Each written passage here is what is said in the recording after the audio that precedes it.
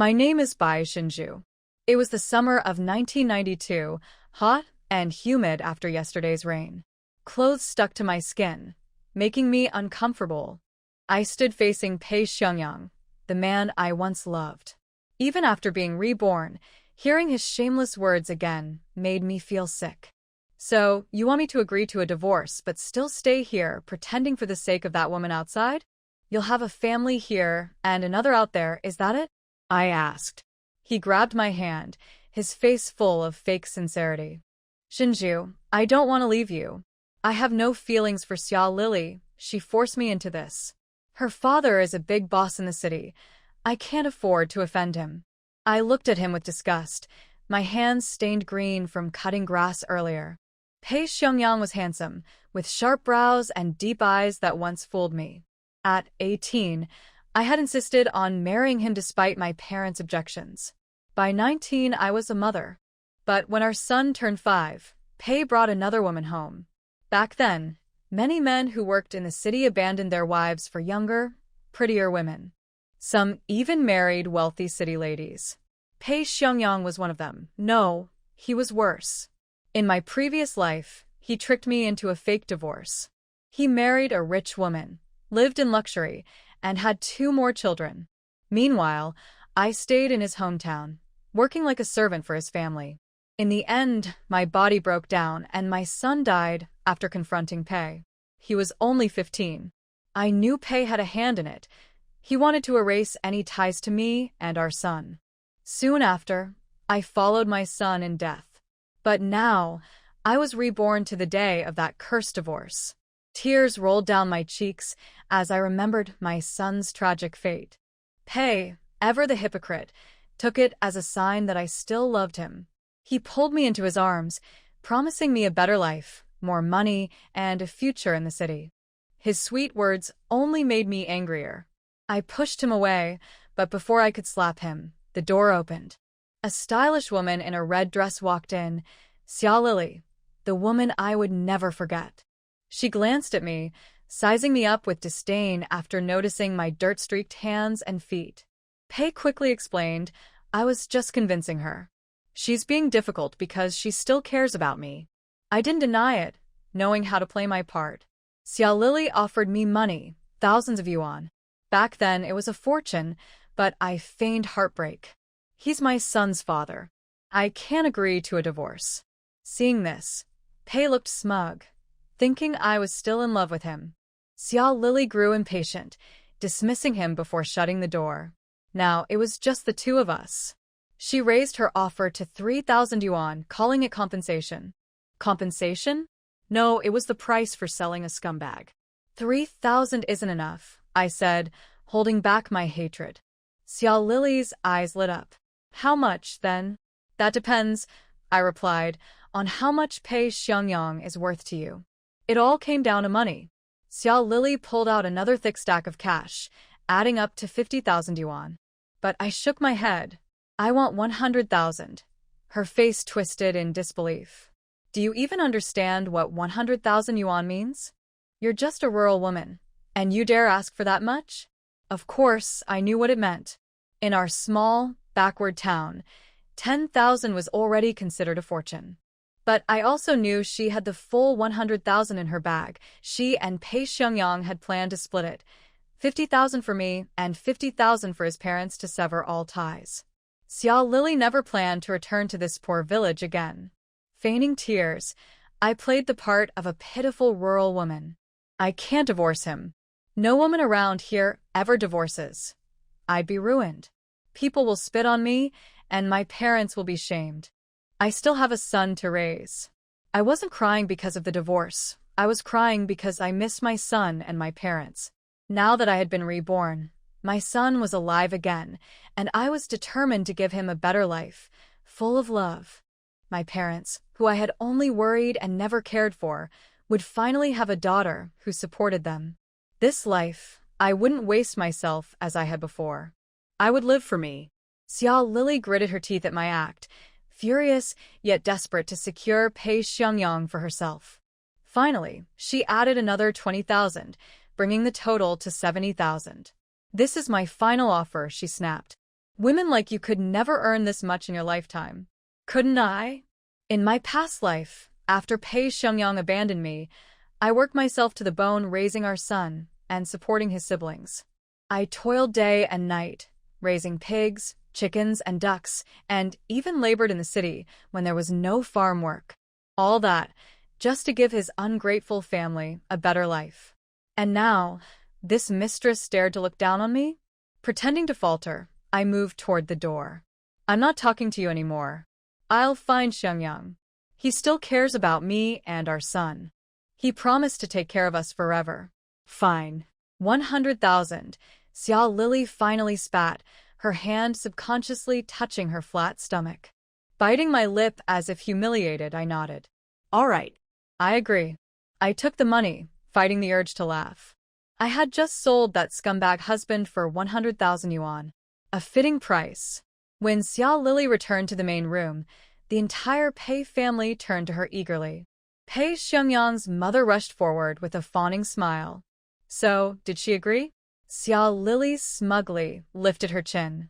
She agreed. Xiangyang, get your papers. We're going to the town office to finalize the divorce. Pei Xiangyang hesitated, surprised I had given in so quickly. She agreed. Just like that? Xiao Lily scowled. What, are you regretting it now? Before he could speak, his mother jumped in, grabbing Xiao Lily's hand. Of course not. Our Xiangyang is so lucky to have someone like you. You're nothing like that other woman. Even his siblings chimed in, praising Xiao Lily. It was disgusting. These were the same people I had sacrificed everything for in my last life, and now they couldn't wait to replace me. My heart burned with anger, but I kept my head low, biding my time. Xiao Lily, playing the role of the generous new daughter-in-law, handed cash to everyone. 2,000 for his parents, a gold bracelet for his sister, and 500 yuan for his brother. They looked at her like she was a goddess. As I stood there quietly, I thought about my son. In my previous life, I had only seen him again as a lifeless, bloody body. He had died so young, betrayed by his own father. This time I wouldn't let that happen. My son deserved a life free from Pei Xiangyang and his poisonous family. But for now, I had to finish the divorce. The rest could wait. My new life was just beginning. When I woke up in the sweet potato field, clutching a handful of vines for feeding pigs, I realized something shocking. I had been reborn. In my last life, I had fainted there from heatstroke and overwork, but now I was alive again. Covered in dirt, I washed up and changed my clothes, hiding the money Xiao Lily gave me in a secret hole I had dug under the floor. At the road, a crowd surrounded Xiao Lily's Santana, gawking at the car like it was something from another world. Pei Xiangyang was basking in their praise, dressed like a city slicker with his slicked-back hair, shiny leather shoes, and a flashy gold ring. He handed out expensive cigarettes and bragged about his big project, promising villagers well-paying jobs.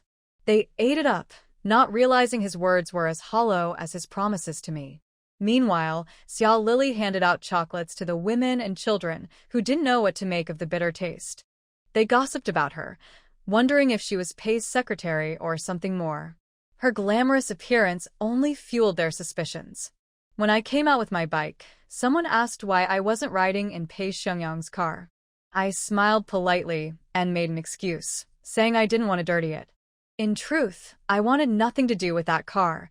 It had been a symbol of my humiliation in my past life, and I wouldn't let it taint me again. As I rode off, I felt a wave of calm. My son was alive, playing at a neighbor's house, and I had a second chance to protect him and rebuild our lives. At the marriage office in town, the staff was shocked that we were divorcing, and they tried to talk us out of it. Divorce was rare in our small village, but I knew this was the only way to free myself from the man who had betrayed me. This time, I was in control of my fate. Pei Xiangyang's arrogance filled the room as he handed out expensive cigarettes to the staff at the marriage office, playing the role of a man burdened by his success. I don't want to leave her, but what can I do? I'm always away, and she's just a rural woman who doesn't even know how to navigate the city.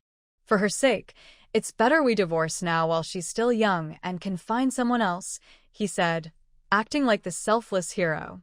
I stayed quiet, letting him belittle me, knowing his words would make the upcoming settlement sting even more. The staff glanced at me, seeing my tear-streaked face, and assuming I was the pitiful, wronged wife. Their sympathy was evident, especially the woman on duty, who couldn't hide her disgust for Pei Xiangyang. "Miss, are you sure you're willing to divorce? If you're being pressured, we can help mediate," she said gently. I wiped my tears with a handkerchief, putting on a weak smile. "Thank you, but I'm willing. A man whose heart isn't with me isn't worth holding on to." Pei Xiangyang quickly dropped his facade when the paperwork dragged on. Slamming his oversized phone onto the table, he snapped, "I'm busy with million-yuan deals. Just process the paperwork so I can get back to work." His theatrics didn't fool me. I knew there wasn't even a signal for his so-called call.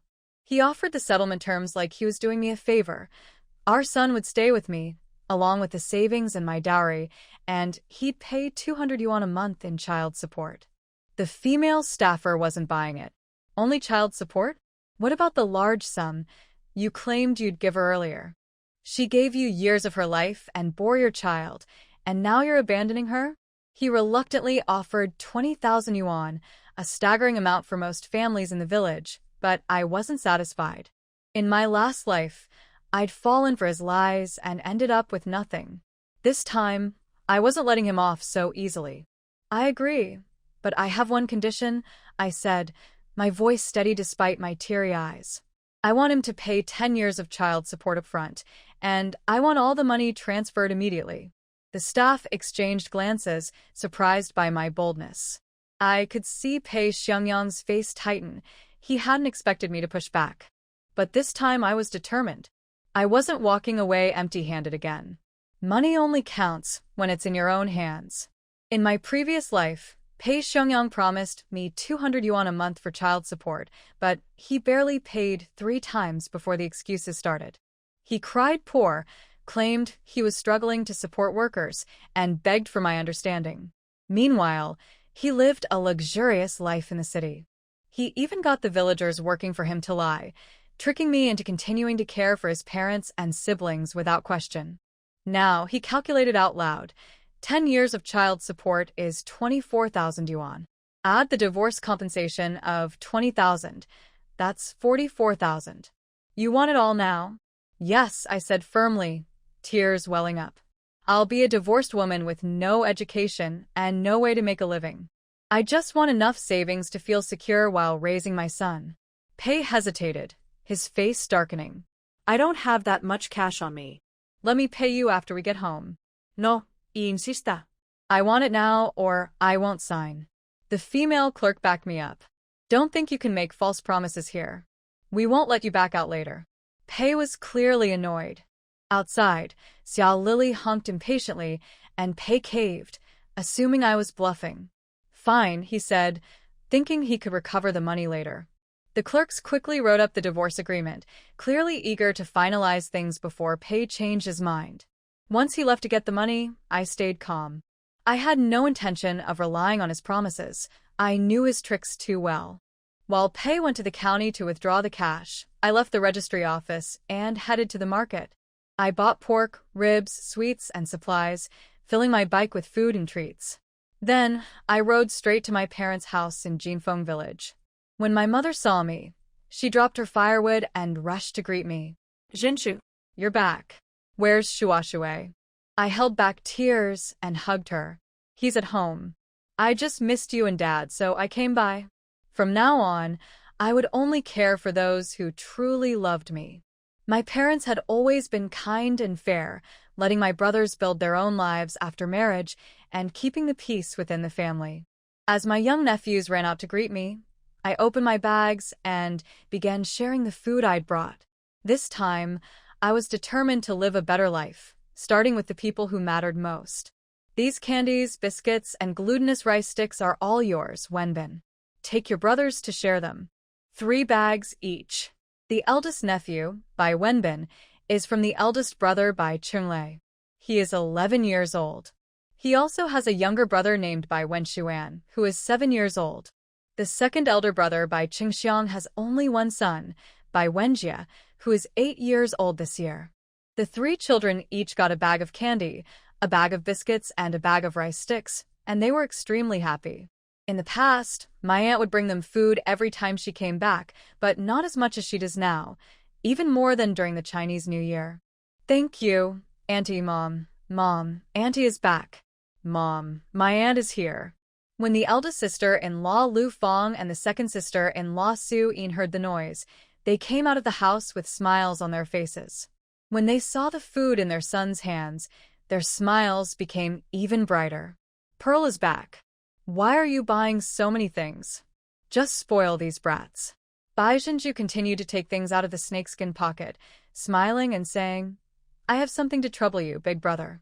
Big sister-in-law and second sister-in-law, each of you can have 1 pork leg, and big brother and second brother can each have a cigarette. 1 can of malted milk per household, and 2 kilograms of brown sugar per household. The rest belong to my parents. Seeing Bai Zhenju taking things out of the snakeskin bag one by one, Li Xiufan's face changed. Girl, you just came back. Why did you buy so many things? Xiangyang doesn't make much money working outside, and you have to take care of the whole family at home and outside. You really don't know how to live.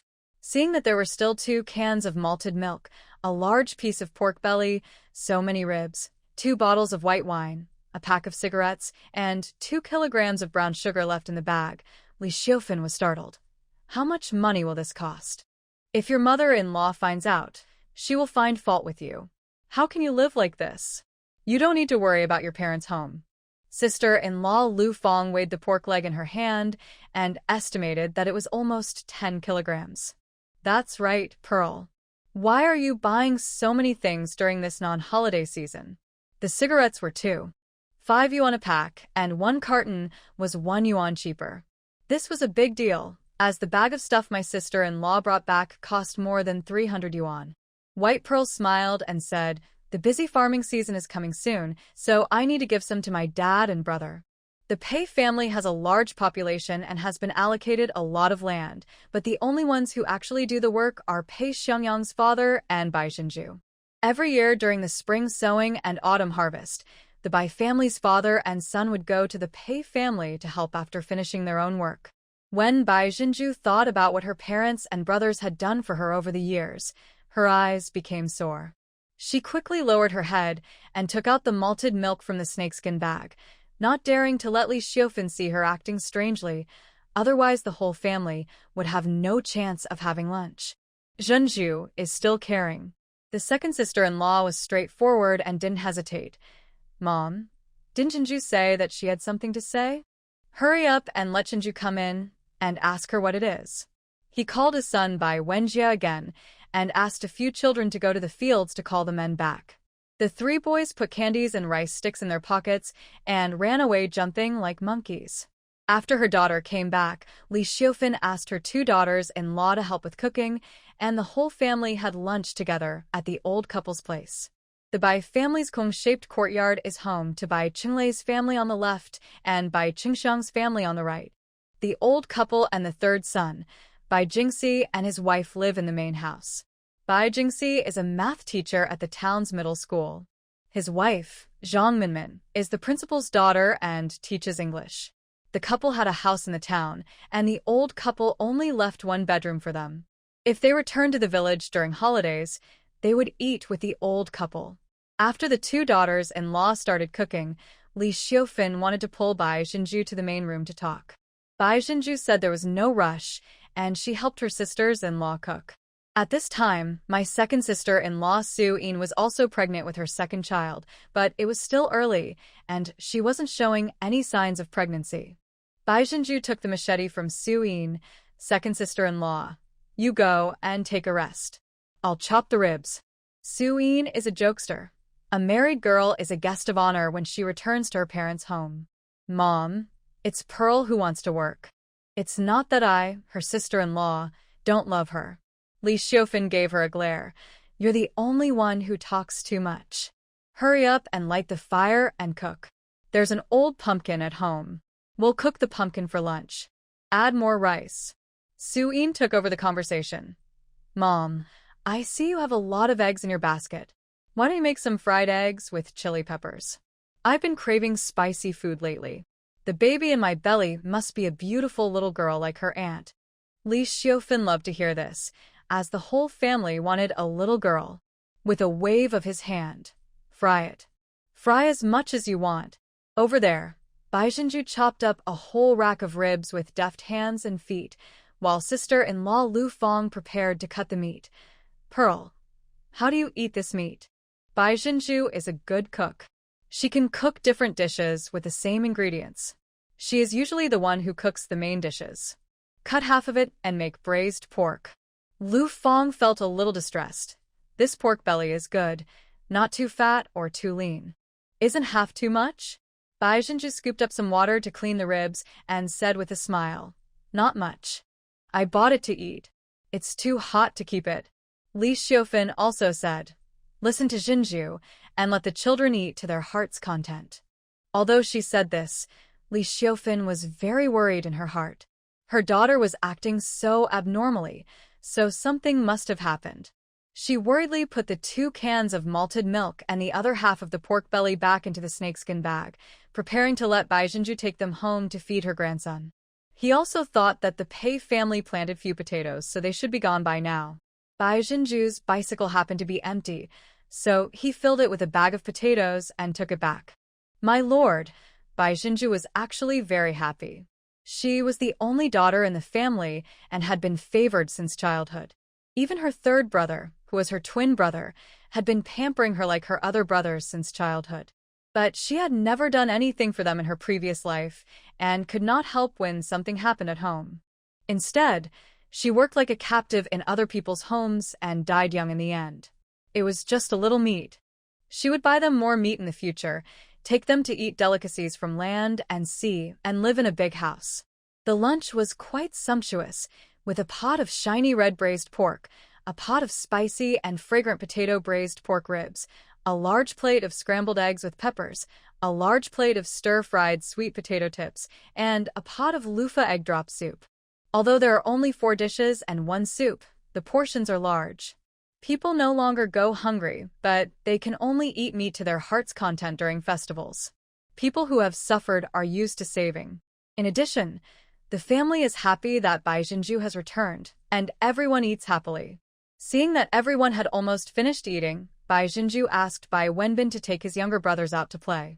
She looked at her parents, brother and sister-in-law, and said with a firm look in her eyes, Dad, Mom, eldest brother and his wife, second brother and his wife, I'm divorced. By family.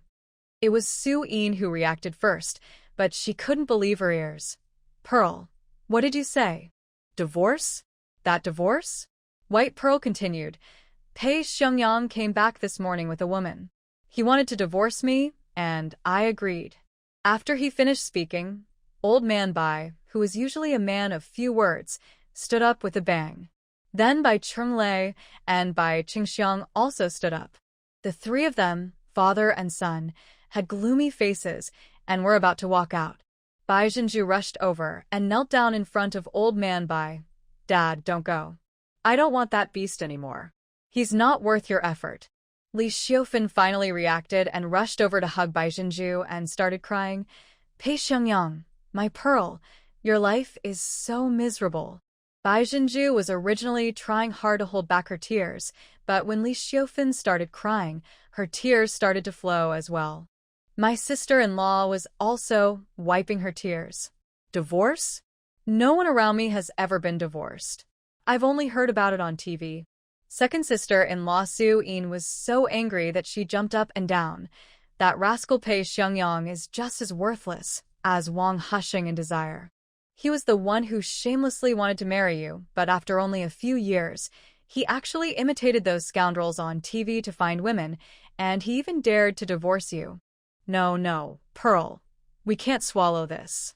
Bai Qingxiang also said, I'm going to beat that rascal to death. Bai Zhenju stopped crying and stopped the man again. Second brother, don't be angry yet. The divorce agreement has been signed. Listen to me, not only Pei Xiangyang wants to divorce, but I also want a divorce. Pearl. Li Xiufeng was extremely anxious. Can you just get a divorce? Shua Shua is still so young, and the child can't be without a father. Besides, if you get a divorce, how are you going to live in the future? Bai Jinju helped her mother up and smiled miserably. Mom, do you think my life is good now? Li Xiufin was stunned and tears began to flow again. She grabbed her daughter's rough hand and felt her heart aching. When my daughter was still a girl, apart from going to school, she would stay at home to cook, wash clothes, and do housework during holidays. After getting married, she has to take care of everything at home and outside. Her originally fair and tender hands are now rougher than those of her two daughters-in-law. When Pei Xiangyang proposed to Jinju, he made all kinds of promises that he would let her live a good life and love her for the rest of her life. But what is the result? Not long after getting married, Pei Xiangyang went out to work with someone else. At that time, Bai Jinju was already pregnant. Pei Xiangyang did not come back when she gave birth, and only came back once when their son was 2 years old. Over the years, Pei Xiangyang did not send much money back home. Bai Jinju not only had to take care of the family, but also had to support her brother-in-law and sister-in-law to go to school. She worked as hard as an ox. In the end, her poor daughter was actually rejected and divorced. Li Xiufin was so heartbroken that she almost couldn't live anymore. Old Man Bai took a deep puff of his cigarette and shouted, "Li, come back, and Dad will support you." Big brother Bai Qinglei also said in a low voice, "We must get a divorce." "Don't be afraid, Pearl. Big brother will support you too." Bai Qingxiang cursed even more. "Let's get divorced. I've long been fed up with that cannibalistic family. Your brother-in-law and sister-in-law are so old, but they don't do any work. Their children are treasures? Our Pearl is just bah." The eldest sister-in-law came over and patted Bai Jinju on the back. "Don't cry, your parents, and we are here to support you." The second sister-in-law was hot-tempered and rolled up her sleeves immediately. "Anyway, we're full. Let's go pick up Jinju and her daughter and beat up that rascal Pei Xiangyang. Dad, let's get a car and bring back Jinju's dowry. We can't leave a single bench for the Pei family." Bai Jinju burst into tears instantly. She always knew that her parents, brother and sister-in-law would understand her. If she had not been so stupid in her previous life and taken Shua Shua away with her after the divorce, her well-behaved Shua Shua would not have died at the age of 15. Bai Jinju's main purpose of returning to her parents' home was to ask her brothers to help her go to the Pei family to get her dowry. She didn't want to stay in the Pei family for a moment. Bai Qingxiang turned around and went out to look for a car.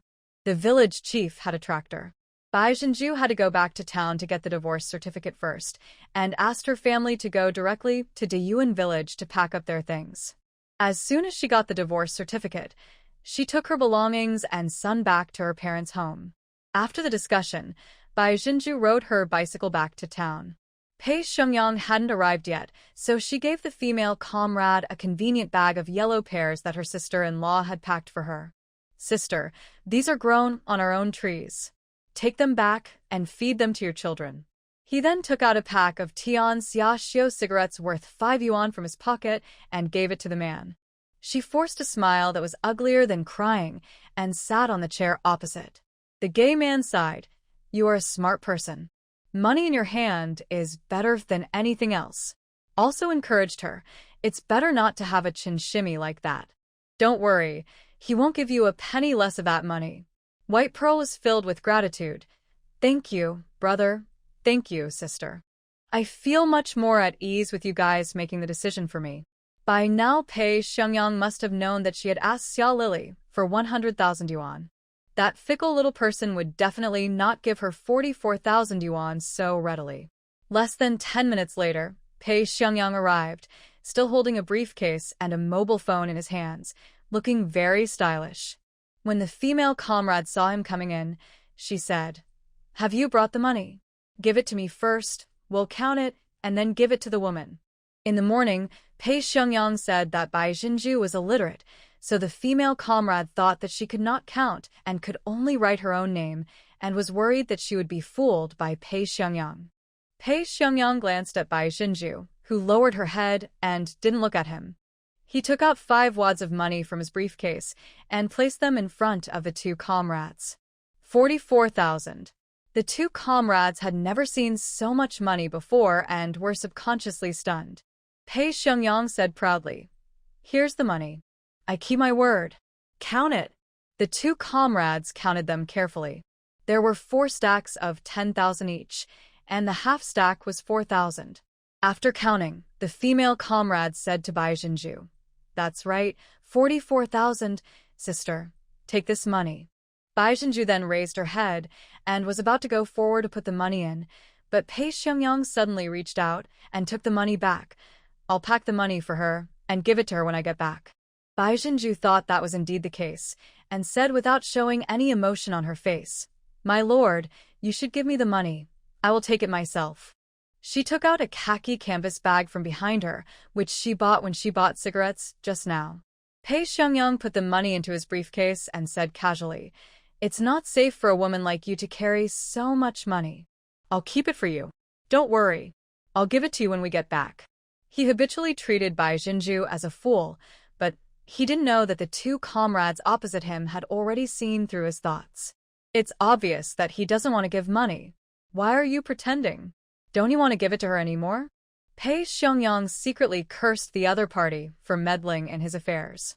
He and Bai Jinju were not really divorced, so it didn't matter who was pretending. With a straight face, "Comrade, how could you think of me like that? What if she gets robbed when she rides home with so much money? Will you be responsible? Don't buy his tricks. This money is the compensation promised to Comrade Bai. You can't take it back before she even gets her hands on it. Otherwise, if she says she didn't get the money and makes trouble for us later, who can we turn to for justice?" The male comrade beside him also nodded. "Yes, you should return the money to Comrade Bai first. How you deal with it later is your business. We will not interfere." Pei Xiangyang looked at Bai Jinju. "Pearl, I'll hold the money for you. I'll drive, and it's safe to put the money in the car." The female comrade was afraid that Bai Jinju would be fooled, so she kept winking at her. Bai Jinju came over with a firm look in her eyes. "You two comrades are right. I'll take the money and not make it difficult for them. As long as she regrets, the marriage will not be finalized." Pei Xiangyang paused in packing the money and reluctantly gave it to Bai Jinju, thinking that he would make up an excuse to ask her for the money back when he got home. The Van village. After parking the tractor at the intersection, Old Man Bai led his entire family to the Pei family in a mighty force. Someone I know on the road greeted me enthusiastically. "Aren't these Pearl's parents? Are they here to see their son-in-law? Xiangyang is back. Hey, Xiangyang has made a lot of money. Your Pearl is going to enjoy a good life." Old Man Bai and Li Xiufan ignored him with sullen faces, and they looked as if they were going to bite someone. Suyin pouted and started to curse directly. "Whoever wants to enjoy the blessing of that beast Pei Xiangyang will die a miserable death. Since we are going to break off relations with the Pei family anyway, there is no need to save face." After saying that, Suyin pulled her son and told the 3 boys, "You will be responsible for watching over Shua later. That is your aunt's lifeblood. Do you understand?" The oldest, Bai Wenbin, is already a grown man. He patted his chest and promised, "Don't worry, second mom. The 3 of us will keep an eye on my brother." The other 2 little ones also puffed out their chests. When passers-by saw the Bai family's posture, they thought something had happened to the Pei family, so they quickly dropped their hoes and went over to watch the fun. When they arrived at the Pei family, a group of people from the Bai family had already followed them to watch the fun. The old couple of the Pei family were busy in the yard. Chao Daniu was weeding in the field beside the yard, and Old Man Pei was weaving a colander for draining rice with bamboo strips in the yard. Seeing the huge group of Bai family members, Old Man Pei and Big Girl Chao felt a sinking feeling in their hearts. Why are these people here? They are all fierce and ferocious. Chao Daniu wondered in her heart, did Bai Jinju run back to her parents' home to tell them about the divorce? Didn't you tell her not to speak? This idiot. Chao Daniu cursed in her heart and came forward with a bunch of grass in her hand. The in-laws are here, come on. Come and sit down. Old Man Pei also put down the half-woven basket in his hand and took out a pack of Tangxiaxio from his jacket pocket. Pei Xiangyang bought him these cigarettes, 5 yuan a pack. But as soon as the cigarette was handed to him, Old Man Bai raised his hand to block it before he could say anything. Bai Chunglei and Bai Qingxiang, who were behind Old Man Bai, rushed directly into Bai Jinju's room with the tractor driver. Chao Daniel was startled. "What are you doing?" Li Xiufan pointed at Chao Daniel's nose and said loudly, "What?" "My daughter has divorced your son, and we are here to get her dowry." Chao Daniel's heart skipped a beat. The Bai family really knew about it, and they had no good intentions. What on earth is going on? Without waiting for the Pei family's old couple to react, Suyin stood in the courtyard with her hands on her hips and her belly sticking out, and yelled at the crowd that had come to watch the fun. "Everyone, please judge for yourself. How has our daughter Jinju been doing in your Dawan village these past few years? I think anyone with eyes and a conscience in this village would not say anything bad about her. Our Pearl married here like a flower, gave birth to a son, and worked like a captive for the Pei family, but in just a few years she became a shrew. Good fellow, that beast Pei Xiangyang is rich now, and he despises us pearls. He keeps women outside, and even brings them home. Tell me, elders, is this something a human being would do?" As soon as these words came out, the crowd immediately started discussing. That woman is indeed having an affair with Pei Xiangyang. Alas, Xiangyang, you're going too far. Jinju is such a good woman. What's the big deal? As a man, you have to maintain your dignity when you are out there. Just send money home on time. That's right, a man as capable as Brother Yang must have a lot of women around him. The crowd was excited again. Are they really getting divorced? This Jinju is even more stubborn than Lu Huifang. She divorced just like that. No wonder Jinju doesn't even ride in Pei Xiangyang's car. Pei Xiangyang is so heartless. Jinju didn't even come back to give birth to her child. She only came back once in the past few years. It turns out that she was looking for a woman outside. Jinju is such a good woman. After she married into our village, she got along well with everyone. She was either busy with the housework or the farm work all day long.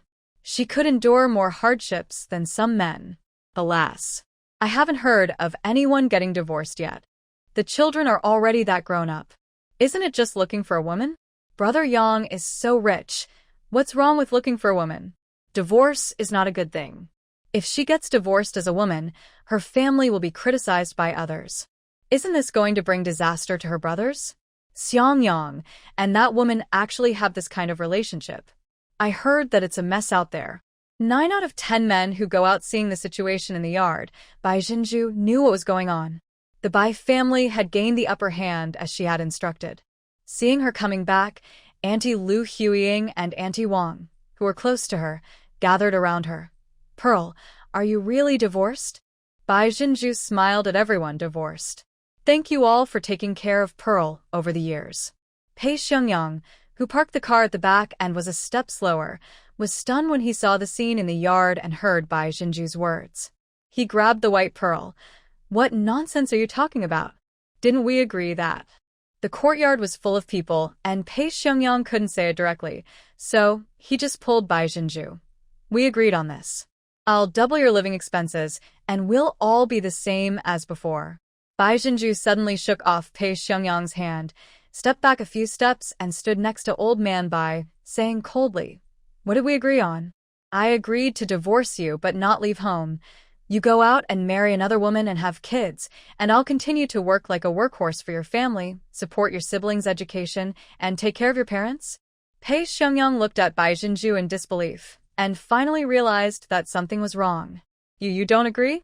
Bai Jinju looked at him with a sneer. "When did I agree to that? Don't you think I'm stupid and easy to manipulate?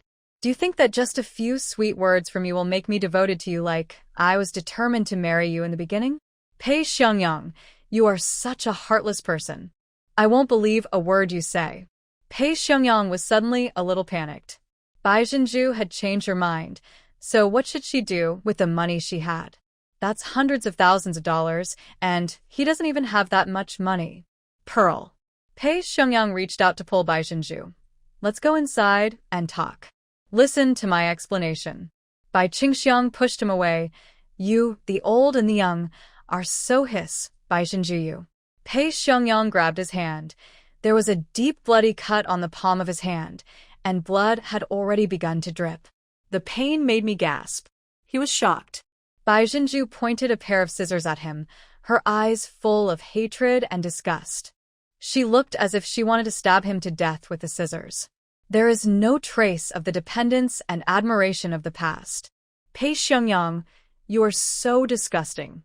Bai Jinju directly exposed his dark thoughts. Don't even think about touching this money. This is what I deserve. Pei Xiangyang would definitely not be willing to accept the fact that she had so much money on her. So she asked her family members to help her with the dowry, so that she could be sure to get away with her son and the money. What money? Seeing her son being scratched, Chowda Envy, who was about to come over to hit him, her eyes lit up when she heard the word money. Bai Jinju sneered. Of course, it's the compensation from Pei Xiangyang and Xia Lili. Otherwise, do you think I, Bai Jinju, am such a pushover that I'll let you bully me for nothing for a few years? Without waiting for Chao Daniu to ask, she said loudly, Pei Xiangyang and Xia Lili gave me a full 40,000 yuan as compensation to make amends to me. How much? 40,000? The Pei family was stunned, and the onlookers were also stunned. 40,000 for 10,000 yuan households. The onlookers all felt uncomfortable when they heard this number. With so much money, no wonder Bai Jinju wants a divorce. This is a divorce, and it's a big deal. What's the use of having money? She's not married for the second time. Even if she wants to marry again, she can only find a disabled or elderly man who can't find a wife. Her life will definitely be worse than in the Pei family. No wonder the Bai family is so enthusiastic. That's 40,000 yuan. I've never seen so much money in my life. Everyone stared at Bai Jinju's canvas bag. Chowda Envy stopped trying to tear Lu Fang apart and quickly ran towards Bai Jinju. While running, he called Pei Wenyan, Go and call your second brother back quickly. This money belongs to our family. You can't let her take it away. Upon hearing this, Pei Wenyan went to the village to find Pei Xiangming. Li Xiufin and Lu Fang, the mother-in-law and daughter-in-law, also reacted and quickly gathered around and stood behind Bai Jinju. Bai Jinju held the scissors, not afraid at all. This money was agreed upon by the government leaders, and the government also kept a record of the divorce agreement. Don't even think about getting a penny. If you come to rob it, you'll be a robber and will be arrested and shot. She did it on purpose. Today, if anyone from the Pei family dared to come and rob money, she would stab a few of them on the spot, just to avenge her son and herself. Then he shouted to the village party secretary in the crowd, Secretary Pei, don't you care? Your Dewan village has a really good atmosphere. Men have affairs with women outside and still want to grab compensation. Did the national liberation miss your Dewan village? I'm going to make this clear. If anyone dares to touch my hair today, I will never forgive you in Dewan village. I will file a complaint with the government and the police. You in Dewan village are exploiting wives. I wonder who will dare to marry into your Dewan village in the future. The old party secretary of Dewan village is Pei Xiangyang's cousin. Since Bai Jinju had named him, he had no choice but to stand up and uphold justice. He didn't want the reputation of the village to be affected by this family, and he didn't want to be accused of shielding his relatives. Xiangyang, since you and Bai Jinju have already divorced, just let her go. What's the point of arguing? Chao Daniu was the first one who was unwilling. That's 40,000 yuan. It's the money my son worked so hard to earn. How can this woman take it away? She can leave, but she has to leave the money behind. Secretary Pei couldn't explain to Chao Daniu, so he turned to Pei Xiangyang. The government has already agreed to your divorce with Bai Jinju. You have to pay the money. It's too late for you to regret it now. Let them go. Our village can't afford to lose this person. In the crowd, Lu Huiying took advantage of everyone's attention being on Bai Jinju and quietly walked to Bai Wenbin. The three children followed Lu Huiying silently. Before leaving, Lu Huiying made a gesture to Bai Jinju and pointed in the direction of her home. Bai Jinju understood. Shua was not in the yard, so he must still be at Lu Huiying's house. When her nephews quietly took Shua away, she had no more worries. Pei Xiangyang also felt ashamed. If the stalemate continued, it would only become more embarrassing in the end.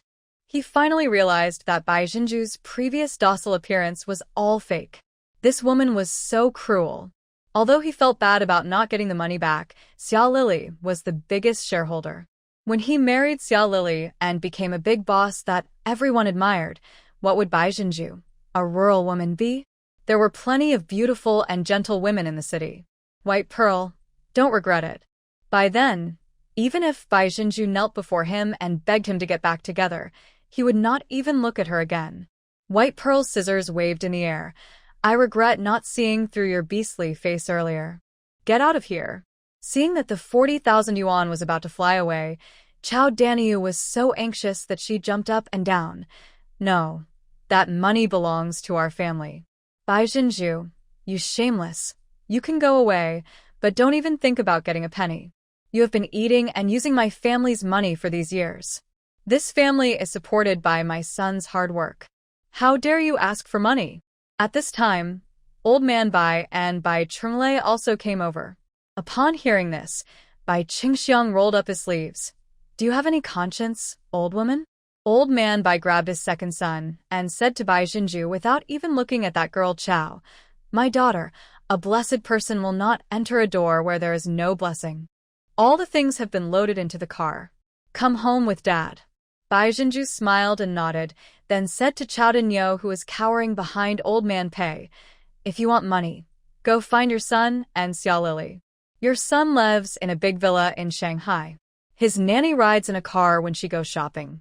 The Santana he drives costs a full 200,000 yuan, and the bag he bought for Xiao Lily costs only a few thousand yuan.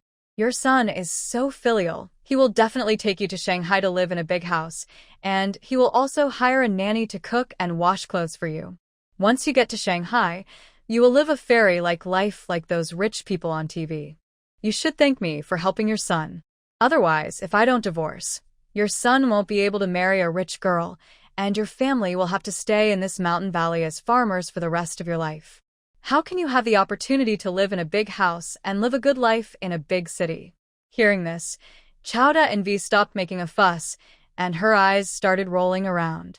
Bai Jinju sneered in her heart. In her previous life, Pei Xiangyang lived a free and easy life in Shanghai because she was a captive and took care of things in his hometown. Without her as his captive in this life, and considering the greedy and selfish nature of the Pei family, she didn't believe that Pei Xiangyang could still be his boss smoothly. Lu Huiying came back and nodded to Bai Jinju calmly. Bai Jinju gave her a grateful look. In Dayuan village, she had the best relationship with Lu Huiying. Old Man Bai pushed Bai Jinju's bicycle over and patted the back seat. Come, girl. Dad will take you home. Bai Jinju laughed until tears came out of her eyes, and she responded loudly, Hey. Su Yin pulled the pillow out of her belly and held it in her hand. Only then did everyone realize that her belly was fake. Chowda and Vi was so angry that she was afraid to throw a tantrum because of her big belly. She was also thinking about reporting her for having a second child. I didn't expect it was fake. Su Yin also got on Bai Qingxiang's bicycle, and before leaving, she did not forget to discuss the Pei family. Everyone has seen clearly what kind of character this family has. If there are older daughters or younger sons who want to marry into this family, first check whether their daughters are as pretty and capable as my sister. Even a top talent like my sister is despised by old lady Chao for eating and drinking for free. Chao Daniu chased him to the edge of the courtyard. Seeing that 40,000 yuan had been lost, her heart was bleeding. She slapped her thigh and cursed, If you keep talking nonsense, I'll tear your mouth apart. After leaving Dayuan village and getting on the provincial road, the three Bai Wenbin brothers came out of the woods on the side of the road, holding Shoa Shoa. Shoa Shoa. Bai Jinju jumped off the bicycle, took her son, and held him tightly in her arms. The son is still alive. She touched Shoa Shoa's head again. It was round and fine. Shoa Shoa touched her face with her little hand. Mom, why are you crying? Did someone bully you? Who? I'll beat him up, he said while clenching his fists. Mom is fine. Bai Jinju kissed her son's tender little face, hugged her son's soft body, and swore secretly that she would protect her son well for the rest of her life. Su Yin stroked Bai Wenbin's head. You three little brats did a good job. Your aunt's candy was not eaten in vain. Bai Wenbin puffed out his chest proudly. That's right. Shua Shua is a member of our Bai family. We can't leave him to those heartless people in the Pei family. He was already grown up and understood what happened to his aunt. He wanted to beat Pei Xiangyang up to vent his anger, and shouted to Bai Zhenju, Aunt, just come back and live with us. If anyone dares to bully you again, the three of us will protect you. And me. Xiao Shua Shua raised his hand to join in. Okay, then Aunt will rely on you from now on. Bai Zhenju smiled and put Shua Shua on the tractor, and Bai Wenbin and his two brothers quickly climbed up. It was already dark when the group returned to Jinfeng village. Li Xiufan took out the piece of meat left over from lunch and motioned Bai Zhenju to give it to the driver, Zhao Dequan. Bai Zhenju took out another 100 yuan and gave all the meat and the money to Zhao Dequan. Brother Dequan, thank you for your hard work today. Zhao Dequan is also a smart man. He usually uses his tractor to pull things. The tractor is counted as one worker and the person is counted as one worker. Add the cost of gas, and the maximum he can make is 20 yuan for such a trip. Bai Zhenju gave 100 yuan and 4 or 5 pounds of meat. Some confusion. Pearl, what are you doing? This is too much. Bai Zhenju. Brother Dequan, I want to remind you that I can't keep my divorce a secret. It must have spread all over town by now. The big fair is still 2 days away, and the news will surely spread back in 2 days. Before that, I hope you can keep it a secret. Zhao Dequan knew that this was meant to keep him silent, so he readily accepted it and promised not to tell even his parents. In fact, Bai Zhenju only needs tonight because she will go to the city to deposit the money early tomorrow morning. If the news that she is divorced and rich gets out tonight, who knows who'll come to her door. Seeing that she knew what was going on, Zhao Dequan said nothing more. He collected the money, unloaded the goods, and helped the Bai family move everything back to the yard before driving away. It was already dark. It gets dark late in the summer, and it was already past 8 o'clock. Su Yin was in charge of cooking. There was still half a pot of stewed potatoes and pork ribs left from lunch, so she boiled a large pot of noodles. Others just moved things. The old couple of the Bai family had always reserved a room for their daughter, and the dressing table, wardrobe, and large desk were all moved to Bai Zhenju's room. Since there was no place to put large items such as boxes and cabinets, they were put away in the back room where miscellaneous items were stored. Once everything was cleaned up, dinner was ready. Each person had a big bowl of pork rib noodles, a spoonful of chili oil made by Li Xiufan, and some sour and spicy pickles. Everyone was very satisfied with the meal. Xiao Shua Shua exclaimed, The noodles made by my second aunt are so delicious. The little guy is cute and sweet-spoken, and both his uncle and aunt love him. After dinner, Shua Shua was taken by his eldest cousin to watch TV, while the adults sat in the main room to discuss things. Old Man Bai tapped his pipe on the table leg and rolled a cigarette with a homework paper that Bai Wenbin had written on, saying, Now that Zhenju is back, it is our responsibility as the old couple. Shuashua's future education will no longer be up to you three brothers. But there is one thing. No matter how long Zhenju stays at home, you are not allowed to make her angry. Bai Qingxiang immediately said, Dad, what you said is true. Zhenju is also our biological sister. I am so happy that she left the wolf den of the Pei family. How could I let her get angry? Su Yin also immediately expressed her opinion. That's right. My sister-in-law and I are not those who are short-sighted and petty-minded. Pearl can stay as long as she wants in her own home. We won't say a word. The eldest couple were not good at talking, so they just nodded repeatedly. Old Man Bai nodded. I know you're all good. Turning to White Pearl, don't think about anything else for now. Just stay at home and have a good time. Bai Zhenju felt as if her heart was clogged with cotton and she couldn't speak.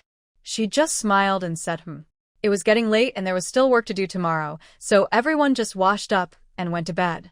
The more Li Xiufan thought about it, the angrier she got. My good daughter is being bullied and divorced at such a young age. How will she live her life in the future? Old Man Bai was actually worried too, leaning against the bed and smoking one cigarette after another. What can we do? We're still here. We can't let her and Shua go hungry. Li Xiufan began to quickly calculate. Jinju has so much money. I think she should go to town and buy a shop to do business.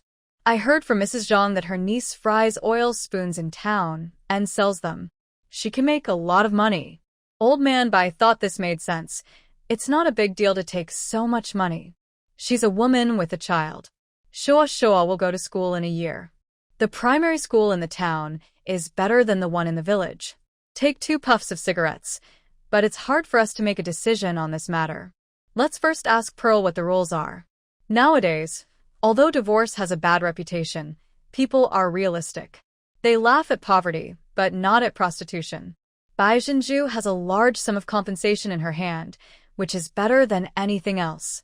Besides, it was Pei Xiangyang who made the mistake, and even the government leaders were on their daughter's side, so there was nothing to be afraid of. In the left wing, Bai Chunglei was telling Lu Fong, "Kill a chicken tomorrow. When Jinju and Shuashuo come back, we, as their elder brother and sister-in-law, should show our appreciation." In the eyes of this honest man, it was a good thing that his sister left the Pei family, who treated her like a captive, and he should celebrate it. "She's my own sister.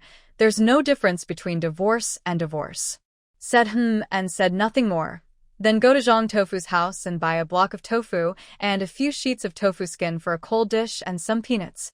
Dad must be in a bad mood, so you and Qingxiang can drink with him tonight. After Su Yin coaxed her son to sleep, she came over to Bai Qingxiang's side. This kind of bunk bed can accommodate people sleeping at both ends, and usually Su Yin and her son sleep at the other end. What do you do if you don't sleep? It was almost 11 o'clock. Bai Qingxiang usually went to bed early, but he couldn't sleep. He regretted not beating up that beast Pei Xiangyang. Su Yin was very excited. Her eyes were bright. "I finally got rid of my anger today. It's a pity that I didn't dare to do anything. Otherwise, I would have teamed up with my sister-in-law to tear that old lady Chow apart." The Van village. It was late at night, and all the dogs in the village were asleep, but Pei Xiangyang's family was still making noise. Chow Dinyo, who had come to her senses, was not happy and started to tear at her eldest son. "You are such a heartless person. You gave that Bai Jinju 40,000 yuan, but you didn't give a penny to your mother. I raised you with all my hard work, and you are so filial to me." Pei Xiangyang was also very upset. "I don't have any money. That money was all given by Xia Lily." Chow Dainyu became even angrier when this was mentioned. "She gave 40,000 to the white, but only gave me, the mother-in-law, 2,000. How can there be such a stupid woman?" Pei Xiangyang patiently explained. "Isn't that coaxing Bai Jinju into a divorce? How could she be willing to divorce if I don't give her enough benefits? And I also want her to stay in the Pei family and help you with work." He didn't dare say that it was actually he who was greedy for Bai Jinju's body and feelings. Bai Jinju used to be so good to him. She took good care of him at home and outside, in bed and outside, and treated him very well. She treated him with complete respect. In front of Xia Lily, he was like her grandson. Even in bed, he was the one trying to please and serve Xia Lily. The woman would turn her face away when she was unhappy, and she would act according to her own temper outside, not giving him any face at all. The more this happened, the more Pei Xiangyang couldn't bear to part with Bai Jinju. So he never thought of divorcing Bai Jinju from the bottom of his heart, and couldn't bear to part with her gentleness and kindness. Who knew that Bai Jinju actually tricked him? Not only did she turn the fake into reality, but she also cheated him out of 144,000 yuan. Old man Pei also snorted in dissatisfaction. 40,000 yuan is enough to hire a long-term worker for 10 years. Pei Xiangyang was now thinking about how to get the money back, and he was very impatient. "What can I do? I only wanted to give 20,000 yuan, but Bai Jinju wanted 40,000 yuan. She wouldn't sign the divorce if I didn't get the money. You know, Xia Lily wouldn't marry me if I didn't get the divorce certificate." Chow Dainyu said disdainfully. "She's already pregnant. Who else would she marry if not you?" Pei Xiangyang felt that his parents were really old farmers who had never seen the world. Women out there are very cruel. Xia Lily said that if she doesn't see my divorce certificate tomorrow, she'll go back and abort the baby. How can that be possible? Chao Dania glared. That's my grandson. Now I can only give birth to one. The one in her belly must be born to me. Pei Shoal was taken away by Bai Xinju, and it would probably be difficult for him to come back. But it doesn't matter if she doesn't come back. It's Pei family's seed anyway, and that can't be changed. If Bai Xinju wants to raise it, let her. It will also save money. Pei Xiangming saw that the topic was about the unborn child in Xia Lily's belly again, and he felt that this family was really confused. Mom and Dad, Big Brother is right. The most important thing now is not the white pearl and the 40,000 yuan, but for Big Brother to hold on to Xia Lily, the golden phoenix. Once Big Brother and Xia Lily get married, our family will be very successful in no time. What's a mere 40,000 yuan? 40,000 is nothing, but that is 114,000. Pei Xiangyang has no words to express his pain. If the old couple knew that he had given Bai Xinju so much money, they would definitely beat him to death. It's all that idiot Xia Lily's fault. Didn't we agree that the maximum she'd give was 50,000? That stupid woman. She sold him out for 100,000 yuan at the first offer, but every time he asked her for money, she would send him off with only a few hundred yuan. Reminded by her youngest son, Chao Da-in-Vi finally remembered what Bai Xinju said before she left. Yes, Xiangyang, don't worry about Bai Xinju's money. Give it to Mom. Go back and arrange the marriage with that stupid Xia Lily. When we pick a date, we'll go to Shanghai to find you. Pei Xiangyang was stunned. You guys are going to Shanghai to look for me?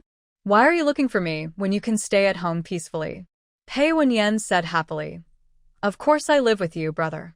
You can't just enjoy life in the big city by yourself and ignore us. I also want to go to Shanghai to study and go to university in Shanghai in the future. She has already made up her mind to find a young and talented man to marry in a big city in the future. She doesn't like this country boy. Pei Xiangming also said, Brother, my acceptance letter will arrive soon. I will go to Shanghai to work after I graduate from university. Don't worry, I will definitely help you. Old man Pei nodded while smoking. A family should be together. Pei Xiangyang was overwhelmed. You guys should not be brainwashed by that woman Bai Xinju. She is lying to you. I haven't even established a firm foothold in Shanghai yet. What are you going to do now? Even if you want to go, you have to wait until I settle down, and I will definitely take you there. Chao Daniu no longer believed in her eldest son. You eat and drink well outside, live in a big house, drive a car, and have people serve you. But you let your parents stay at home as farmers. I will beat you to death, you conscienceless thing. Pei Xiangyang explained. The car belongs to Xia Lily, and the mobile phone was given to me because her family didn't want it. Her parents don't like me and have always been wary of me. Wouldn't it cause trouble if you go over there now? Chao Daniu refused to listen. She is pregnant with our Pei family's child, so she is our family member. Aren't her things yours? The whole family became noisy again. Lu Huiying and her husband next door were still awake. Listening to the noise from the Pei family, Lu Huiying felt very happy, although she didn't say anything. Her mother-in-law disliked her for giving birth to a daughter, and was not as cruel to Bai Xinju as Chao Daniu. Bai Xinju was the only one with a good temper. If she had so many brothers in her family, she would have fought with Chao Daniu a long time ago. Push the man next to him. My lord, I'm telling you, you are not allowed to go to work with Pei Xiangyang. Her man is Pei Xiangyang's cousin, and he has been attracted by Pei Xiangyang since he saw that he made a lot of money. You women shouldn't interfere in men's affairs. Pei Yong turned his back to Lu Huiying and said impatiently, Chang Wazi and the others are going to make a lot of money with Xiangyang. Am I stupid not to go? Lu Huiying has her own plans. I was thinking that if we want to work, we might as well go to Yangcheng. There are many big factories there. We can go together and bring Jejo with us, so that our family can still be together. In the past 2 years, more and more people have gone to Yangcheng to work in factories. Lu Huiying has a young sister from her mother's family who works in a factory there and can save several thousand yuan every year. Unexpectedly, Pei Yong turned around and glared at Lu Huiying fiercely in the darkness. You want to go out to work too? And take Jejo with you? Are you crazy? If you go out, who will farm the land at home? Which married woman would go out to work? And why would she bring Jeje along? Why would she bring a girl like her? Without waiting for Lu Huiying to speak, he turned over again and snorted coldly. I think you are just a poor guy who is getting mad. Just stay at home and take care of your pigs. If you dare to have such restless thoughts, I will break your legs. Lu Huiying closed her mouth, and the smiling face of Bai Jinju when she left Pei's house flashed before her eyes. The next day, Bai Jinju got up before dawn. Before going to bed last night, she thought about the country's development in the next 10 years and had already decided how to deal with the money, so she got up early. After all, this money was obtained from Xiao Lily and Pei Xiangyang, so she had to spend it quickly and put it into practical use before she could feel at ease. When Li Xiufan got up, Bai Jinju had already prepared the potato rice and was frying sweet potato tips. Why are you up so early? Why don't you sleep a little longer? Li Xiufan glared at her daughter. Bai Jinju was wearing an apron and frying the dishes skillfully. She smiled and said, after having breakfast, my second brother and I will go to the county town to deposit the money. Li Xiufan is puzzled. There is a cooperative in town. Why should we go to the county to save money? Then Li Xiufan told the old man what she had discussed with him last night. Your father also thinks it's better to do business in town, so it will be more convenient for Shua to go to school in the future. Bai Jinju was very surprised that her parents would think of doing business. My parents are rare open-minded old men and women in the countryside. They have a broad vision. Li Xiufan blushed when her daughter praised her. No respect for elders or younger ones. White pearls are not hidden. Don't worry, you and Dad. I'll go to the county town today to take care of this. Li Xiufan was shocked. You want to buy a shop in the county? That must be expensive. Bai Jinju scooped out the fried sweet potato tips. If we buy it in town, the Pei family will come to look for us every few days, so there will definitely be no peace. Li Xiufan also reacted. Yes, that old lady Chow will definitely not be willing to give you 40,000 yuan in compensation, and will definitely cause trouble every other day. Yes, my youngest son is more thoughtful. Let's go to the county town, then let's go to the county town. Seeing Bai Jinju was about to pour rice soup into the pot, Li Xiufan quickly stopped her. Fry some eggs. There are a few tomatoes on the chopping board. Shua likes to eat fried eggs with tomatoes and rice. Bai Jinju took out 4 eggs, fried some scrambled eggs with tomatoes, and used half a basin of rice soup to make some egg drop soup. When it was just getting light after dinner was ready, Li Xiufan went to call Bai Qingxiang. When he heard that he had to accompany his sister to the county town, Bai Qingxiang got up quickly. After the brother and sister finished their meal and packed up to go out, the other members of the Bai family got up one after another. To go to the county town, you need to take a bus, and you can stop it on the provincial road. There are very few shuttle buses at this time, and they usually go in the morning and return in the afternoon. After waiting for about 10 minutes, a bus with a sign saying Xiaxixi Town Yuan County came from afar. The provincial roads in those days were also bumpy. Seeing Bai Jinju waving to stop a bus, the bus swayed and stopped in front of the brother and sister. Bai Jinju glanced at the time. It was only 6:30. The bus should have left at 6 o'clock. Second brother, let's go. Bai Qingxiang was puzzled. Aren't we going to the county seat? This is the bus to Yuan County. Although he had doubts, when he saw Bai Jinju get on the car, Bai Qingxiang hurriedly followed suit. There were not many people on the bus at this moment, so they found a seat and sat down. Yuan County is the neighboring county, a little farther away than this county, but Yuan County is larger, located on a major transportation route, and is more prosperous. A few years before her rebirth, because Pei Xiangming needed money for dating and getting married, and Pei Wenyan needed money for college, the family was heavily in debt, so she worked in Yuan County for several years and became more familiar with the place. After sitting down, Bai Jinju explained to Bai Qingxiang, I want to go farther away to avoid being entangled by the Pei family. Bai Qingxiang nodded repeatedly. Yes, and Yuan County is good. It's closer to Rongqing from Yuan County. Thinking about it this way, Bai Qingxiang felt that his sister was really smart. No wonder her grades were better than his in school. It was a pity that she was coaxed into getting married early by that beast Pei Xiangyang. The bus was picking up people all the way. People nowadays are more active and more people come to the city to do business. In the end, the aisles were crowded with people. I don't know who brought chickens and ducks, and they were squealing all the way. After getting off the bus at the station, Bai Jinju took Bai Qingxiang across the street and found a bank. Brother, that's the bank, let's go there. Bai Qingxiang thought they had just met while strolling around, so he nodded.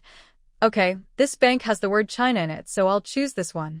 The most honest thought in the minds of ordinary people is that they can only feel at ease if they put such a large amount of money in a bank opened by the state.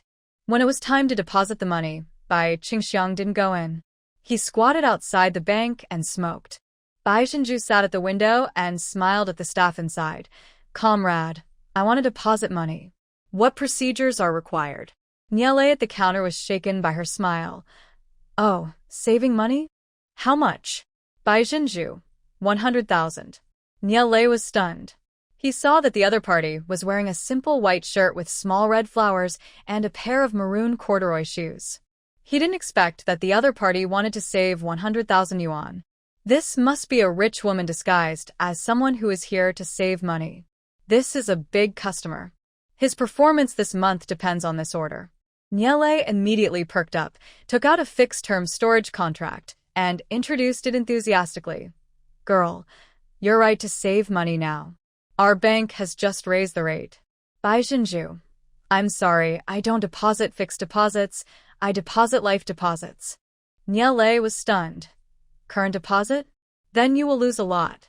Our bank has adjusted the interest rate to 12.23% for a 5-year fixed deposit. If you want a current deposit, the interest rate is only 2.14%. I see that you are an educated person, so you should be able to do the math, right? Worried that Bai Jinju might not think this was strong enough, she leaned closer and lowered her voice.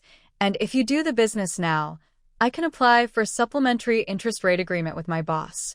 If you keep the money for more than 5 years, in a few years your 100,000 will be more than 200,000. It's more cost-effective than a loan shark, and it's safer. Niele spoke very excitedly, fearing that Bai Jinju didn't understand the difference between a current account and a fixed deposit. Indeed, because of the shift from a planned economy to a market economy, this era was an era of rapid development. All industries began to flourish, and development is inseparable from money. Bai Jinju died in 2002. She didn't understand the world after that, but she knew that the next 10 years in business were the most profitable. While working in Yuan County, she met an older sister who sold buns on a tricycle at the train station. The older sister relied on selling buns to support her twin sons to go to college. Later, she replaced the tricycle with a bun shop. At that time, Bai Jinju could only make money by doing hard labor. She also wanted to do business, but she had no capital. She had to remit her wages to pei Wenyan and pay Xiangming as soon as she received them, and she had no money left. Therefore, Bai Jinju had no plan to make a fixed deposit. The money in the bank could only double at most. But she knew the development and changes in Yuan County. Yuan County would soon develop vigorously, changing from a county to a city, overhauling the railway station and bus station, and becoming a real transportation hub. A large number of people would become rich thanks to Yuan County's major move this time. No matter how the other party advised her, Bai Jinju finally remained steadfast and deposited the money in the current account. After packing her passbook and ID, Bai Jinju called Bai Qingxiang, stopped a tricycle on the side of the road, and headed straight for the train station. Pearl, why are we going to the train station? Bai Qingxiang was puzzled. White Pearl, let's go take a look.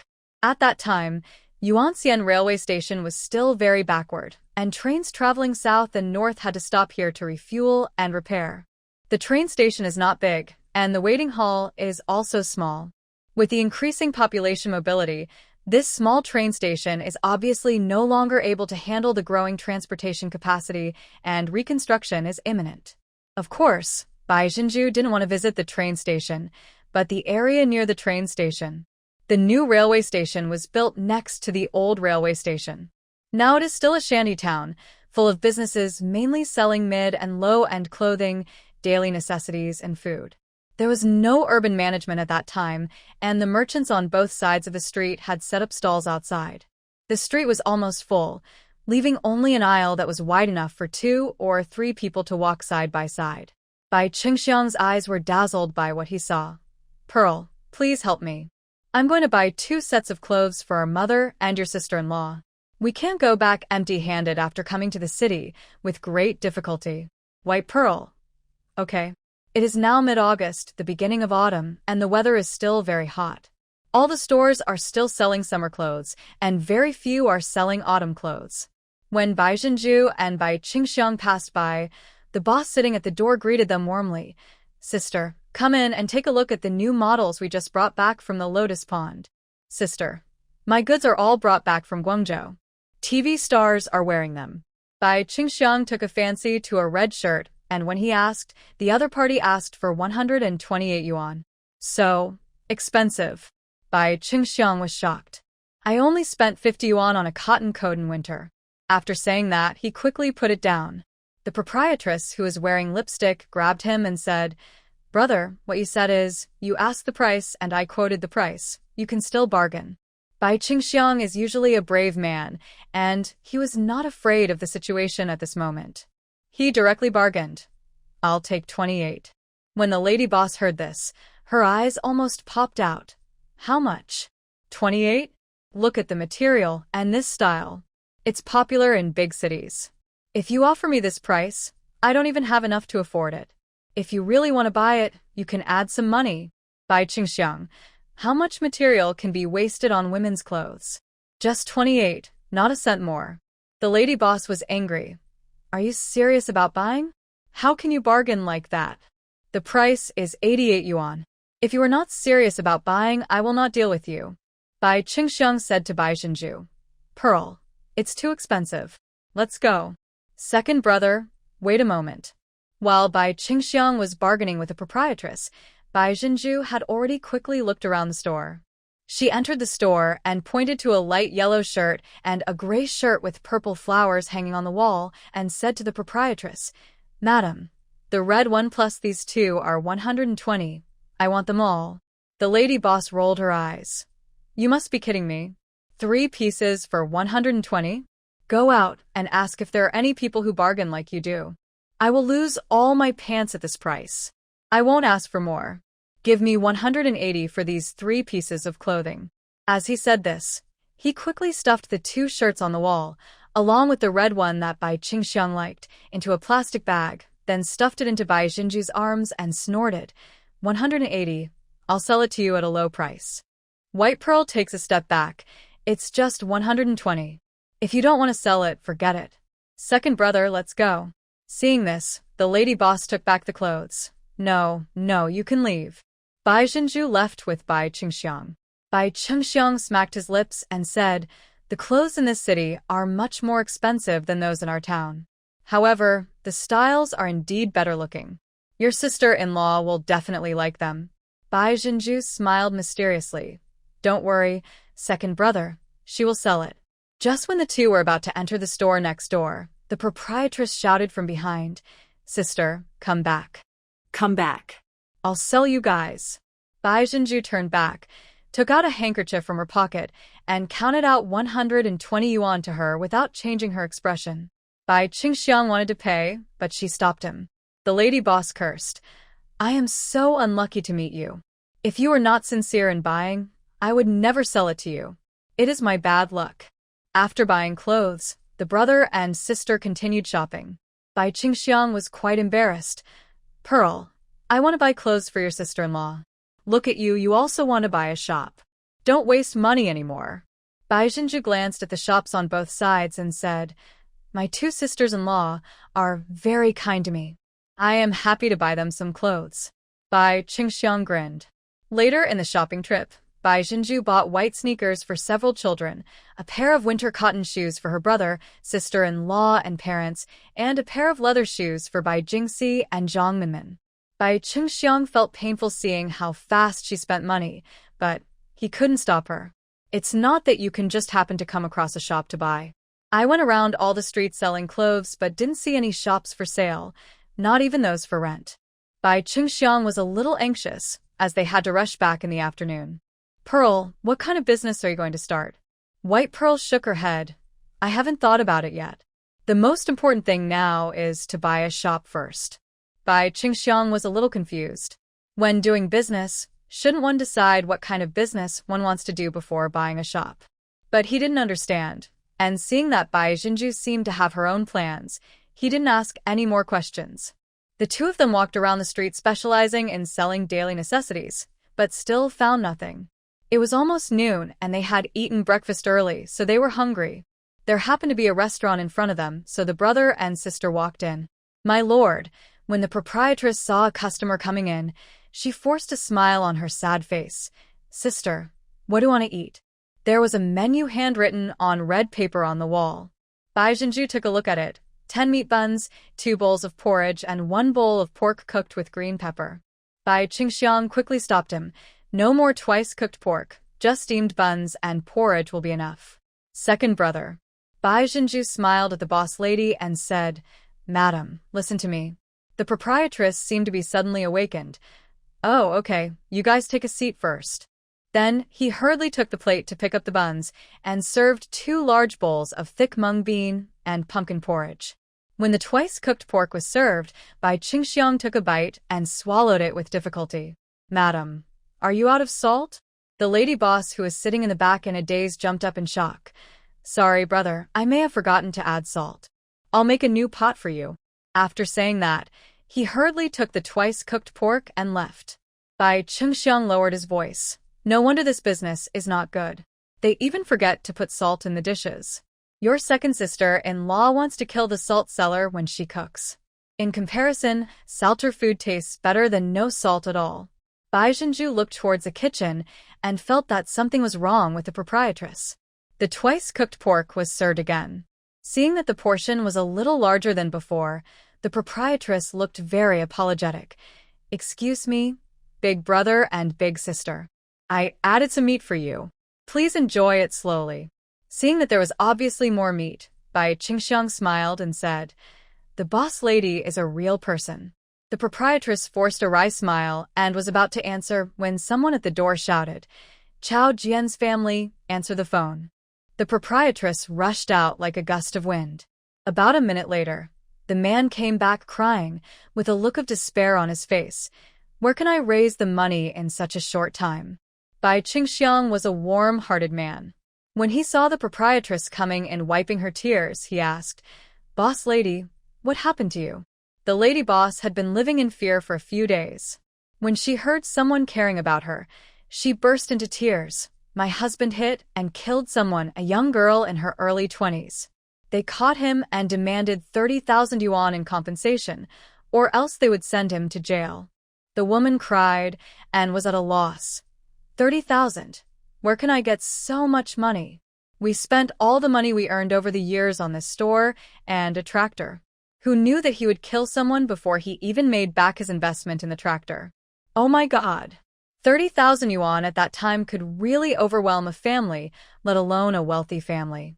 When Bai Jinju was working on a construction site, a construction worker accidentally fell to his death.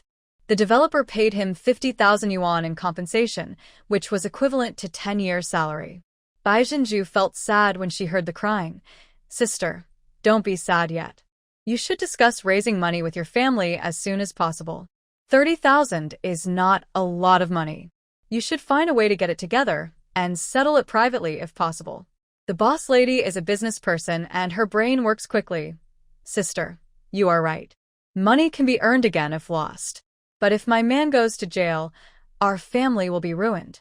Most importantly, my son is in college and cannot have a father in jail. She seemed to have made up her mind. My husband just called me and asked me to sell the shop. She looked around the store reluctantly, and tears started flowing again. She had been running the stall in wind and rain for several years before she finally closed it. It hurt her more than her heart was broken to sell it. Bai Jinju and Bai Qingxiang couldn't help but look at each other when they heard this. Sister, do you really want to sell the shop? Bai Jinju asked. The lady boss wiped her tears. We are from the countryside too, and our relatives are all very poor. Even if someone is willing to lend us money, We can't get together 30,000 yuan. White Pearl said, Big sister, how much do you want to sell the shop for? If the price is right, I am willing to buy it. The proprietress was stunned. She didn't expect that the ordinary-looking girl in front of her would want to buy her shop. 30,000, said the proprietress. Bai Qingxiang heard this and said, 30,000? That's too expensive, sister. We are not taking advantage of you. The price you are asking is really outrageous. I heard that the shops in Rongqing charge this much. How can our small county compare with Rongqing?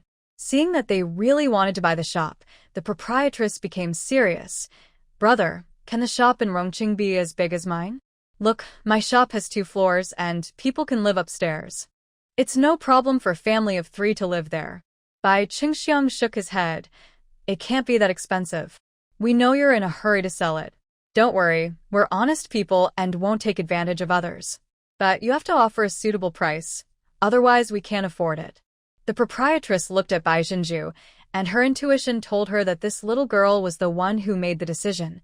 Sister, then name your price. I'll tell you the truth, I've owned this store for less than a year, and I bought it for 15,000 yuan. Her husband meant that as long as the price was 20,000 yuan, he would sell it. Then, if he sold the tractor and added it to his savings, 30,000 yuan would be enough.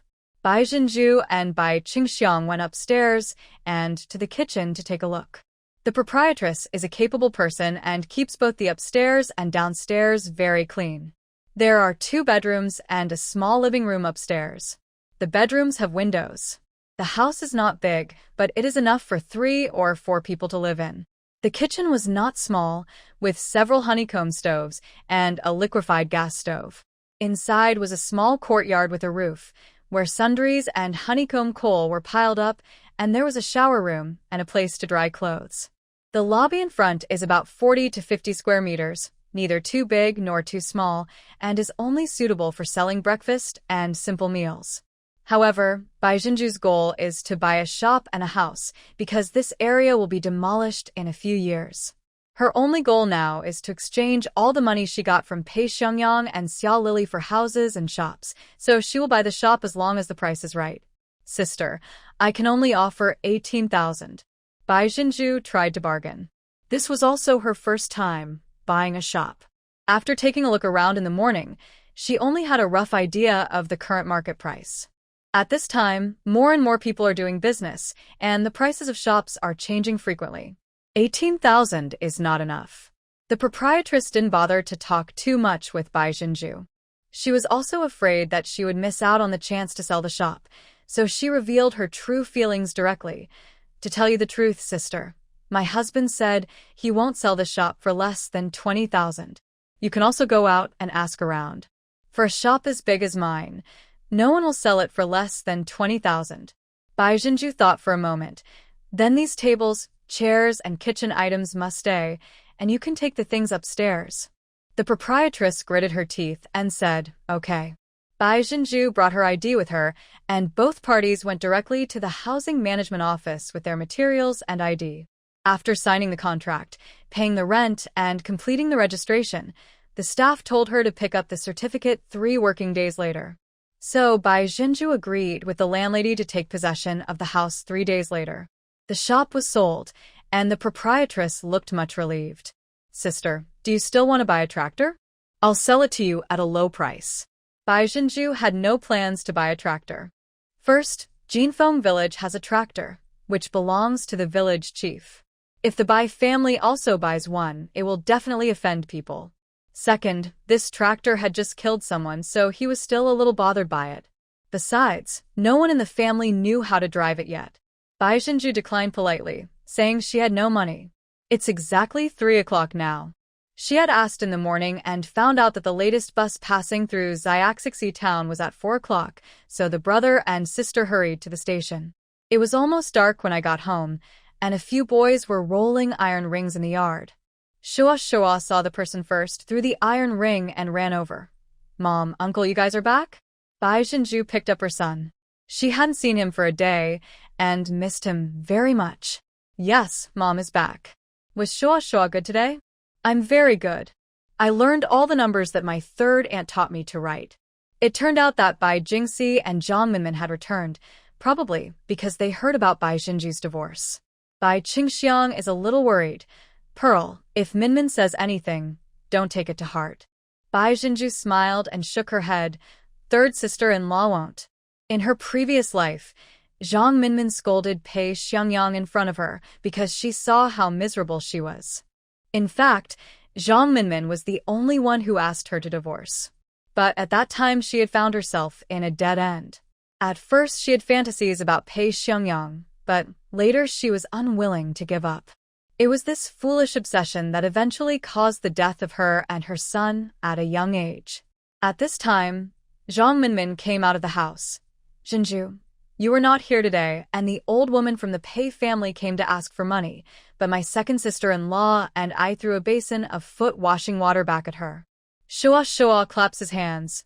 Third, Aunt is so amazing. Although Shua is Chao Dania's biological grandson, Chao Daniu has younger sons and daughters to love, and in her eyes, Shua, the eldest grandson, does not even rank. Pei Wenyan is only 9 years older than Shua. She has been competing with Shua for food since childhood.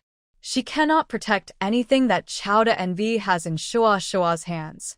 Even the candies bought by grandparents would be given to Pei Wenyan by Chao Da Envy as soon as they left, saying that Shua was small and would get cavities if he ate too much candy. Now Shua has grown up and is not close to his grandparents at all, only to his grandparents-in-law. Because his grandparents not only wouldn't his food away, they would also buy him snacks and clothes. Children are just small, not stupid. They know who is good to them. Bai Xinju put her son down and took out a large bag of snacks from the fertilizer bag and gave it to Shua. Take it and share it with your brothers. Wow, so much food. The 4 boys' eyes lit up. There's fruit leather.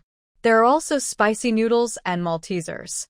Auntie, I haven't tried Maltesers yet. Auntie, you are so nice. Seeing the satisfied faces of the children, Bai Xinju felt happy. If you like it, I'll buy it next time. Li Xiufan came out and rolled her eyes when she heard her words. I'm so anxious to spend the few dollars I have. How can I survive in the future? He slapped Bai Qingxiang again. You just watched her waste money? And bought so many things. Bai Qingxiang pretended to be beaten and jumped up and down. Then I have to stop her. Don't you know what your own daughter is like? My sister is very opinionated. She bought a house and spent 20,000 yuan without blinking an eye. I was watching from the sidelines and didn't dare to breathe. 20,000. Li Xiufan was heartbroken. The county town is so expensive. I heard that you can buy a good location in the town for 10,000. Zhang Minmin took Li Xiufan's arm. Mom, you also said that this is in town. The shops in the county must be expensive. It's great that we can buy it. Zhenzhu is very efficient. Su Yin said anxiously. What does that shop do? What's its location like? How big is it? Bai Zhenzhu then told the story of the shop and how she bought it. The shop is quite spacious, but the location is a little off. It's a coincidence, otherwise we are unfamiliar with the place. I was thinking that if we can't do it today, we can stay in Yuan County tonight. Zhang Minmin is very optimistic about Bai Zhenzhu buying the shop. Yuan County is good. I read in the newspaper that the development in Yuan County is much better than our county. My father went to Yuan County to study and also said that Yuan County is developing very fast. There are many floating populations there, and there are more opportunities for business with more people. Li Xiufan was originally worried when she heard that the shop was to be bought in Yuan County. She had never even been to the county seat, so naturally, she didn't dare to think about other counties. When I heard Zhang Minmin say that Principal Zhang was optimistic about Yuan County, I felt relieved. Bai Zhenzhu took the contents of the fertilizer bag out and said with a smile, We agreed to take possession of the house in 3 days. I will go to the town to move my household registration out tomorrow. When she and Shua moved their household registration out, she would no longer have any connection with that place. She had just finished her divorce and kept the household registration booklet and did not give it to Pei Xiangyang. If the household registration booklet was taken back by Pei's family, it would be troublesome for her to move her household registration. Mom, sister-in-law, and second sister-in-law, these are the clothes I bought for you. Take a look and see if you like them. These cotton shoes are also yours. They come in different sizes. You can choose them yourselves. Bai Qingxiang had been waiting for this. The cotton shoes were made of canvas on the outside and had thick rubber soles, which looked warm and non-slip. I tried it on when I bought it, and it was very comfortable to wear. Lu Feng and Su Yin also gestured with their shirts, grinning with joy. Lu Feng, this shirt I bought is just better looking than the ones I made myself. Su Yin, I think I've seen this on TV. Jinju, you have such a good taste. White Pearl smiled and said, Second sister-in-law, yours was chosen by my second brother himself. Su Yin was even happier. Wow, I didn't realize that someone has such good taste. Yes, otherwise how could he find such an outstanding wife like me, haha. Everyone started laughing, and Bai Jinju gave 2 shoe boxes to Zhang Minmin. Sister-in-law, this belongs to you and my third brother. Try to see if it fits you. If not, I'll take it back and exchange it. Zhang Minmin was also full of surprise. Leather shoes. I bought my pair when I got married. People at this time are afraid of being poor. Even if they have enough food and clothes and have some money in their hands, they are reluctant to spend it. Secretary Pei of Dayuan village has a pair of leather shoes. If it rains, he will go barefoot with his shoes in hand when he goes to the county town for a meeting. Zhang Minmin's is a pair of short boots with heels. She tried them on and liked them very much. The size is just right. I love it so much. I can wear it in winter too. Su Yin also said, Minmin looks taller and straighter in these shoes. Zhang Minmin was a little embarrassed. Pearl, these shoes are not available in town. They must be very expensive. I'm sorry to have cost you so much. Bai Jinju continued to take things out. It's worth it if you like it. She took out a few pairs of white sneakers, 1 pair for each of the 4 boys. School is about to start. Wenbin and the others should wear this to school. These white sneakers are only worn by children on TV. Rural children are lucky to have a pair of yellow rubber shoes, and usually they wear homemade cloth shoes. Lu Feng quickly rubbed her hands on her clothes before taking it with both hands. Oh, Pearl, please don't buy anything for them anymore. It costs so much. Bai Qingxiang had already put on his cotton shoes and interrupted. The boss said it's a brand called something like Huili. It's not cheap. The kids on TV wear them when they perform on stage. My lord, as he spoke, he took 2 steps in the courtyard, grinning. Don't say it, this expensive thing is good. With this pair of shoes, my feet won't be cold this winter. Several children also held shoes in their hands, especially Bai Wenshuan and Bai Wenjia, who were 7 or 8 years old.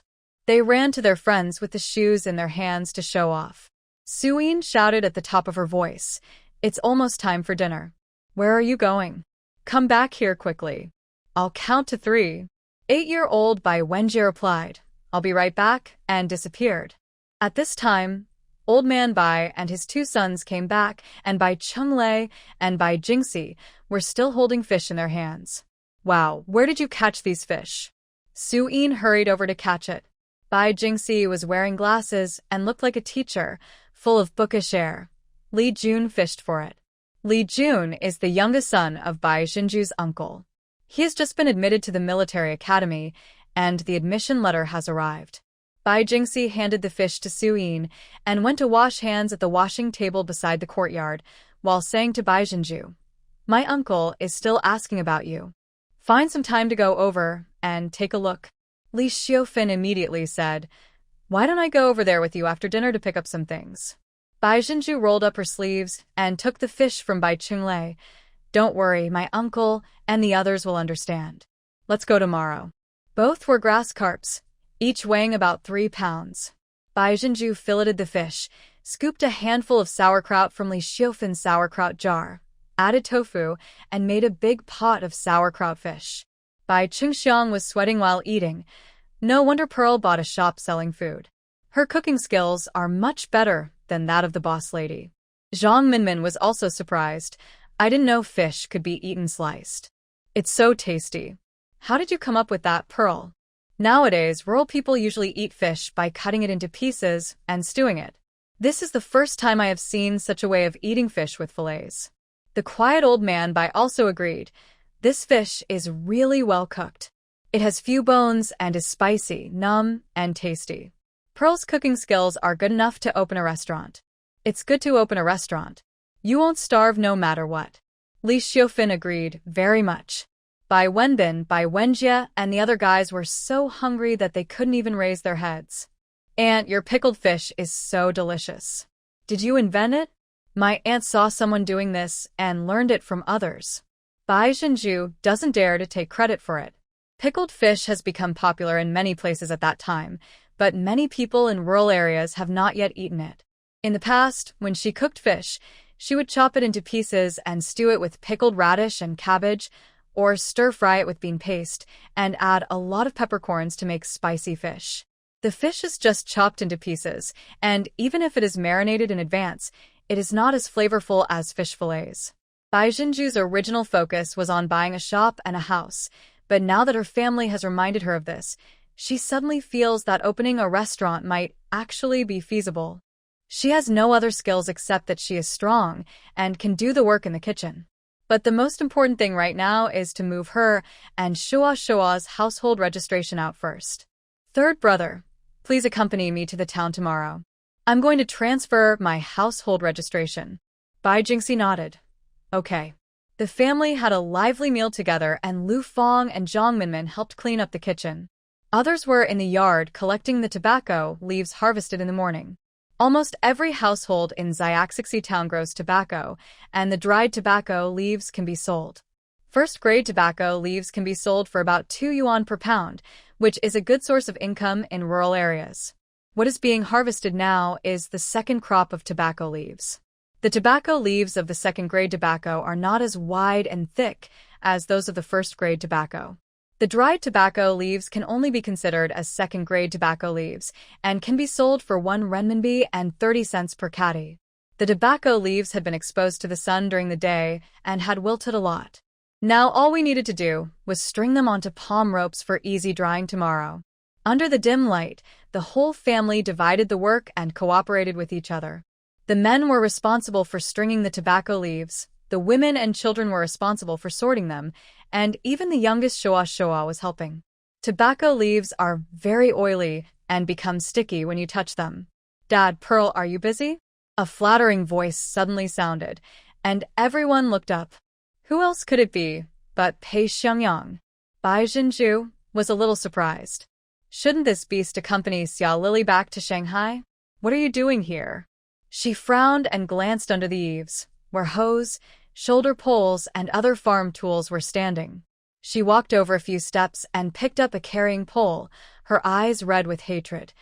Pei Xiangyang, do you still dare to come? The tragic death of his son appeared in his mind again, and he hit Pei Xiangyang with the carrying pole in his hand. Before, for the sake of divorce and compensation, she had been suppressing her nausea and trying to deal with him. Now she finally didn't have to endure it anymore, and she was determined to beat him to death. Bang! The Qinggang wood carrying pole hit Pei Xiangyang's arm heavily, and the pain made him almost curse. Ah, Pearl, don't hit me. Listen to me first. Beat you to death, you beast. Beat you to death. Bai Zhenju didn't listen at all, and acted like a madman. Bai Qingxiang and Bai Qinglei also rolled up their sleeves and joined the battle. The two brothers were already regretting that they didn't let Pei Xiangyang get away with it by beating him up, but who knew that this guy would actually dare to come to the Bai family? What are they waiting for? Not only that, the older Bai Wenbin was also eager to avenge his aunt, but was stopped by Bai Jingxi. He glanced at Shua. Take Shua back to the house and watch TV. Bai Wenbin's eyes turned. I understand, third father. Pei Xiangyang is here to Shua away. Bai Jing was thinking about the compensation money that Bai Zhenju had received. Judging from the character of the Pei family, they might not be here to the child, but they might be here to ask for money. But he said to Bai Wenbin, yes, the three of you, keep an eye on Shua and don't let Pei Xiangyang see him. Bai Wenbin quickly called his two younger brothers to pick up Shua and ran away. When he returned to the house, he bolted the door from the inside. After Bai Zhenju and the other two had almost finished fighting, Bai Jingxi and Zhang Minmin went over to pull them apart. Pei Xiangyang's head was bleeding, and Bai Jinju had pulled out a bunch of his hair. He cried out in pain, and the milk powder and fruits he brought were scattered all over the floor. But thinking of the hundreds of thousands of dollars in Bai Jinju's hands, he dared not say anything. He suppressed his anger and the pain in his body, bent his knees, and knelt in front of Bai Jinju with a thump. Jinju, I was really forced to do this. Xia Lili is rich and powerful, and I really couldn't do anything. Bai Qingxiang interrupted with a pooh. Shameless rascal. Why are you still saying this nonsense even though you're divorced? As he said this, he stretched out his foot to kick. Pei Xiangyang immediately said, I am willing to remarry, and I will remarry immediately. The Bai family was stunned. Bai Qingxiang withdrew his foot, and everyone looked at Bai Jinju. Although they all hated Pei Xiangyang, divorce was not a glorious thing after all, and Shua was still young. If Bai Jinju wanted to remarry, they could not stop her. Pei Xiangyang was delighted to see that the Bai family was frightened by his words. The Bai family is a group of peasants who protect their own people. Everything will be easy as long as Bai Jinju is captured. Bai Jinju used to be totally devoted to him, but now she is making a fuss because she is mad at him for finding women outside. The angrier she is now, the more it shows that she has him in her heart. Now that she has beaten and scolded her, if he just says a few nice words to coax her, won't this woman be obedient? After all, these days, divorced women are considered to be immoral prostitutes and will be criticized. He didn't believe that she was really willing to divorce him. Pearl. Pei Xiangyang knelt down and took a step forward, begging, You have to believe me. Shua is my own flesh and blood. I only have you two in my heart. Let's get remarried tomorrow, okay? I can't live without you, and Shua.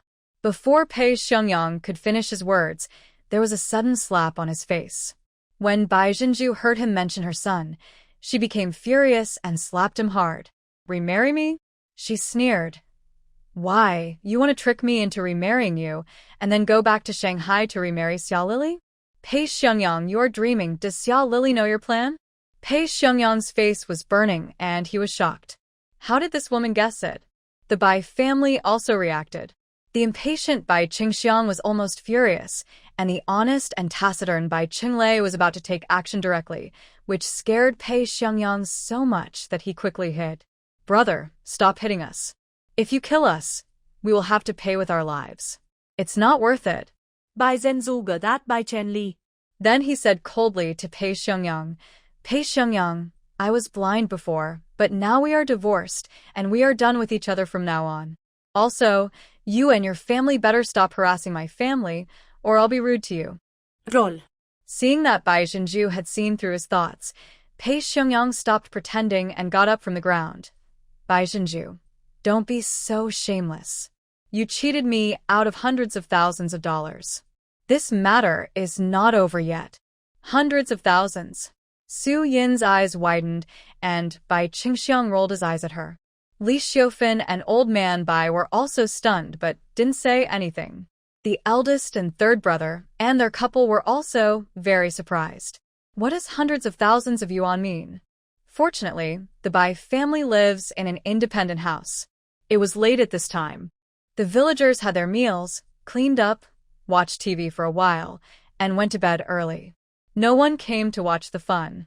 Seeing Pei Xiangyang's true face, Bai Jinju looked at him with disgust. Pei Xiangyang, that 100,000 is the benefit Xia Lili gave me when she asked me to divorce you. I tell you clearly that I sold you to her, and a scumbag like you is only worth 100,000.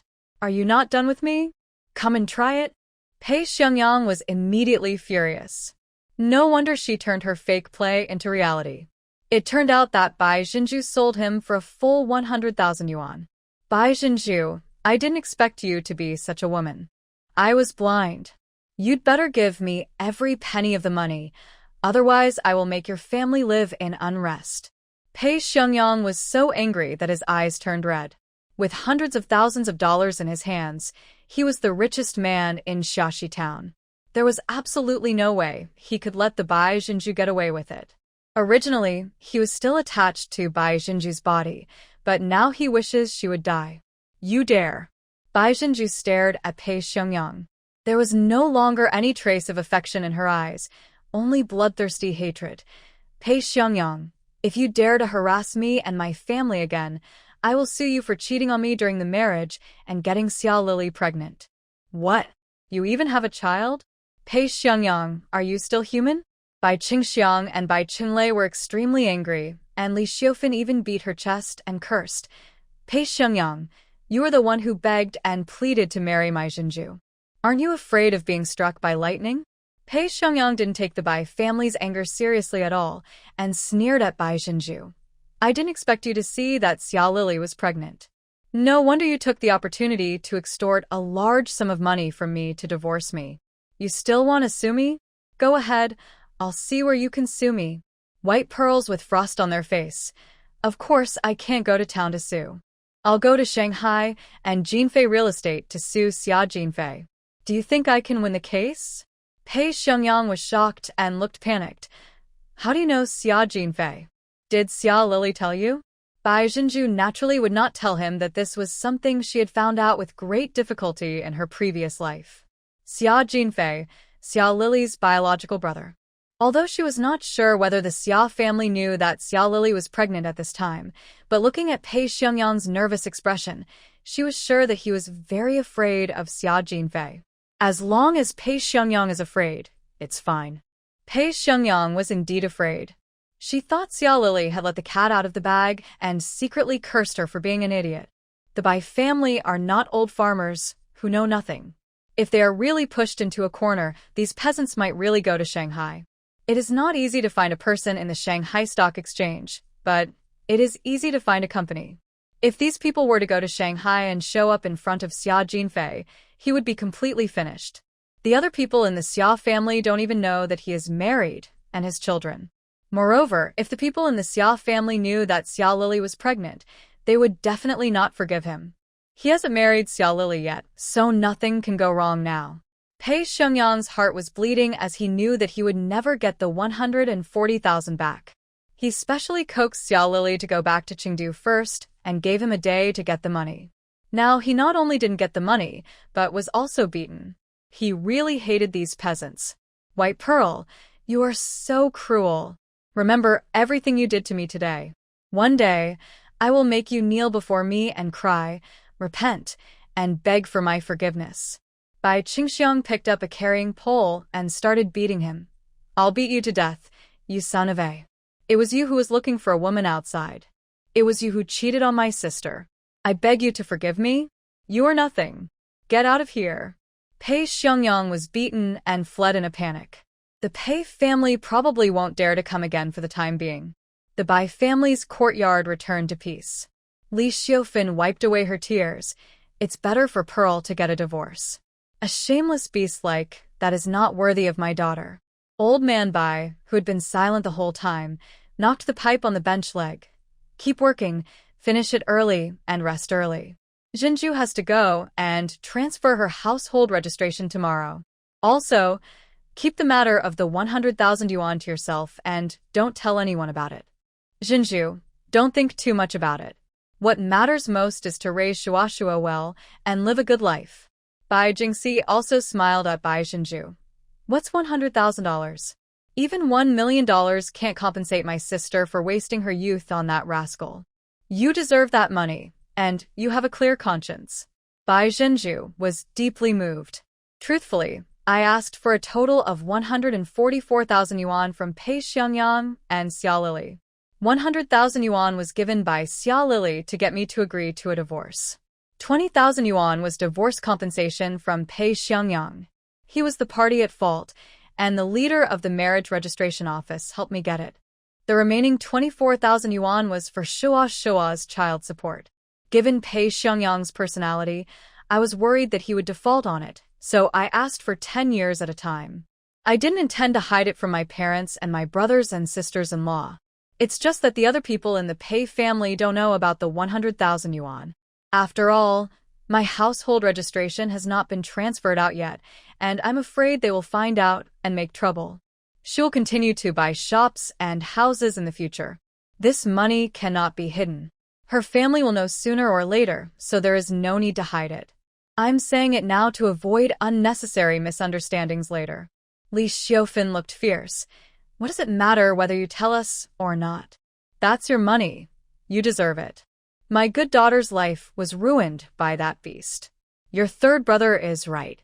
Not to mention 100,000, even 1 million is what you deserve. It was another sleepless night. But no one spoke. Bai Chunlei was very glad that Bai Jinju deposited all her money in the bank today and also bought a store. His sister was really smart. Lu Fang was worried that her sister had so much money in her hands, and she didn't know whether the people from the Pei family would come to look for her again. She had to remind her sons to take good care of Shua Shua and not let Shua Shua be taken away by the Pei family, as he was the apple of her eye. Bai Qingxiang is smarter than his elder brother and has always been thinking about Bai Jinju's business. He usually collects some medicinal herbs in the village and sells them, making a small profit from the difference. He knew that business could make money, and he thought that his sister would be able to make money by doing business in the future, and their life would be better. Su Yin was just excited. Her sister was so rich, and she wouldn't have to live a hard life like she did in the Pei family. What kind of life did the girl live in the past? Even her sister-in-law felt sorry for her. A girl as beautiful as a flower, working hard every day with her face to the earth and her back to the sky. Those beasts of the Pei family must not have a good death. The third couple were newlyweds, hugging each other and whispering. Bai Jingxi and Zhang Minmin have a house but no children. Their combined salary is several hundred yuan a month, and they live a very happy life. Although she was shocked that Bai Jinju had so much money, she was not very envious. After all, they were teachers and had the halo of a profession. Zhang Minmin was just surprised by Bai Jinju's methods. Jinju is really amazing. Well done. He deserves to be punished for dealing with Pei Xiangyang. Bai Jingxi asked her, "Don't you mind her getting divorced?" Zhang Minmin said unhappily, "What's there to be disgusted with? This is a new society. If a man cheats, a woman can divorce him." As he spoke, he poked Bai Jingxi's chest and warned, "I'm telling you, if you dare to have any bad intentions, I won't forgive you." Bai Jingxi grabbed her hand, his handsome face full of smiles. "How dare I?" After Pei Xiangyang ran back with a bump on his head, the Pei family members continued to curse and swear all night. Because he was worried that his family would become obsessed with money, and because of the threats from Bai Jinju, Pei Xiangyang didn't dare to mention the 100,000 yuan anymore. He also sternly warned the Pei family not to cause trouble for Bai Jinju in the future, lest that lunatic go to Shanghai and ruin his plans. She couldn't ask Bai Jinju for money. Thinking about the 40,000 yuan that was given to Bai Jinju for nothing, Chao Daniu started cursing and swearing, making the neighbors restless. The next day, Bai Jinju got up early again.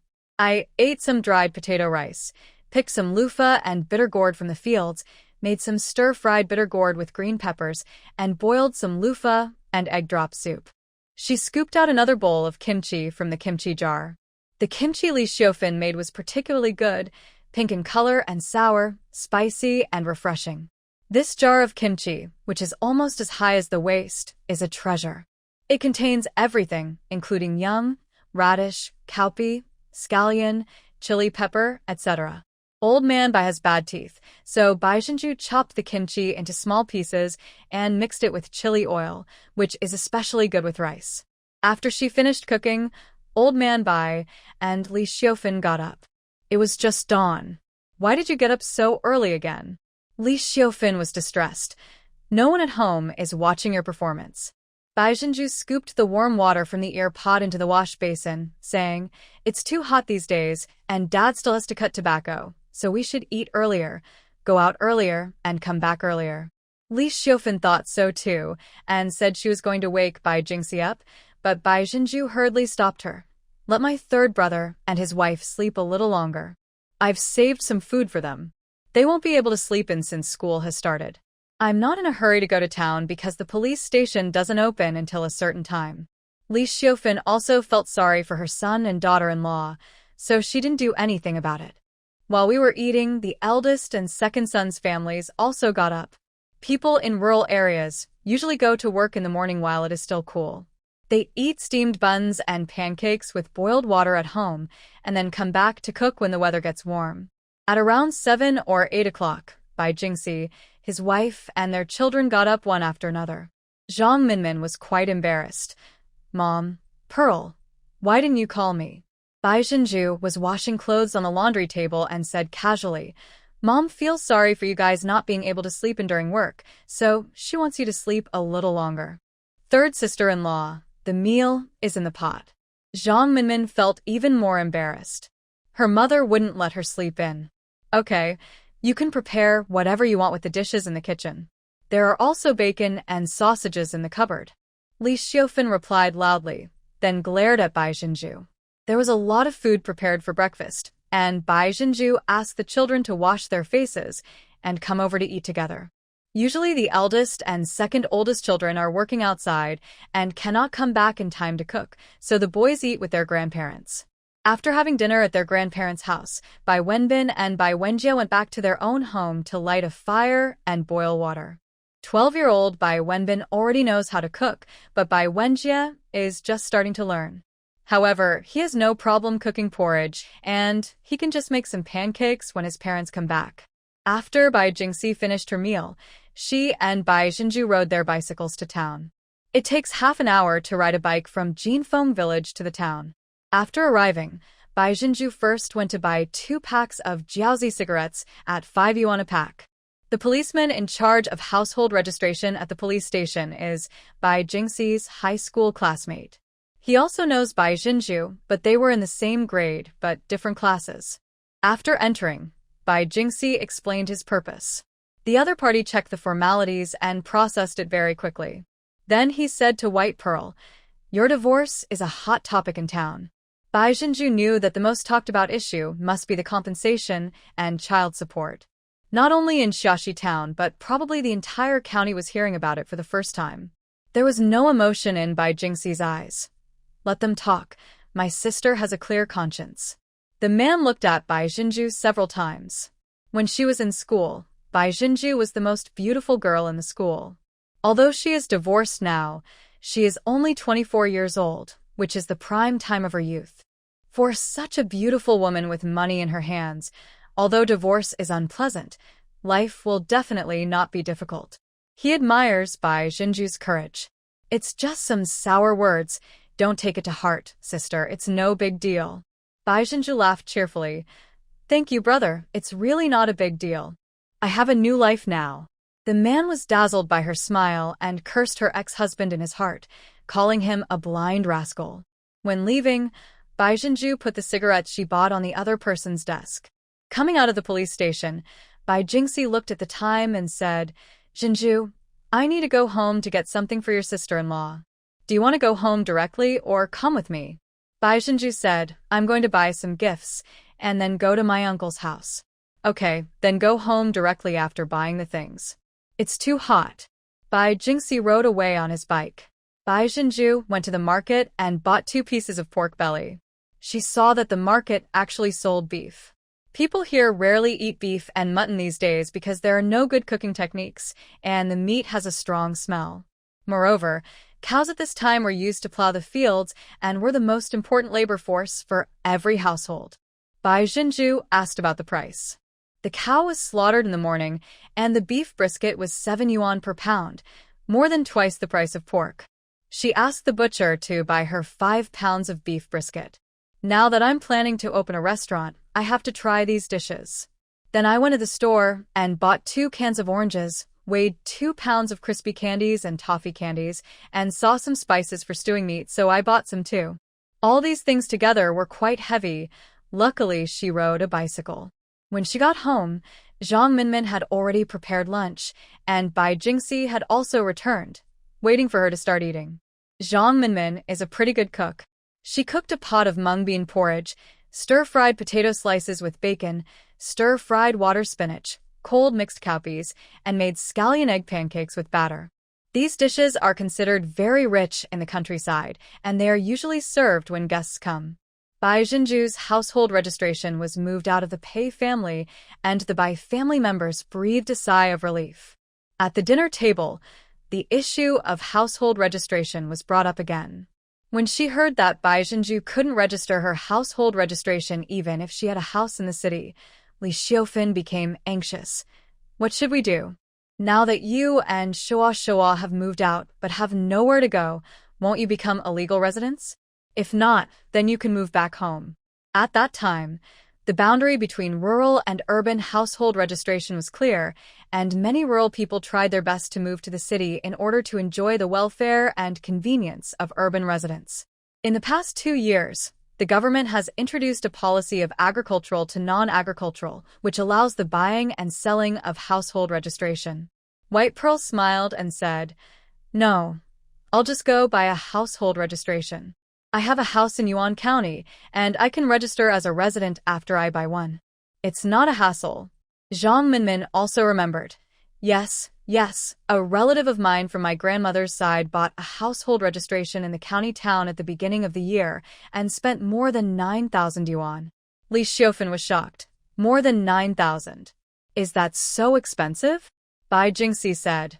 It's a bit expensive, but this is the only way for Jinju to get registered. It will be convenient for Shuo to go to school in the future.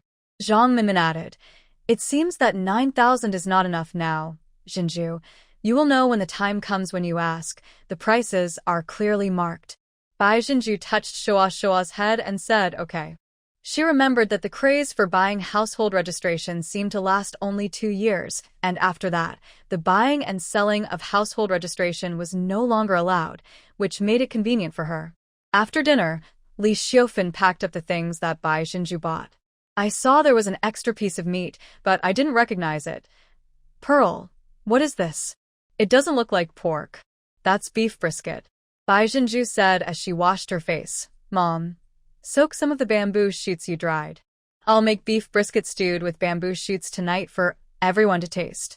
Tell the eldest and second sisters-in-law not to cook tonight. Li Xiufan was so angry that she slapped her on the back. You're wasting money again. And beef, that thing is expensive and tastes bad. Why did you buy it? White Pearl smiled and said, I'm going to open a restaurant. If this dish is delicious, I'll make it a signature dish like the pickled fish. After hearing what she said, Li Xiufan stopped talking and started to worry about the expensive beef, and what if no one ordered the dish she cooked? In short, she has a lot to worry about. Bai Jinju coaxed Shua to take a nap, and then she took a nap for a while. She guessed that her uncle and second uncle would be about to wake up for their lunch break, so she packed her things and went to her uncle's house first. The Bai family was originally an outsider in Jinfeng village. Old man Bai's real name was Bai Dahai. He was originally from a small fishing village on the coast. His parents both died in an accident when he was a teenager. He couldn't make a living on his own, so he joined the army. Later, he was injured while saving his comrades during the war to resist U.S. aggression and aid Korea. After returning to China, he was taken home by his comrade in arms, who was Bai Jinju's uncle. While recuperating at the Li family, old man Bai developed feelings for Li Xiufan. After they got married, they settled down in Jinfeng village. A few years ago, the elderly people in the Li family had passed away one after another. The names Bai Jinju and Bai Jingxi imply that he misses his hometown, but there is no one in his hometown that he misses. It's just a thought. I heard that Bai Jinju got divorced. Yesterday, my eldest uncle and second uncle came to our house to find out what happened, but Bai Jinju was not at home at that time. The two uncles' houses are next to each other, so Bai Jinju went to her second uncle's house first. My second uncle and aunt were sitting under the eaves enjoying the cool air, while the others were probably still taking a nap. Second uncle, second aunt, are you awake? Pearl is here, come and sit down. Second aunt Feng Shui came over enthusiastically and took the things from Bai Jinju. Come if you want. Why are you carrying things? Bai Jinju handed one of the bags to Feng Shui. I bought some candy for the kid. Feng Shui glanced at the other bag in Bai Jinju's hand. The plastic bag was transparent, and the contents were clearly visible, exactly the same as the ones in his house. You're just being polite. Feng Shui hurriedly asked, Are you really divorced? Did the Pei family pay you 40,000 yuan in compensation? Bai Jinju smiled and said, Yes, we are divorced. Feng Shui's face was full of regret. You are at a loss, aren't you? Your man has worked so hard to make money, but you divorce him at this time. Besides, it's not good for a woman to have a child after divorce. Second Uncle Lee Zhonghua interrupted with a threatening voice. Your wife's family, we've already divorced, and now you're saying these things on purpose to cause trouble for the child. White Pearl smiled and said, It's okay, second uncle. I won't block it. It's a new society now. Even Lu Huifeng on TV got divorced. What's wrong with me getting divorced? Then he said to Feng Chui, who looked unhappy, Then you two take a rest, aunt and uncle. I still have to go to my eldest uncle's house. After saying that, he carried his things and went next door. Feng Chui flipped through her things. The Pei family compensated her 40,000 yuan and only gave this little thing to my uncle. Li Zhonghua didn't like to listen to her. It's all the child's love. You also said that she is a divorced woman with a child. Will she not live anymore? Uncle Li Zhongwu. Aunt Zhang Yufang scolded Bai Zhenju for a long time. Why are you buying these? Won't it cost money to raise a child by yourself in the future? If you keep being polite to your uncle's family, don't come to our house anymore. As he said this, he went to wash the pot and make tea. The tea making mentioned here does not mean making tea water, but making fermented glutinous rice tea. This treatment is only available when guests come. Bai Zhenju quickly stopped her. Aunt, you still say I'm polite. Look at me. I'm not a special guest from anywhere. Please stop busying yourself. I'll be back soon. Then I'll pour you a bowl of water. It's so hot. He then hurriedly made a bowl of brown sugar water. White Pearl looked around. Aunt, where are my uncle and Xiaojun? My lord, it rained heavily a few days ago, and a ridge collapsed, so they went to build a new one. My uncle has 2 daughters and 1 son. His 2 cousins are already married, and Li Jun is the youngest. Bai Zhenju drank the brown sugar water and took out 100 yuan from her pocket and gave it to her aunt. My aunt refused to do it. You girl, we have money, and your brother doesn't have to pay for school. The school provides food and accommodation. Speaking of her hardworking son, Zhang Yufang's face is filled with pride. At this time, if a kid gets admitted to a military academy, it would be a real honor for the family. Bai Zhenju deliberately sank her face. This is tea money for Xiaojun. He goes to study so far away. I don't know what to buy for him. Let him buy it himself. After a long back and forth, Zhang Yufang took the money with a fierce face and told Bai Zhenju not to do this again in the future. The braised beef with bamboo shoots made in the evening received unanimous praise, and both adults and children enjoyed it very much. 2 days later, Bai Zhenju packed up and took her son to Yuan County. Bai Jingxi and Zhang Minmin were also there. They had nothing to do on holiday, so they thought of going over to help Bai Zhenju clean up. Moreover, Li Xiufan packed a lot of things before leaving. In addition to bedding and clothes, she also packed a large bag of dried goods that were hung out to dry at home, and some bacon and pressed duck. There were so many things that Bai Chunglei delivered them to the intersection on his bicycle. After getting off the bus in Yuan County, Bai Zhenju found a tricycle to take her and her belongings directly to the storefront she had bought. The proprietress had already packed up everything and placed a pile outside. Her husband was also there. The couple were not the kind of people who would drag their feet. They handed the keys to Bai Zhenju and left with their belongings. Bai Zhenju greeted Bai Jingxi and his wife. Third brother, third sister-in-law, come in. Bai Jingxi helped to move the things in. Zhang Minmin looked up and down the stairs and praised the storefront for being well bought. The upstairs is also big, with 2 bedrooms and everything. You can open your business tomorrow. Pearl, you are amazing. I put the things I brought in order and looked to see if anything was missing. The upstairs was almost completely emptied, with only the bed, table, and chairs left. The proprietress kept her word and did not touch anything downstairs. Even the condiments were kept. Bai Zhenju checked the kitchen and found a few handfuls of noodles, half a bag of rice and half a bag of flour, even half a bag of green peppers, 8 eggs for tomatoes and some onions, and garlic. There was also a jar of pickles, a jar of bean paste, and half a jar of dried radish in the backyard. The couple were honest people and left all the things downstairs to her. Bai Jingxi glanced at the time and urged, "Let's go buy a bed first, otherwise we'll have nowhere to sleep at night." Zhang Minmin reminds, Pearl, I see there's a grocery store up ahead. Go buy a lock and change it first. This store has been there for several years, and it still has an old-fashioned big head lock. Bai Xinju went to buy a new lock and replaced it. Then the group went to the furniture factory. The county department store also sells beds, but they are expensive. Bai Xinju led everyone for a long time before they found the furniture factory. This furniture factory also sells its products to the public, and the prices are much cheaper than those in department stores. Zhang Minmin was very surprised. Pearl, how did you know this place? These beds are about the same price as those in our town, but the styles are much newer, and they come with bedside tables for storing things. Of course, White Pearl couldn't say she had ever been here. When I bought the lock just now, I asked the owner of the grocery store, and he told me that the furniture here is good and cheap, and part of the furniture in the department store is imported from here. Zhang Minmin suddenly understood and nodded. When she married Bai Jingxi, she thought her sister-in-law was beautiful and smart, and there was an episode at that time. When the two families were discussing the marriage, her parents sympathized with the Bai family's poor financial situation and only allowed the Bai family to buy a color TV. The wedding room was provided by Principal Zhang, and the jewelry was given to them by Zhang's grandmother in exchange for a gold bracelet, a pair of gold rings, a pair of gold earrings, and a gold necklace.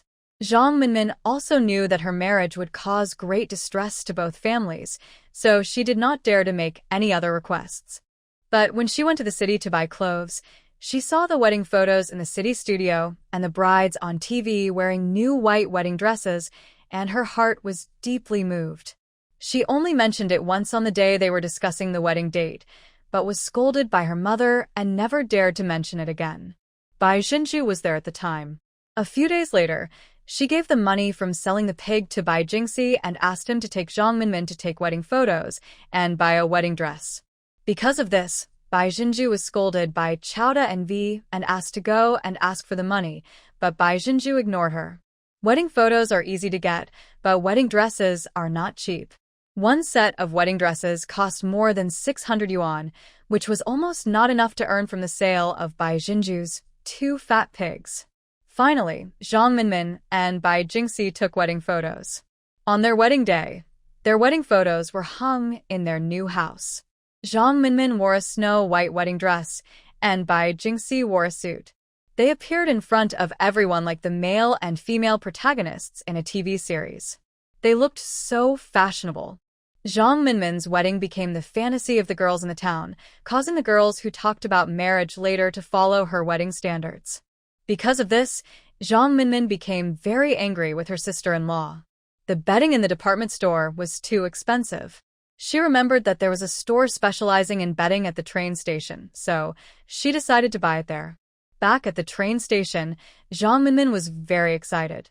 There is no young girl who doesn't like clothes. This was her first time in Yuan County, and she discovered that this place was indeed much larger and more prosperous than their own county seat. Although most of the clothing stores at the train station are mid to low end, there are also some nice boutique women's clothing stores. Zhang Minmin couldn't stop shopping. One women's clothing store had already put out the first batch of autumn clothes. She caught her eye at first sight, a burgundy shirt with ruffled cuffs and a small stand-up collar. After trying it on, she loved it. Third aunt is so pretty. Shua was the first to praise. You have a sweet mouth. Zhang Minmin blushed and asked Bai Jingxi, does it look good? Bai Jingxi pushed up his glasses and said, it looks good. I'll buy it. When I asked about the price, since it was a new model, the owner didn't ask for a high price and just gave me a flat price of 88 yuan. Zhang Minmin took a breath of cold air. It's too expensive. I won't buy it. As he said this, he was about to change it. Bai Xinju brought over a light khaki windbreaker. Third sister-in-law, try putting on this coat. Zhang Minmin's eyes lit up when she saw the windbreaker, but the shirt was so expensive, so the windbreaker must be even more expensive. I won't try it. This store is too expensive. Zhang Minmin whispered to Bai Xinju. Unexpectedly, the lady boss had sharp ears and heard it. She laughed and said, Girl, there are cheap ones next door, but you don't like them.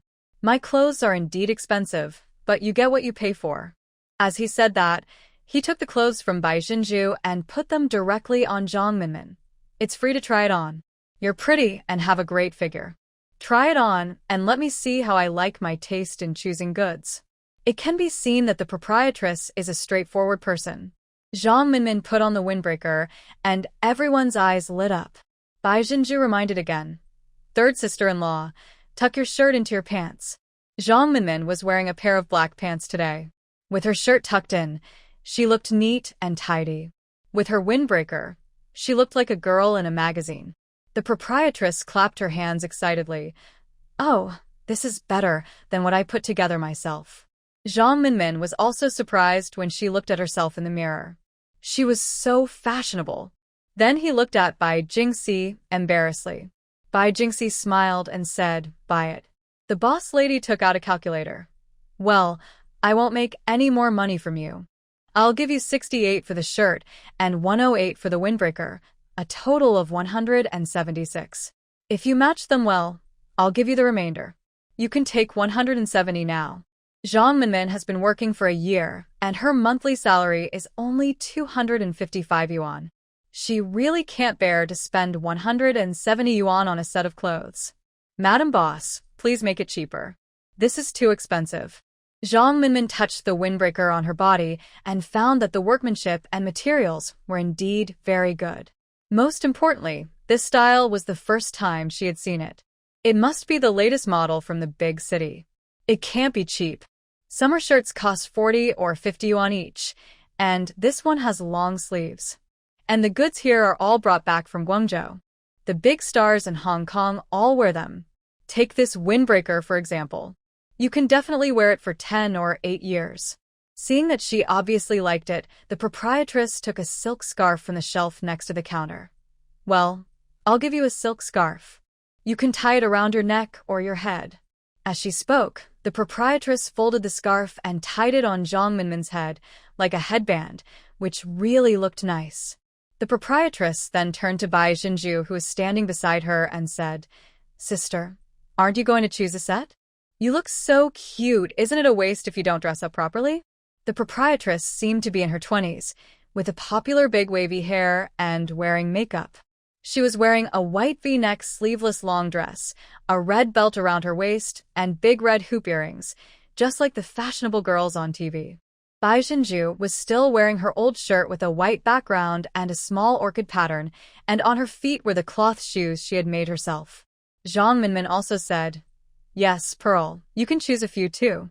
As he spoke, he enthusiastically helped Bai Jinju with advice.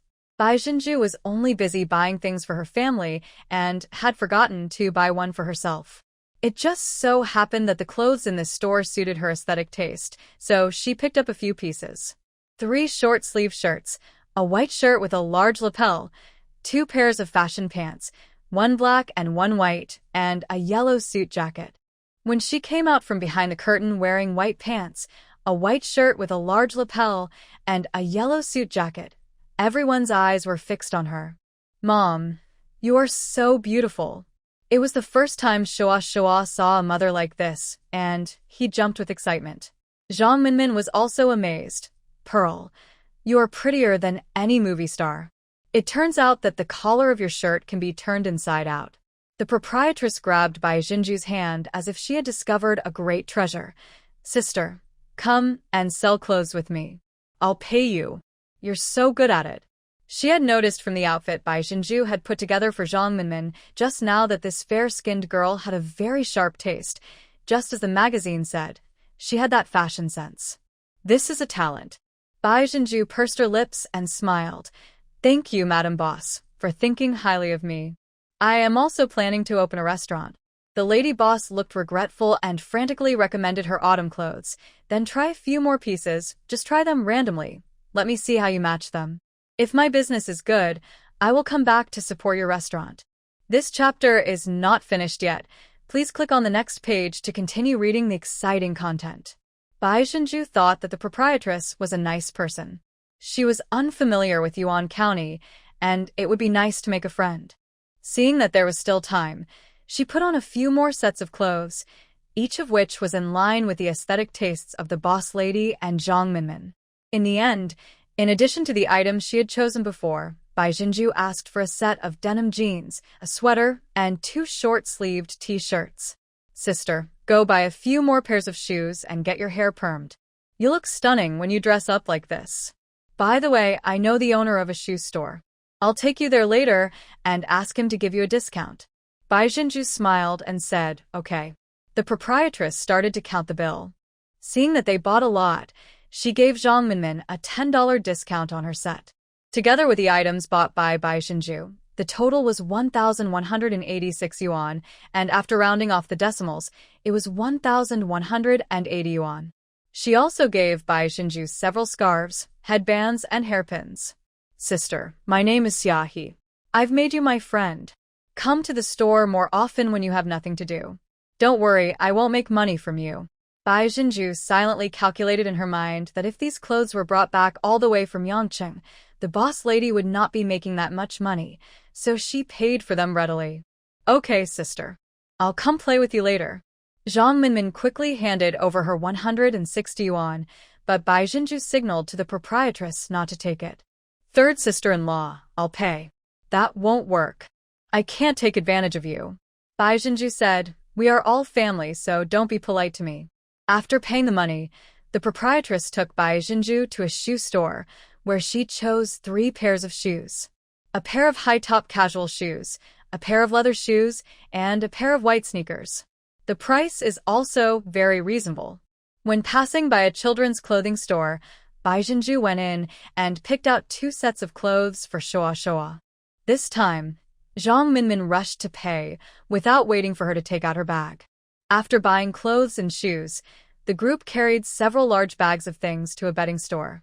This store was also introduced by Xiaohe, who said the boss would give a discount if I mentioned her name. It can be seen that Xiaohe is quite popular in the market. Bai Jinju chose 3 mattresses and 3 quilts. She brought 2 sets of sheets and quilt covers from home and bought 3 extra sets of 4-piece suits for replacement, as well as 3 pairs of pillows. There were no curtains on the upstairs windows, so she tore off a few feet of floral fabric and asked the landlady to make 2 curtains using a sewing machine. After negotiating the price and mentioning Xiaohe's name, the proprietress really gave me a dozen yuan discount. Coming out of the store, Zhang Minmin smacked her lips as she thought about how much Bai Jinju had spent today. Things in the county are really expensive. Pearls cost us a year's salary in one day. Bai Jingxi carried a quilt on his shoulders and said, Pearl is buying a new home, which will definitely cost a lot of money. Bai Jinju also said, things in the county are expensive, but being expensive has its advantages. Zhang Minmin agreed with this. Yes, for example, the clothes we bought are not available in town. Even the cotton used in this quilt is whiter than the cotton in the county. Passing by a store, Zhang Minmin went in and bought a big bag of snacks and milk powder for Shoa. She felt embarrassed to take advantage of Bai Jinju again, so she had to spend her money on Shoa and was so happy that Shoa almost stuck to her. It was not even 5 o'clock when they got home, and Bai Jinju and Zhang Minmin started cleaning the upstairs together. They mopped the cement floor until it was almost shiny. It's hot now, and it will dry in a moment. Then soak the newly bought sheets and quilt covers. At 5:15, the owner of the furniture factory and a young man brought the furniture that Bai Jinju bought. There were 3 grown men carrying the things, so Bai Jinju went to the next-door store and bought a bowl of fermented glutinous rice, cracked 3 eggs into egg drops, added sugar, and boiled a pot of fermented glutinous rice tea. By the time everyone had finished moving their things, the fermented glutinous rice tea had almost dried, and everyone drank a bowl. The furniture factory owner said that he had never seen anyone as polite as Bai Jinju. White Pearl smiled and said, we are acquaintances now that we have dealt with each other. Maybe we will cooperate again in the future. The boss drank the fermented glutinous rice tea in one gulp, wiped his mouth and laughed. Boss Bai is also a straightforward person. My name is Guiyongliang. From now on, just go to me for whatever you want. I will give you the wholesale price. Bai Jinju. Then it's settled. When my restaurant is officially open, Boss Gua and his sister-in-law will come over. I'll treat them. After seeing Boss Gua off, Bai Jinju and Zhang Minmin made the bed and hung up the curtains. There is currently only a bed, 2 bedside tables, and a desk in the small bedroom. Although it is simple, it is clean and tidy. The desk is placed in front of the window, with bright light. It will be nice for Shoa to do his homework here in the future. Zhang Minmin sat on the bed and sighed. This bed that costs several $100s is really comfortable to sit on, but money is hard to earn and hard to spend. Who doesn't want to live a good life? For young girls, beautiful clothes, exquisite jewelry, a spacious and bright house, and a family that looks respectable. This is what they want. But her monthly salary of more than 200 yuan is not a small amount. If she really wants to buy something big, she is always short of money. Bai Zhenju took a clean rag and wiped the table and windows and said sincerely, "Third sister-in-law, if you want to live a good life, you still have to do business." Zhang Minmin followed Bai Zhenju for a whole day today. Her eyes were dazzled, and her heart was also distracted. "But your third brother and I both have to go to work, so we can't do business." White Pearl said, "You can hire someone to look after the store." Bai Zhenju put the clothes she and Shoa brought into the big closet and also hung up the new clothes she bought today. Shoa was sitting on the bed reading a comic book, which was Journey to the West that Bai Jingxi had chosen for him today.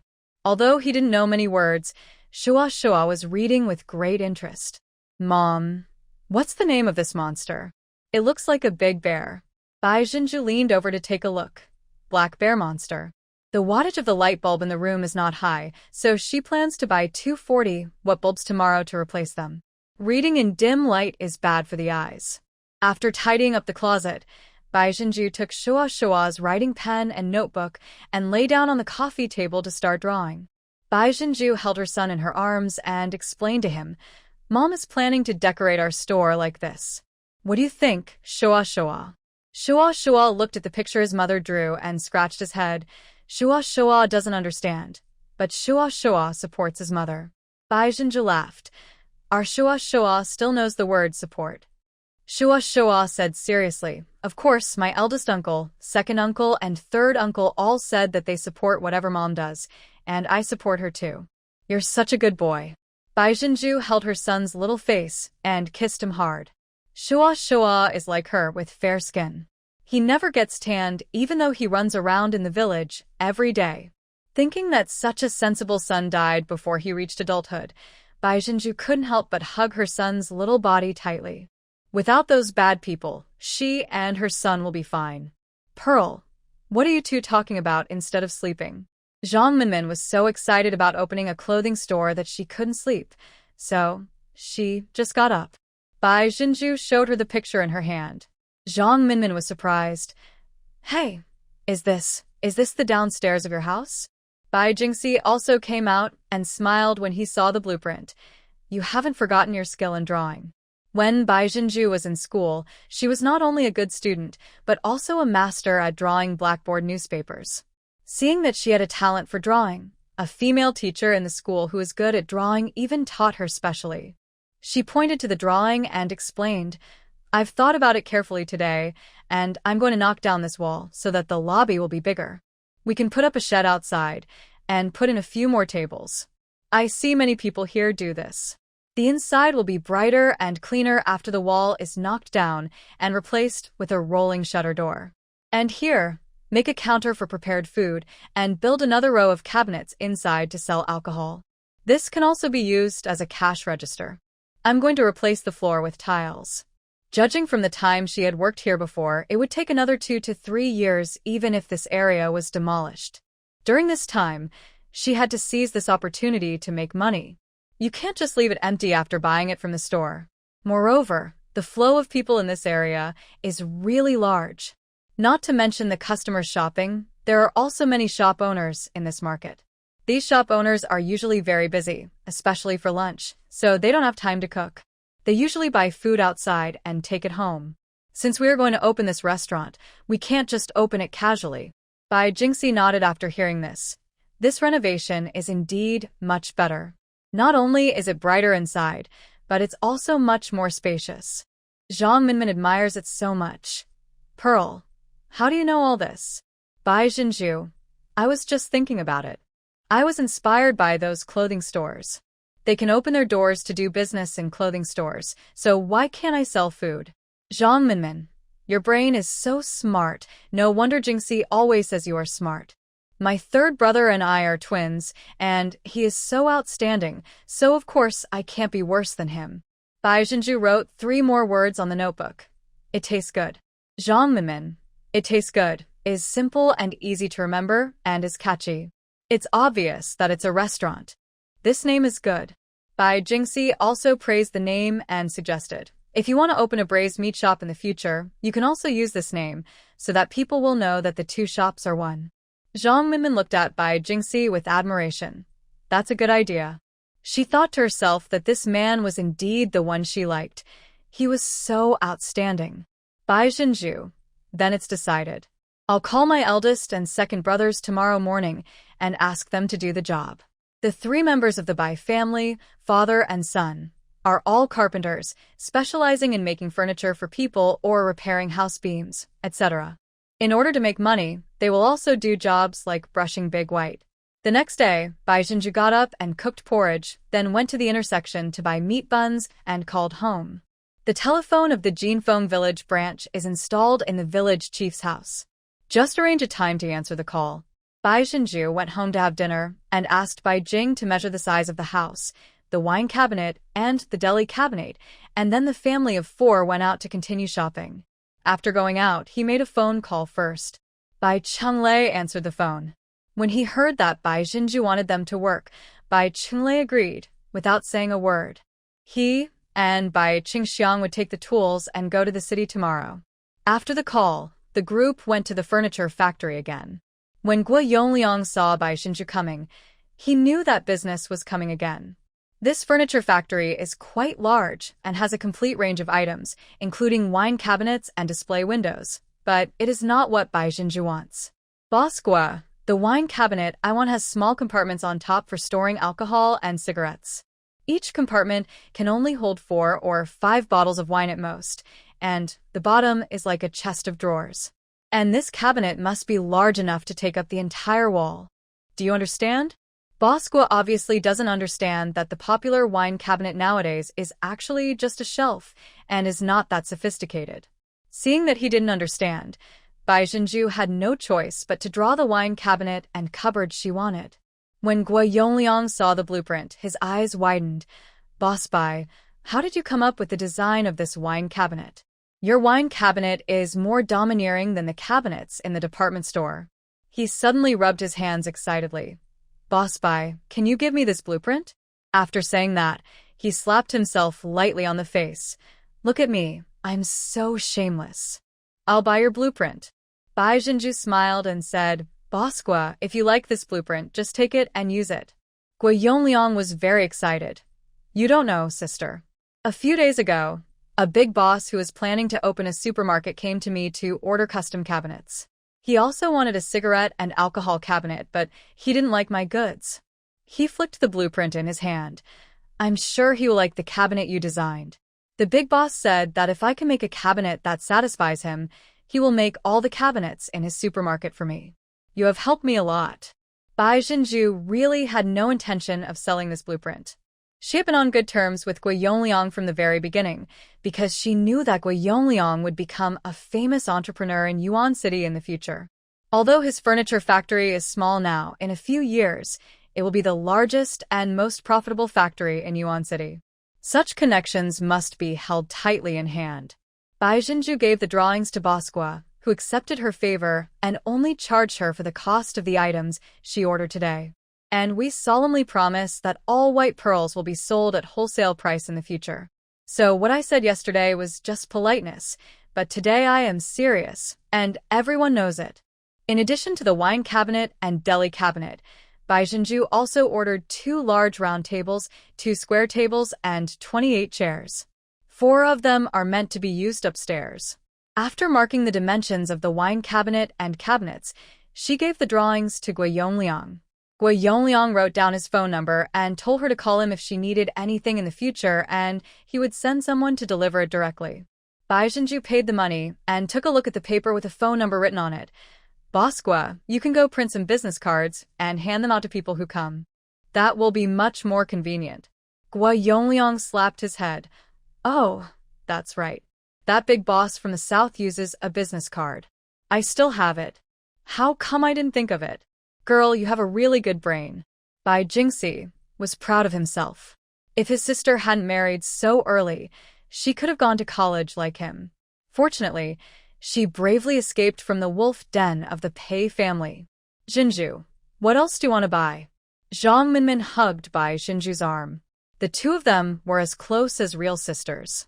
She found shopping with Bai Jinju so interesting and eye-opening. White Pearl thought for a moment. I also need to buy a refrigerator, a TV, and a ceiling fan.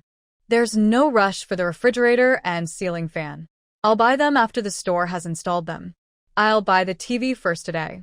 Oh, and a washing machine, too. These things are going to the department store. After spending 2 days in the county town, Bai Jinju has not seen any place that specializes in selling electrical appliances, but she remembers seeing a booming electrical appliance store called Gome Electrical Appliances when she was working in Yuan County. She guessed that Gome Electrical Appliances must have appeared by then, but had not yet developed to a small county like Yuan County.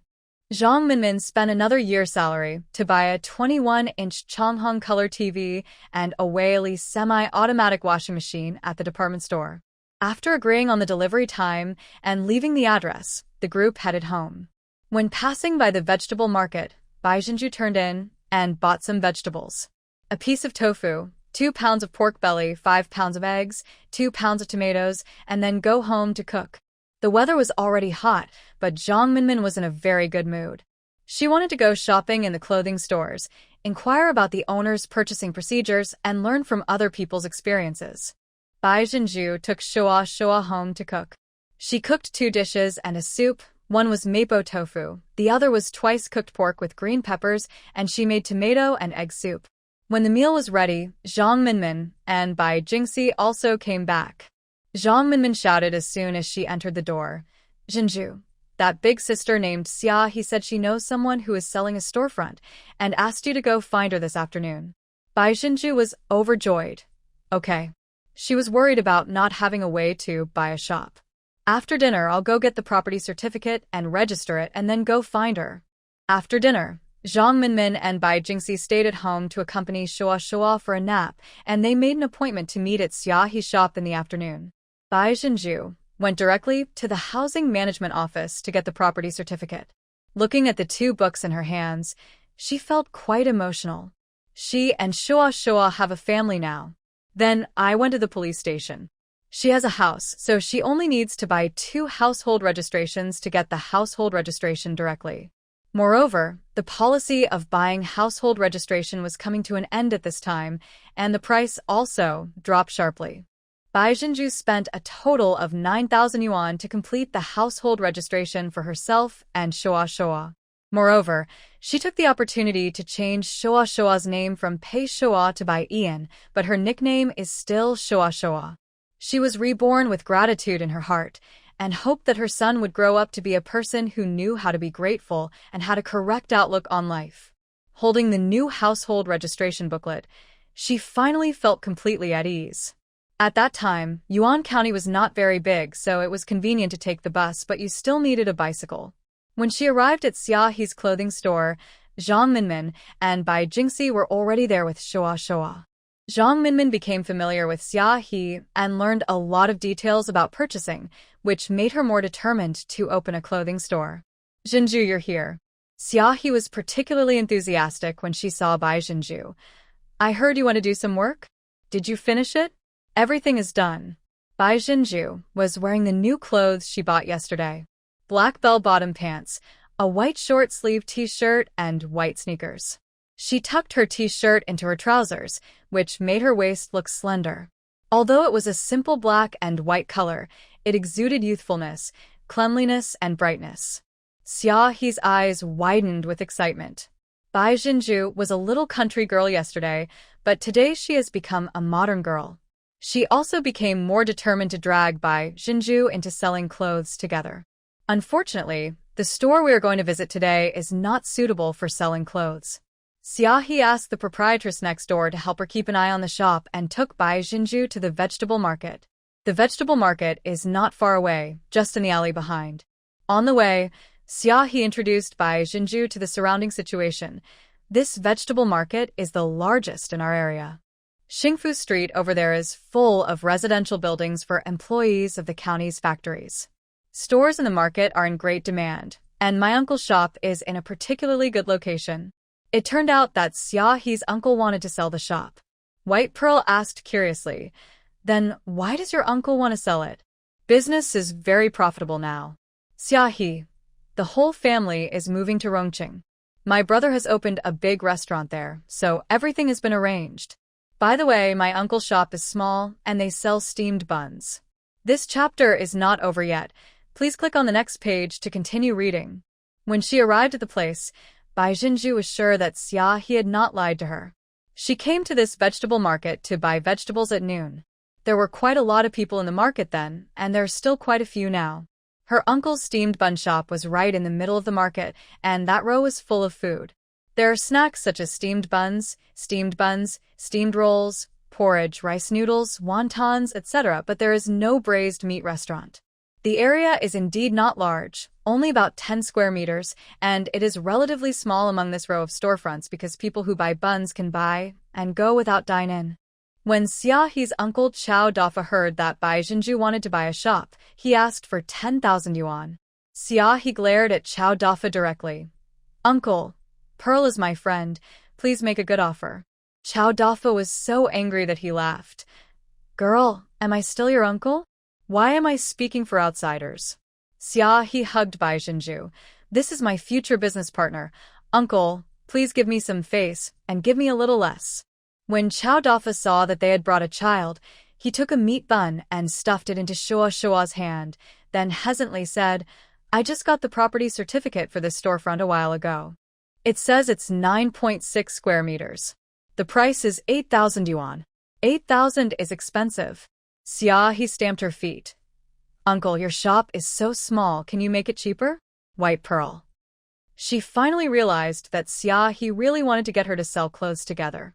Seeing that Chao Dafa was about to hit his niece with a rolling pin, Bai Jinju hurriedly stopped him. "Uncle, besides this shop, do you want to sell your house? You still want to buy a house?" Chao Dafa's eyes lit up. Bai Jinju nodded. "If you want to sell, I will buy it." Chao Dafa immediately said, "If you buy the house together, I'll give you a cheaper price." After saying that, he stopped doing business, closed the door, and took Bai Jinju and her group back home.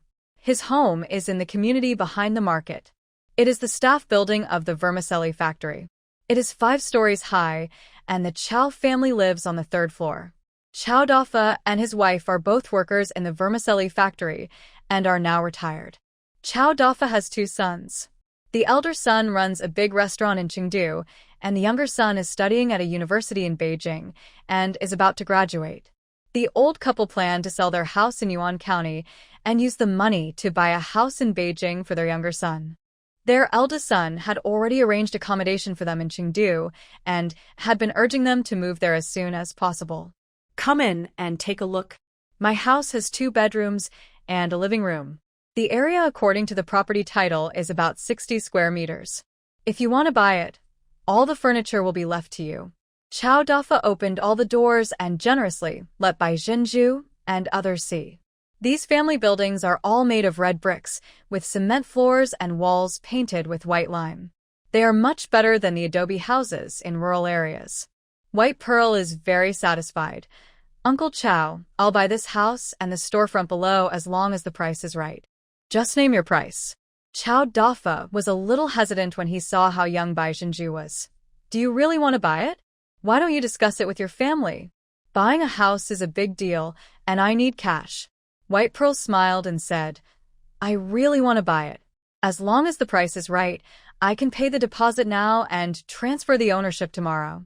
Chao Dafa hesitated for a moment. "Little girl, if you are sincere in buying it, you can give me 18,000 for this house and the shop below." This price is indeed not exaggerating, but it is still expensive, about 300 per square meter. Bai Jinju. "Uncle Chao, to be honest, I just bought a storefront in the market a few days ago to open a restaurant. The store is 2 stories high, and the sum of the 2 is bigger than yours. Let me make you an offer. I'll give you 15,000. 15,000? Chow Dafa glared. That's too little. It's obvious that your daughter is not sincere in buying it. White Pearl is still good-tempered. Uncle Chow, your house is old. I know that new houses on Huayang Road are only over 400 yuan per square meter. You know in your heart that the price I offered is really sincere, and it is also for Sister Xiaohe's sake. Seeing that Chow Dafa was still gloomy, Bai Jinju stood up. Uncle Chow, please discuss this with the ladies in the house. There aren't many people like me who can spend so much money to buy a house at once. I will buy your house and shop all at once, and you can pack up and go to Rongqing to reunite with your eldest son. Xiaohe was getting anxious beside her. Uncle, what Chinju said is right. The news of your house sale has been out for several days. Many people have asked about it, but no one really wants to buy it. And those people can't buy both the house and the shop at once. They either buy only the house or only the shop. Jinju bought them all at once. I can even get a discount when I sell a set of clothes. You can't give me a discount when buying the house, right? Chow Dafa thought about how his eldest son had urged him last night. He was very busy with his business, his daughter-in-law was about to give birth and needed someone to take care of her, and his eldest grandson also needed someone to take him to school. They were really anxious to sell the house. In fact, if the shop really wanted to be sold before, it would have been sold long ago because there were many people interested in it. But they thought that the shop was easier to sell than the house, so they were not in a hurry to sell the shop and could still sell buns for a few more days. Many new real estate projects have been opened in Yuan County. The rich have all gone to buy new houses, while the poor really have no money. Not only can they not afford the prices, they also cannot pay the full price of the house in one go. White Pearls are still the first house and shop to want them, but at this price. Girl, add some more. Bai Jinju shook her head. Uncle Chow, I really can't add more. Wait for Annie to come back and discuss it. I live in the market, next to the Fuxiang restaurant. Just as she was about to leave, a woman with curly hair walked in and glanced shrewdly at Bai Jinju and the others. You are. Xiaohe was a quick talker, and she spoke quickly. Aunt, look at how hesitant my uncle is. You still have to make the decision for this family.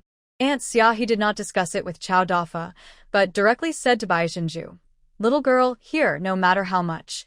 Just add some more. Bai Jinju thought for a moment and said, Annie, I can only add 600 at most. Aunt Xiaohe clapped her hands. 600 is 600, and there's no need for a deposit. We'll go directly to the Housing Management Office at 10 o'clock tomorrow to sign the contract and transfer the ownership. White Pearl, okay. Aunt Xiaohe breathed a sigh of relief.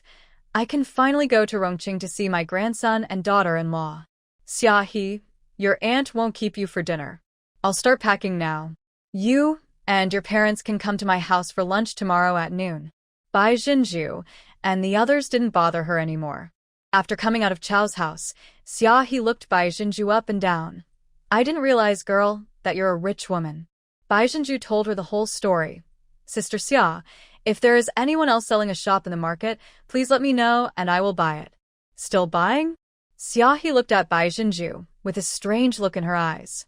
She had heard that some women these days rely on their beauty to be kept by rich old men, but Bai Jinju would not.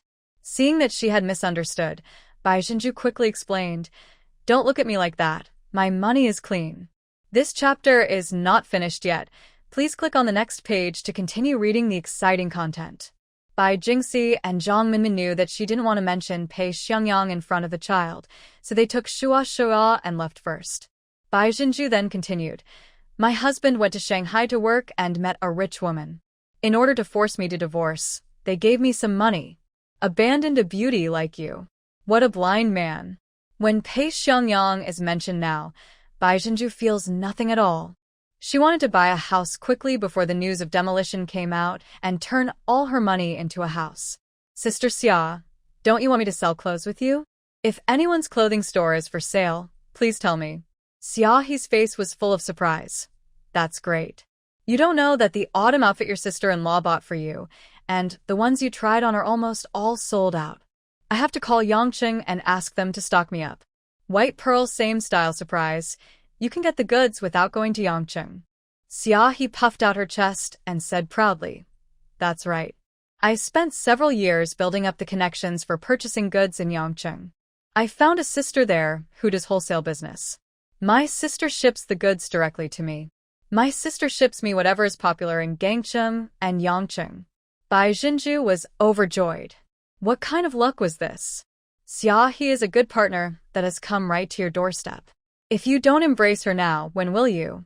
Sister Xia, as long as I buy a storefront, I will definitely start a clothing business with you. Xiaohe was suddenly extremely happy. The quality and styles of the clothes in her store are impeccable, but because they are expensive and she doesn't know how to match them, she has never been able to sell them at a good price. If Bai Jinju was willing to teach her how to match the items, she wouldn't mind sharing her sources with her. When the agreed delivery time arrived, Bai Jinju and her group returned to the restaurant.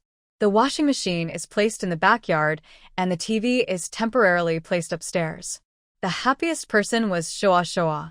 The Pei family also had a TV, a 14-inch black and white TV. But the TV has always been occupied by Pei Xiangming and Pei Wenyan, and everyone can only watch what they want to watch. Mom, I want to watch Sun Wukong, Black Cat Sheriff, and Calabash Brothers. Before Bai Jinju could speak, Zhang Minmin said, "Look, we Shua Shoa can watch whatever we want, but we can only watch for half an hour a day. Otherwise our eyes will be damaged." Shua Shoa was very obedient and nodded. "I understand, third aunt." After Zhang Minmin turned on the TV for him, he sat down on the sofa and watched it attentively. Zhang Minmin also said to Bai Jinju, "Originally, I only wanted to have a daughter, but if a son is as obedient and sensible as Shua Shoa and not so naughty, then a son would be nice too." She is an only child and has no idea about whether to have a boy or a girl. Her in-laws have no requirements either, so Zhang Minmin is living a very comfortable life now. It doesn't matter whether it's a boy or a girl. You and your third brother are both good-looking, so the child you have will definitely be beautiful too, said Bai Jinju. Zhang Minmin looked at Bai Jinju's fair face. If it's a daughter, it's better for her to look like her aunt. Su Yin said this every day, and Bai Jinju couldn't help laughing. Okay, if you and my second sister-in-law give birth to a daughter, she will look like me, and the whole family will definitely treat her like a treasure.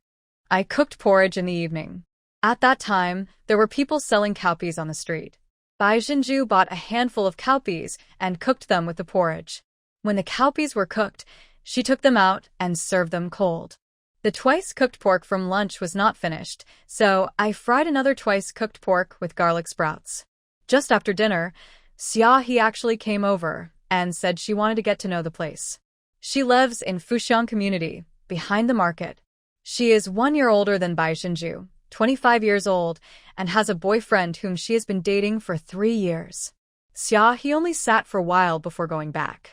The street lights in the market were not very bright, and there were a lot of floating population at the train station, so it was still worrying for a girl to go out at night. Bai Jinju and Bai Jingxi sent her to the gate of the community together. When she came back, Bai Jinju saw a grocery store with the lights on, so she went in and bought a bunch of things. Towels, slippers, enamel mugs for drinking tea, plastic cups for brushing teeth, etc. were all prepared for Bai Chenglei and Bai Qingxiang. Bai Jingxi watched her without stopping her. When they came out of the store, he took the item from Bai Jinju and said carefully, "Pearl, do you have any plans?" He has been watching Bai Jinju's actions these past 2 days. She bought so many shops and houses. Bai Jinju is alone, and she can't handle it all by herself even if she opens a shop. He had doubts before, but he just thought that Bai Jinju was in a bad mood because she had just divorced, so his sister could do whatever she wanted, and as a brother, he just needed to support her silently. But when Bai Jingxi heard that Bai Jinju wanted to buy a shop, she could no longer ignore it.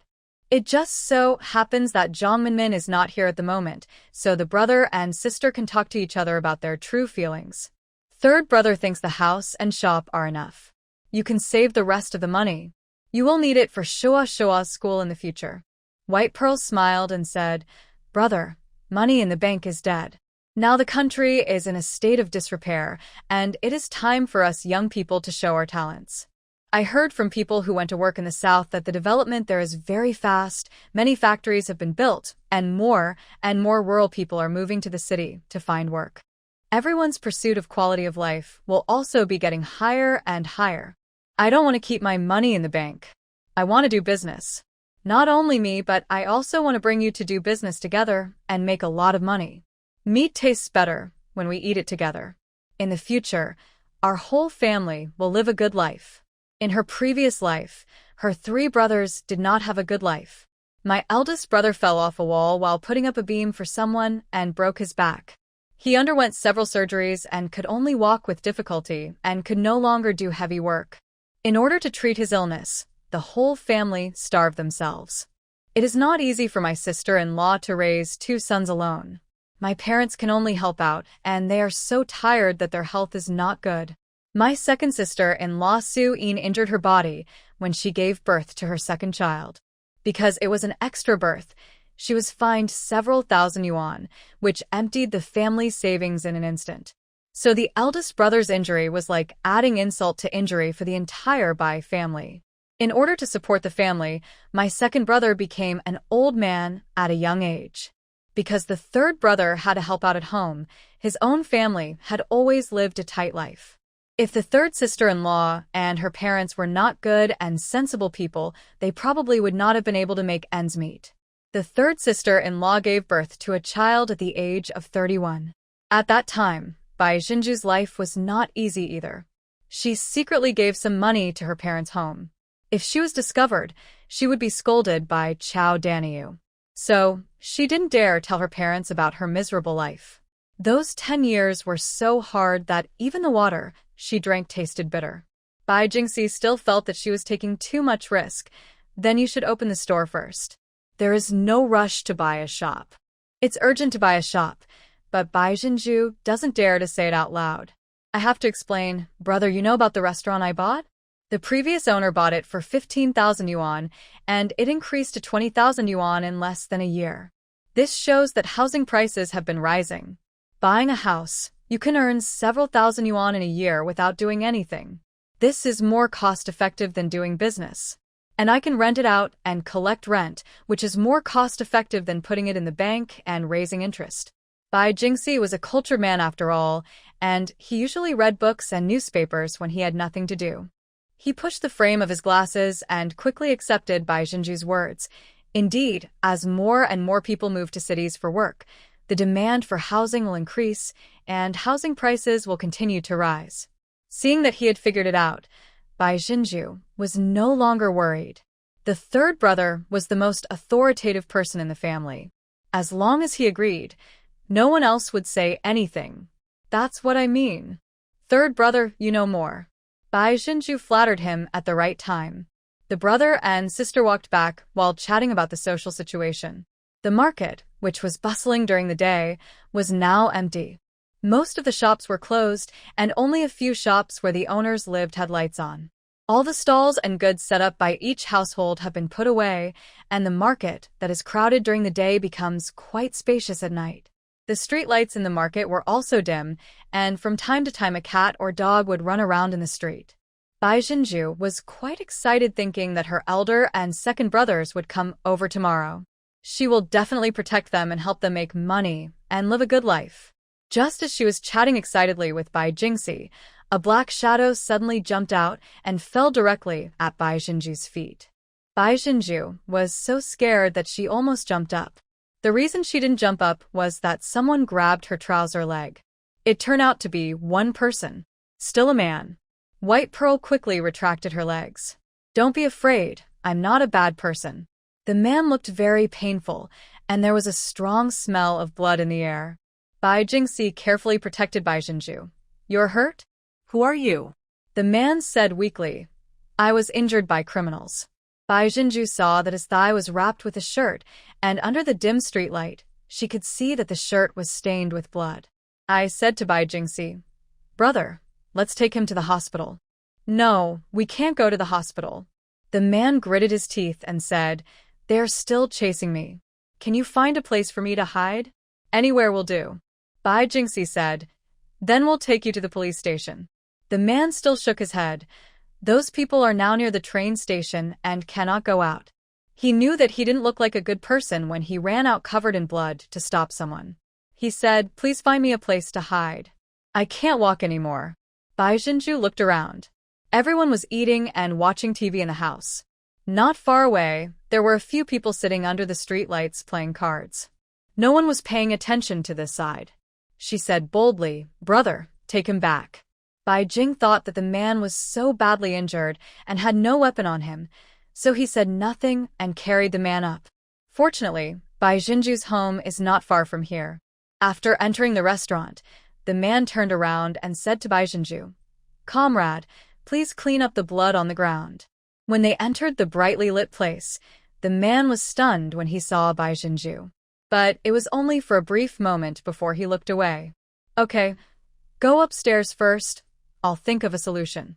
Bai Jinju thought about how every year when they slaughtered the New Year pig, their family would deal with the pig blood on the ground directly by flushing it with water, so she went to the backyard and fetched a large bucket of water. By the time she had washed away the blood, the man had already been placed on the sofa by Bai Jingxi, and she knew his identity. This man is called Hua Zheng. He is a soldier and is carrying out a secret mission. Bai Jinju noticed that he had a layer of calluses on his palms, and her vigilance immediately disappeared by a large margin. She quickly poured a glass of warm water. "Comrade, drink some water first." Bai Jingxi frowned.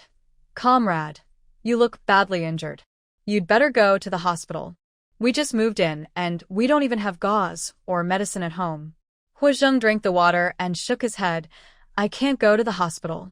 Those people will definitely search the hospital if they know I'm injured.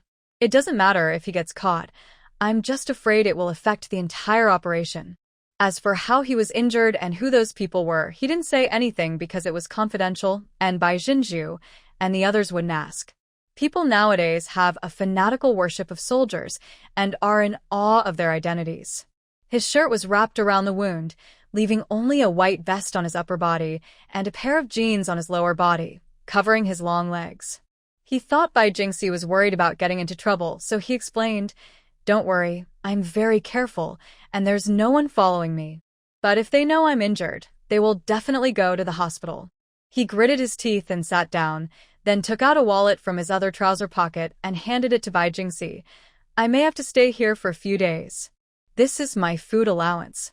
I would also like to trouble you to buy some medicine for me tomorrow." He knew the severity of his injury. His tendons and bones were not damaged. It was just a flesh wound.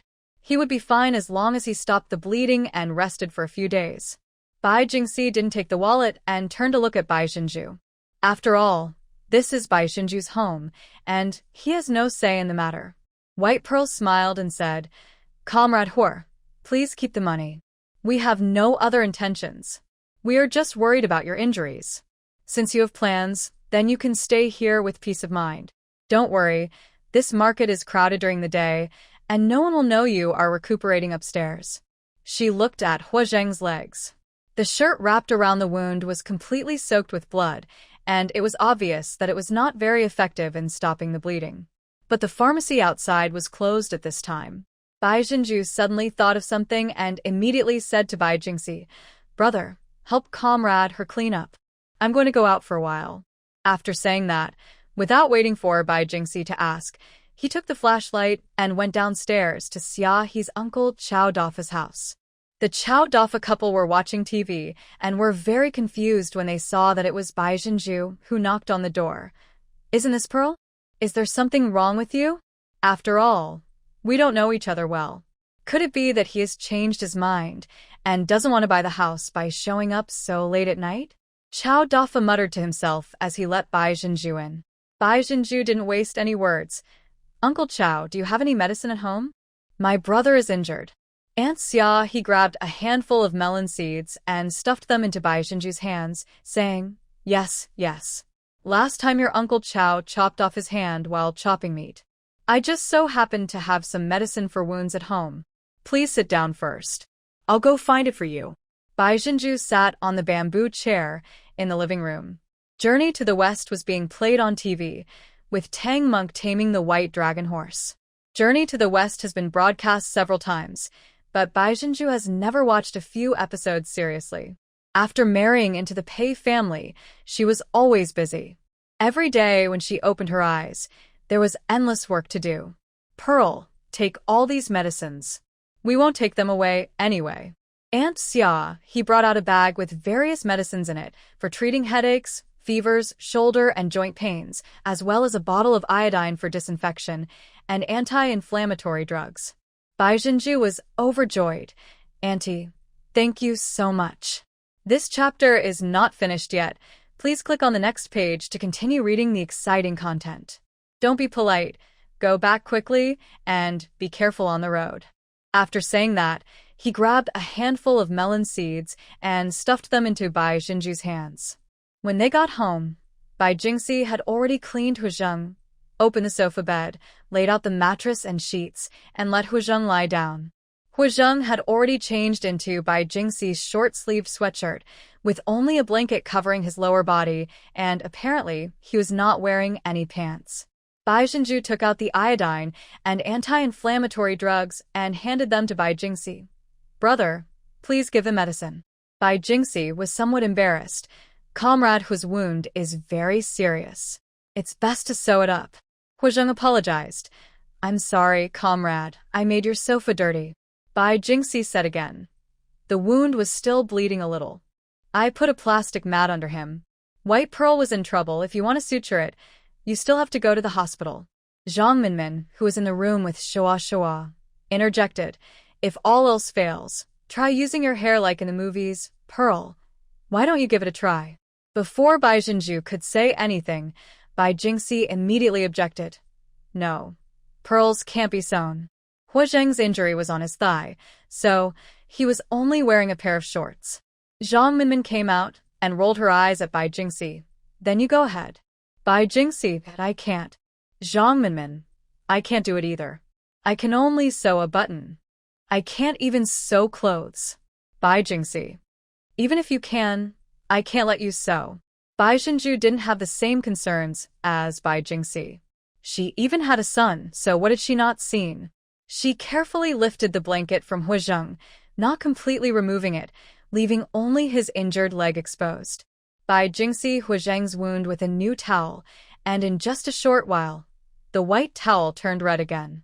Moreover, Huizheng also had symptoms of excessive blood loss, and his lips were pale. Comrade Hua, I dare to sew it for you, but I don't know if I can use my hair. Hair is too thin, and it doesn't look strong. Huizheng didn't expect that Bai Jinju really wanted to sew for him. He was somewhat surprised. This woman was extremely timid, but his wound really needs stitches and the bleeding won't stop, so keeping him like this is not a good idea. It would be fine if we have silk thread, Huizheng said. He regretted it after he said it, because silk fabrics in those days were not only scarce but also very expensive, and ordinary families generally did not have them. Bai Jinju was delighted. Is the silk thread okay? Then wait a little longer. Seeing that she actually had silk thread, Huizheng didn't say anything. Not good. Bai Jinju went back to the bedroom and soon came out with a silk scarf. This was sent to her by Pei Xiangyang the year she gave birth to Shua, saying that it was used by wealthy families in Shanghai. She tore it down without any regret. He also asked Bai Jingxi to bring up bowls, candles, and white wine. She first scalded the bowl with boiling water and then poured some iodine into it. She soaked the 2 longest silk threads that she had removed into the iodine. Bai Jingxi was burning the sewing needle with a candle nearby. She first gave Huizheng some anti-inflammatory medicine and then carefully untied the towel on Huizheng's legs. The wound was more serious than Bai Jinju had imagined. It looked like it was stabbed with a dagger. The bad guy also scratched it when he pulled out the knife, causing the wound to be not only deep, but also very long. To be injured like this, he must have been in close combat, but he didn't even make a sound. Bai Jinju tied a silk scarf around her face to prevent saliva from flying into the wound when she spoke. Then he washed his hands over and over again with white wine, even under his nails, and finally rubbed his hands again with iodine. Huizheng could see that she was really conscientious in disinfecting.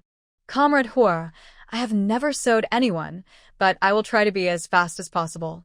Please bear with me. Hu Zheng was surprised when he heard her say this. Have you ever sewn any other living thing? Bai Zhenju used clean cotton to dip in iodine to disinfect the wound, saying, I once sewed up a dog at home. It had a fight with another dog and a piece of flesh on its neck was almost torn off. It healed within a few days after I sewed it up. Hu Zheng. She said it sincerely, and I wonder if it was to make Hu Zheng believe in her craftsmanship. But Hu Zheng was not comforted and felt strange. The expression on Bai Zhenju's face dimmed. The dog was raised by Shua Shua, who brought it back from a relative's house. It was Shua Shua's playmate. When the dog was injured that time, Chao Daniu asked Old Man Pei to kill the dog and eat the meat. Shua Shua hugged the dog and cried for a long time until she went home and kept the dog. But last month, Chao Daniu insisted that the dog had stolen the eggs at home, so she asked Pei Xiangming to beat the dog. The dog's hind legs were broken, and the dog ran away with the broken leg.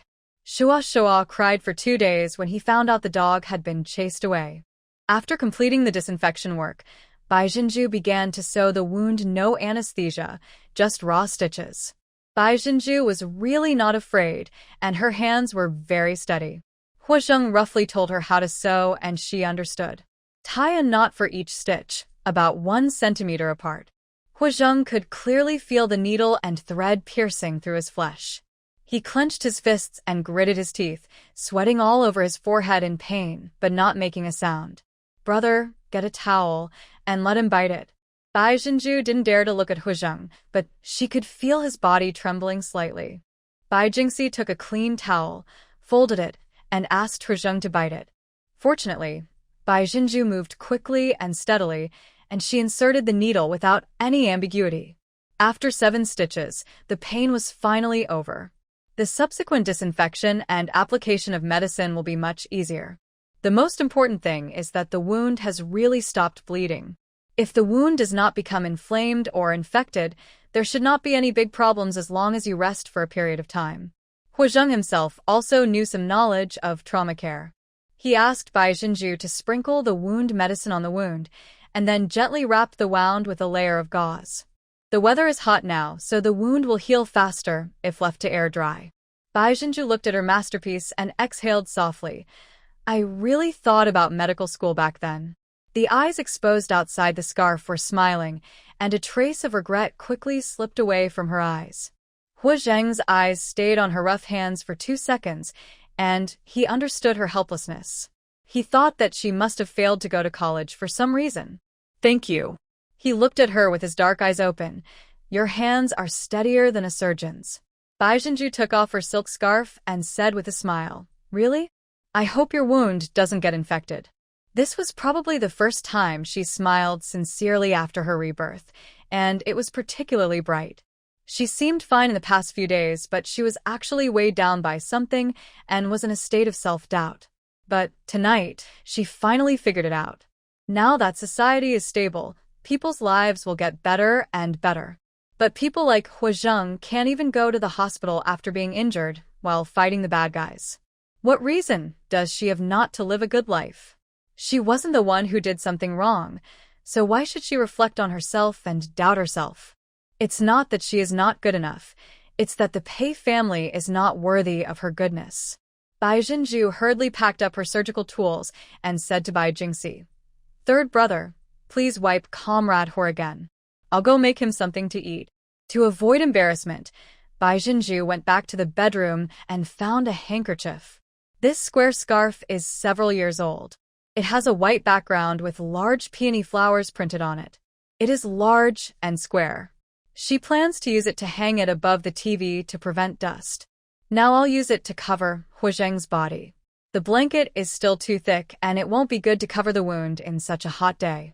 With the key parts and injuries covered by the scarf, Hu Zheng indeed felt much more at ease. After Bai Zhenju had packed up, she went downstairs to make him something to eat. She also took away his changed clothes and the blood-stained towel. Not long after, Bai Jingxi brought up a bowl of eggs stewed with brown sugar and red dates, with red wolfberries floating on top. This is exactly the standard for confinement. This chapter is not over yet.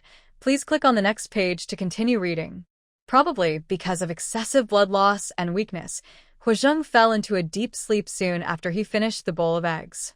When I woke up, it was already bright outside. When Huizheng opened his eyes, he saw a fair-skinned little boy staring at him with a pair of black eyes blinking. Seeing that he woke up, Shua quickly shouted into the bedroom. "Third aunt, uncle is awake." Zhang Minmin came out of the house, knitting a sweater, and said with a smile, "Comrade, are you awake? Are you hungry? There's food left for you on the stove." After saying this, he instructed Shua, "It's convenient to take care of uncle. Aunt will be back soon." Okay. Huizheng was wondering what convenience meant when he saw the little boy pick up a plastic bottle from the side, skillfully lift up the square towel on his body, and pull down his underwear. No, several cracks. His injuries really weren't that serious. After peeing, Huizheng put on his underwear without waiting for the little guy to do anything, and pulled the blanket beside him to cover himself. Huizheng coughed and said, "Put it down quickly. It's unhygienic. Go wash your hands. If you want to, just hold it in. My first and second uncles will be here soon." "I don't want to," Huizheng said stiffly. "Thank you." Shua smiled and said, "You're welcome. Mom said you are a great hero." Huizheng finally realized something was wrong. This child called the couple from last night uncle and aunt. "So, your mother is..." "My mother's name is White Pearl. She's the one who sewed your wound." Huizheng was a little surprised. Bai Jinju looks so young, but it turns out her son is already this big now. Bai Jinju was very busy in the morning, so she went to the bank to withdraw money first. The more than 40,000 yuan she had before was almost gone. She spent 20,000 yuan on buying a storefront, 9,000 yuan on registering her household registration, and then several thousand yuan on buying furniture, appliances, clothes, and all kinds of miscellaneous items. No matter what time it is, money is really hard to spend, so you have to work hard to make money. After withdrawing 20,000 yuan from the bank, Bai Jinju went straight to the housing management office. The contract was signed, payment was made, and the property was transferred. Everything went smoothly. Aunt Xia, he held Bai Jinju's hand, very grateful. "Thanks to you for buying all my house and shops. My son called me again last night to urge us to do it. We will take a bus to Chengdu this afternoon. Here is the key to the house." Bai Jinju took the key and thought that this house was bought at the right time, as her elder and second brothers would have a place to stay at night. "Auntie, I wish you and Uncle Chow a safe journey. I'll ask my third brother to help you move your things this afternoon." Aunt Xia, footsteps were heard in the stairwell. Bai Qingxiang brought up a small table, followed by Bai Jinju, who was carrying a large enamel tea tray. There were 4 bowls on the tea tray, 1 bowl of rice, and 3 bowls of vegetables. The small table was bought by Bai Jinju at the grocery store when she came back. It was a small table with low legs, which could be placed on the sofa to serve as a dining table for Huizheng. Huizheng was quite embarrassed. "I can go down and eat."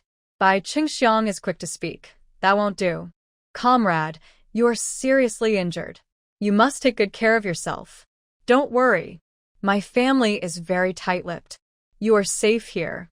Bai Jinju put the food on the table and asked him, "Comrade Hu, do you need to call your family or workplace to let them know you're safe?" Huizheng, "Thank you, no need to call. He left clues at the train station last night. His comrades must have begun to deploy according to his instructions. Now he just needs to hide, recuperate, and not go out to cause trouble." Bai Jinju and Bai Qingxiang knew that the military's actions had to be kept secret, so they didn't ask any further questions. "Then you eat first." Bai Jinju said, "There is a clinic outside the market. If you feel uncomfortable, just tell me and I will go and invite the doctor back." Huizheng nodded and thanked him. "Thank you, Comrade Bai." Bai Jinju took Shua downstairs to eat. Huizheng looked at the food on the small table. It was quite sumptuous. A bowl of roast chicken with potatoes, a bowl of cold eggplant, and a bowl of fish soup. This fish soup was specially made by Bai Jinju for him to supplement his nutrition. Bai Jinju thought that Huizheng had lost so much blood and must need some tonic, so after lunch, she wore a straw hat and went to the market, bought 2 pigeons, and cooked them in a casserole over low heat. Then he rode a tricycle and went to the place where building materials were sold with Bai Chunglei and Bai Qingxiang. This was the place she had asked Gui Yongliang about. It was a rather shabby-looking building materials yard on the outskirts of the city. Bai Jinju originally planned to lay floor tiles. In the millennium, she had seen restaurants in the city with terrazzo floor tiles, which looked clean and tidy. This building materials factory also has floor tiles, but the colors and patterns are not as bright as the ones she saw, and the colors are darker. When I asked the price, I found out that one brick cost 10 yuan, which means the restaurant would charge 140 yuan, which is 1,400 yuan. Bai Chunglei smacked his lips and said, "This is too expensive." The boss followed suit. "It's not expensive. There are more expensive ones and cheaper ones. But if you run a restaurant, you can just lay cement. There's no need to lay these bricks. These are bought by rich people to lay bricks at home." Bai Jinju thought so too.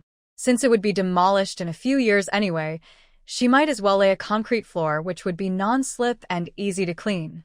So she bought 1 cubic meter of gravel and sand, 10 bags of cement, and 200 kilograms of lime, spending a total of 350 yuan. I paid the money, left my address, and arranged for delivery tomorrow afternoon. I still have to clean up today. The hotel was originally paved with red bricks, but because it had been there for a long time, the ground was uneven and not moisture-proof. All these bricks need to be shoveled away, and Bai Chunglei said it would only take half a day. After returning, Bai Chunglei and Bai Qingxiang started to work. They moved all the tables and chairs to the backyard, and then began to lay bricks. Most of the bricks used for paving the floor were still intact, so the owner of the grain, oil, tobacco, and alcohol store next door came over and asked if they still wanted those bricks. Bai Jinju said she doesn't want it anymore, and whoever wants it can come and pick it up. Then the owner of the grain and oil store came with his 2 half-grown sons to help with laying bricks. The land was not very big to begin with, but the 3 brothers of the Bai family, together with the father and son next door, laid all the bricks in a short while. They also helped to deliver the bricks to the next door, as his family was planning to build a bathroom in the backyard. It was not yet dark when they finished their work, and Bai Jinju and Zhang Minmin had already prepared dinner. In the evening, Bai Jinju cooked pumpkin and mung bean porridge. She bought a bunch of leeks, made some leek omelette, mixed some cold cowpea, and heated up the leftover chicken from lunch. Hua Zheng's meal was for the wounded, a large bowl of pigeon stewed with white peony root, with both the meat and the soup, for pancakes, and a plate of cold dishes. He ate a few meals here and found that Bai Jinju's cooking skills were really good. No wonder she wanted to open a restaurant. But he had been lying in bed all day, and his only activity was going downstairs to the bathroom. He was not hungry at all, and he was full after eating pigeon soup and cold dishes. It was still early after dinner, so Bai Jinju took some clean sheets and quilt covers and took Bai Chunglei and Bai Qingxiang to the staff building of the vermicelli factory. The vermicelli factory is one of the main industries in Yuan County. There are 4 residential buildings in total, and the community is named Xingfu Community. The house Bai Jinju bought was room 303. Uncle Xiaohe's family had all moved out, and almost nothing in the house had been moved, except for the pots and pans in the kitchen. Only the TV and washing machine were gone. After all, they were big items, so it was normal for them to deal with them. All the large items in the bedroom, such as the bed and wardrobe, are still there. Even the quilts and mattresses are kept, and there are some old clothes that the old couple no longer wear left in the wardrobe. Xiaohe said that her eldest cousin made a lot of money doing business in Chengdu, and he bought a new house for the old couple in the community where they lived. He had prepared everything and was just waiting for someone to come over. Bai Qingxiang's face was full of surprise. "Pearl, do you want to give us this house to live in?" Bai Jinju changes the bed sheets and quilt covers skillfully. "Yes, there are just 2 rooms. When the eldest sister-in-law and the second sister-in-law come over, you can live here and take care of each other." Bai Chunglei said hurriedly, "I think the bed sheets and quilt covers are quite clean. No need to change them." Bai Jinju changed her bed sheets to new ones, which had big peony flowers printed on them and looked particularly beautiful. "You don't mind others using it, but you still have to wash it again." Bai Chunglei laughed twice. "This chapter is not over yet. Please click on the next page to continue reading. I don't mind. These are all good. What's there to be disgusted with? Then he said to Bai Qingxiang, second brother, you and your sister-in-law should live in the big bedroom. We will have a baby in the future, so it will be more spacious. Bai Qingxiang didn't bother to be polite with his elder brother. He took the sheets and quilt covers and changed them himself in the big bedroom on the other side. The house is very clean, and there is nothing to clean. Bai Zhenju also explained to them how to use water, electricity, and gas. The balcony was full of honeycomb coal, and there were 2 honeycomb coal stoves. There was also a gas tank in the kitchen. It was more convenient to boil water and cook with a gas stove in the summer. Bai Qingxiang sighed again and again. This city is so convenient, and it has easy access to water. No wonder the people in the city are so clean and tidy. Bai Zhenju said, you can take your clothes to the restaurant to be washed. I bought a washing machine. Bai Qingxiang waved his hand. Just rub summer clothes casually, it's no trouble. She reminded her brothers again of the precautions regarding the gas tank, changed the lock, and left 2 keys to her 2 brothers. Then Bai Zhenju returned to the restaurant with the changed sheets and quilt. The next day, Bai Zhenju got up early in the morning and went to the market to buy a 15-pound pig's head, 3 chickens, and 3 ducks. The restaurant will take a few days to set up, so she will start opening the braised meat shop today. This first day was a trial run, and the weather was too hot to keep things going, so she didn't dare do too much. There is no braised meat shop in the market, but there are some selling it on tricycles. In the morning, Bai Zhenju was making braised meat at home. Except for an old hen left for making soup, all the other ingredients were prepared and braised. She was braising the meat at home while Bai Qinglei and Bai Qingxiang went to the store to sort it out. Bai Jingxi went to find the sign maker and had 2 signs made to order. She had already found time to get the business license and health permit for the braised meat shop and restaurant, so she could just hang them up today. The aroma of the braised meat soon spread throughout the upstairs and downstairs. People these days still crave meat, especially children. If someone in the military compound stews braised pork, all the children in the compound will make a fuss. But Shua, who was lying on the small table writing, was not like this. He was writing, as if he didn't smell the fragrance downstairs. After finishing a page, he showed it to Huizheng. Uncle, I'm done writing, can I play for a while? Huizheng took the notebook and took a look at it. He wrote numbers 110 on 1 line each, filling up the entire page. His handwriting was quite neat, better than that of the first graders of his relatives. Okay, go have fun. Huizheng took his pen, wrote a 100 in the lower right corner, and drew 2 horizontal lines below it. Shua knew that this meant a perfect score, and he was so happy that he ran downstairs to ask his mother for praise. Mom, my handwriting got 100 points. My uncle checked it. The meat of the white pearl has been braised and is still soaking in the pot to absorb the flavor. She took 4 eggs from the pot and put them on the plate, praising him. That must be because Shua's handwriting is good, so Uncle gave Shua a perfect score. Come, bring this egg over and eat it with Uncle. Shua looked eagerly. Mom, can I go to the next door to play with my brothers? Bai Zhenju fished out 2 more braised eggs. Sure, you can take this egg and eat it with your brothers later. Shua took an egg from the plate and put it together with the other 2 eggs. I'll eat with my uncle first and then with my brothers. Bai Zhenju ignored him. It's all right, you decide for yourself. When Bai Qingxiang and Bai Qinglei came back, the 2 brothers put the braised meat and the pot on the tricycle and drove it directly to the store. Bai Zhenju went to buy 2 chopping boards, some disposable lunch boxes, chopsticks, scales, plastic bags, toothpicks, etc. When she arrived at the store, Bai Zhenju boiled the chopping board to disinfect it. Uncle Xia, he left all the stoves in the store to her. The biggest one was just right for the big barrel pot she bought. There were also 2 long tables, a large chopping board, and 2 chairs. The steamer for steaming buns was disposed of by them, and the white pearls were of no use. She did not plan to sell buns. Bai Zhenju cut a piece of pork head and chopped half a duck, and placed everything on an enamel tea tray. There was also some chili powder she made herself on the tea tray, which could be dipped in the pig's head. As soon as she put out the enamel plates, the lady selling noodles next door came over and asked, "Sister, you bought Lao Chao's shop. Do you sell braised meat now?" "It's good to sell braised meat, and there is no competition with her." White Pearl smiled and said, "Yes, sister. Can you try my cooking skills?" "That's embarrassing." The rice noodle shop owner waved her hands. "That's meat. How can you just taste it?" Bai Jinju pulled her over directly. "Just think of it as helping me try out the food." The elder sister then picked up a piece of pork head with a toothpick, and Bai Jinju hurriedly reminded her to dip it in chili powder. "Your way of eating is quite fresh. Nowadays, most people buy pig head meat and eat it cold. It is the first time to see it dipped in chili powder. This is also the way of eating that Bai Jinju saw by chance after the millennium. She has just tried it at home, and the taste is indeed very different from the cold mixed pig head meat." The rice noodle shop owner tried it and nodded repeatedly. "It's delicious. The cooking time of your braised pork head is really good. It's not too mushy, but it's full of flavor.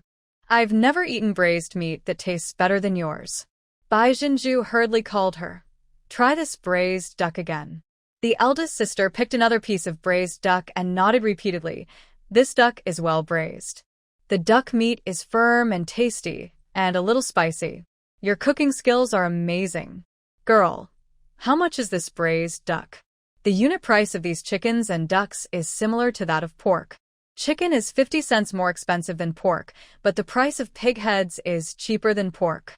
Bai Jinju had negotiated a price with the butchers and chicken and duck sellers in the morning, and she got it at wholesale price. Pig heads cost 1.8 yuan per pound, and chickens and ducks cost 3 yuan per pound, which is 20 to 30 cents cheaper than retail prices. The price of white pearl is similar to that of the hotel. "Sister, braised duck and chicken are both 7 yuan per pound. Pig head is 6 yuan per pound. Pig ears and pig tongue are 8 yuan per pound. These 2 days are a trial operation, and everything is 20% off. The price is reasonable, a little more expensive than that sold on tricycles, but cheaper than in restaurants, so it is acceptable. The key is the taste, which is no worse than that of a big restaurant." "Do you still have braised chicken?" asked the elder sister. Bai Qingxiang took a braised chicken out of the pot, drained the soup, and then put it on the chopping board.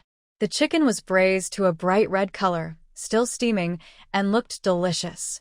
"I want some chicken too." The eldest sister said it would be too much if we buy everything. Bai Jinju said, "Sister, we can make a platter if you want." The eldest sister thought that she was busy in the store all day and now she had made some money, so she might as well buy some braised meat for the children and the elderly at home to let them try it. "Then you can give me 1 pound of pork head meat and cut 1 pound of pork head meat. It should be fatter, as the elderly like to eat it." "Okay, I'll cut the fattest piece for you." Bai Jinju moved skillfully, and it was obvious that she worked often. Her knife skills were also excellent, and she chopped the chicken without any residue. After weighing, they were neatly stacked in disposable lunchboxes, with pork heads and chicken and duck placed in 2 separate boxes and a large spoonful of chili powder next to them. The eldest sister looked at it and said, "This lunchbox is not cheap. You won't charge extra for it, right?" "My lord," Bai Jinju put the lunchbox into a plastic bag and handed it to her. "Neither the lunchbox nor the chili powder are free. They are given to you as a gift." The eldest sister laughed and said, "You are really particular. You can buy one as a gift for relatives. Calculate the total price." Bai Jinju used a calculator to calculate. "After the discount, it's $10 and $40. Just give $10. Then he chopped off the chicken and duck heads, put them in a plastic bag, and stuffed them into a big bag. "Give this to the children to chew on." "Oh, how can I be so embarrassed?" The elder sister took out 10 yuan from her waist bag and handed it to him. "I know how to do business. I wish you a prosperous business." "Thank you for your kindness, sister. We will be neighbors from now on and make a fortune together." The other person walked away with the braised meat and smiled. Bai Qingxiang sighed. It's still the city people who are willing to spend money. A serving of braised pork costs 10 yuan, and now only businessmen can afford it. Ordinary working-class people certainly can't afford it. Those with better conditions can buy a pound or half a pound of braised pork to satisfy their cravings, while those with average conditions would rather buy the meat and cook it themselves. But Bai Jinju knows that everyone's lives will get better and better. It was the time when everyone was preparing to buy groceries and make lunch. Seeing that there were free tastings here, many people came over curiously to try them. The braised meat at this newly opened shop tastes great. It's currently offering a 20% discount during its trial run, and they also give away free seasoned chili powder. I don't know how they make the chili powder, but it tastes really good when dipped in pork head. Many people will buy a pound or half a pound of it.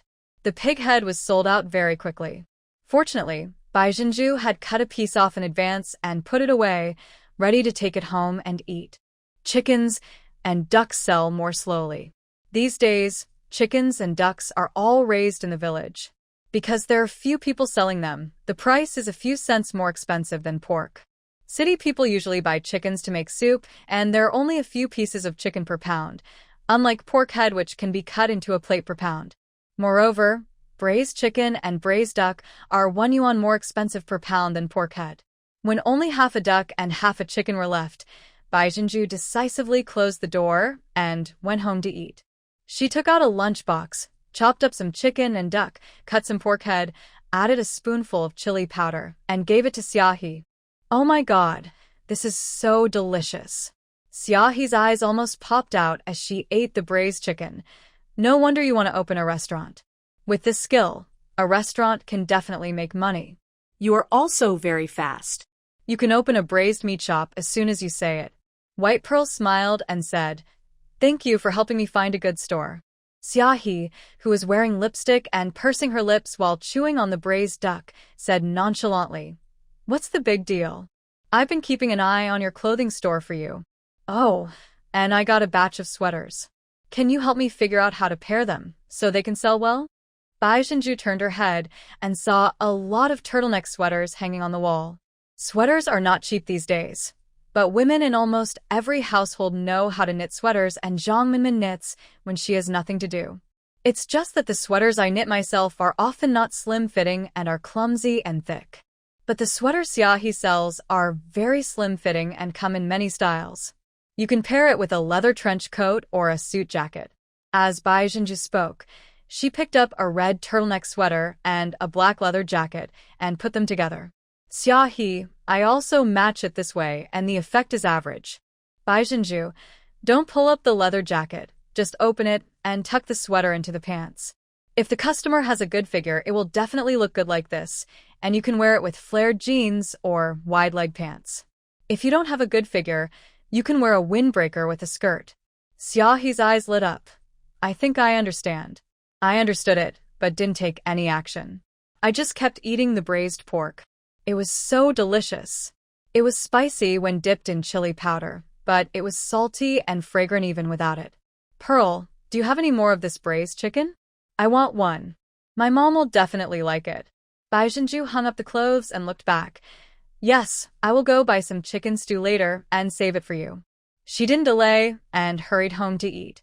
Because it was not possible to eat in the lobby downstairs, Bai Chunlei carried a table to the second floor. The braised meat that was left over received unanimous praise from everyone. Huisheng ate with everyone else and was also very surprised. Comrade Bai's braised pork is better than that of Rongqing Hotel. Bai Qingxiang smiled and said, "That's great. In the future, we will open our Jinju braised meat shop in Chengdu." Huisheng nodded. "I think it's okay." Bai Chunlei also said, "So much meat was sold out in a short time, and everyone said it tasted good." White Pearl was praised for her confidence. "Then I will try to turn the good taste braised meat shop into a chain store." The concept of chain stores is still unfamiliar in the small county of Yuanxian, but it already exists in Chengdu. Huisheng nodded again with appreciation. Bai Jinju was truly the most special woman he had ever met. She is brave, decisive, wise, and good at looking at things from a developmental perspective, which even surpasses most men. What kind of man is worthy of a woman like this? Today's lunch was very sumptuous. In addition to the braised meat, there was also a pot of chicken soup. Zhang Minmin also fried a large plate of chicken and duck offal with pickled peppers, which was very delicious. After dinner, Bai Jinju and Bai Jingxi went to the market to buy pork, chicken, and duck. Bai Chunlei and Bai Qingxiang stayed at home. waiting for the building materials boss to deliver the building materials. This time, Bai Jinju bought 2 pig heads and 3 chickens and ducks. The chicken and duck owner was responsible for removing the feathers, so Bai Jinju and Bai Jingxi took the pig's head back for processing first. The pig heads I bought today are all around 15 jin, so it's no problem to stew 2 or 3 at a time in a large pot. Maybe the store's reputation had spread by noon, so more people bought the products in the afternoon. Besides, the workers who live nearby have all gone off work, so they usually just make do with something casual at noon and only cook something delicious in the evening. By 7 o'clock in the afternoon, all the braised meat except the leftover meat was sold out. Just as I was cleaning up, Xiaohe came. Bai Jinju helped her chop the braised chicken and put it in 2 lunch boxes and also put a box of braised pork head in there. This pig head is for uncle and aunt to eat. Xiaohe didn't bother to be polite with her. She paid for the braised chicken and took the meat home. Seeing that Bai Jinju still had 1 pig ear left, Bai Jingxi disapproved. There are a lot of vegetables at home. It would be great to save the pig ears and sell them for money. The purpose of making money is to live a good life. Giving these pig ears to you to eat with wine is a way to live a good life. I thought there would be some leftovers from the braised chicken and duck, but they were all sold out. The brother and sister cleaned the store. Bai Jinju went to check the 3 pots of braised soup on the floor. They were already cold, so she covered them with a breathable curtain. Bai Jingxi was very worried. "Pearl, the weather is hot recently. Will it really not go bad?" Bai Jinju smiled and said, "No, I learned this from someone. The meat residue and seasonings in the stew have been scooped out cleanly, and the salt is sufficient. As long as you don't add raw water or shake it, it will be fine if you leave it overnight. The stewed meat will be more fragrant with this old stew." Bai Jingxi nodded, saying that the nights have been getting cooler since the beginning of autumn, so it shouldn't be bad. Zhang Minmin cooked again in the evening. She made mung bean porridge and stir-fried chicken and duck offal. When Bai Jinju returned home, she bought 30 meat buns at the market. After dinner, Bai Jinju roughly calculated the bills for today. Excluding the money for tasting, eating at home, and giving away, and deducting the costs of labor and materials, the net profit is probably about 80 yuan. For 80 yuan, villagers have to work for half a month. This is only the first day of soft opening. Bai Jinju was a little excited. She and her family would no longer have to live a hard life in this life. She will definitely be able to lead them all to a good life. When she came out, Bai Qingxiang asked, "Pearl, when will the braised meat shop officially open?" "The day after tomorrow. The sign will be delivered tomorrow." Bai Jinju said with a smile, "I checked the old almanac, and the day after tomorrow is a good day for opening the business." This chapter is not finished yet. Please click on the next page to continue reading the exciting content. Bai Qingxiang said, "Okay, we'll finish the work tomorrow in half a day. My brother and I will go and help you. We'll also have to buy some firecrackers to celebrate. After the cement floor is completed, it needs to be dried in the shade before the walls can be painted." Bai Jinju wants to braise some pork liver, pork intestines, and pork stomach as she is opening the day after tomorrow, so her 2 brothers can help with the cleanup. When Bai Jinju went to get the meat in the afternoon, she had already made an agreement with a pork seller to ask him to leave her a pair of pig livers, a pair of pig intestines, and 2 pig stomachs. Bai Jinju knows that in a few years, with the development of the breeding industry, there will be more and more types of braised meat. Braised beef, braised chicken feet, chicken wings, duck feet, duck wings, duck necks, duck heads, as well as chicken and duck hearts and livers. But not yet. The market only sells whole chickens, and these chickens are also collected from farmers. The next morning, Bai Jinju went to get 2 pig heads and 4 chickens and ducks. The boss who sold chickens and ducks discussed with her that if she wanted a fixed number of chickens and ducks, could he help her prepare them in advance, not only removing the feathers but also cleaning the fluff, but he would have to add 30 cents per pound. Bai Jinju silently calculated that the feathers of a chicken were about half a pound, which was about right. And if she wanted more in the future, it would take time for the boss to process it, and it would not be worthwhile to delay her stewing the meat. So I made an agreement with the boss to deliver 4 chickens and ducks to the braised meat shop every morning at 6 o'clock and afternoon at 2 o'clock. The pork seller said that he could also deliver the goods to the door. Once the shop officially opens for business and the daily purchase quantity is basically determined, the pork seller can deliver the required meat all at once in the morning. The pig head braised in white pearls was particularly popular. The 2 pig heads were sold out in the morning, and only half a chicken was left at noon. Bai Zhenju put the half chicken back directly. Zhang Minmin smiled when she saw the braised chicken she brought back. People say that the food in restaurants is good. This is really good. We can eat braised meat every day. She had already prepared potato rice, fried some spicy chicken offal, roasted some beans and eggplant, and had a bowl of tomato and egg soup. The pigeon soup specially prepared for Huizhang's health is also ready. Third sister-in-law, your cooking skills are getting better and better. I learned all this from you. Zhang Minmin said regretfully, it's a pity that I can't do everything at once. Otherwise, I would also like to open a restaurant in addition to the clothing store. Bai Zhenju helped to serve the rice. Don't work too hard. The clothing store will make money. She also heard from Xia He that opening a clothing store is the real way to make money, and most importantly, it is not tiring. Take Xia He's store, for example. It could earn more than 1,000 yuan a day when its business was booming. At that time, the profits of a clothing store were huge. Zhang Minmin was just talking. Anyway, I have to open a clothing store. After dinner, Bai Zhenju heard that the grain and oil store next door had installed a telephone, so she went to call home. The Bai family lived not far from the village chief's house. The village chief shouted, and Bai Zhenju called 3 minutes later and old man Bai answered the call. I heard that the braised meat shop has opened, and the business is pretty good. Old man Bai nodded. That's good, that's good.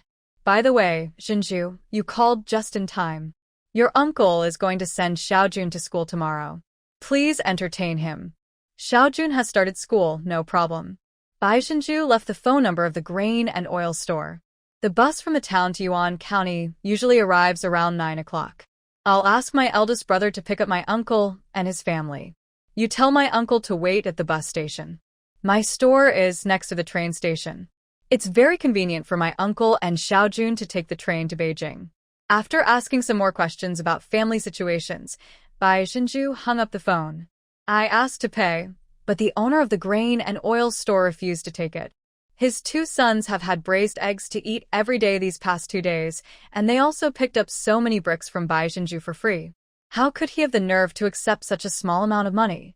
And I heard that Bai Zhenju is also going to open a restaurant, which will be helpful to his business in the future. We are neighbors, sister. Don't be polite with us. If your restaurant needs food, oil, cigarettes, alcohol, etc., you can get them from me, and I will give you the wholesale price. Okay, then it's settled, Brother Meow. From now on, I'll get whatever I need from you. We'll keep accounts and settle accounts with you at the end of each month. Do you think this is okay? Okay, this is a good idea, and it's not troublesome. The boss's surname is Miao, and his name is Miaowei. In addition to grain, oil, tobacco, and alcohol, his family also sells condiments for the household, various dry goods, vermicelli, etc., which is also convenient for Bai Zhenju. When they heard that their uncle was going to send Xiaojun to Beijing to go to school, the 3 brothers of the Bai family were very happy. The cement floor downstairs had been paved, and Bai Qinglei and Bai Qingxiang went to the braised meat shop to help. Cleaning pig offal is a rather troublesome job. In my hometown, people would use wood ash to scrub repeatedly. There is no wood ash here, so Bai Zhenju scooped a bowl of flour, added white vinegar and white wine, and asked Bai Qinglei to wash it repeatedly 3 times. Bai Qinglei was surprised. Pearl, the sewage you wash with this method is really white. The lady boss next door also saw it and praised. The braised meat in your house is really clean. The pig intestines are whiter than the ones I wash at home. Leave me a pound of pig liver after it's braised and a pig ear, too. My dad is coming, so let my man have a few drinks with him tonight. Okay, sister. I'll keep it for you. How do you handle the water? I want to learn from you. Bai Zhenju explained the method of processing. When her elder sister heard that not only white flour but also white wine was needed, she felt distressed. She decided to use wood ash, as her hometown had sent her a lot of it. The pork head and liver have been processed and are ready to be braised. There are several stoves burning in the store, the temperature is very high, and the wind from the ceiling fans above is hot. The last time she bought a TV, she saw air conditioners for sale in the department store. However, not only were air conditioners expensive at that time, but they were also out of stock. Without someone she knew, she couldn't buy one. After washing the pig's large intestine and stomach, you need to remove some of the lard inside so that the braised offal will taste better. After the pig offal was prepared, Baijinju stuffed the plate she brought into the pig's stomach, then blanched it and started to stew it. All the ingredients have been marinated and the sign has been delivered. The three Bai brothers hung up the sign. The signboards of this era were very simple, just a white board with the words Good Taste Braised Meat Shop written in big red letters. On the other board is the Good Taste Restaurant. The elder sister next door was surprised. "Girl, you still want to open a restaurant?" Baijinju smiled and said, "Yes, the restaurant is inside the market. This girl is really amazing." The eldest sister said enviously. "Baijinju, sister, you are amazing.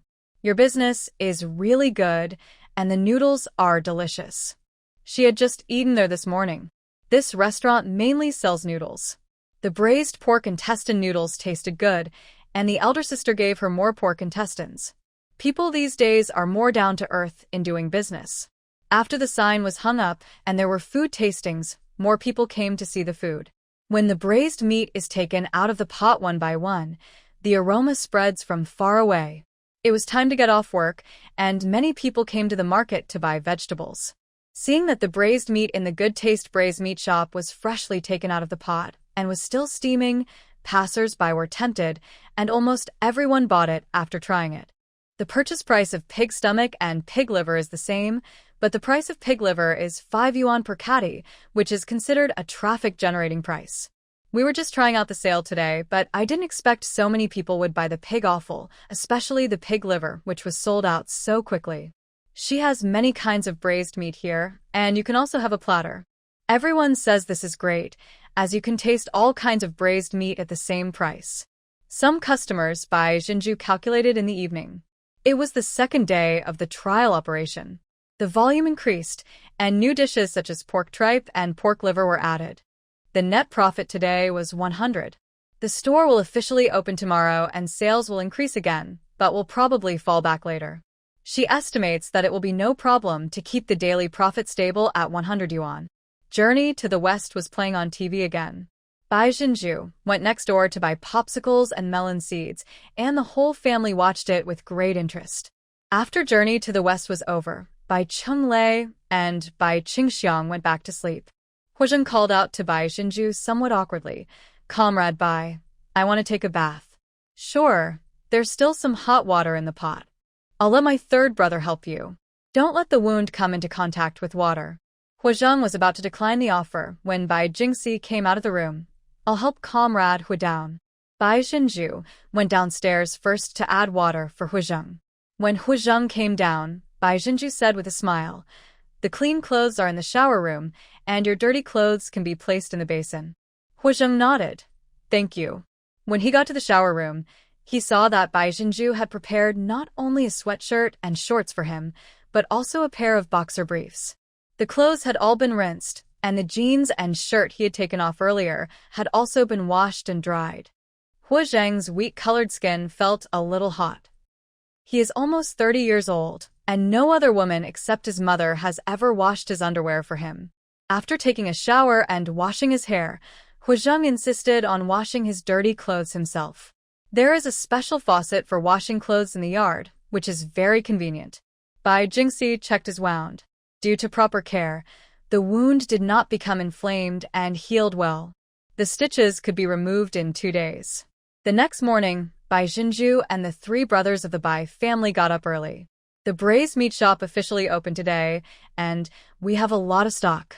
Yesterday, Bai Jinju asked the owner of the butcher shop to send her 4 pig heads for pig livers, 2 pig stomachs and pig intestines, and 4 chickens and ducks at 5 o'clock.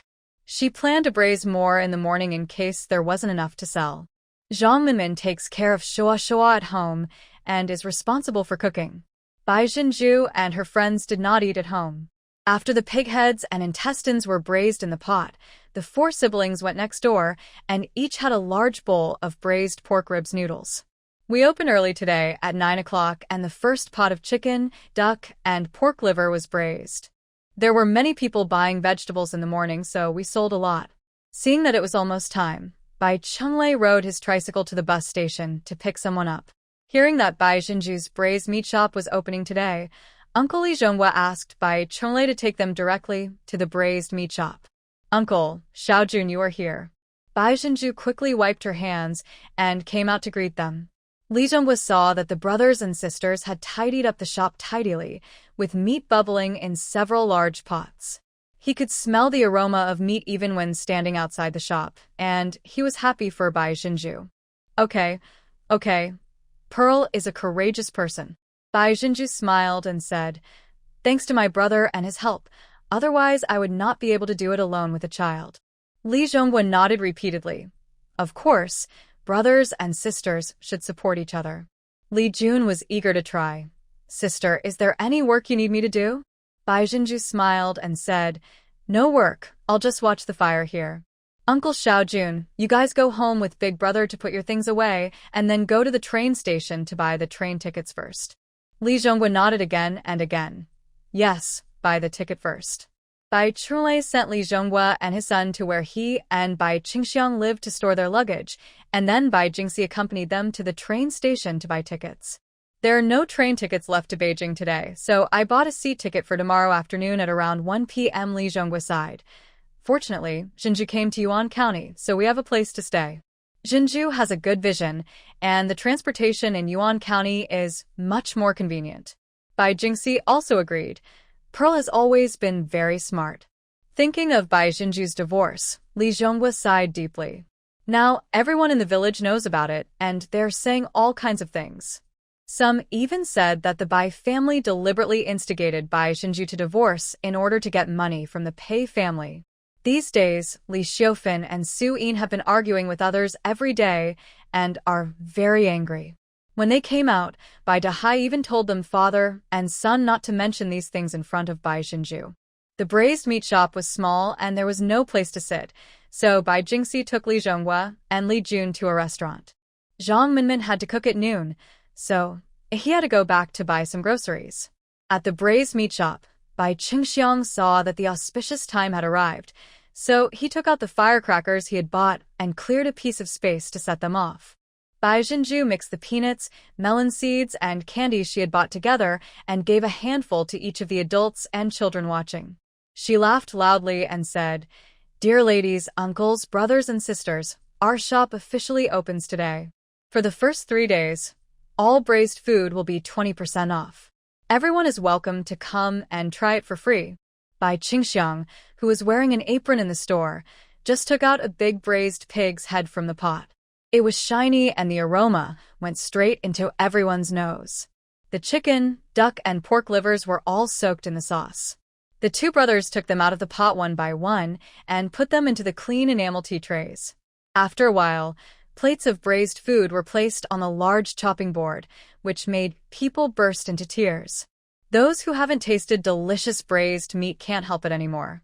This one weighs a pound of pork head, and that one weighs half a braised chicken.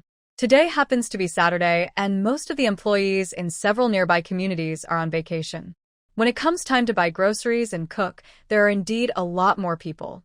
At 1 o'clock in the afternoon, Bai Jinju closed the shop on time and went home for lunch. Bai Qingxiang was reluctant to go back and wanted to stay at the store by himself while Bai Chunlei and Bai Jinju went back to eat. Bai Jinju packed half a braised duck, half a braised chicken, cut a pig ear, and a piece of pig cheek meat, saying, there's no one here now. It's good for us to go back and have a meal and rest. Bai Chunlei knew that she was packing those things to take back home to eat, and he felt so sorry for them, as they would only fetch dozens of dollars if she sold them. Pearl, this is too much. Before he could finish, Bai Jinju said, not much. Uncle and Xiaojun finally came here. Brother, let's go home and have dinner. Bai Qingxiang. Bai Qingxiang thought that he had never seen his sister do business like this. Bai Jinju was thinking that she had gotten up too early today. This was not a good idea. Although she could make money, her health was the most important thing. From now on, I will get up at 6 o'clock, sleep for an extra hour, and get up at 7 o'clock when it gets cold. At worst, the morning customers will give up, and I will only sell at noon and in the afternoon. The lunch was very sumptuous.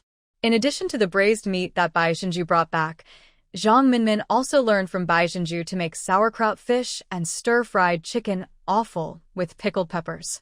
These chicken and duck offal have become a regular dish on their table. Because they go so well with rice, no one is tired of them yet. Huizhen has a special identity, so Bai Jingxi only said that he is a friend and will stay here temporarily. Li Zhonghua and Li Jun saw that Huizhen had a good temperament and were very polite to him. Hearing that Li Jun was admitted to the military academy, Huizhen patted him on the shoulder with appreciation. Very good. The country is in great need of military talents now. Study hard. For some reason, Li Jun subconsciously straightened his body and even wanted to salute. There were many people at noon, so Bai Qinglei moved another table together and temporarily put the sofa bed away. The family had a lively meal together. Li Zhonghua and Li Jun had nothing to do in the afternoon, and Bai Xinju's store didn't need any help, so Bai Jingxi and Zhang Minmin took Shua with them to walk around the market. Zhang Minmin is a person of action. She has already called her mother to ask her to find a shop for her, and said that there will be some results soon.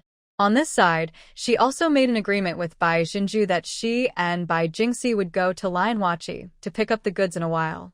She liked the clothes at Xia He's and originally wanted to buy them from her, but Bai Xinju told her that the clothes at Xia He's were all good quality and too expensive to be sold in the town.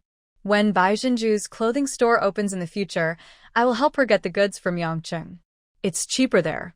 I don't feel comfortable to trouble Xia He's connections now. Zhang Minmin thought about it and felt that what Bai Xinju said made sense. The town's target customer group are all villagers.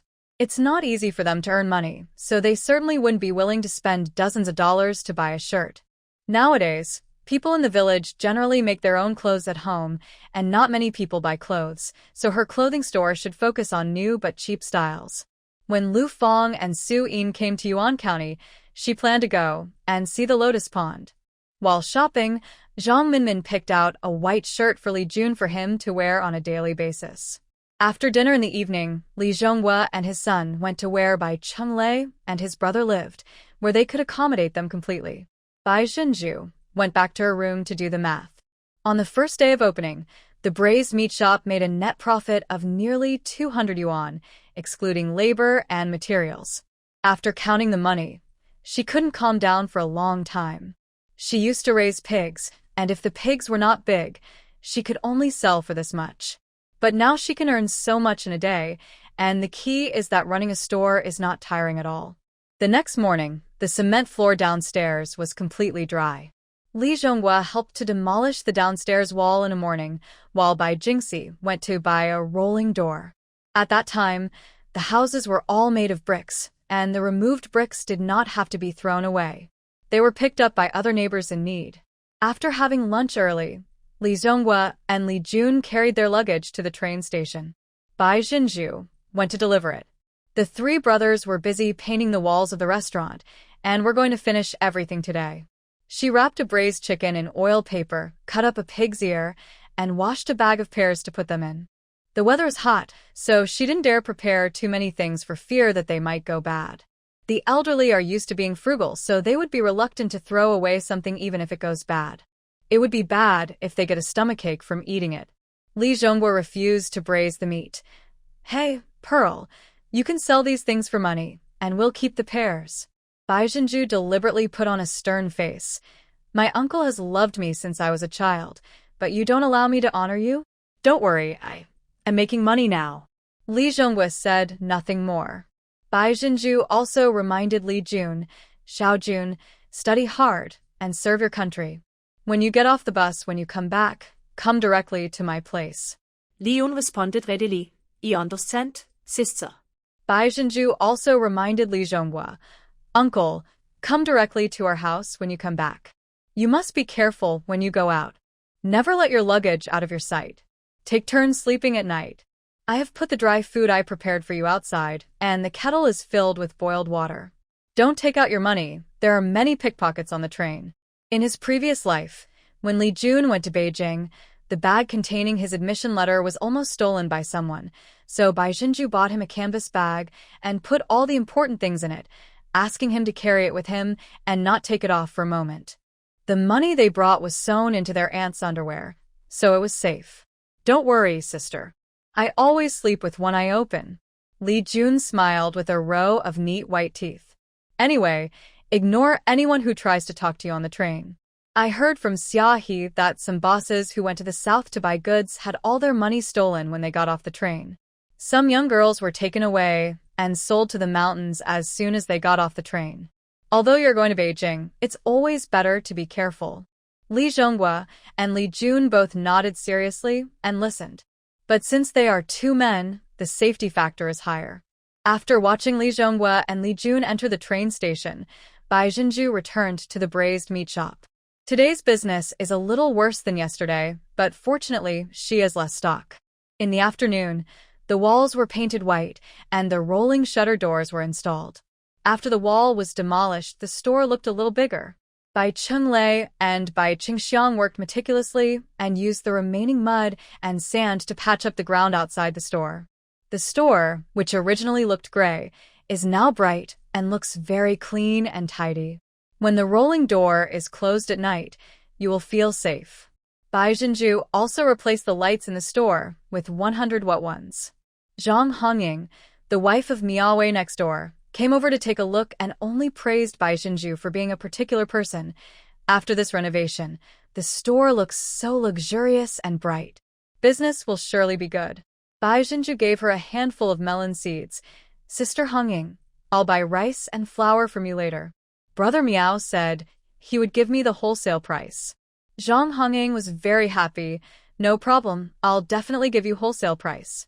That family had never bought goods from them before. They just came occasionally to buy a bag of salt. This chapter is not finished yet. Please click on the next page to continue reading the exciting content. Bai Jinju just wanted convenience. Even if Miaowei made some profit on the wholesale price, the price he gave her would definitely be cheaper than retail. It also saved her a lot of trouble and improved her relationship with the neighbors, so she killed 2 birds with 1 stone. By the way, Sister Hongying, how about the kindergarten near here? Zhang Hongying's second son is in the 2nd grade and just graduated from kindergarten. Didn't you buy the house of the vermicelli factory?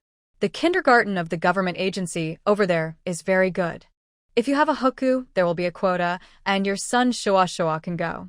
My second child goes to a private kindergarten here, which is not as good as the one over there. Usually the registration starts at the end of this month, so you should keep an eye out. Bai Jinju had an idea in mind and prepared to go back and inquire more. After dinner in the evening, the brothers and sisters sat together to discuss something. The original plan was for Bai Chenglei and Bai Qingxiang to go home to help harvest corn after making the restaurant's cornmeal, and then bring Lu Fong and Su Yin to Yuan County after settling down their family. But Bai Jinju thought about it and became a little worried that Bai Chenglei and Bai Qingxiang would not be able to convince their parents to let them make money outside while the old couple secretly worked on the farm in their hometown. It just so happened that Zhang Minmin's mother had taken a fancy to a shop and asked Zhang Minmin to go back and see if it was suitable. Bai Jinju thought that it would be better for her, Zhang Minmin, Bai Chenglei, and Showa to go back together. These past few days, Bai Qingxiang has been learning how to braise meat from Bai Jinju. He has basically mastered the technique, so he and Bai Jingxi are left to look after the store and the family. This idea was unanimously agreed upon by everyone. Hu Zheng, who was sitting on the sofa, also nodded. In the past few days, he has finally figured it out. Although Bai Jingxi and Zhang Minmin are intellectuals, Bai Jinju is the one who calls the shots in this group of people. And the whole family believes in her very much. The next morning, Bai Jinju went to the braised meat shop with Bai Chenglei and Bai Qingxiang. She had to go back to her hometown in the afternoon, so she made some more braised meat in the morning. When my second sister-in-law Su Yin comes, the braised meat shop will be handed over to my second brother and his wife. Today, Bai Qingxiang prepared all the pots of braised meat, and Bai Jinju was responsible for watching from the side. Brother, these spices must be replaced in time. You must buy fresh spices without signs of mold. These spices are the key to making braised meat. You can't buy those inferior spices just to save money, which will affect the taste. You also have to use more spices. It doesn't mean that more spices will be more fragrant. I have written down the ingredients and amounts. You just put them in according to the instructions. Bai Qingxiang carefully put away the list, thinking that this was the secret recipe for his family's delicious braised pork, and he had to keep it well. Don't worry, Pearl. Second brother knows about this, and will make sure he won't ruin our family's reputation. Today is the third day of official business. Business is better than yesterday, and about the same as the first day. Fortunately, there was a lot of meat to be braised in the morning, and the ingredients for the afternoon were delivered in advance by the butcher, so Bai Qingxiang and Bai Jingxi did not have to rush in the afternoon. The passenger flow will definitely decline tomorrow, so Bai Qingxiang and Bai Jingxi will not be so busy. After having lunch early in the afternoon, Bai Zhenju collected Hu Zheng's clothes and handed them over, apologetically saying, "Comrade, who may have to endure some hardship in the next few days. Shua and I will be going back to our hometown. You can sleep in our room. I have already changed the sheets." Hu Zheng took his clothes, and his face couldn't help but feel hot again. There were also his underwear inside. "It's okay, just go ahead and get busy. Bai Zhenju, just rest here and recover. I'll ask my brother to ask a doctor from the clinic outside to come and remove your stitches." Shua held Hu Zheng's hand reluctantly. "Uncle Hua, the story of the 8th Route Army fighting the Japanese invaders has not yet been finished. You must continue to tell me when I come back." Hu Zheng patted his head. "Okay, Uncle will wait for you." There was nothing else to say, so Bai Jingxi rode his tricycle to take everyone to the bus station. There were 3 buses from Yuan County to Xiaxixi town in the afternoon. The one they took left at 2 o'clock and they arrived home at 5:30. The people working in the village had different expressions when they saw Bai Zhenju and Bai Qinglei carrying large and small bags. Someone asked, "Pearl, are you back? I heard you bought a house in the county?" White Pearl answered casually, "Yes, for the sake of my children's schooling." Someone said something ambiguous. "Oh, my girl married badly, her husband's family is poor, but fortunately my son-in-law loves her and will not divorce her. It's a good thing that Jinja got a divorce. With so much compensation, she can buy a house in the city and become a city dweller." The man in the next field answered, "Isn't it? Pearl is good at finding a man. If she finds a capable man, she can get compensation even if she gets divorced." "Pearl, are you coming back to take your parents to live in the city?" "Of course, Zhenju is the most filial. If you ask me, the Bai family is the best at educating their daughter. Look at them. If their daughter finds a capable man, even if they get divorced, the whole family can follow her to the city. I heard from people in town that it's more than 40,000. It's 44,000. Oh my God, how can the Bai family have the nerve to take that much money?" Bai Chenglei was an honest man, but not stupid. He understood what these women meant and shouted angrily, "What nonsense are you talking about? If you keep talking nonsense, don't blame me for beating a woman." Bai Zhenju's expression also dimmed. In her previous life, the news of her divorce was not spread, and Pei Xiangyang gave her money to keep her quiet.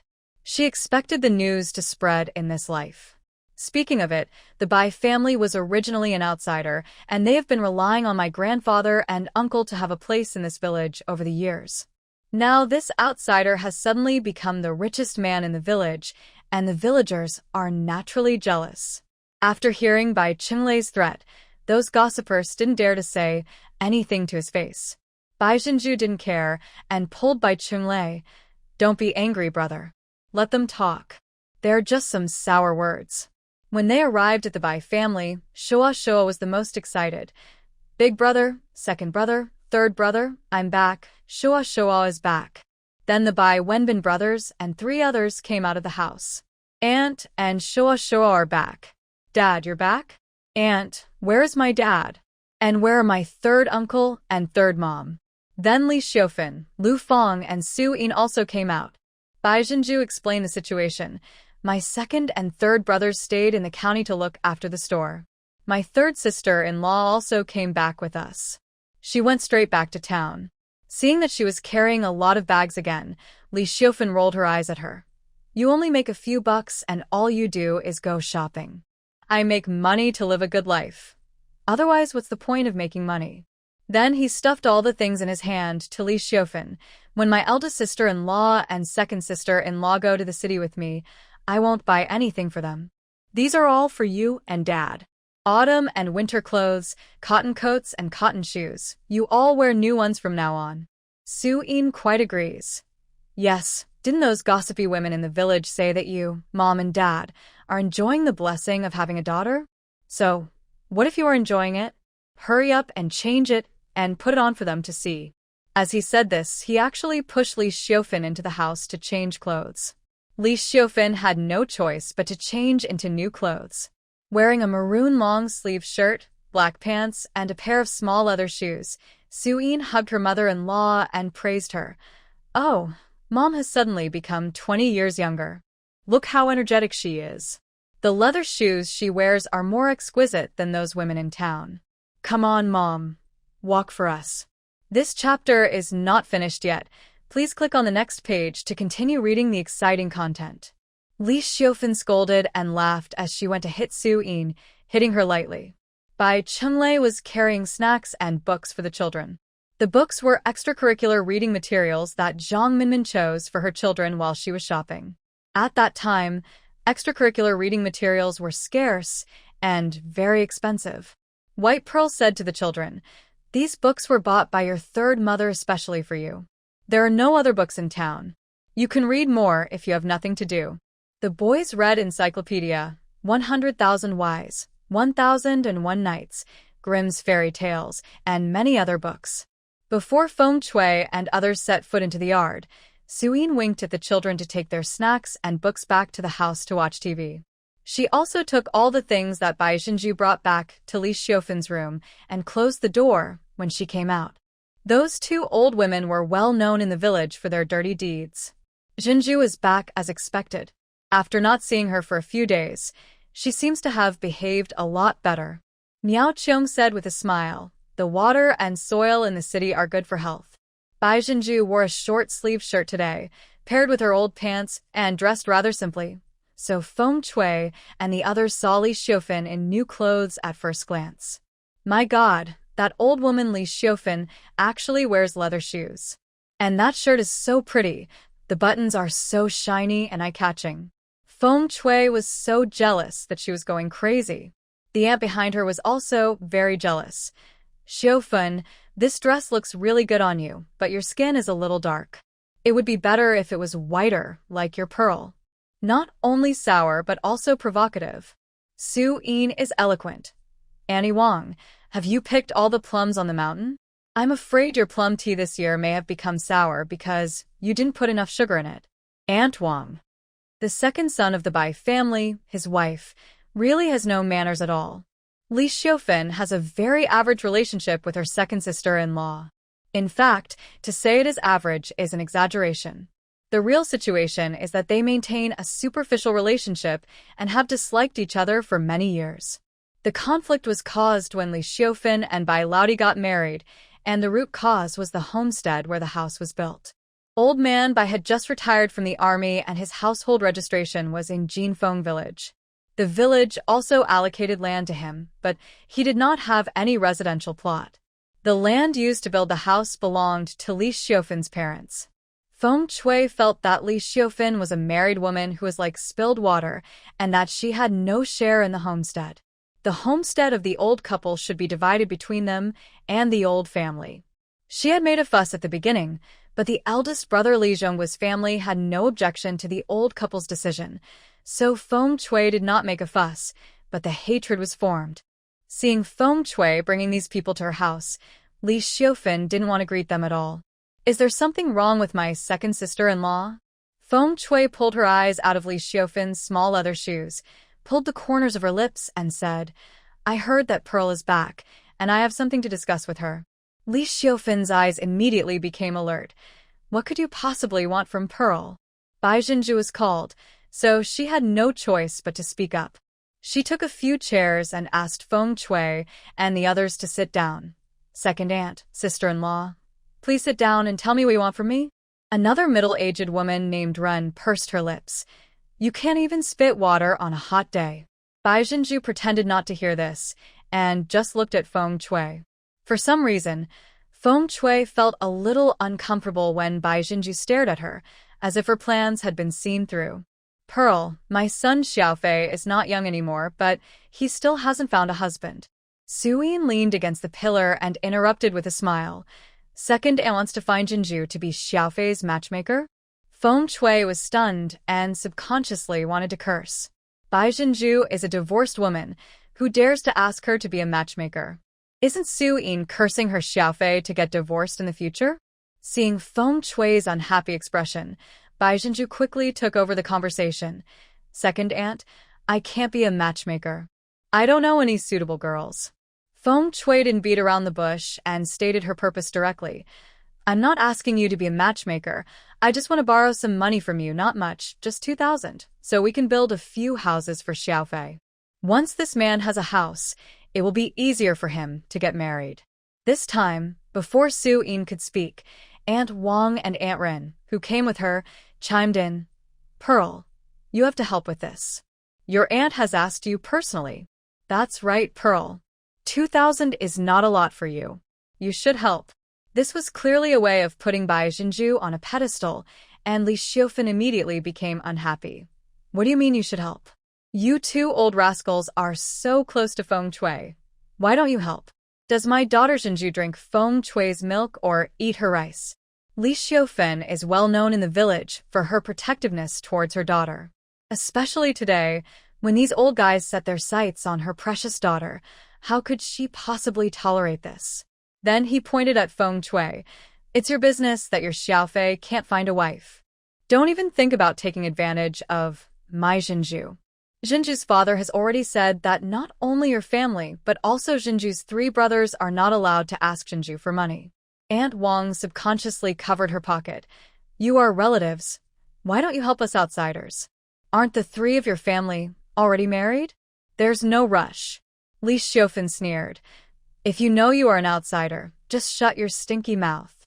If you get slapped later, it's your own fault. You. Aunt Wang and Aunt Rin didn't dare to say anything. Miao Qiong quickly stepped out to smooth things over. Auntie, don't be angry. Don't be angry. We are here to borrow money, not to rob you. Li Xiufan. Borrow money, no. Miao Qiong. There is a reason why the Bai family was able to gain a foothold in Jinfeng village. Li Xiufan was very aggressive when she was young, and each of her daughters-in-law was more powerful than the last. The 3rd son's wife is a teacher. People in the village respect her very much when they see her. Who doesn't have a child who goes to school? Not to mention the 2nd son's wife. He even dares to scold the elders in the village. And there is the eldest son's wife. Although she is a taciturn person, no woman in the village can match her in a fight. As for Bai Jinju, Miao Qiong has been married to the Li family for several years and knows a little about her. My lord, even though she always smiles and is pretty, she and her mother-in-law have never gotten the upper hand from her. It's probably difficult to borrow this money today.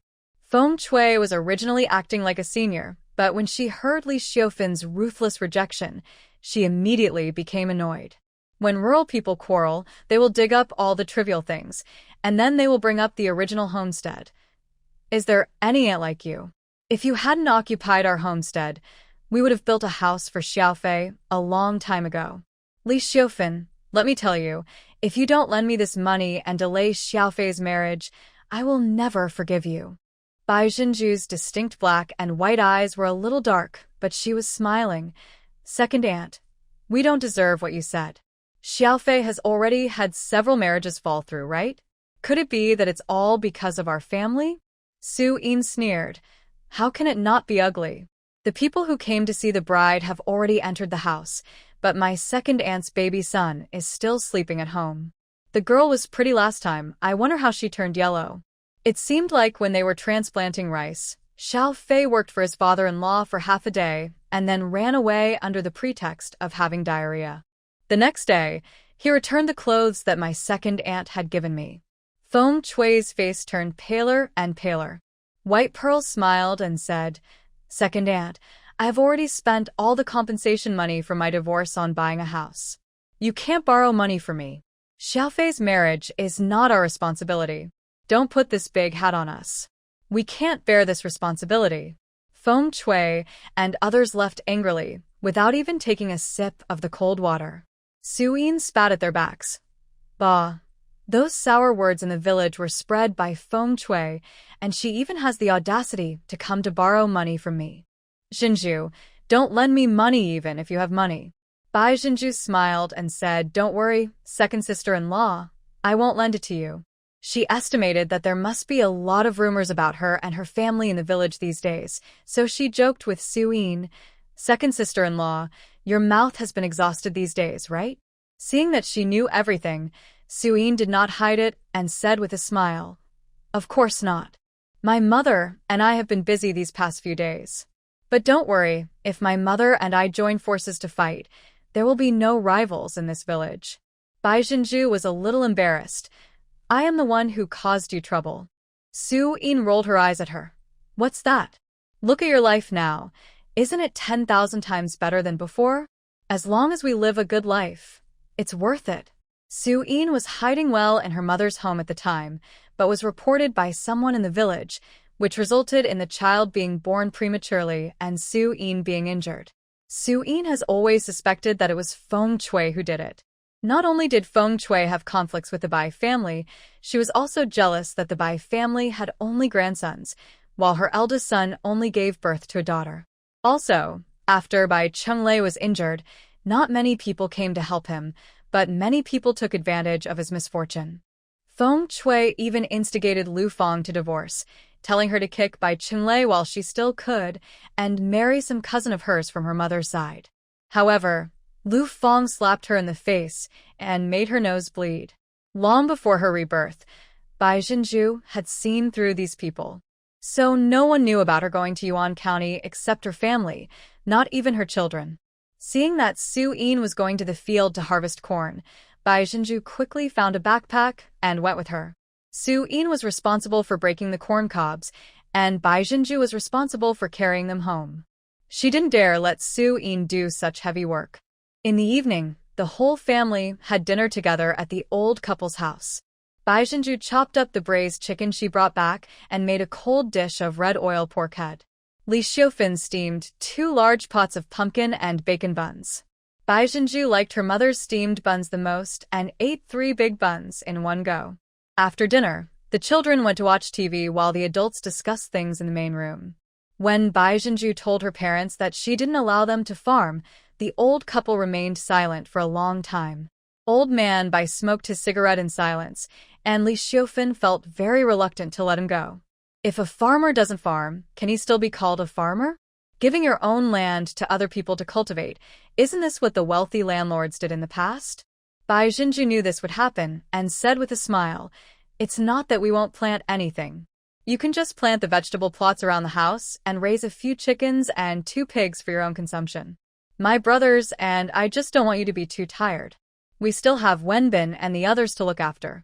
Li Xiufan said, We can't cultivate your eldest brother and second brother's land, so we can just give their land to others to cultivate. Your father and I are still young and can still cultivate it. Bai Xinju still disagrees. My eldest sister-in-law and second sister-in-law are not at home. Wenbin and his friends have to eat every day after school at noon. Mom and Dad, the children are growing up and you are getting older, so you have to eat well. Mom, if you are farming and you rush to make a meal every day at noon, the children will lack nutrition and their height and intelligence will not keep up. Our children are all smart. If we train them well, they can all become college students. Compared with their future, what does that little piece of land mean? When the old couple's beloved grandson was pulled out, Li Xiufan was indeed moved. The third brother and his wife are both college students, and they know very well the benefits of being a college student. Old Man Bai took a deep puff of his cigarette, then exhaled heavily. Okay, let's do as Jinju said. After the corn is harvested, you all go to the county town.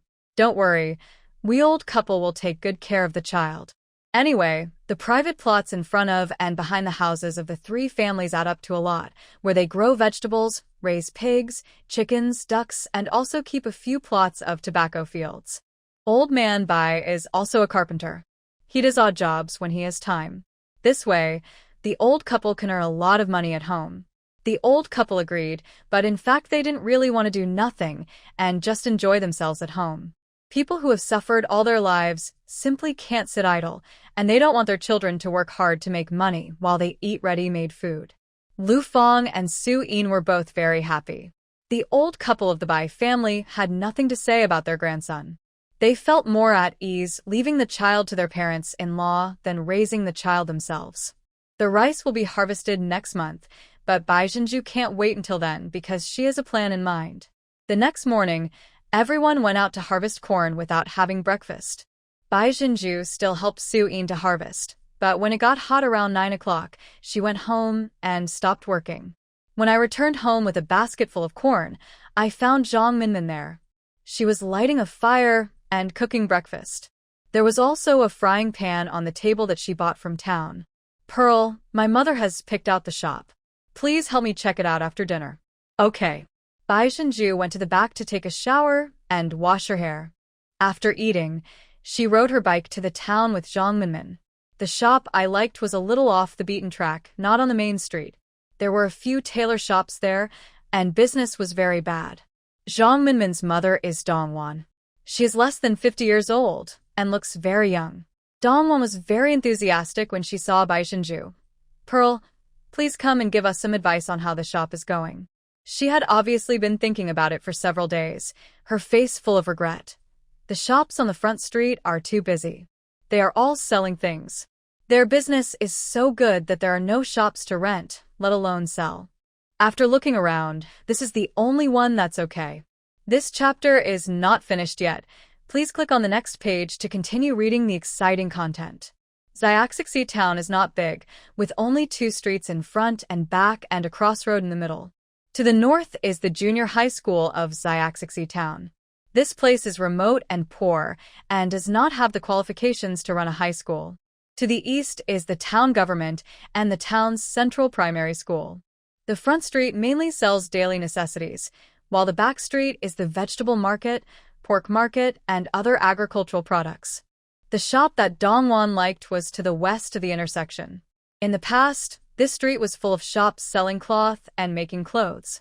Further on was the grain station, where grain was paid. Bai Jinju looked at the shop. It was not small, probably about 30 square meters, which was enough to sell clothes. This store used to sell cloth and make clothes, but now fewer and fewer people are making clothes. People usually buy cloth and make clothes themselves. Every household has a sewing machine. The owner of the house was also there. Bai Jinju lowered her voice and said, "Auntie, I think this location is great. This is where clothes are made, and customers who need clothes will come here." Hearing her say this, Dongwan felt relieved. If Pearl says it's good, then it must be good. Let's choose the shop. Zhang Minmin laughed at her. You can't find anything better than this. Dongwan turned to the homeowner. Xiao Chun, tell me a sincere price, and I'll buy it if it's suitable. Xiao Chun is not young anymore, probably around 40 years old, and he looks embarrassed. Sister Dong, Teacher Zhang, 10,000 yuan is really sincere. If it weren't for the intention to move into the city, I wouldn't be willing to sell this shop. Dongwan ignored his nonsense and said, "One price, 8,000.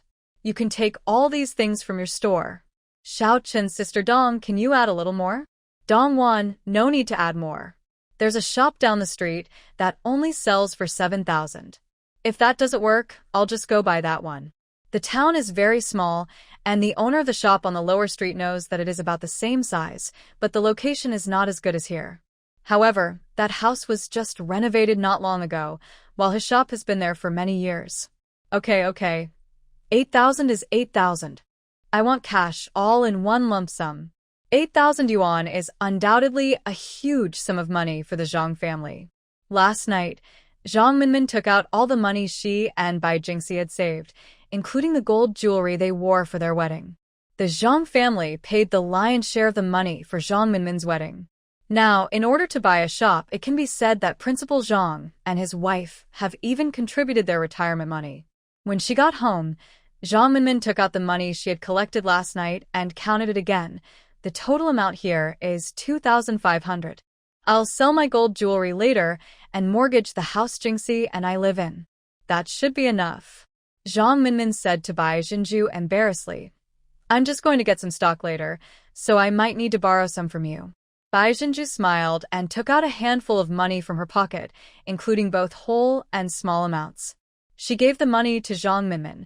Mom and Dad heard that you were going to buy a shop, so they gave you these $500. Zhang Minmin quickly stuffed the money into Bai Jinju's pocket. No, it's not easy for my parents to save some money. I can't take it from them. Bai Jinju still gave her the money. Please accept my parents' kindness, sister-in-law. They didn't help you get married, and I feel bad about it. Zhang Minmin had no choice but to accept it. Bai Jinju took out another of money from her bag. I have 6,000 here, third sister-in-law. The interest rate for loans is high, so don't go get a loan. Just use this money first. Don't sell your gold jewelry. It was given to you by your grandmother. You have to keep it. Dongwon was too embarrassed to take it, so she quickly pushed it back. Pearl, I know you are good to your third brother and his wife, but we can get the money together by ourselves. If it weren't for your idea, Minmin and I wouldn't know that we can open a clothing store. We will still need your help to get the goods in the future, so I won't lend you the money. This is 6,000 yuan. It is not easy to borrow 6,000 yuan at once in this day and age. And it is obvious that Bai Jinju has prepared the money long ago and really wants to help them open the store. This kind of thought is really precious. Zhang Minmin knew that Bai Jinju really wanted to help her, so she put away her gold jewelry and said simply, Okay, then I won't be polite to you. I will definitely return it to you as soon as possible. She knew that Bai Jinju wanted to buy a shop. Zhang Minmin said as she found a pen and paper to write an IOU, but Bai Jinju stopped her unhappily. We are all family. How can I not trust my sister-in-law and aunt? If this gets out, it will make people laugh to death. Zhang Minmin. Then I have to calculate the interest according to the bank's rate. Bai Jinju was helpless. Third brother and third sister-in-law have helped me run the store these days. Do I still have to pay you wages? Zhang Minmin was happy. Okay, I won't do these empty things with you. Dongwon also said happily, yes, you two have a good relationship, so don't say those polite words. Jinju, your Uncle Zhang will be back soon. I'll cook 2 dishes, and you can eat here. By the way, the braised chicken you asked Minmin to bring back is so delicious. The cooking skills are really good. Bai Jinju said loudly, as long as you like it. Zhang Minmin put away the money and talked to Bai Jinju about the decoration of the shop. I want to decorate the shop, too. Pearl, you have a lot of ideas.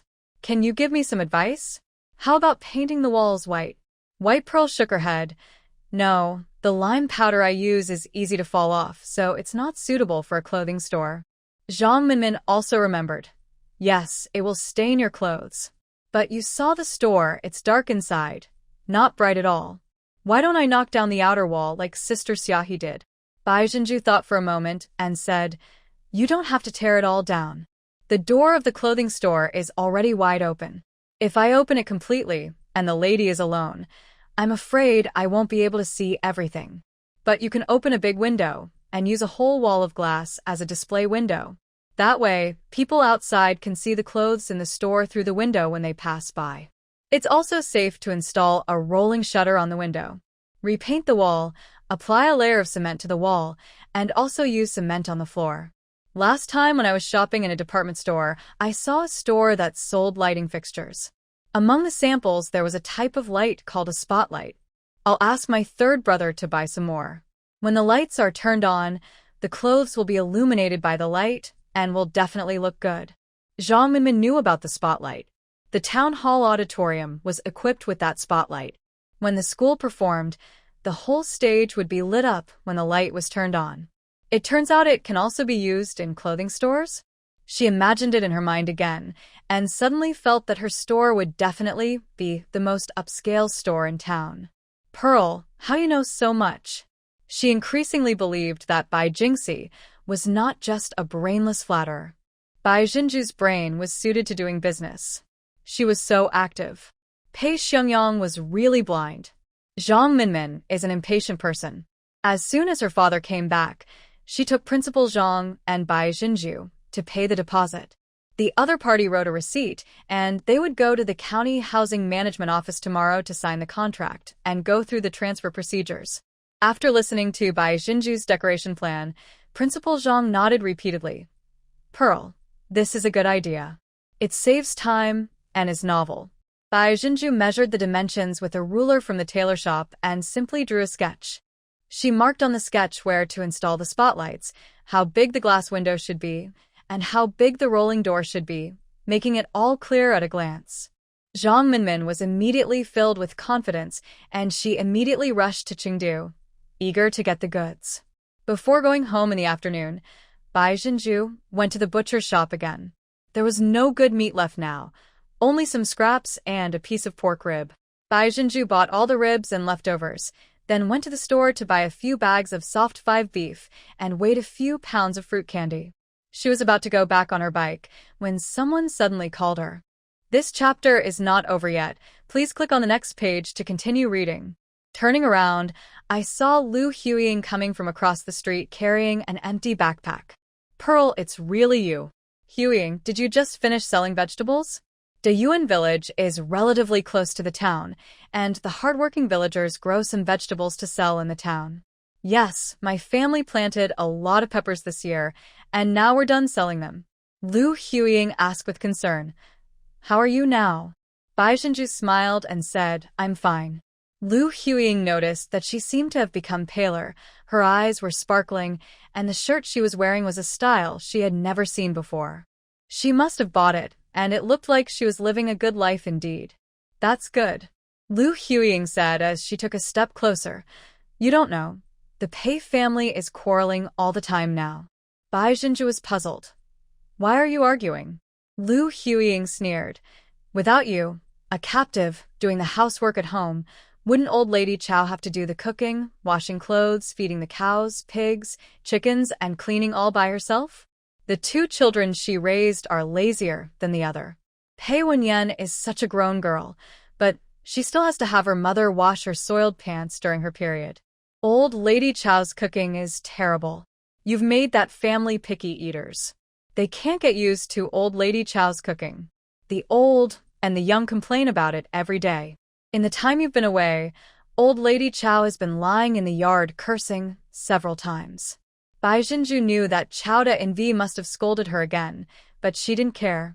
She took out a bag of fruit candies from her canvas bag and stuffed it into Lu Huiying's pocket, but Lu Huiying refused it. Bai Jinju glared at her. This is for Jia, not for you. Lu Huiying then answered and said with a smile, Jia talks about you, and Shua every day. Jinju, it's right for you to divorce Pei Xiangyang. Don't care what others say. The Pei family doesn't deserve your kindness. Even if they regret it and kneel down in front of you crying and begging you to come back, you must not go back. She didn't even have the heart to repeat the words Chao Daniu had used to curse Bai Jinju. I will never go back even if I die. Bai Jinju remembered something and handed a household registration book to Lu Huiying. This is the Pei family's household registration book. Please give it to them. I have already moved Shua and I's household registration. Lu Huiying smiled and said, No wonder old Lady Chow was complaining about thieves breaking into the house. You were really quick and did a great job. It was really satisfying. I will have nothing to do with them anymore.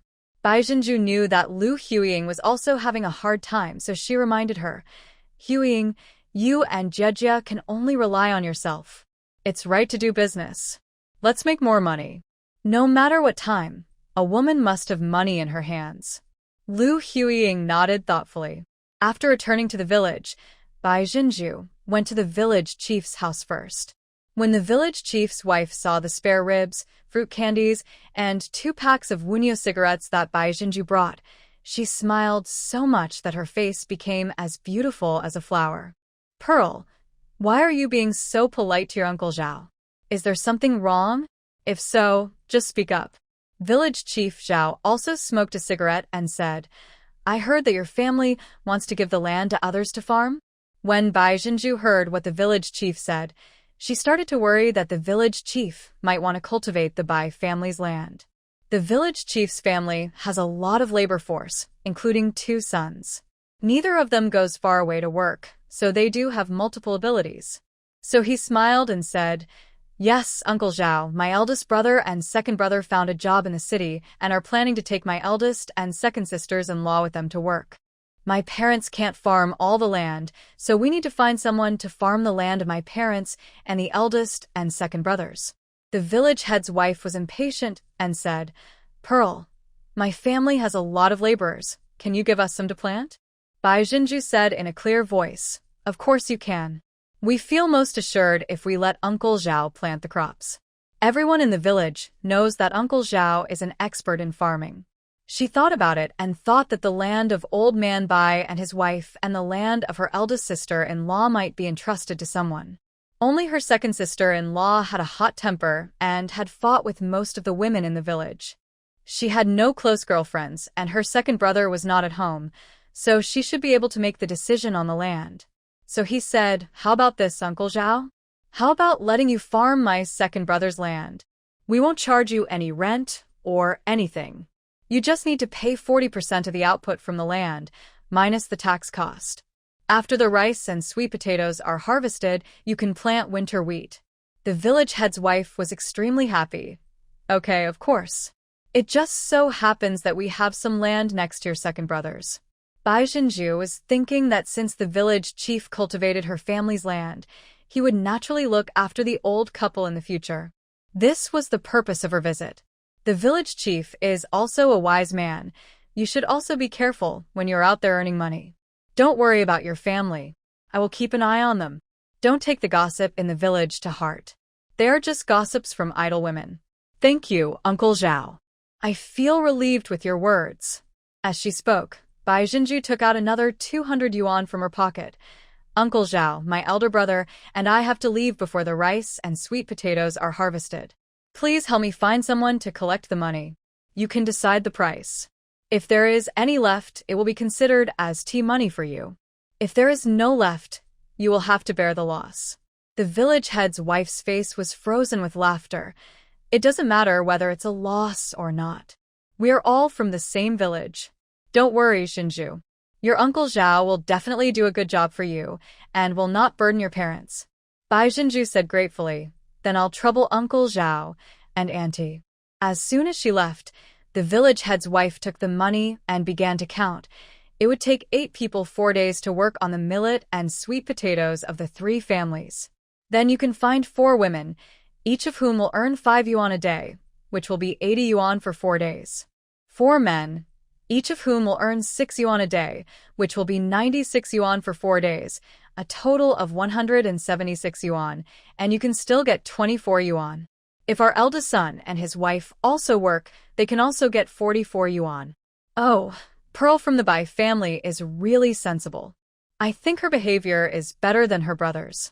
Village Chief Zhao smoked a cigarette and said, "When the time comes, go help Sister Xiaofan cook. We can't take this money for nothing." The village chief's wife smiled and glared at him. "You're the one who needs me to tell you. I think the Bai family will become prosperous sooner or later. Jinju thinks so highly of you as the village chief. Apart from anything else, she has never come back without your cigarettes and meat. I'll find a chance to teach that old woman Feng Chui a lesson. She has such a bad mouth. She's still an elder, bah." Bai Jinju naturally didn't know what the village chief and his wife said at home, so she continued to harvest corn after returning home. Bai Chunlei's corn had been harvested, so the couple came together to help Suyin. The weather was good these days, so the corn was dried in the yard. After the sun went down, the boys brought it into the house to collect it. There is a lot of rain in this mountainous area, so the drying grain must be brought into the house every day for safety. These corns are used to feed pigs. If the corns get wet by rain and become moldy, they cannot be used to feed pigs. The old couple planted tobacco on the land and planted less corn, so they came to help Suyin with the harvest after they finished harvesting. The next day, the whole family worked together and finally harvested all the corn from Suyin's family in one morning. Then the family began to pack up, and Zhang Minmin went to the housing management office in the county with Principal Zhang to sign the contract and go through the transfer procedures. In the end, Bai Chenglei's land was given to a family Lu Fong was friendly with in the village. That family was also very honest and brought a piece of bacon that day. The old couple gave their land to Li Zhonghua to farm. Li Zhonghua is about the same age as Bai Dahai. No one wants to hire him when he goes out to work, but he is not too old either. If he plants more land, he can produce more food and feed more pigs. As for the smaller output from the field, such as soybeans and mung beans, the old couple just helped to harvest them. Now that the fields have been settled, the brothers and sisters can finally feel relieved. Early in the morning of the third day, Bai Zhenju took Bai Chenglei, Lu Fong, Su Yin, and Xiao Shuasua back to Yuan County. Several children had red eyes. Lu Fong touched her eldest son's head and said, "You have to listen to your grandparents at home. You are the eldest brother, so you have to take good care of your younger brothers and guide them to study hard. Your parents go to the city to make money to support your college education and buy you a house in the city." She couldn't say anything else. These were all the parents' true feelings. Bai Wenbin rubbed his eyes and straightened his chest like a man. "My lord, Dad, Mom, and second mom, don't worry, I will take good care of my brothers and grandparents, and I will take good care of the family." Li Xiaofin wiped her tears and chased them away. Hurry up, don't miss the bus." Su Yin held back her tears. "Son, don't be naughty at home. I'll buy you machine guns after the new year." Toy guns these days are very tempting to boys. When playing war or catching spies games, whoever has a toy gun will always represent the side of justice. The three boys stopped crying immediately.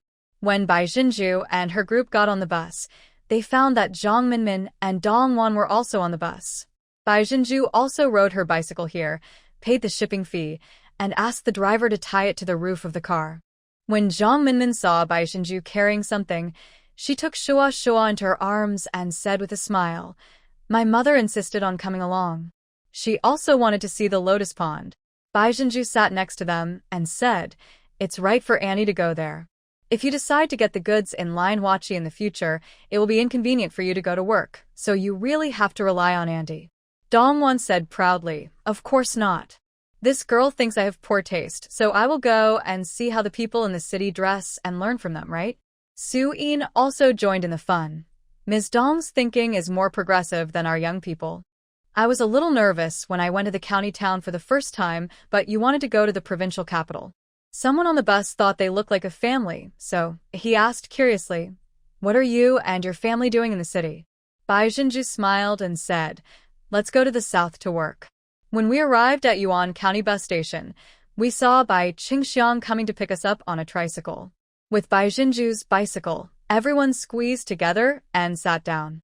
The group went to Happy Garden in a lively manner and took all the things they brought upstairs. Only then did Dongwon know that Bai Zhenju not only bought a shop, but also bought a house in the county town. Later, Shua also went to study in the county town. She kept praising her for her courage.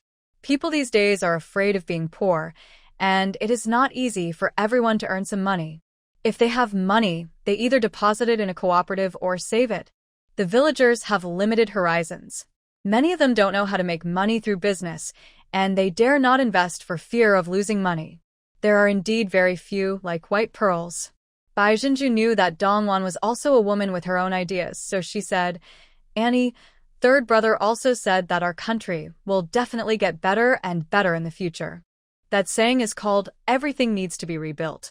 I don't understand anything else.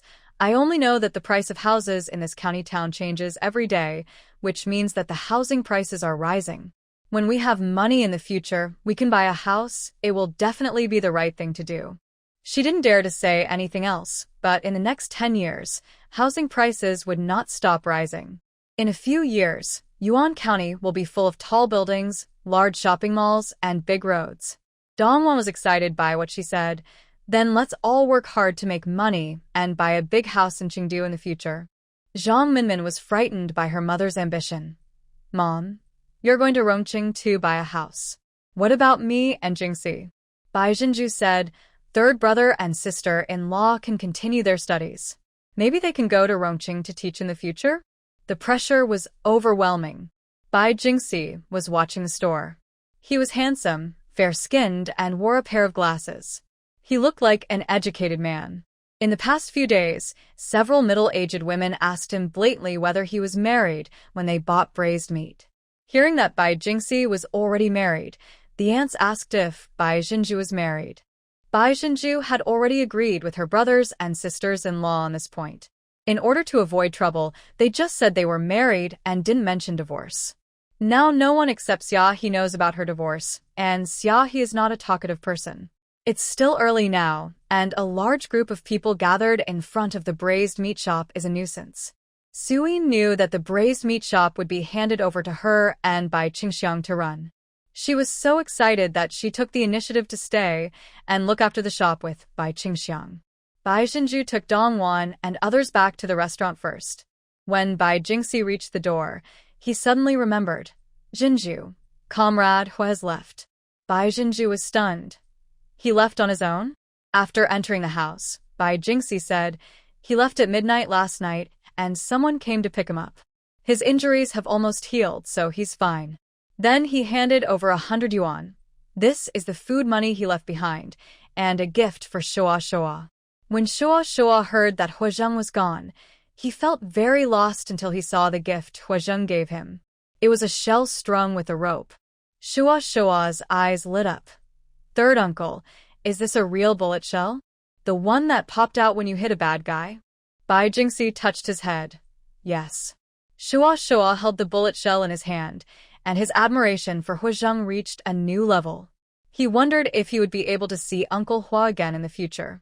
Bai Jinju knew that Huazheng was a man who would do great things, and it was only a matter of time before he left. She invited Dongwan and Lu Feng to sit down. In the past 2 days, Gui Yongliang has delivered all the furniture she had ordered. All the tables and chairs are neatly arranged, and the cash register is much more spacious than before. The entire wall of cabinets at the back was still empty, but the glass cabinets for cooked food were clean and tidy. Seeing the finished cabinet now, Bai Jinju wanted to make a bigger one for the braised meat shop, which would be more hygienic. Pearl, your restaurant is very nicely decorated and bright. Don Juan Pras. Lu Feng's eyes lit up too. Pearl Restaurant was much more upscale than the biggest restaurant in town. Thinking about working in such a restaurant in the future, Lu Feng felt excited. Bai Jinju quickly poured water for everyone and said modestly, I didn't do much cleaning, I just smashed the wall, painted the floor with powder and water. A store that sells food needs to look clean and tidy so that customers will be willing to come in. Seeing that she was busy, Dongwon quickly stopped her. There are no outsiders here, so stop working. Bai Jinju took out the kettle and placed it on the large round table, then took out a stack of clean bowls. It seemed that she would have to buy some disposable cups for drinking water later. Lu Feng rolled up her sleeves and went into the kitchen. Bai Qingxiang and Bai Jingxi had been eating out these days, and after eating they brought a portion for Huazheng. These grown men were too lazy to cook at home, so the pots and stoves in the kitchen were all cold, and the stove had gone out long ago. Lu Feng searched in the backyard and prepared to light the stove. Bai Jinju picked up a piece of honeycomb coal with tongs and went to next door to find Zhang Hongying to exchange it for a lit piece of honeycomb coal. This way, the stove could be easily lit. Bai Jinju also taught Lu Feng how to use and what to pay attention to when using the gas stove. Lu Feng exclaimed, cooking in this city is really convenient. The fire can be turned on and off at will. She was quick and skillful. She filled the rice cooker with water and started to boil water and cook. Bai Jinju asked Zhang Minmin to watch the fire and cook, while she took Lu Feng to the market to buy vegetables. Dongwon couldn't stay, so she followed them. Bai Jinju has been buying vegetables for a few days and has gotten to know most of the vegetable sellers. She took Lu Feng and Dongwon to a couple who looked younger. The man in the couple seemed to have some problems with his legs, but he was very hardworking. He kept limping around to tidy up the vegetable stall and clean the area around the stall. This chapter is not over yet. Please click on the next page to continue reading. The woman was about 30 years old. Her name was Mei Xiulian. She had a round face, spoke crisply, and always had a smile on her face. Seeing Bai Jinju from a distance, She began to greet him. Boss Bai is here to buy vegetables. Do you want some bitter melons that were just harvested today? They were just picked from the vines this morning. Most people in this market know white pearls. Yes, Sister Mei Wei too. Bai Jinju picked 2 bitter gourds and handed them to her. They also brought a lot of vegetables from home. In fact, there was no need to buy vegetables. The main purpose was to bring Lu Fong over for a walk and buy some meat. Mei Xiao Lian quickly put the bitter gourd into her vegetable basket and then picked up a sunflower and stuffed it into the basket. This sunflower is bigger than the plate at home. They sell it for money. The unfried sunflower seeds are sweet and the white pearls are quite after dinner. Bai Qingxiang took out the income from the past few days. Pearl, I have paid for the goods. This is the money I earned in the past few days. A total of 532.5. Please count it. Dongwon was surprised. Such a small braised meat shop. How can its business be so good? Bai Jinju took the money, didn't count it, and said with a smile, "One day is the last day of the opening discount, so the price will increase a bit, and then it should fall back later." Bai Qingxiang nodded. What Jinju said is absolutely right. We make more money on the last day of the sale. The next 3 days are only around 100. Dongwon said happily, "It's not bad to have a profit of 100 yuan a day. Well, we still have to do business." As he said this, he excitedly patted Zhang Minmin on the leg. "Let's take the train to Chengdu tomorrow morning." Zhang Minmin's eyes lit up. "Okay, Jingxi will go too, and we'll take the suitable goods back first if we see any."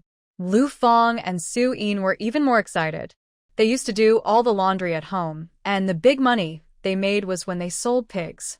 In the future, they will work for Jinju, so won't they get paid every month just like the workers in the city?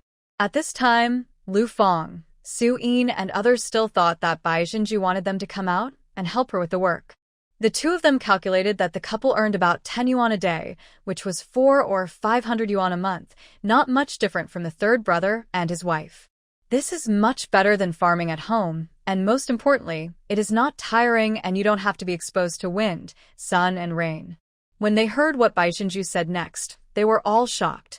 Bai Jinju took out some melon seeds for everyone to eat and said with a smile, "While my third brother, his wife, and my aunt are here, I will tell you about my next plan." Everyone looked at her curiously and subconsciously listened to her so attentively that they even forgot to eat melon seeds. White Pearl continued, "The braised meat shop is not a problem. My second sister-in-law is pregnant, so I plan to let my second brother and his wife run it. My second brother has been learning from me during this period. He is already proficient in the techniques of braising meat and getting and selling goods. There shouldn't be any problem. Now that my eldest brother and his wife are here, the next step is to open the restaurant. When my eldest brother and his wife are able to run the business independently, I will hand the restaurant over to them. From now on, these 2 stores will be ours together. I won't pay you any salary, but we'll just split the profits 70% to 30%. Big brother and big sister-in-law, second brother and second sister-in-law, do you have any objections?" After saying this, Bai Qingxiang said, "You open the store, and we are just helping you. How can we ask for a share? It's enough for you to give me and your sister-in-law $7 or $8 a day. Besides, we are still living in your house." Su Yin also hurriedly said, "That's right, Pearl. We don't have the face to ask you for money. If I could only get $200 or $300 a month, I would wake up laughing in my dreams." Bai Chunglei also shook his head. No. Lu Fong also said, "We only take the salary. We don't want anything more." She had the same idea as Su Yin. The couple had a combined monthly income of 400 to 500 yuan, so they would not have to worry about raising 2 sons. This was much better than what they had before at home, and they couldn't even imagine how much better it would be. White Pearl smiled and said, "Sister-in-law, this money is not shared for free. You also know that I will have to buy a clothing store later, so I will definitely not have the energy to manage the braised meat shop and the restaurant. From now on, I will leave it to you to manage. We are like a partnership. I will open the store and provide technology, and you will provide manpower and labor. If we make money, we will share it. If we lose money, you will have worked for nothing. This is risky." Bai Qingxiang had done business before, so he was quick-witted. Then 28, you get 8 and we get 2. He silently calculated that after deducting the costs, the braised meat shop should have no problem making a net profit of 100 per day. With a 2:8 split, the couple could get a lot of money, which was more than the salary of the third brother and his wife. This was something they had never dared to imagine before. Bai Chunlei, Lu Fong, and others agreed with the second one. We're also 28. Pearl takes 8. Although the girls said there were risks, what risks did they see? They didn't pay, the girl paid, so they just did the work. What is working in vain? If a year encounters this disaster or that disaster, a season of crops will be wasted, then it is really working in vain. Seeing her brother and sister-in-law like this, Bai Jinju said, Okay, then it's 28. Big brother, second brother, as long as we work hard, we can definitely live a good life. Moreover, she absolutely trusts her brothers and sisters-in-law. With the family together, she will be bolder. If she came to the unfamiliar Yuan County alone, she would not be able to open the store so quickly. Zhang Minmin smiled and said, Sister-in-law and second sister-in-law, can't you see that Jinju wants to make a lot of money with us? I'm not afraid to tell you that Jinju even lent me several thousand to buy a shop and open a clothing store. If it weren't for her, I would never have thought of opening a clothing store. Let's not think about anything else. Jinju is smart, so we're right to listen to her. Dongwon pointed at her daughter with amusement. You are just thick-skinned. After hearing what Zhang Minmin said, the eldest and second brother felt much more at ease. My sister is willing to help us, and it would be hypocritical to talk nonsense again. Lu Fan clenched her fists excitedly. Pearl, sister-in-law will definitely learn from you. Bai Jinju breathed a sigh of relief and continued. To be fair, I will pay you a salary of $8 per day, including food and accommodation. Once my clothing store is open, I will officially hand over the 2 stores to you to run independently. By that time, the restaurant had been opened, and it was known whether it was profitable or not. She couldn't just hand over an unprofitable store to her eldest brother. Both the eldest and second sons said they would listen to their younger sister. White Pearl said again, There is one more thing. This store is different, and the profits are definitely different. Brother, this is not pleasant to hear, but I have to say it. Today we have laid everything out in the open and made it clear.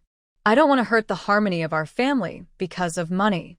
Su Yin immediately smiled and said, Don't worry, Jinju. I won't be jealous when my sister-in-law becomes successful in the future.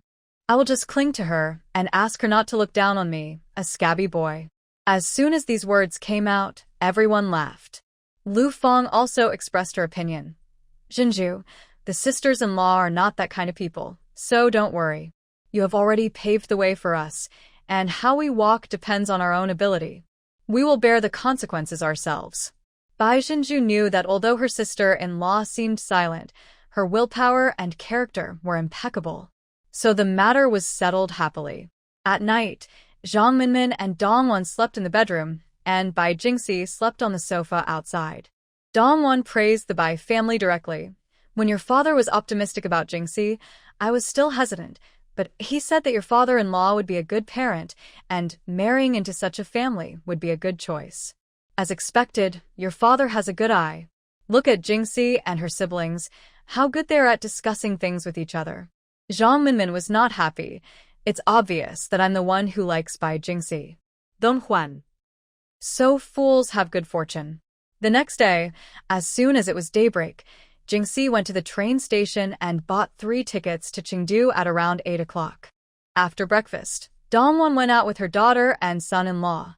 Bai Qingxiang and Su Yin went to the braised meat shop, while Bai Jinju, Bai Chunlei, and Lu Fong were busy with the opening of the restaurant. Bai Jinju looked up the almanac and found that tomorrow was a good day. She also felt that everything was ready except for the opening of the business. So we have to prepare some goods today and decide on the menu. I bought almost everything from the grain and oil store next door, including rice, oil, vermicelli, some dry goods, cigarettes, alcohol, etc. Miaowei recorded everything in the account on carbon paper and gave the copy to Bai Jinju on the spot. They settled the accounts at the end of the month. Then he went to the vegetable market and ordered vegetables for tomorrow from Mei Xiao Lian, asking her to deliver them at 8 o'clock in the morning. Then he went to the butcher and ordered pork belly, lean pork ribs, etc., and asked the butcher to deliver them to the store at 8 o'clock. This butcher shop is the one that supplies the braised meat shop, and the boss is a very honest person. There are 2 fishmongers in the market, and Bai Jinju has already set her sights on the owners. However, she doesn't dare to buy too much fish, so she asks the owners to give her 2 for tomorrow. I went to buy a bunch of seasonings.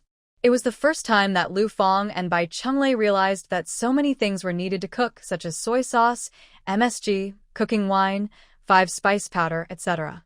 No wonder the dishes cooked by restaurant chefs were so delicious. After they walked around the market, almost everyone knew that the Good Taste restaurant would open tomorrow. I have bought almost all the things. As for the chopping boards, knives, etc., the couple who sold the house left all the kitchen utensils.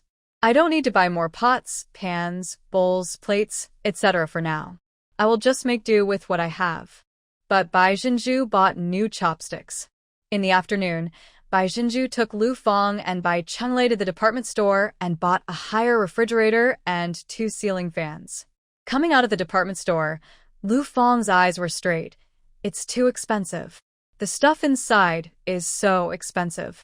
Those electrical appliances were all priced in 4 digits, and Lu Fong's 3 perspectives were shattered. Originally, she wondered who would buy such an expensive refrigerator, but her sister-in-law bought one without blinking an eye for 1,988 yuan. What is this concept?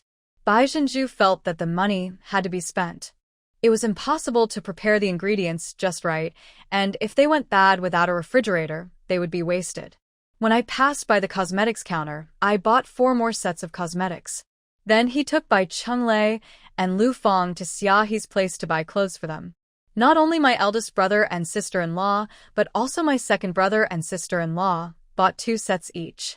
Bai Chunglei and Lu Fong were frightened by Bai Jinju's attitude towards spending money and kept saying no. White Pearl said, "As a business, we are also the face of the store. If we dress cleanly and beautifully, customers will feel at ease when eating." Xiaohe echoed, "Yes, brother and sister-in-law, don't worry, I won't make any money from you for this dress. I'll give it to Jinju at the wholesale price." Lu Fong was holding the shirt in her hand and was very happy with it. This was the kind of clothes that city people wore. It was really nice looking. She looked at Xiaohe's fashionable outfit again. She looked exactly like the people on TV. No wonder she opened such a big clothing store at such a young age and had such good business. When Xia hearing that the restaurant would open tomorrow, she immediately said she would go there to show her support at noon tomorrow. The 4 of them returned to the restaurant and started getting busy again. Bai Chunglei went to buy an awning, which is sold in the grocery store. The owner is also responsible for installing it. The principle is similar to that of a rolling door, which can be folded up at night and put up during the day. Almost every household here has one. Bai Jinju and Lu Fong unpacked the cigarettes and alcohol and placed them in the cabinet. There were all kinds of high, medium, and low-end cigarettes and alcohol. When they were all put on display, the effect was really good. After seeing it, Miaowei said it was good, and he also wanted to have one custom-made. Bai Jinju happened to want to customize a deli cabinet, so she asked Miaowei to measure the dimensions, and then she called Gui Yongliang to customize it together. Around 5 o'clock, the refrigerator that Bai Jinju bought arrived and was placed in the store. The man selling ceiling fans also brought scaffolding to install the fans, and the whole restaurant began to look more upscale. The other ceiling fan was for a braised meat shop. The installer finished installing this one and then went to the braised meat shop to install it. Zhang Hongying praised, "Jinju, your restaurant is no worse than that big hotel." Bai Jinju was also happy. This was exactly the effect she wanted. Not only is taking the low-end route hard, but the earnings are also low, so she just wants to take the high-end route. Even though many things sold in this market are cheaper than those in department stores, those doing business in this market are all wealthy people, and those who come here to shop are not necessarily poor. With the development of society, people's consumption level will become higher and higher, and their pursuit of food will also become higher and higher. Since braised meat can make money, she believes that restaurants can definitely make money too. After dinner, Bai Jinju took out a piece of red paper and wrote down the menu. Seeing the prices above, Lu Fong and Su Yin looked at each other and were both a little restless. Su Yin, Jinju, isn't the pickled fish too expensive? Seeing what she wrote about Xinjiang Depanji, even Bai Chunglei couldn't sit still. Pearl, what is this Xinjiang Depanji? It's only 38 for one serving. Isn't it too expensive? 38 yuan, which is several days' wages for an ordinary person. Who would spend so much money to order a dish? Isn't this a big mistake? White Pearl smiled and said, both of these dishes are big dishes. For example, this Xinjiang big plate chicken, I am very sure that our family is the only one in the whole county that has it. This dish is eaten with flour rolls and steamed buns. A large portion requires a whole chicken of about 5 pounds, which is enough for the whole family. In fact, the authentic Xinjiang big plate chicken is served with noodles, but I don't know how to make that kind of White Pearl noodles, so I thought it would be nice to use flour rolls and steamed buns instead.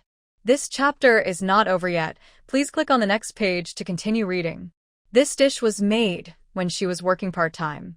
She accidentally saved her boss's son, and the boss treated her to a meal at a big restaurant. It is said that the restaurant was opened by a boss who had been to Xinjiang, and the dishes there are very unique. Bai Qingxiang asked curiously, is this dish from Xinjiang? I heard Xinjiang is very far away, and it takes several days to get there by train. Lu Fong was also curious. Pearl, how did you know about this dish? White Pearl can only lie. I heard that this dish exists in Xinjiang. My recipe is definitely different from the local one, but it is definitely the first of its kind in Yuan County. Bai Chungxiang's mind works quickly. This pickled fish is also quite novel. Pearl, are you trying to attract customers with novel dishes? Bai Zhenju didn't actually think that much about it. She just wanted to copy all the dishes she had seen before. Unfortunately, I was poor at that time, so I had very limited opportunities to eat out, and I didn't try many dishes. That's what I mean. No matter what you do, you have to be innovative. Every household can make their own home-cooked dishes. When we open a restaurant, we have to have some dishes that are inconvenient to make at home or that others can't make but are delicious, in order to attract customers. Lu Fong looked at Bai Zhenju with admiration. Pearl has a really good brain. They couldn't think of these things no matter how hard they tried. It's amazing that Pearl could think of them. Just listen to her. The menu has been finalized, and we are just waiting to open tomorrow. Su Yin gave all of today's income to Bai Zhenju. After deducting the costs, the net profit was just over 100 yuan. Just waiting for good taste to open tomorrow. The restaurant officially opened, and the whole family except Shua got up early in the morning. Lu Fong and Su Yin both changed into new clothes. Lu Fong wore a light yellow shirt and tied her hair up, looking much more energetic. Su Yin was wearing that red short-sleeve shirt. Pearl, that pekoin you bought is so fragrant. Is it very expensive? After she said that, Lu Fong looked at her and said, that's not very expensive. That's extremely expensive. There is just one set, but it costs dozens of dollars. Bai Zhenju wiped the table with a handkerchief and said, we women are like flowers. Our beauty is so short, so we should take good care of it. Sister-in-law and sister-in-law, please don't be reluctant. We also need to know how to invest in ourselves. Su Yin looked at Bai Zhenju's face. Her sister had loved beauty since she was young. She had suffered a lot in the Pei family for several years, but it had only been a short time since their divorce, and she seemed to have become beautiful again all of a sudden. Pearl is right, sister-in-law. We have to take good care of ourselves. Men are like dogs. Otherwise, the cheap bones outside will run away with one move. Bai Qingxiang, who was sweeping the floor, was tired of doing it. You're talking nonsense, you. Even if I am a dog, I will only chew on you, a hard bone. Lu Fong smiled shyly. I applied it today, too. Bai Chunglei set up the shed and just stood there laughing foolishly. He felt that his Fong Fong was very well behaved today and smelled sweet. When the braised meat shop was about to deliver goods, Bai Qingxiang and Su Yin rode Bai Zhenju's bicycle over there, leaving the tricycle at the restaurant. After a quick breakfast, Bai Zhenju mixed paste and pasted the menu. Lu Fong washed all the dishes in the cupboard, and Bai Chunglei cleaned up the backyard and lit the stove. At 8 o'clock, the food delivery people arrived one after another. Then I started washing and preparing the vegetables. Wash and chop the chicken and duck, cut all the onions and garlic into pieces and set aside. Wash and cut all the vegetables into pieces and set aside. Lu Fong can also cook, but cooking in the countryside is not so particular and there are not many seasonings at home, so even if she wants to cook, there is no room for improvement. But her knife skills are impeccable. Bai Jinju taught her how to slice fish. First, take out the fish meat, chop off all the bones and head, and then slice the fish meat into thin slices. After the demonstration, Lu Fong started to apply it herself. She started by applying thicker slices, but it got better over time. After the fish is processed, marinate it separately. Sister-in-law, if you want this fish fillet to be tender, you have to marinate it with starch. You don't need too many seasonings. Just add some pepper, salt, 5 spice powder, chopped green onion, and garlic. Just marinate it until it's tasty. At the beginning, Bai Jinju was the chef and Lu Fong was her assistant. The braised pork was quickly cooked, and the backyard was filled with the rich aroma of meat. Zhang Hongying came over with a sweater to knit, looked at the menu, and was also full of curiosity. Jinju, is your Xinjiang Depanji a dish from Xinjiang? Bai Jinju wiped her hands and came over. Yes, that's how they eat it over there. There was no one in the store at the moment, and Zhang Hongying was also shocked by the price, so she lowered her voice and said, 38. Isn't that too expensive?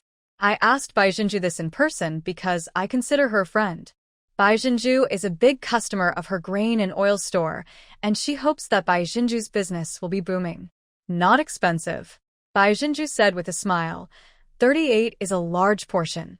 Enough for your family of 4. Zhang Hongying smiled and said, Is that so?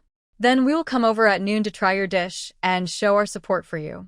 This was what the couple had discussed last night. Bai Jinju's restaurant was opening, and they had to come over to support it and boost its popularity. Most people these days are honest. If you are nice to me, then I must be nice to you. Bai Jinju immediately smiled and said, Okay, today we're opening with a 20% discount. I'll make it for you early and ask the kids to come over at 12 o'clock. Okay, then you go ahead and get busy. Zhang Hongying went back, knitting a sweater. Bai Jinju took out the receipt book again and taught Bai Chunlei and Lu Fong how to order food. The receipt books all come with carbon paper. You can write the names of the dishes directly on them and then do the final settlement and discount. The carbon copy is given to the customer and the original receipt is kept for easy billing and reconciliation. When the braised meat at the braised meat shop was ready, Bai Qingxiang sent some over. Lu Fong put it on an enamel tea tray and placed it in the deli cabinet. Seeing that the time was almost up, Bai Chunlei took out some firecrackers and set off a few strings. The children ran over when they heard the sound of firecrackers and saw the owner of the new store handing out melon seeds and candies. Some passers-by and owners of nearby shops also came over. Bai Jinju was holding a large enamel tea tray filled with melon seeds, candies, and peanuts, and she gave a handful to everyone who came to watch. Isn't this the braised pork beauty? Has she opened a new restaurant? Good Taste Restaurant. Looks clean, their braised meat is delicious. The food should be good too. Boss Bai, do you have any special dishes? White Pearl smiled and replied, I have pickled fish at home. I guarantee you haven't eaten it before. The man didn't believe it. Every family has pickled fish, but my wife knows how to make it. Bai Jinju knew that this person was the owner of the grocery store in front, so she said, Come and try it when you have time, and you will know. How can I lie to you? In addition to pickled fish, my family also has a special dish called Xinjiang Depanji. A man who had been away from home stood up from the crowd and said, Xinjiang Depanji. My dad used to have a comrade in arms from Xinjiang. They don't eat pork over there. They only eat beef, mutton, and chicken. The man walked into the store and found a seat. Boss Bai, give me a serving of Xinjiang Depanji. I want to try it and see if it tastes good. At this time, the advantages of White Pearls smashing the wall are revealed. The store door was wide open, and the situation inside the store was clear to see from outside. There is a large refrigerator in the store and a ceiling fan whirring overhead, which looks cool. Some people who are tired of shopping think that they have to eat anyway, so they might as well go in to take a look and cool down with some fresh air. Seeing someone coming into the store so quickly, Bai Jinju hurriedly said loudly. Today is the opening of our new store. We still follow the old rules of good taste. We will offer a 20% discount for the first 3 days. Everyone is welcome to come and taste it. In the store, Bai Chunlei came out with a brand new teapot and poured a cup of tea in front of every seated customer. The first person to enter the store was shocked when he saw the menu. Boss Bai, your dishes are too expensive. A large portion of big plate chicken costs 38 yuan, and a medium portion costs 26 yuan. Who can afford this? Bai Jinju smiled and explained, Brother, this dish is big. You can't finish even the medium portion by yourself. And this dish comes with a staple food, so you don't need to order extra rice. Judging from the man's decent clothes, he should be a businessman. He didn't hesitate anymore. Okay, give me a medium portion. If I can't finish it, I'll take it away. Bai Jinju. Okay. She placed the order quickly. There were 3 people at another table. They also thought the menu was too expensive, but the prices of other home-cooked dishes were similar. The 3 people, 2 men and 1 woman, were all dressed very fashionably. The girl was wearing a white shirt with lotus leaf sleeves and a high ponytail, and all 3 of them were wearing leather shoes. The girl obviously also wanted to try the big plate chicken, as she had never heard of it before. I just don't know if it tastes good. The girl was a little confused. The boy with the middle-parted hair probably wanted to show off, and said proudly, Order if you want to eat. The girl rolled her eyes at him and said, Why are you in such a hurry? Let's wait and see. Didn't the man order it? Bai Chunlei also served tea to the 3 of them and brought over a plate of melon seeds. Girls are a little embarrassed to eat melon seeds. Brother, are the tea and melon seeds free? She was asking Bai Chunlei, who smiled innocently. Yes, it's free. Eat as much as you want. The girl was surprised. This store is really generous. Even the melon seeds and tea are free. Whenever she bought melon seeds to eat at home, her mother would scold her for being a spendthrift. At this time, Xiaohe came over and brought her mother with her. Bai Jinju quickly welcomed the person in. Miss Wen is here. Come and sit down. Xiaohe's mother is Wen Fengqin, who looks very much like Xiaohe. She must have been a beauty when she was young, and she still has her charm now. After entering the store, Wen Fengqin looked around and nodded. Jinju is capable, and she has opened more shops one after another. Bai Jinju served them tea. This is all thanks to Sister Xiaohe's help. Miss Wen, what would you like to eat? It's my treat. Xiaohe said, I don't want you to treat me. You are opening your business today. I am here to give you some money. When Fengqin looked at the menu, that one, Xinjiang de Panji, I've never heard of it, let me try it. Xiaohe not only loves beauty, but also loves food. She nodded repeatedly. Yes, that's right. Big plate of chicken. She was about to order another pickled fish, but was stopped by Bai Jinju. One is enough. This dish is quite large. At this time, Bai Chunlei went next door to call Zhang Hongying, and the big plate of chicken she ordered was ready. Zhang Hongying's family came, and there were 2 more elderly people. Zhang Hongying said to Bai Jinju, I asked the children to call their grandparents over. Jinju, serve them some braised pork. The old people love it. Okay, sister. Bai Jinju quickly served tea to the family. Uncle, ma'am, please sit down first. The food will be served soon. As soon as he finished speaking, Bai Chunlei came out carrying a particularly large enamel tea tray. The aroma of the big plate of chicken instantly penetrated everyone's nose, and everyone inside and outside the store was stunned when they saw the big plate of dish. I thought that Boss Bai was a very honest person. She said the portion was large, but she didn't expect it to be this big. Miao Wei and Zhang Hongying were also stunned. Their whole family was sitting at a big round table, and it was really shocking to see such a big plate of food on the table. The dishes were also something they had never seen before. In addition to chicken, there are also black fungus, tofu, green peppers, onions, potatoes, and tomatoes. The tomatoes were boiled into a sauce, and the soup was fresh and thick. There is a circle of flour rolls and steamed buns placed around the plate, which makes the dish even more spectacular visually. The guy who entered the store first shouted in surprise, "Oh, this dish looks really good, Boss Bai. Please make mine quickly." He couldn't wait to get started. The braised pork is stewed early in the morning and can be served directly on the table. It is bright red, sweet and fragrant, and looks tempting. After the dishes were served, Zhang Hongying's two sons couldn't wait to start eating as soon as their grandparents picked up their chopsticks. After a while, the Miao people could be heard discussing, "Mom, this big plate of chicken is so delicious. You only know how to stew chicken, and it's not tasty at all with so much soup." "Yes, Mom, you should do the same for us in the future. If your mother had this ability, she would have opened a restaurant. Come on and eat.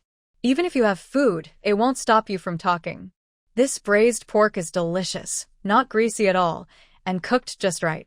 3 people at another table who had not yet ordered their food were drooling as they watched. They had never eaten this Xinjiang big plate chicken before. "Boss, let's order some food. Let's order a medium-sized portion of Xinjiang chicken and a medium-sized portion of your pickled fish, and..." Bai Jinju smiled and stopped him. "These 2 dishes are enough. If you like them, come and try other dishes next time." The middle-parted man's eyes lit up, and he said to the girl with a very attentive look, Huan, I'll treat you to something else next time." At this time, someone else came into the store, so Bai Jinju went to the kitchen to busy herself and left the task of taking orders and serving customers to Bai Qinglei. Bai Qinglei went to get his hair cut yesterday and changed into new clothes today. The Bai family members are all good-looking. He is tall and always has a smile on his face, giving people a feeling of being honest and reliable. More people came in one after another. Although he was nervous, he was able to handle it. The big plate chicken dish takes a little longer to cook, so he would add tea and melon seeds to the dishes in time. There are fans in the store, so customers won't feel hot while drinking tea and eating melon seeds. It was Xiaohe who mentioned, "Brother, don't you have a TV at home?" Bai Chunlei then remembered that Bai Jinju had also said that she would put the TV in the store after the restaurant opened, but she forgot about it. Bai Chunlei hurried upstairs to bring down the TV and adjusted the channel. The local station was rebroadcasting the investiture of the gods. "Now that I have TV to watch, I don't even feel the wait time for the food is long. It's so hot outside anyway, and here I have tea, melon seeds, and a ceiling fan." As the dishes were served one after another, everyone was conquered by the delicious food. This Xinjiang big plate chicken is really good. This chapter is not over yet. Please click on the next page to continue reading. Boss Bai is a great cook, and his braised meat is delicious. The medium portion is also this big. How is this pickled fish made? The fish can be sliced so there are fewer bones to eat. The fish meat is tender, and the soup is thicker. When Fengqi nodded repeatedly while eating, "It's so delicious to eat steamed buns with vegetable soup. Xinjiang people are really good at eating." Xiaohe glanced at the menu. "Mom, let's have pickled fish tomorrow. I saw that what they ordered is different from others." When Fengqi no longer felt like a spendthrift, "Don't mention this pearl. The craftsmanship is really good." While the others were eating, Miaowei and his family finished their meal and paid the bill. Bai Chunlei used a computer to calculate. A large portion of big plate chicken is 38, braised pork is 10, and with a 20% discount it's 38. For Boss Meow, just give me 38, and I'll pack up the rest for you. The braised pork was not finished, so Bai Chunlei found a disposable lunchbox to pack it up, and also gave each of the 2 children a handful of melon seeds. Miaowei paid the money happily. The meal cost 38 yuan, which is indeed a bit expensive, but the family had enough to eat and they didn't go out to eat every day, so it was no problem for them to have a good time once in a while. The lunch starts at 11:30 and ends at around 1 o'clock because everyone has to go to work or have other things to do in the afternoon. Bai Jinju had been busy in the kitchen for the whole afternoon and was actually a little tired. There was some rice left, so Lu Fong fried something with the remaining vegetables and ate it with the rice soup for lunch.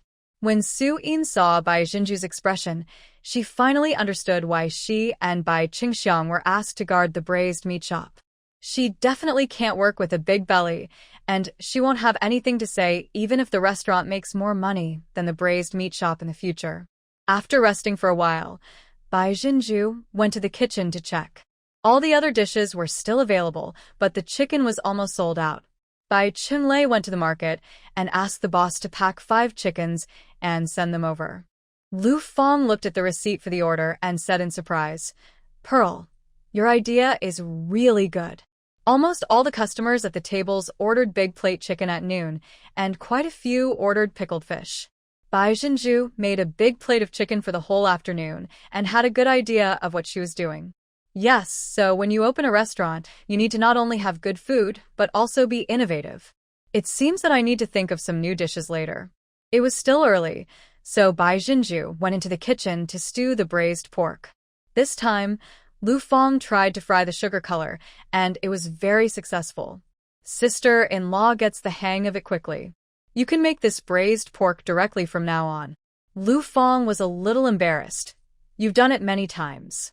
Bai Jinju has made this dish at home before. The key is to fry the sugar color. The braised pork that Bai Jinju makes is always shiny and red, melts in the mouth, and looks tempting.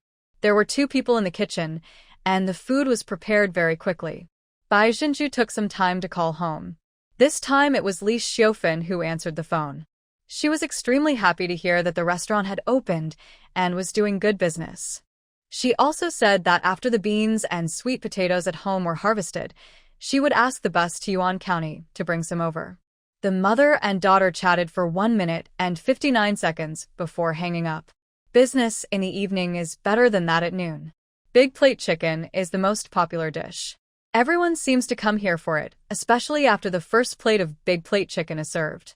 Later diners who come into the restaurant will almost order it as soon as they see it.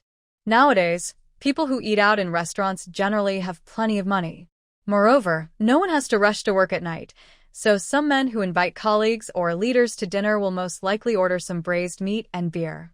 By the time the last table of guests paid the bill and left, it was almost 10 o'clock. Seeing Su Yin also helping to clean up, Bai Jinju said to Su Yin, second sister-in-law, "Go back and rest early." Lu Fong also smiled and said, "That's right, Yin, we have enough manpower here. Don't get tired while you're pregnant." Su Yin wiped the table and said nonchalantly, "What's so tiring about this? Didn't we work this hard when we were at home? We worked in the fields during the day and at home at night." She hadn't said anything more rude before, saying that she wanted to do it in bed after getting in. Su Yin got married relatively early, at the age of 28, which was the prime of her life. Bai Jinju said to Lu Fong, "Once the restaurant business is on track, we will have a much easier time. We will go buy a pressure cooker later. It will make it easier to make big plate chicken and serve the food faster." Lu Fong nodded. "Listen to my sister." After packing up, the eldest, second, and third brothers went back to Xingfu community to sleep. Bai Jinju locked the rolling door and suddenly remembered that Bai Jingxi and her family had not returned yet. They should have been back in the afternoon. Did I miss the bus and have to come back tomorrow? She was about to go upstairs with Shoa Shoa when someone knocked on the rolling door. Zhang Minmin's voice came from outside. "Pearl, open the door, we are back." Shoa Shoa was very happy. "It's my third aunt." He especially likes his third aunt. No, he also likes his first and second aunts. He likes all aunts and uncles. His eldest aunt would make delicious food for him, and his second aunt would take him to settle accounts with the bad kids who bullied him. After opening the door, they saw Zhang Minmin and the other 2 standing at the door. There was a 3-wheeled truck carrying goods parked outside, and the snakeskin bags piled on the truck were taller than a person. White Pearl was startled. "Third sister-in-law, are you moving the lotus pond back?" After saying that, he quickly helped unload the goods. 3 full bags of clothes, no wonder you came back so late. Zhang Minmin was so excited. "Jinju, I bought autumn clothes for my parents, my brothers and sisters-in-law, the children, and you, and Shoa Shoa. They are so beautiful. I'm sure you will like them." Bai Jinju didn't know whether to laugh or cry. "Third sister-in-law, your shop isn't open yet, let's put it on first."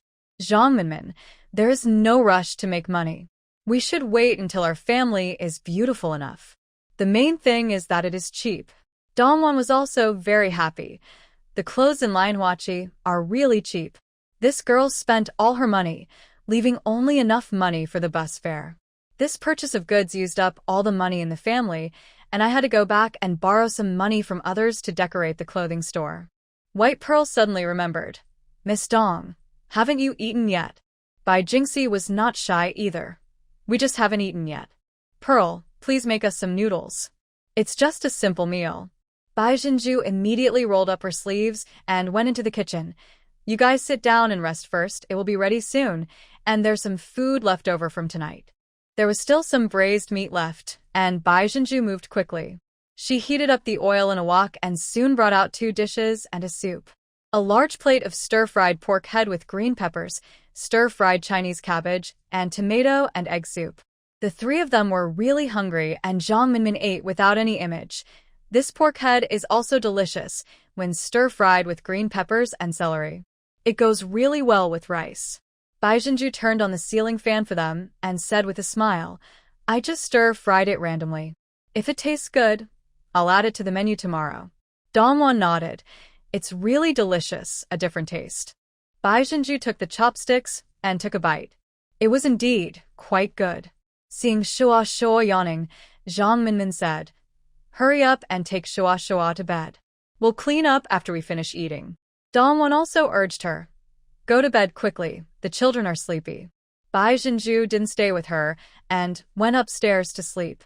My lord, it was not until after breakfast the next day that she had time to calculate yesterday's income. After deducting costs, the net profit is about 160. It's a good start. When Bai Jingxi and the others got up, Lu Fong and Bai Chenglei had already prepared the dishes for lunch, and the braised pork and spare ribs were already stewing. Lu Fong gave each of them a bowl of noodles.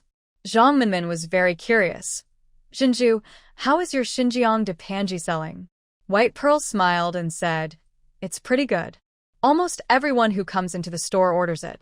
Speaking of this, Bai Jinju asked Bai Chenglei to buy a few large enamel tea trays and ceramic basins, because there were many large portions of dishes in the restaurant and the tea trays were not enough. Bai Chenglei also went to the steamed bun shop to buy steamed buns. The restaurant bought in large quantities, so the boss charged him a lower price. Today, someone helped to prepare food, so Bai Jinju and Bai Jingxi went to the department store and bought all the spotlights needed for the clothing store. The money could only be borrowed from Bai Jinju first. She also bought a pressure cooker. Business was good at noon. 2 people came into the store just at 11 o'clock and asked for the big plate of chicken. The Good Taste restaurant has a dish from Xinjiang that has become famous in the market, and some people can't help but come to try it. Bai Jinju knew that this dish was very popular, so she asked the chicken seller to send 6 chickens and 2 ducks over yesterday morning. Thanks to the pressure cooker, the serving speed of big plate chicken is twice as fast, the table can be turned over faster, and it is also much easier for the chef. Zhang Minmin helped to clear the table and greet guests. Dongwon helped to wash the dishes, and the family was busy. As expected, Xiaohe came with her mother again and ordered pickled fish and braised duck with young.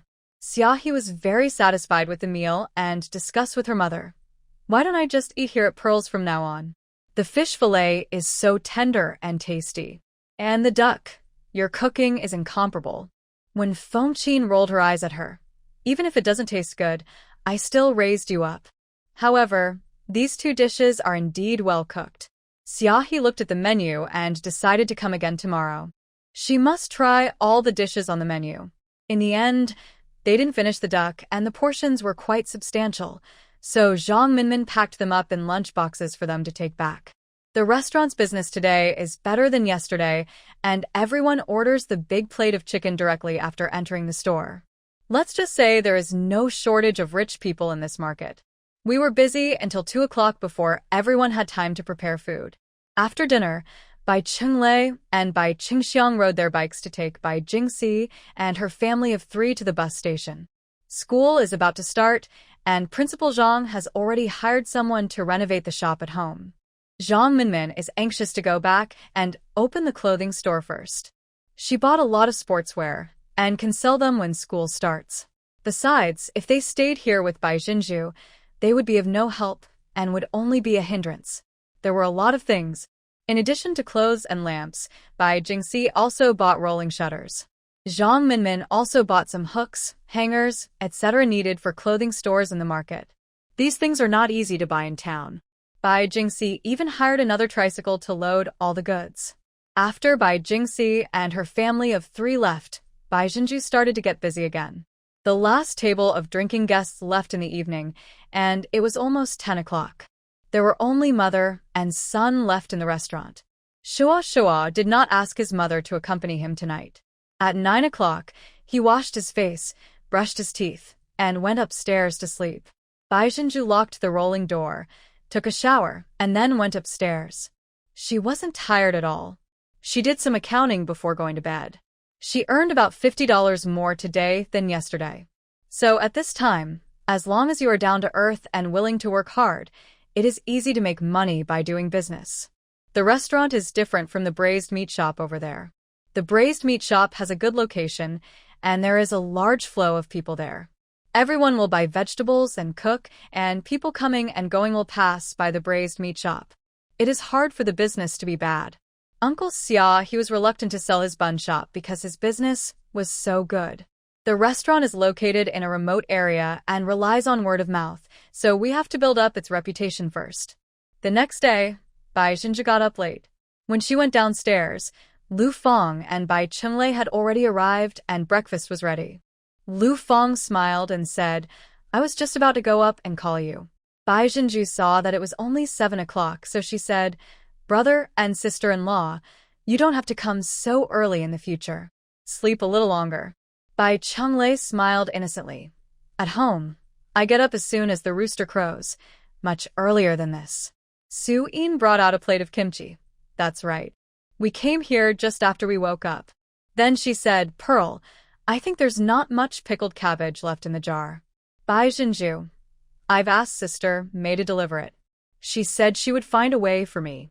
I saw on the news that greenhouse cultivation technology will soon be promoted throughout the country. I believe that the variety of vegetables in Yuan County will increase soon." On the third day of opening, business was indeed even more booming. Zhang Hongying came over early in the morning to order a table of food. Her brother and sister-in-law from her natal family were going to take their niece to school, and the train was at 3 p.m. There was also a boss in the market who sent his son over to order big plate chicken and braised pork and asked them to be delivered on time at noon. I guess they had guests at home, and since they had to open the shop for business, it was not convenient to close the shop, so they simply ordered the dishes to be delivered. Bai Qingxiang came over to help after he finished braising the meat from the braised meat shop, and Bai Jinju entered the kitchen at 10 o'clock. People started coming into the store just after 11 o'clock, and they were busy until after 2 o'clock. More people eat at night. After a busy day, Bai Jinju felt really tired and her arms were sore. Seeing that she couldn't even hold the chopsticks while eating, Lu Fong didn't let her clean up. "Pearl, you should take a good rest tomorrow." "I'll do it." Bai Jinju was about to nod, but Bai Chenglei scratched his head. "Pearl, I think I can do it too." Bai Jinju was startled. "Brother, you?" Bai Chenglei grinned. "I watched Pearl cook, and it seemed pretty simple. The main thing is that cooking is really tiring. The big iron pan is not light, and Pearl's thin arms will definitely be sore from shaking it back and forth." Bai Chenglei thought that he was a man, and if he was the one cooking, it would be much easier for Jinju and Lu Fong. There were 2 tables of guests drinking in the restaurant at this moment, and no one had eaten yet. White Pearl said, "Then show us your skills, big brother." Bai Chenglei was eager to try, so he washed his hands and started cooking as soon as he entered the kitchen. He didn't even ask Bai Jinju what she wanted to cook. Seeing the remaining ingredients on the chopping board, he just fried some bitter melon and pork with mapo tofu. He also quickly fried the remaining vegetables, bean sprouts, etc. When everyone tasted it, they were all stunned. Su Yin tasted each dish. "Brother, when did you secretly master this skill? This skill is really no worse than Pearl's." Lu Fong said a little embarrassedly. "In fact, your brother is the one who cooks most of the time in our family, and the 2 kids also say that he is a better cook than me." But he was embarrassed to let others know about this, for fear that others would laugh at Bai Chenglei, a grown man, for going into the kitchen and being a henpecked man. But Bai Chenglei didn't think there was anything wrong with it. He could be a henpecked man, so be it, and what a man should care about was letting his wife and children live a good life. Bai Chenglei just laughed. White Pearl smiled and said, "This is good. My elder brother and his wife can both do it. I will gradually let go starting tomorrow." They must have some cooking genes in their family because Li Xiaofan is the chef in the village. Her specialty is steaming 10 big bowls of rice. Whenever there is a wedding or funeral, she will be invited to be the chef. Finally, Bai Jinju did the math and found that she had earned almost 300 yuan that day. The braised meat shop is also relatively stable, with the lowest sales in a day being over 80. On the fourth day of the restaurant's opening, business declined a bit, with significantly fewer people coming to eat at noon. Bai Chenglei was the main chef today. Bai Jinju discovered that her elder brother's culinary talent was even higher than hers. He worked in an orderly manner and knew exactly when to put the seasonings in. The big plate chicken he made tasted really good. In the afternoon, she was solely responsible for greeting guests and didn't even go into the kitchen. After 7 o'clock, Xia He came again. Today, she came alone. As soon as she entered the door, she said excitedly, "Your clothing store is finally taking shape." Bai Jinju quickly brought her a cup of tea and melon seeds. "Really, where?" "Xia He, my store is about 500 to 600 meters away on the street. The location is not as good as my store." White Pearl didn't care at all. "It doesn't matter where it is. As long as it's a house or a shop in this market, I'll buy it." At this time, fewer people came in to eat. Xia He wanted to order some food, but Bai Jinju asked her to sit down first and eat with them later. Since Xia He had already closed her stall, she was not in a hurry and went upstairs to play with Shoa Shoa. It was after 8 o'clock when the Bai family started to have dinner. "No, Xia He, this was my third time at the housing management office, and all the staff there knew Bai Jinju. The main reason is that there are too few girls who are so young, beautiful, and rich." "Girl, are you buying a house again? What kind of business is your family in? Are you married?" White Pearl didn't say much. "I'm married and I own a restaurant." After leaving the housing management office, he rode Nye Li's motorcycle back to the clothing store. There were still some things in the store that he needed to explain to Bai Jinju. Nye Li also left Bai Jinju a landline number. "I've opened a stall in Lianhuachi and will specialize in wholesale in the future. Sister, if you need any goods, give me a call and I'll ship it directly to you, saving you the trip to Chengdu." She was afraid that Bai Jinju would think she was a liar, so she tapped on the phone number. "This is my home phone number. Don't worry. My husband works in a government agency. I won't fool you. Besides, my mother's family is here too. Do you know my brother?" White Pearl smiled and said, "Sister, I trust you. If I need anything, I will definitely find you." Nye Li knew that Bai Jinju was good friends with Xia He, and Xia He got her goods from Yangcheng, so she didn't say anything more. She also told Bai Jinju when the cleaning fees and electricity bills would be collected, etc., and then reluctantly left the store with her bag. Xia He came just as Nye Li left. She looked more excited than the White Pearls. "Isn't this store nice? The decoration is quite new. You don't have to do anything. You can just open the store and do business. The only drawback is that the location is not as good as mine." Bai Jinju opened the warehouse and took a look. "It's pretty good here.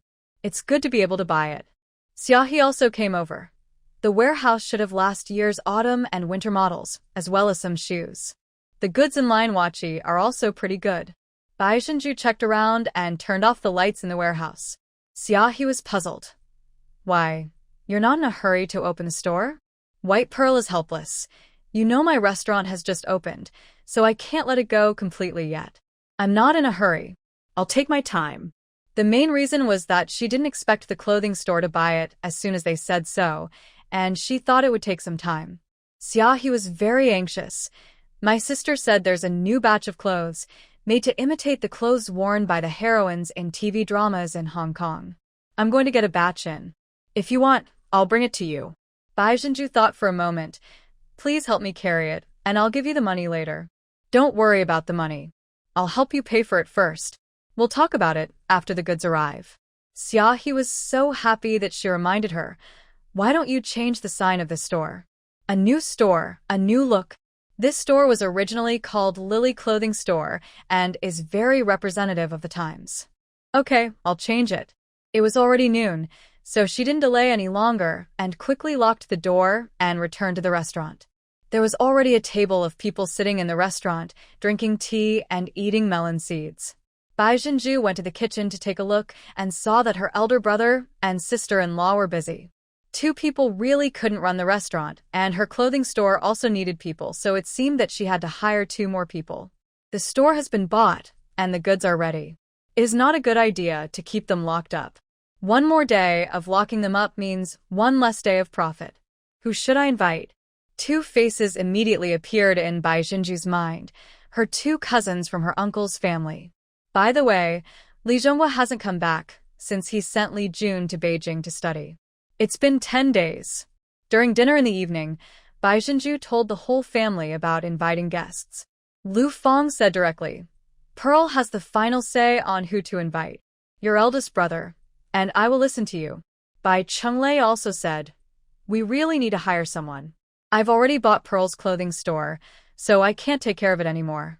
Just as Bai Jinju was about to speak, a man came into the store and said with a smile, "Is everyone eating? If not Li Zhonghua, then who is it?" The whole family stood up, and Bai Jinju hurried to move a chair for Li Zhonghua. "Uncle, why did you come back just now?" Li Zhonghua smiled and said, "It was Li Jun who insisted that I stay in Beijing for a few days." Although he complained, anyone with a discerning eye could see that Li Zhonghua was very proud.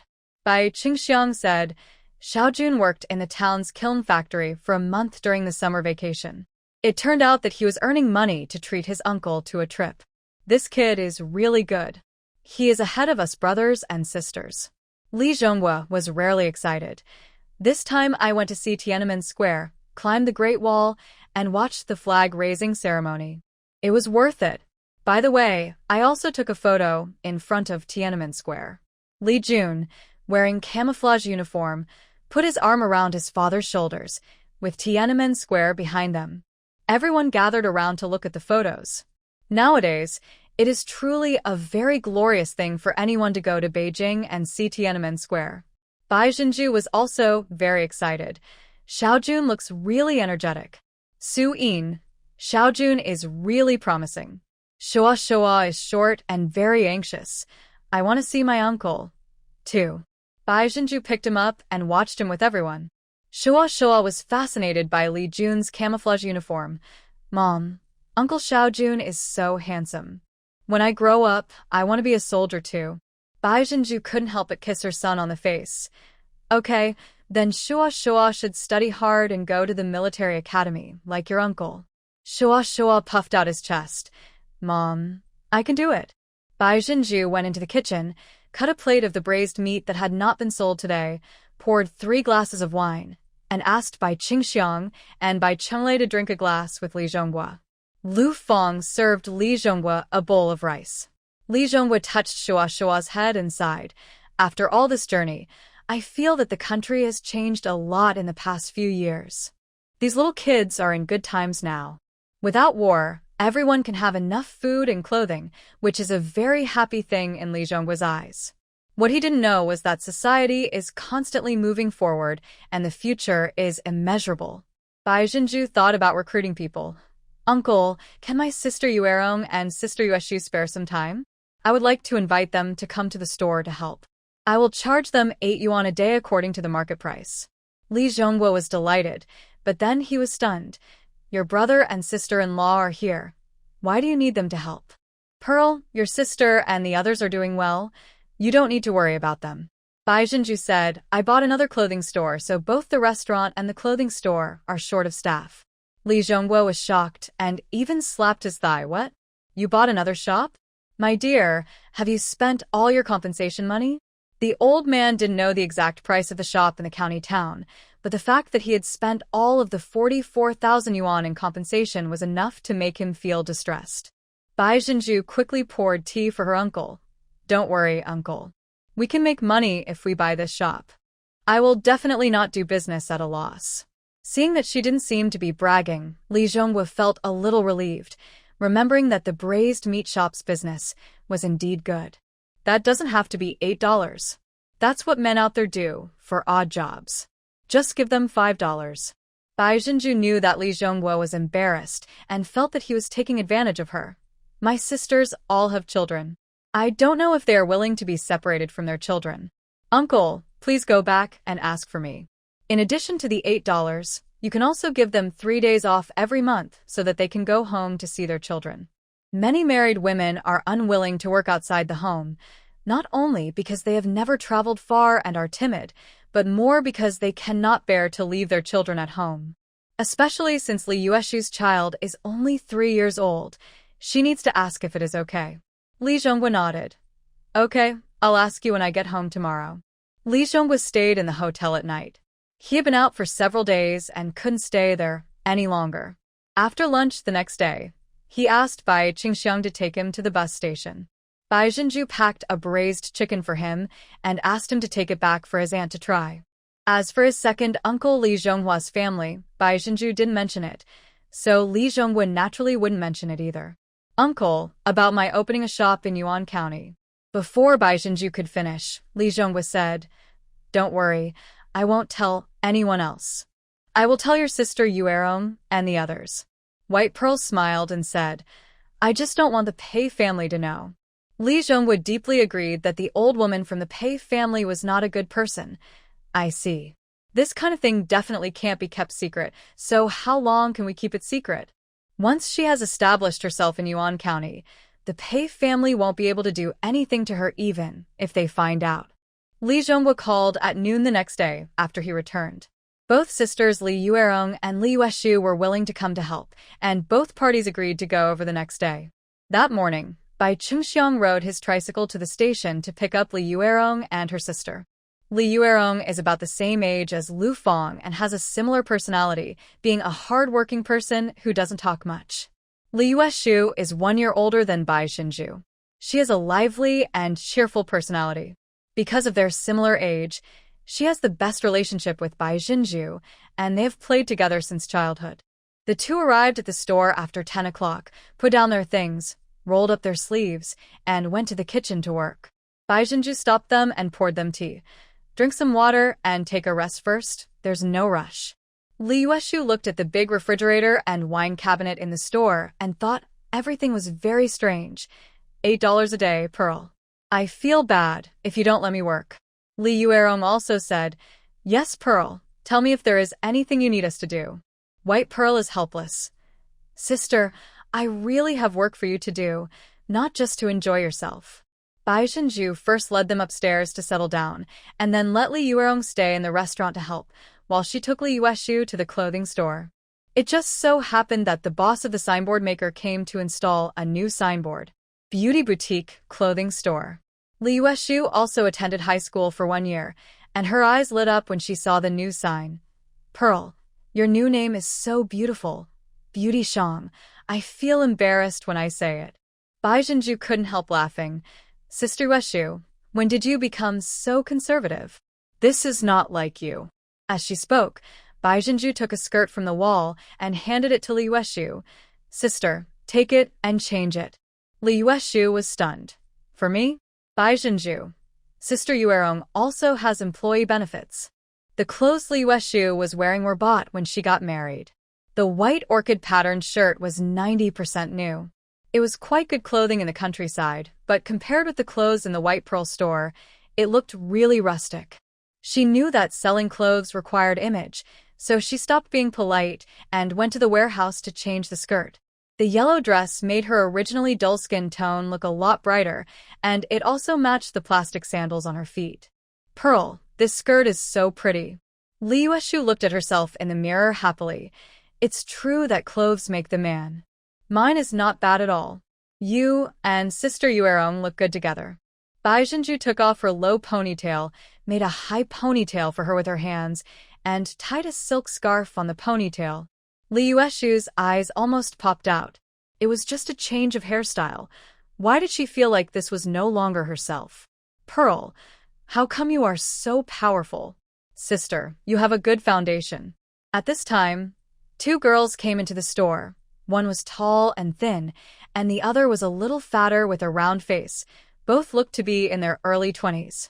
They first saw Bai Zhenju, were stunned for a moment when they saw Bai Zhenju's face, and then looked at Li Yueshu. Just now, when they were standing outside, they saw Bai Zhenju fixing Li Yueshu's skirt and hair, and they thought Li Yueshu was also a customer. After seeing with their own eyes how an ordinary-looking girl suddenly transformed into something more beautiful in the hands of the lady boss, the two girls couldn't help but enter the store. Bai Jinju came over and greeted, "My dear sisters, today the store is offering 20% off on all items. Please feel free to look around." After she finished speaking, she returned to Li Yueshu, tugged at her skirt, and said, "Sis, you have a good figure and a thin waist, so you should wear this kind of slim-fitting clothes. It will show off your curves and make you look more energetic." A faint voice came, "Boss, what should a fat person like me wear?" Bai Jinju turned around and saw the round-faced girl, asking her, "Sister, you are not fat." Bai Jinju said with a smile, "You are at most plump." As she spoke, she took a red V-neck shirt and a black skirt from the wall and handed them to the slightly plump girl. "You have fair skin. Go try this." The plump girl thought that such a beautiful boss must have good taste, so she took the clothes and went to the back. This chapter is not over yet. Please click on the next page to continue reading. The tall girl had her hands clasped behind her back, and it seemed that she was shopping with the slightly plump girl. Li Yueshu saw that some clothes were in a mess, so she started to sort them out. There were empty hangers, and she saw some unpacked goods underneath, so she unpacked them and hung them up. When selling clothes, you must hang the clothes up so that customers can see them. Only when they see the clothes will they buy them. She and Li Yuerong are both smart people with sharp eyes. The open bags were not thrown away, but put away neatly. Soon, the slightly plump girl came out. Bai Jinju went over to help her sort it out. "It's the perfect size." "Sister, you don't have a belly. If you wear a skirt, just tuck your top in. Take a look." The girl turned around looking at herself in the mirror, her eyes lighting up. The shirt and skirt are made of good material and have nice styles.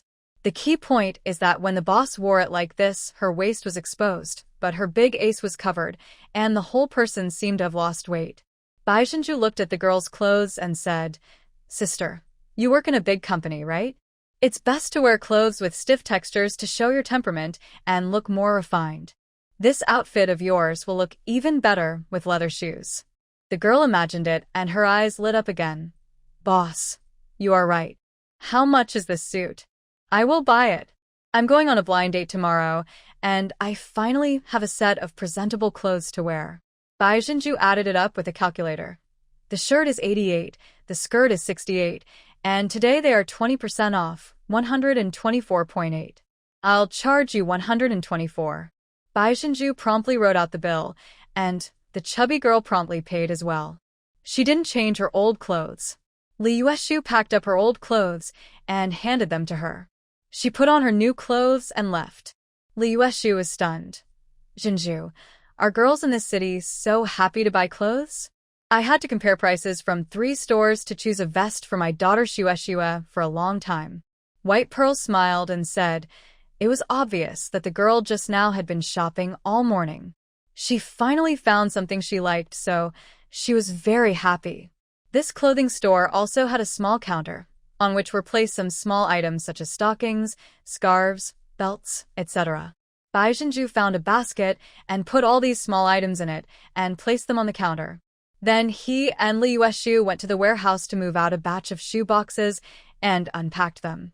The goods left by Nieli are very mixed with many types of shoes, but not all sizes are available. It really depends on fate whether a customer likes the one and has the size. All the shoes were taken apart and placed on the counter, and there were also several rows of shoes at the door. He and Li Yueshu moved all the clothes in the warehouse out and sorted them out. All the summer clothes were put on one side, and the previous autumn and winter clothes in the warehouse were hung on the other side. I didn't expect that in addition to autumn and winter clothes, there were also a small amount of summer clothes in the warehouse. Bai Jinju understood that Nieli must not have cleaned out the warehouse before, and some of the styles in it were out of date. The workload was a bit heavy, and she and Li Yueshu couldn't finish it all at once. During this period, 2 groups of customers came in, and Bai Jinju cleared out 2 sets of autumn clothes at a 50% discount. Li Yueshu was surprised. "Jinju, have you memorized the prices of all these clothes?" White Pearl did not elaborate. "These clothes were left by the boss of the shop before me. They are all outdated goods, so I sold them cheaply." When new goods come in, they won't take up space. Li Yueshu was a little worried. Pearl, I'm not smart enough to remember the prices of so many autumn and winter styles. Should we also put up signs with the prices? The summer clothes in the store were all priced. Bai Jinju thought that the price tags were a good idea, so she said, Okay, I'll put up the sign after I hang up all the clothes this afternoon. It was lunchtime, and Bai Jinju chose a set of summer clothes for Li Yueshu, including a shirt and a skirt. I also brought 2 sets of clothes for Li Yuerong, which were a shirt and pants. She was helping in the kitchen, and a skirt was not very convenient. After receiving the employee benefits, Li Yuerong waved her hands in embarrassment. Why are you giving me back the clothes, Pearl? You can sell them. I don't want them. Bai Jinju said, everyone has it. Su Yin tugged at her shirt. Sister Yuerong, we have them too. Li Yuerong had never seen such beautiful clothes before, and she was moved and grateful. Pearl, I'll accept it this time. Please don't spend money again in the future. White Pearl smiled and said, I won't send them any more in the future, but if you want to buy clothes or shoes, you can go to my store and buy them. I'll give you wholesale prices. Li Yueshu was overjoyed. I will buy one for my parents each at the Pearl shop during the Chinese New Year. With the joining of Li Yuerong, the 3 people in the restaurant were no longer busy. Bai Chunlei became the head chef, Li Yuerong helped, and Lu Fong was mainly responsible for greeting guests in the lobby. After dinner, Bai Jinju didn't rest, and started to sort out clothes with Li Yueshu. She found 2 pieces of white paper, cut them up, and repriced all the summer clothes. Shirts are priced at 50, 68, and 88. All dresses are priced at 90, and all skirts are priced at 68. There are also autumn and winter clothes from previous years. Windbreakers are 98 yuan, sweaters are all 80 yuan, and cotton padded jackets are either 108 yuan or 80 yuan. There were pants hanging in a row, all for 68 yuan a pair. All shoes, including sports shoes and casual shoes, are all 59, and all leather shoes are 89. Li Yueshu saw that she was marking the prices quickly and felt that she was writing randomly. The price that Bai Jinju marked was indeed very arbitrary. She had heard from an older sister who sold clothes before that the market was very chaotic these days, and the prices were set by the bosses themselves. There was no unified market price. Especially in the clothing industry, the price differences of these clothes are more obvious due to factors such as the source of materials and transportation. For example, if there are 2 pieces of clothing with similar materials and styles, one is from Lianhuachi and the other is from Yangcheng, there will definitely be a difference in the selling prices. These goods of Nieli were all from previous payments, so she wanted to get rid of them all so that she could recover some of her capital. While I was busy, Xiaohe came over. What are you doing, raiding the house? The store was indeed very messy, with clothes all over the floor. After Xiaohe finished speaking, she immediately started to help. Bai Jinju said helplessly, I cleared out the warehouse. I don't know how many years Sister Nya has been doing this, but I guess she never cleared out the warehouse. Look, this jacket is being sold in our hometown town. Xiaohe was happy. These are styles from 2 or 3 years ago. They are antiques. When Bai Jinju saw Li Yueshu coming out of the warehouse, she introduced her to her. Xiaohe sighed, Your family has really great genes. No one in your family is ugly. Even your cousin is a beauty. Li Yueshu felt a little embarrassed by the praise. Xiaohe really supports Bai Jinju's clothing business. She even stopped looking at her own shop and helped Bai Jinju hang up all the clothes. The store, which was originally somewhat empty, suddenly became full, and all the clothes had price tags attached. Bai Jinju also hung 2 pieces of paper on the door of the store, one with clearance sale written in red pen, and the other with buy one get one free written in large letters. Very eye-catching.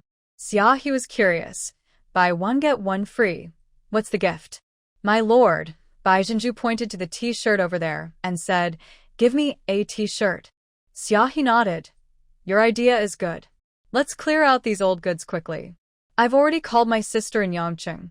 We'll be able to sell new clothes in about 7 or 8 days.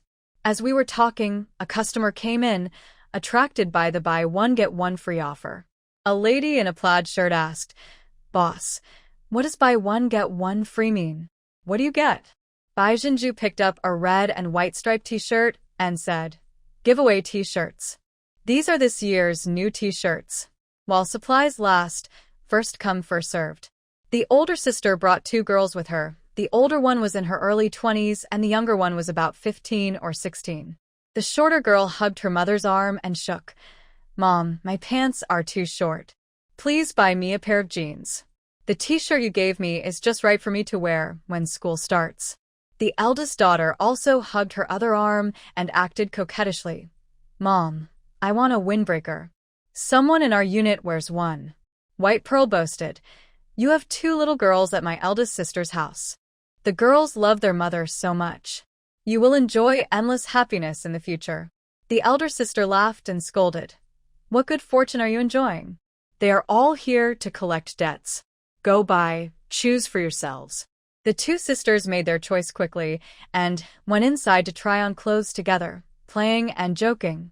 Li Yueshu saw her elder sister's eyes sweeping over the row of suits and quickly said enthusiastically, "Sister, our store has just started a clearance sale. The prices are very reasonable and there's a buy one get one free sale. To be honest, all the goods in our store are here. If one is sold, there will be one less. You can still choose the styles now, but there won't be so many styles to choose from later." The elder sister saw that the goods in the store were indeed quite diverse, with all kinds of clothes for spring, summer, autumn, and winter, and there were also several cotton-padded clothes at really low prices, so she couldn't help but be tempted. She has elderly parents and young children in her family, and they have never lived a well-off life. Now that my eldest daughter is working, she really doesn't even have a few decent clothes. It's time for her to dress up properly. Then he said to Li Yueshu, "Then please take off that coat, so I can see it." Li Yueshu helped her take off her coat. The two girls also tried on their clothes, looked in the mirror, and were very satisfied. "My sister is tall and looks very smart in her windbreaker." My sister chose a pair of blue flared jeans for herself, which also fits her well. The eldest sister handed the purple suit jacket in her hand to her eldest daughter. "Try this one too." The eldest daughter's eyes lit up. "Mom, are you buying this one too?" Eldest sister, "Buy it if it's suitable." The eldest daughter glanced at her mother cautiously. "Then buy me another sweater. You knit all my sweaters. They are not slim-fitting and don't look good with this coat and windbreaker."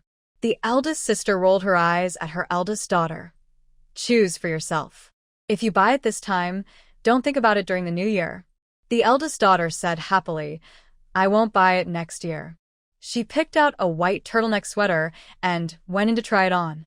The girl was very satisfied with her favorite jeans and picked out a white t-shirt. The eldest daughter was very satisfied with the clothes she chose after trying them on, and she picked out 3 more t-shirts, 2 for herself and 1 dark-colored one for her mother. Nowadays, people like to wear shirts and fewer people buy t-shirts, so Nieli had a lot of them left over. Final accounting: windbreaker 98, sweater 80, jeans 68, coat 70, total 316. Sister, just give 315. When the eldest daughter heard that these clothes cost more than 300 yuan, she took out her suit jacket. "I don't want this one. I just want the windbreaker." But her mother paid directly. "You've been working for a few months now, so we can still afford to buy you 2 sets of clothes." Bai Jinju took the money and gave the 2 sisters 2 silk scarves. The 3 of them, mother and daughter, left happily carrying their clothes. Li Yueshu felt a little pain after giving away several t-shirts at once. "Pearl, will we lose money if we give away so many t-shirts?" Bai Jinju gave her a reassuring look. "It won't be a loss. Clothes have a big profit margin. As for those t-shirts, Lion Huachi and Yongqing sell them by kilogram and are not worth much money." As soon as he finished speaking, 2 more groups of people came in, all attracted by the buy one get one free offer. Then people started to come into the store one after another. Xiaohe never came back, and seeing that Bai Jinju was busy, she decided to stay and help. After a while, Su Yin also came over. Seeing so many customers in the store, she was not idle either. Since she didn't know how to sell clothes, she helped to keep an eye on the store to prevent anyone from taking the opportunity to steal and hide the clothes. It wasn't until around 6 in the afternoon that I finally had some free time. Xiaohe was inspired. If the new models are so popular, then we'll sell them. But I did learn a trick from you. We can also do promotions like this when new models are released. Like Nieli, she also had a lot of inventory in her warehouse, which she used to sell at a discount. Bai Jinju gave her inspiration. Bai Jinju looked at the time and thought that there shouldn't be anyone around, so she said to Xiaohe, I've been helping you all afternoon. Let's go to my house for dinner. Xiaohe was not polite to her. You should treat me. I closed the door specially to come and help. Just as Bai Jinju was about to close the store, a motorcycle stopped in front of it. Niele was startled when he saw 4 women suddenly coming out of the store. Stunned. It was Bai Jinju who recognized him first. Isn't this Comrade Nia? Are you here to see Sister Nia? Niele's mind suddenly went blank.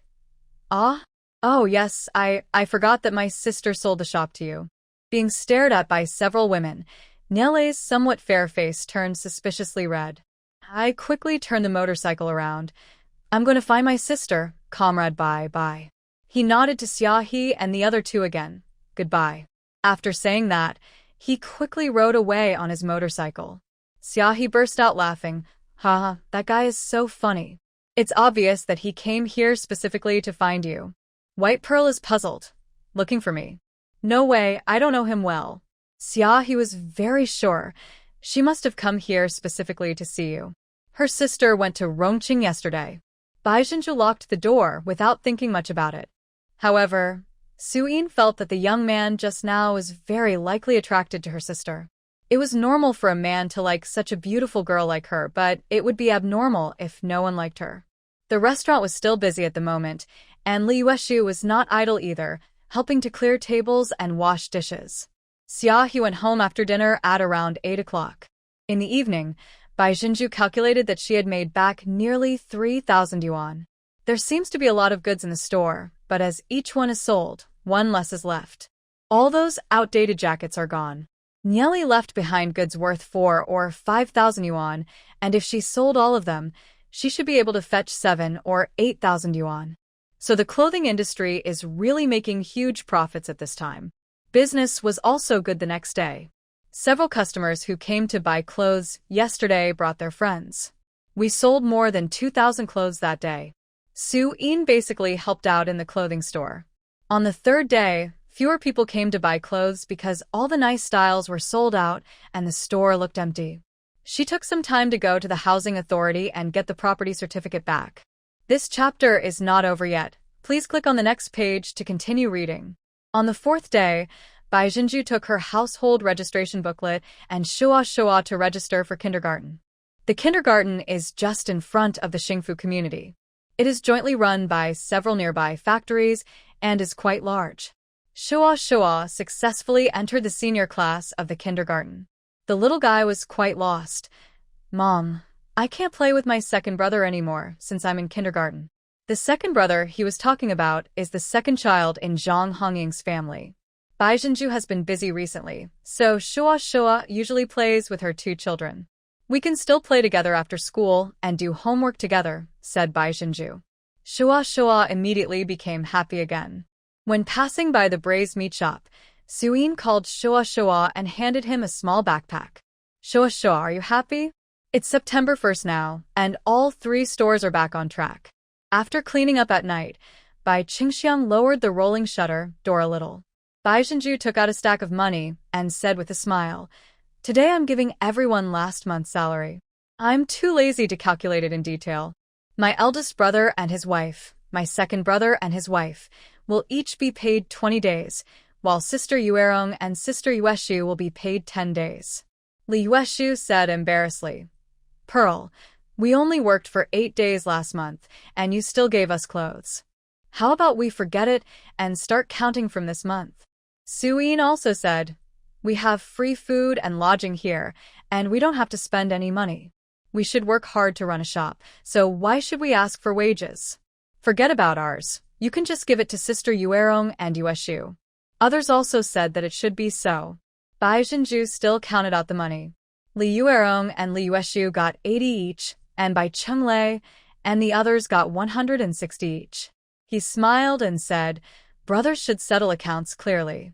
You have also put in a lot of work, and this is what you deserve.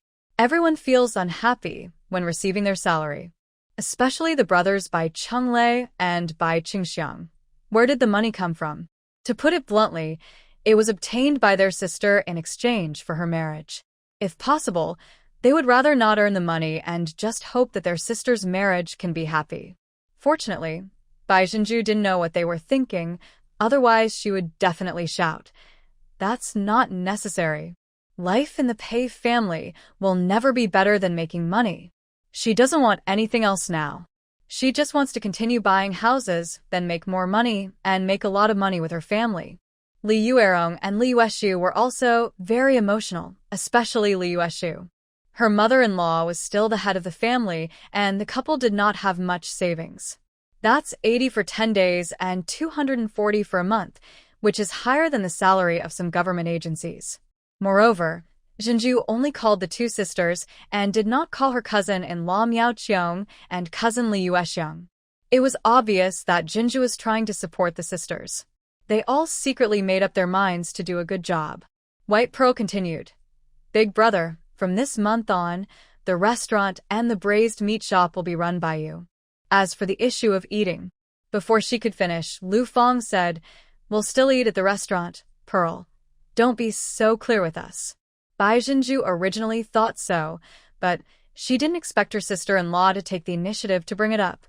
Okay, then we'll eat together. Sister Yuerong's salary will be deducted from the restaurant's profits. Lu Fong nodded. No problem. The restaurant business was very stable, with sales even increasing. One weekend the net profit reached 200. Bai Zhenju added, Brother, come with me to pick up the goods tomorrow morning. The new goods that Sister Xiaohe ordered for me have arrived. Bai Chunglei said without hesitation. Okay. Bai Qingxiang also said, I'll go too. Your second sister-in-law can take care of the braised meat shop slowly. Su Yin didn't care. Go help Zhenju move the goods. I can also braise meat. Besides, her belly is not that big, so it doesn't affect the washing work. After discussing tomorrow's work, we talked about Zhang Minmin's clothing store. Zhang Minmin's store has been open for 4 days and business is said to be very good. Minmin said that she can sell more than 10 sets of sportswear every day, and her business is booming, said Su Yin. Bai Qingxiang said, Minmin has invested all of Principal Zhang's assets. Doing business requires not only capital, but also courage. As for Zhang Minmin's shop, the initial investment totaled more than 10,000 yuan, a sum of money that few families can afford.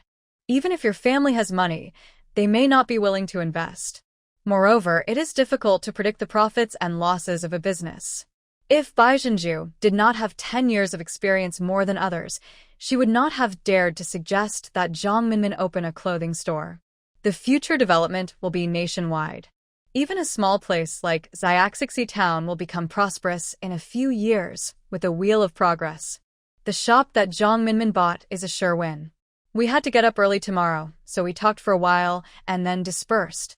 The next morning, Su Yin took Shoa away after breakfast and sent him to kindergarten. Bai Zhenju felt bad, so she was busy opening the store after her rebirth and didn't spend much time with her son, so she said she would pick him up after school. Who knows, Shoa is still not happy. Mom, I can come back by myself. I know the way. White Pearl smiled and said, You have to be picked up by your mother at the kindergarten in the city. You can't run around by yourself. Your mother will be the first one to pick you up. Shoa was so happy. Okay, then Mom must be number one. Su Yin said, I can go and pick it up. We are close. Bai Zhenju insisted. I will go pick it up. If I am not available someday, please ask my second sister-in-law to pick it up for me. Okay. Su Yin took Shoa away. Because they had to go to the train station to pick up goods, Bai Chunglei and Bai Qingxiang rode both the tricycles and the bicycles. When we arrived at the train station, Xiaohe was already there. She hired a tricycle. This batch of goods is quite large, with a total of 12 large sacks. Xiaohe pointed at the letters on the sack and said, My sister has divided the goods.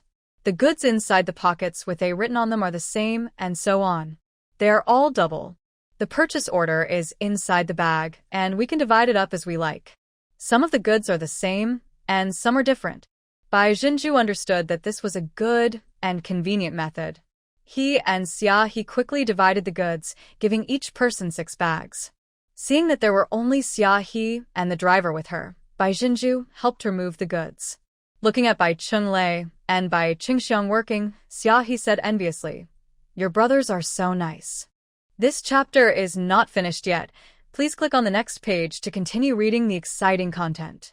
Bai Jinju admired her very much. This bag of clothes was not light, but Xia was able to carry it. When the tricycle was full, a man in a white shirt and a slicked back hair stopped in front of Xia on a bicycle. "Sorry, Xia, something delayed me, you."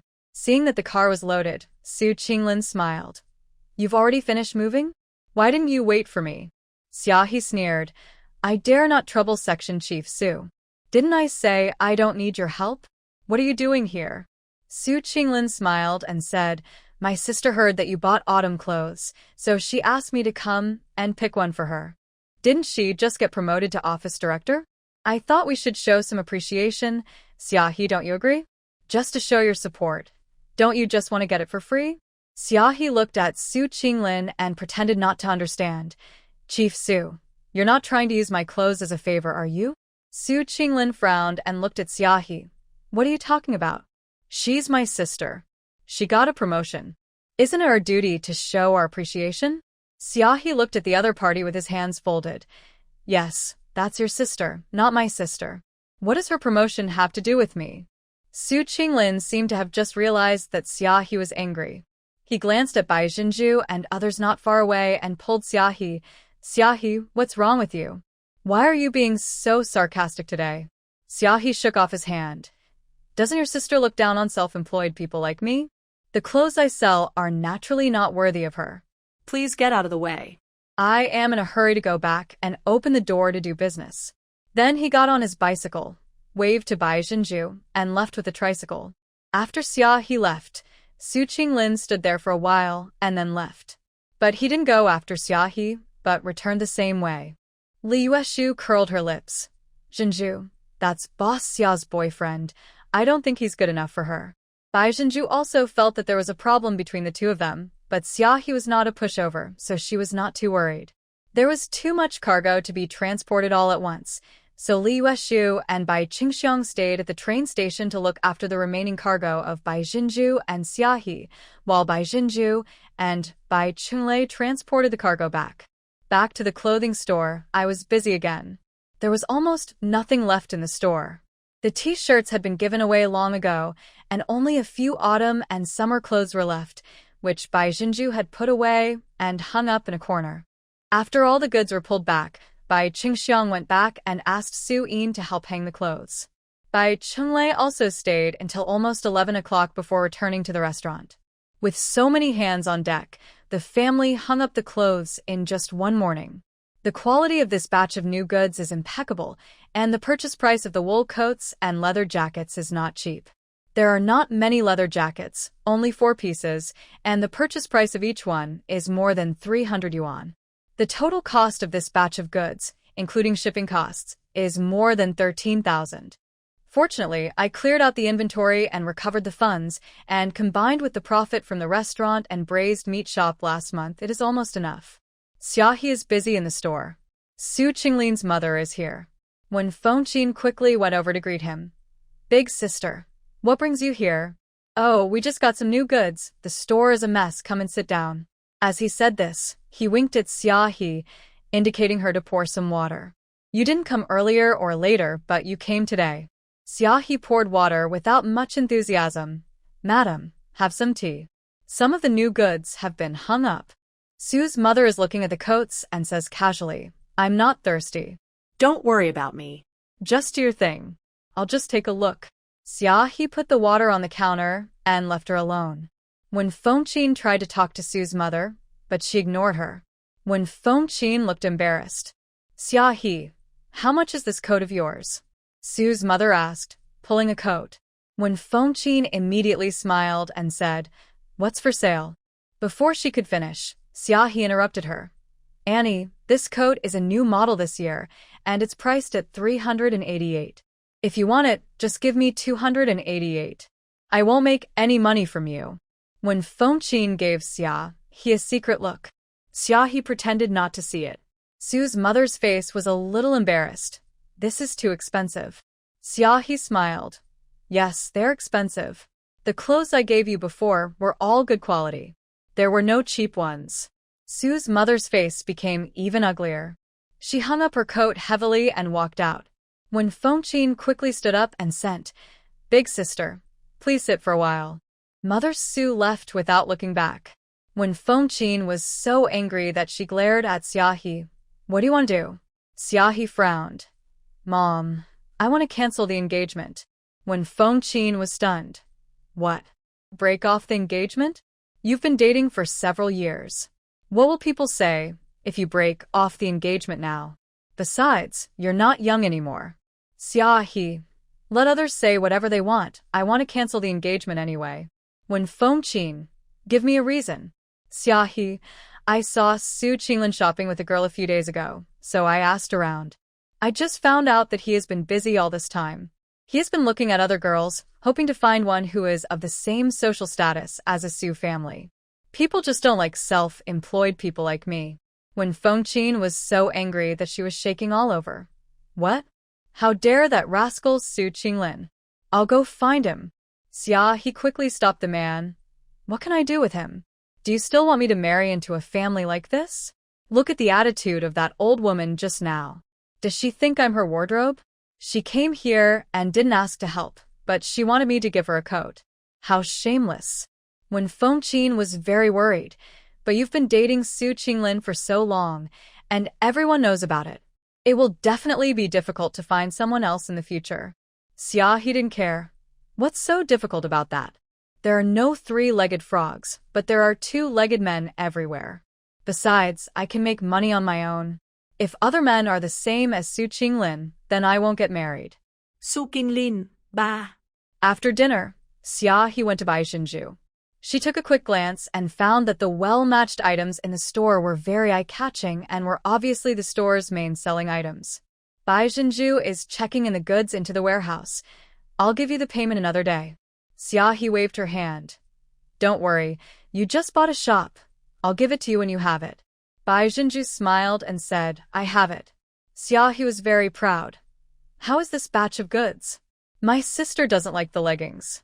Look at the suit pants, wide leg pants, and jeans she sent us. These styles are the most popular in Hong Kong and Guangzhou. Bai Xinju smiled and said, the goods are indeed good. I am just taking advantage of you. Xia He, we are friends. From now on our goods will be shared by this train station. Bai Xinju also said, if there is a suitable shop outside, we can open one there and specialize in selling high-quality clothing. Xia He was stunned. Do you really want to buy a shop? White Pearl. Buy if there's something suitable. She looked at Xia He. Sister, if you have some spare money, why not buy one too? Look at how much the house prices have gone up. Let's not talk about anything else. Just look at your shop. It has gone up so many times. My lord, and now that you've bought it, the shop's name is yours, not anyone else's. Xia He's eyes lit up. Thinking of something, her face fell again. I want to buy a house and move out. She also has a married brother. A 25-year-old girl who is not yet married and lives at home must have something to say about this. Xia He had never thought about buying another house. People nowadays don't have so many ideas. They just think that girls will get married anyway, and after marriage they will have a house to live in. Now that she has no plans to get married, it's not a big deal for her to stay at home forever. The key is that if you live in your own house, you don't have to worry about other people's opinions at all.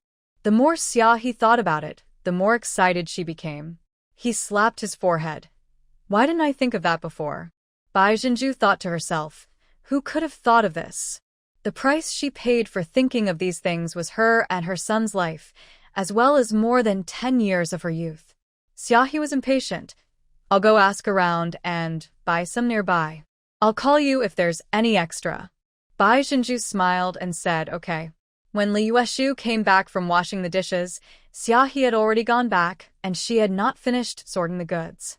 Bai Xinju hung another simple poster on the store door. It says Hong Kong Boutique Autumn Clothes, 20% off on all items. The gimmick is quite enough. Not long after, two well-dressed came in. As soon as they entered the store, they took a fancy to the woolen coat that Bai Jinju was wearing. The khaki plaid coat is paired with a dark brown turtleneck sweater, which looks very textured. Bai Jinju greeted him with a smile. "Comrades, this is the new model we just launched today. Comrade, my family did get the goods from Yangcheng. They just arrived this morning. Look at the label and there's the manufacturer.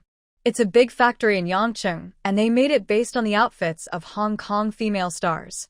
Bai Jinju said as she turned over the label on the coat, which contained the size, material, and manufacturer's name. The comrade with the small leather bag saw the label, believed what White Pearl said, and pointed at the plaid coat. "Let me try this one." Li Yueshu quickly helped her take off her clothes and praised her with a smile.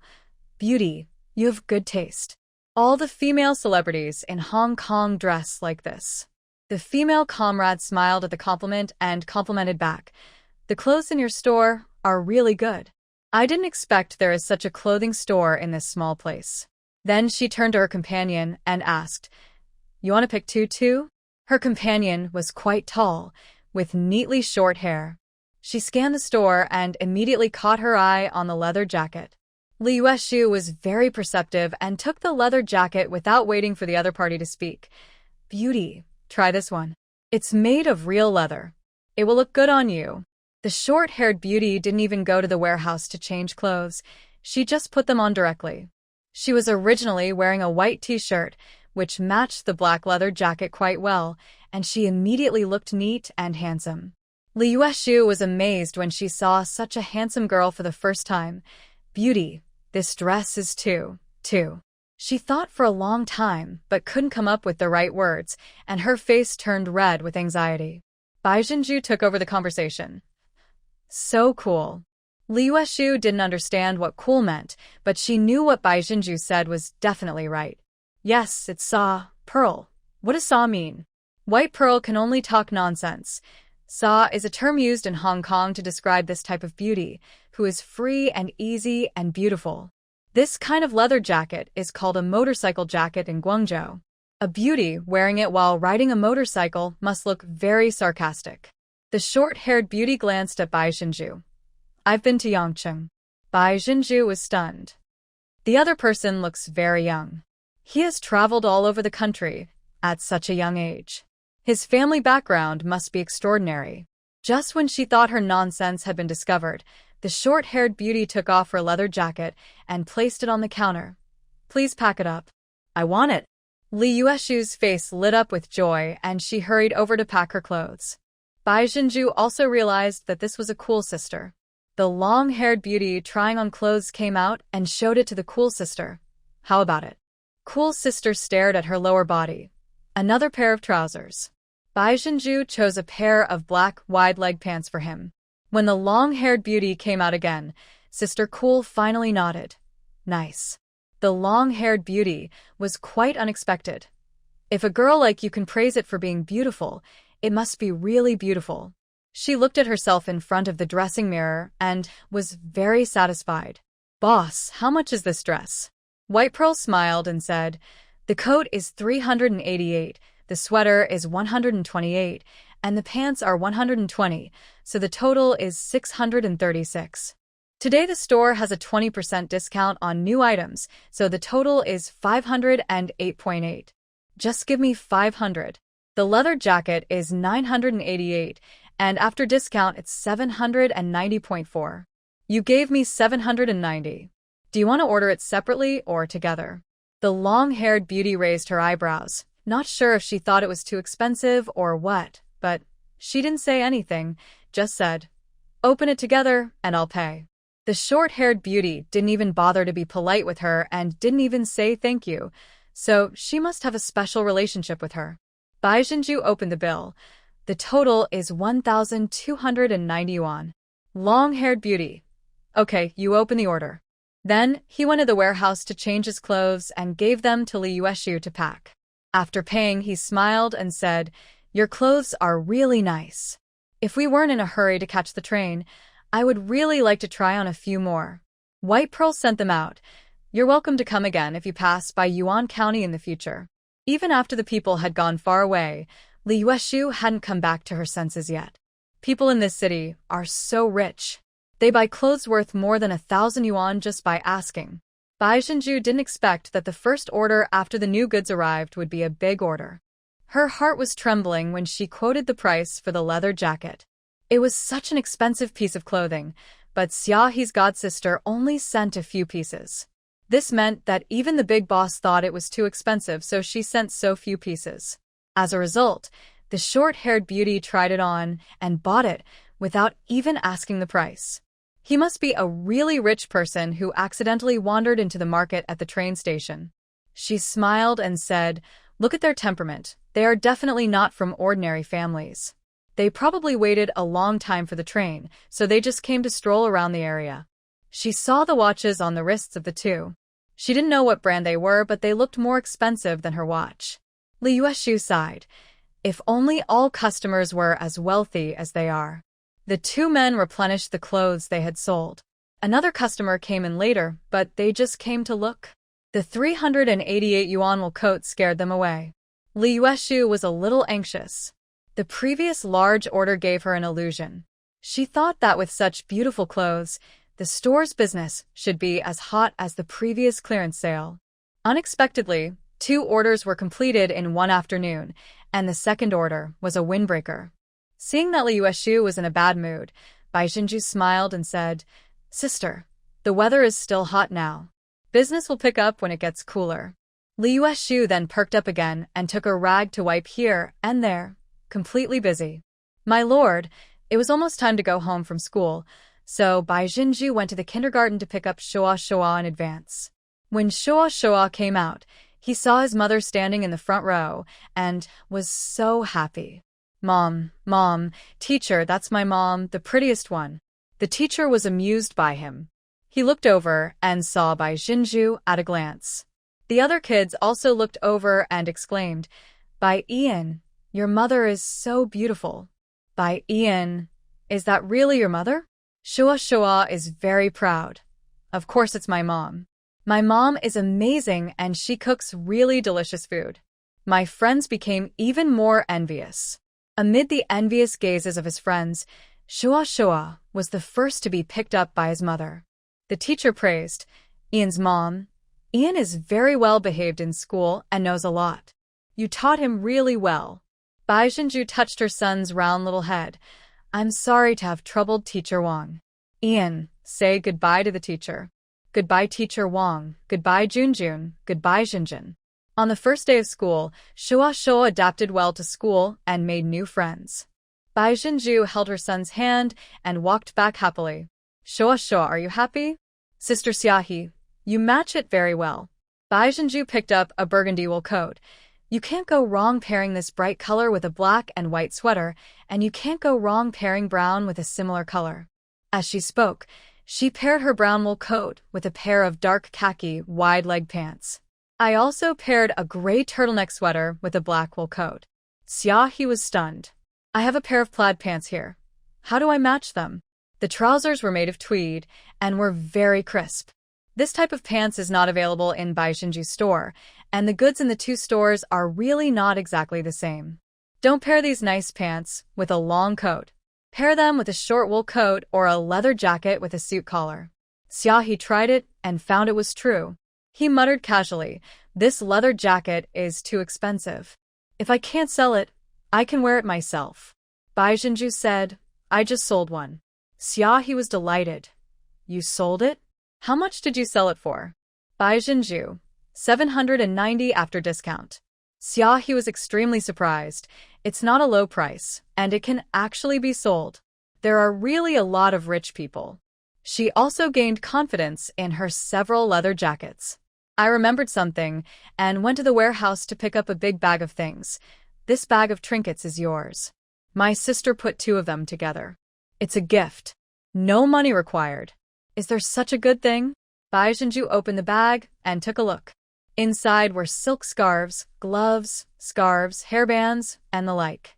"Xiaohe, we are her big customer, so we still have to give her this little gift." My sister said she would send me a magazine later with new winter clothes from a big factory, so we can take a look at the styles first. Bai Jinju's eyes lit up. This is a good idea. We can see the styles in advance, which makes it easier to choose. We don't have to buy blindly. Xiaohe. Yes, it will be more and more convenient for us to choose goods in the future. Bai Jinju stayed at Xiaohe's place for a while and then went back to her own shop. Li Yueshu said that a young couple came over just now. The girl liked the coat, but thought it was too expensive, so she left. Li Yueshu was quite disappointed because she didn't sell any goods. White Pearl Comfort. It's okay. We don't have many autumn clothes to begin with. They are all high quality. We can sell them slowly. Besides, the weather hasn't cooled down yet.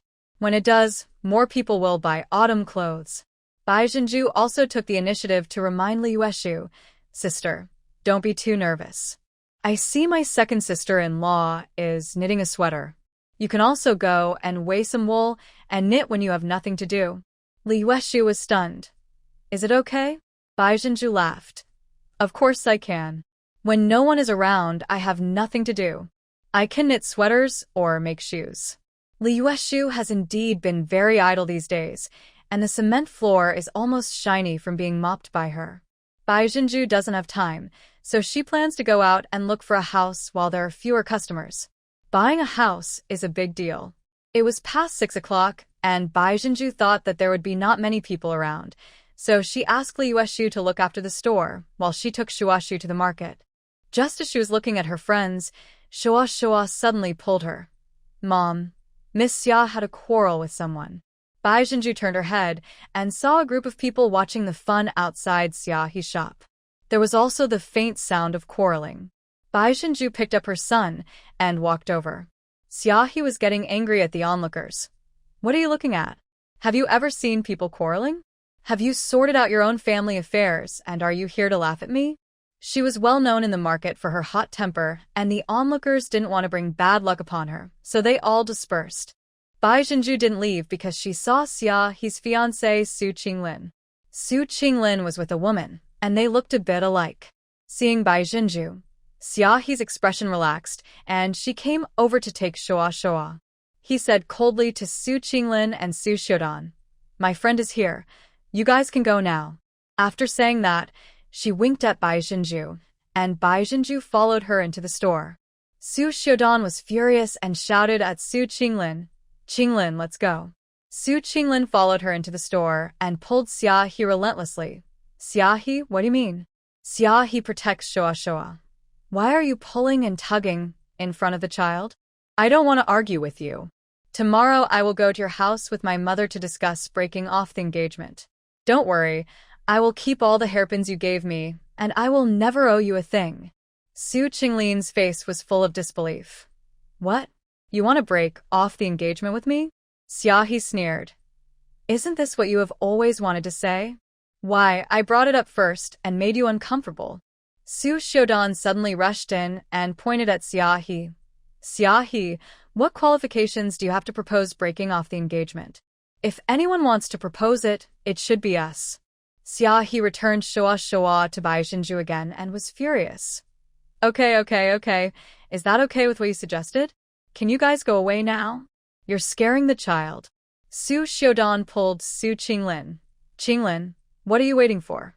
Su Qinglin had come back to his senses, and looking at Xiaohe's eyes, he probably thought she was crazy. At the same time, I don't believe it. He knew too well how much Xiaohe liked him. Almost all the clothes, pants, shoes, and socks he was wearing were bought for him by Xiaohe. And they've been talking for years. Now that he has been promoted and the company is going to distribute housing soon, how could Xiaohe possibly break off the engagement with him?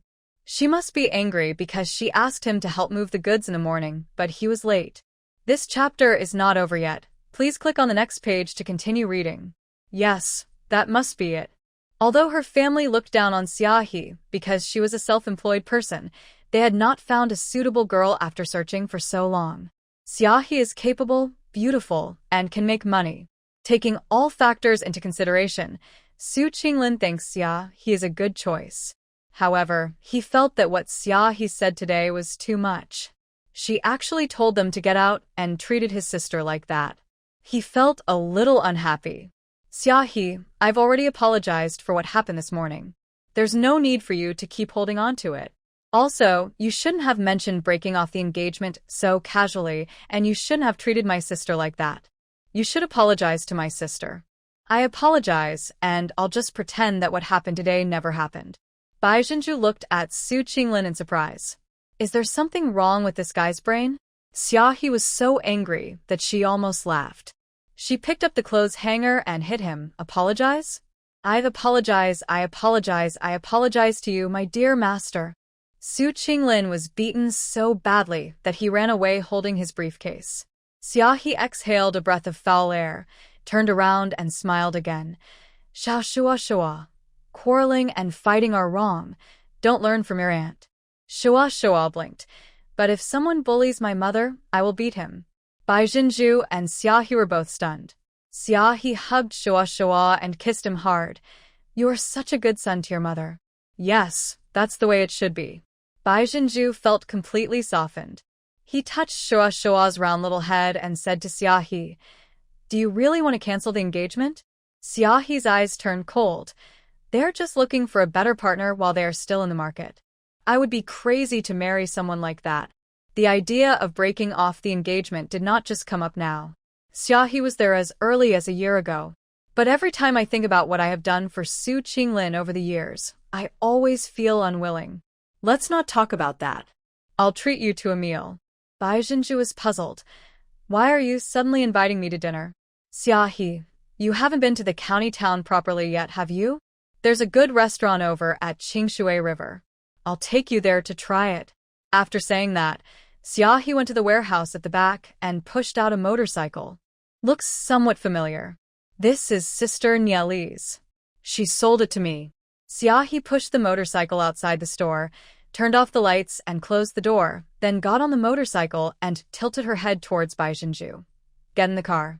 Shua was extremely excited because he had never ridden a motorcycle before. Mom, hurry up and get on the motorcycle. Bai Zhenju was a little worried. Can you ride? Xiaohe rolled her eyes at her. You look down on me, don't you? My brother has one too, and I ride it all the time, so it's no problem for me to take you two with me. Bai Zhenju then hugged Shua and sat on him. The county town now is very different from what she remembers. Now only the area near the department store has newly built buildings, the tallest of which has more than 10 floors. The new buildings are very beautiful, with white tiles on the exterior walls. Most of the residential areas on both sides of the street are still red brick buildings, which are only 5 or 6 stories high at most and look gray. Bai Zhenju clearly remembers that a few years later Xingfu Street would be changed to Chaoyang Avenue, which would be the widest and longest main road in Yuan City. After the millennium, Chaoyang Avenue was lined with almost all new buildings. Now the urban construction has begun, and some construction sites are already under construction. Bai Zhenju felt excited. She doesn't have to focus entirely on the train station. She can also consider the houses and shops on Xingfu Street. We should act quickly while it is still cheap. The county town is not big, and Qingshui River can be reached quickly. The restaurant sign was inconspicuous. It was just called Qingshui Restaurant, and it didn't look as bright and grand as Bai Zhenju's restaurant. Xiaohe parked her motorcycle outside and did not go into the store to sit, but sat under the shed outside. My sister is here. Is it still the same as before?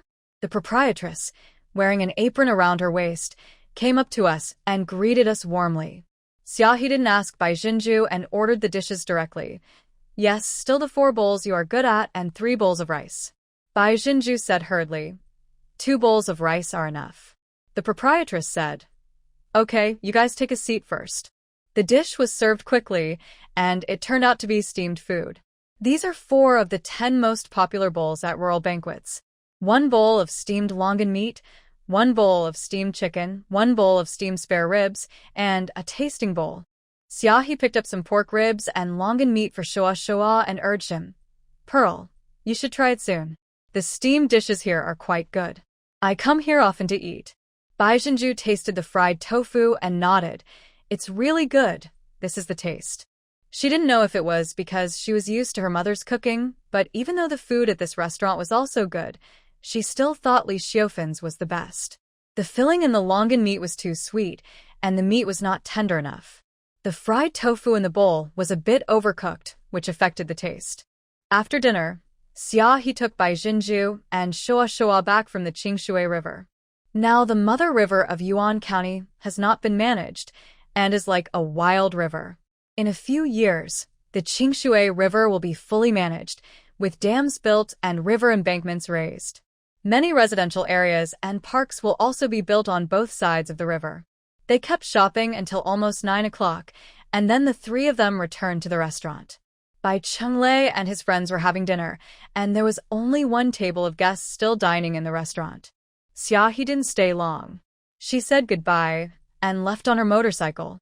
Li Yueshu didn't even have time to finish her meal, and excitedly took out 150 yuan. Pearl, after you left, I sold a set of clothes, a windbreaker and a short-sleeved shirt.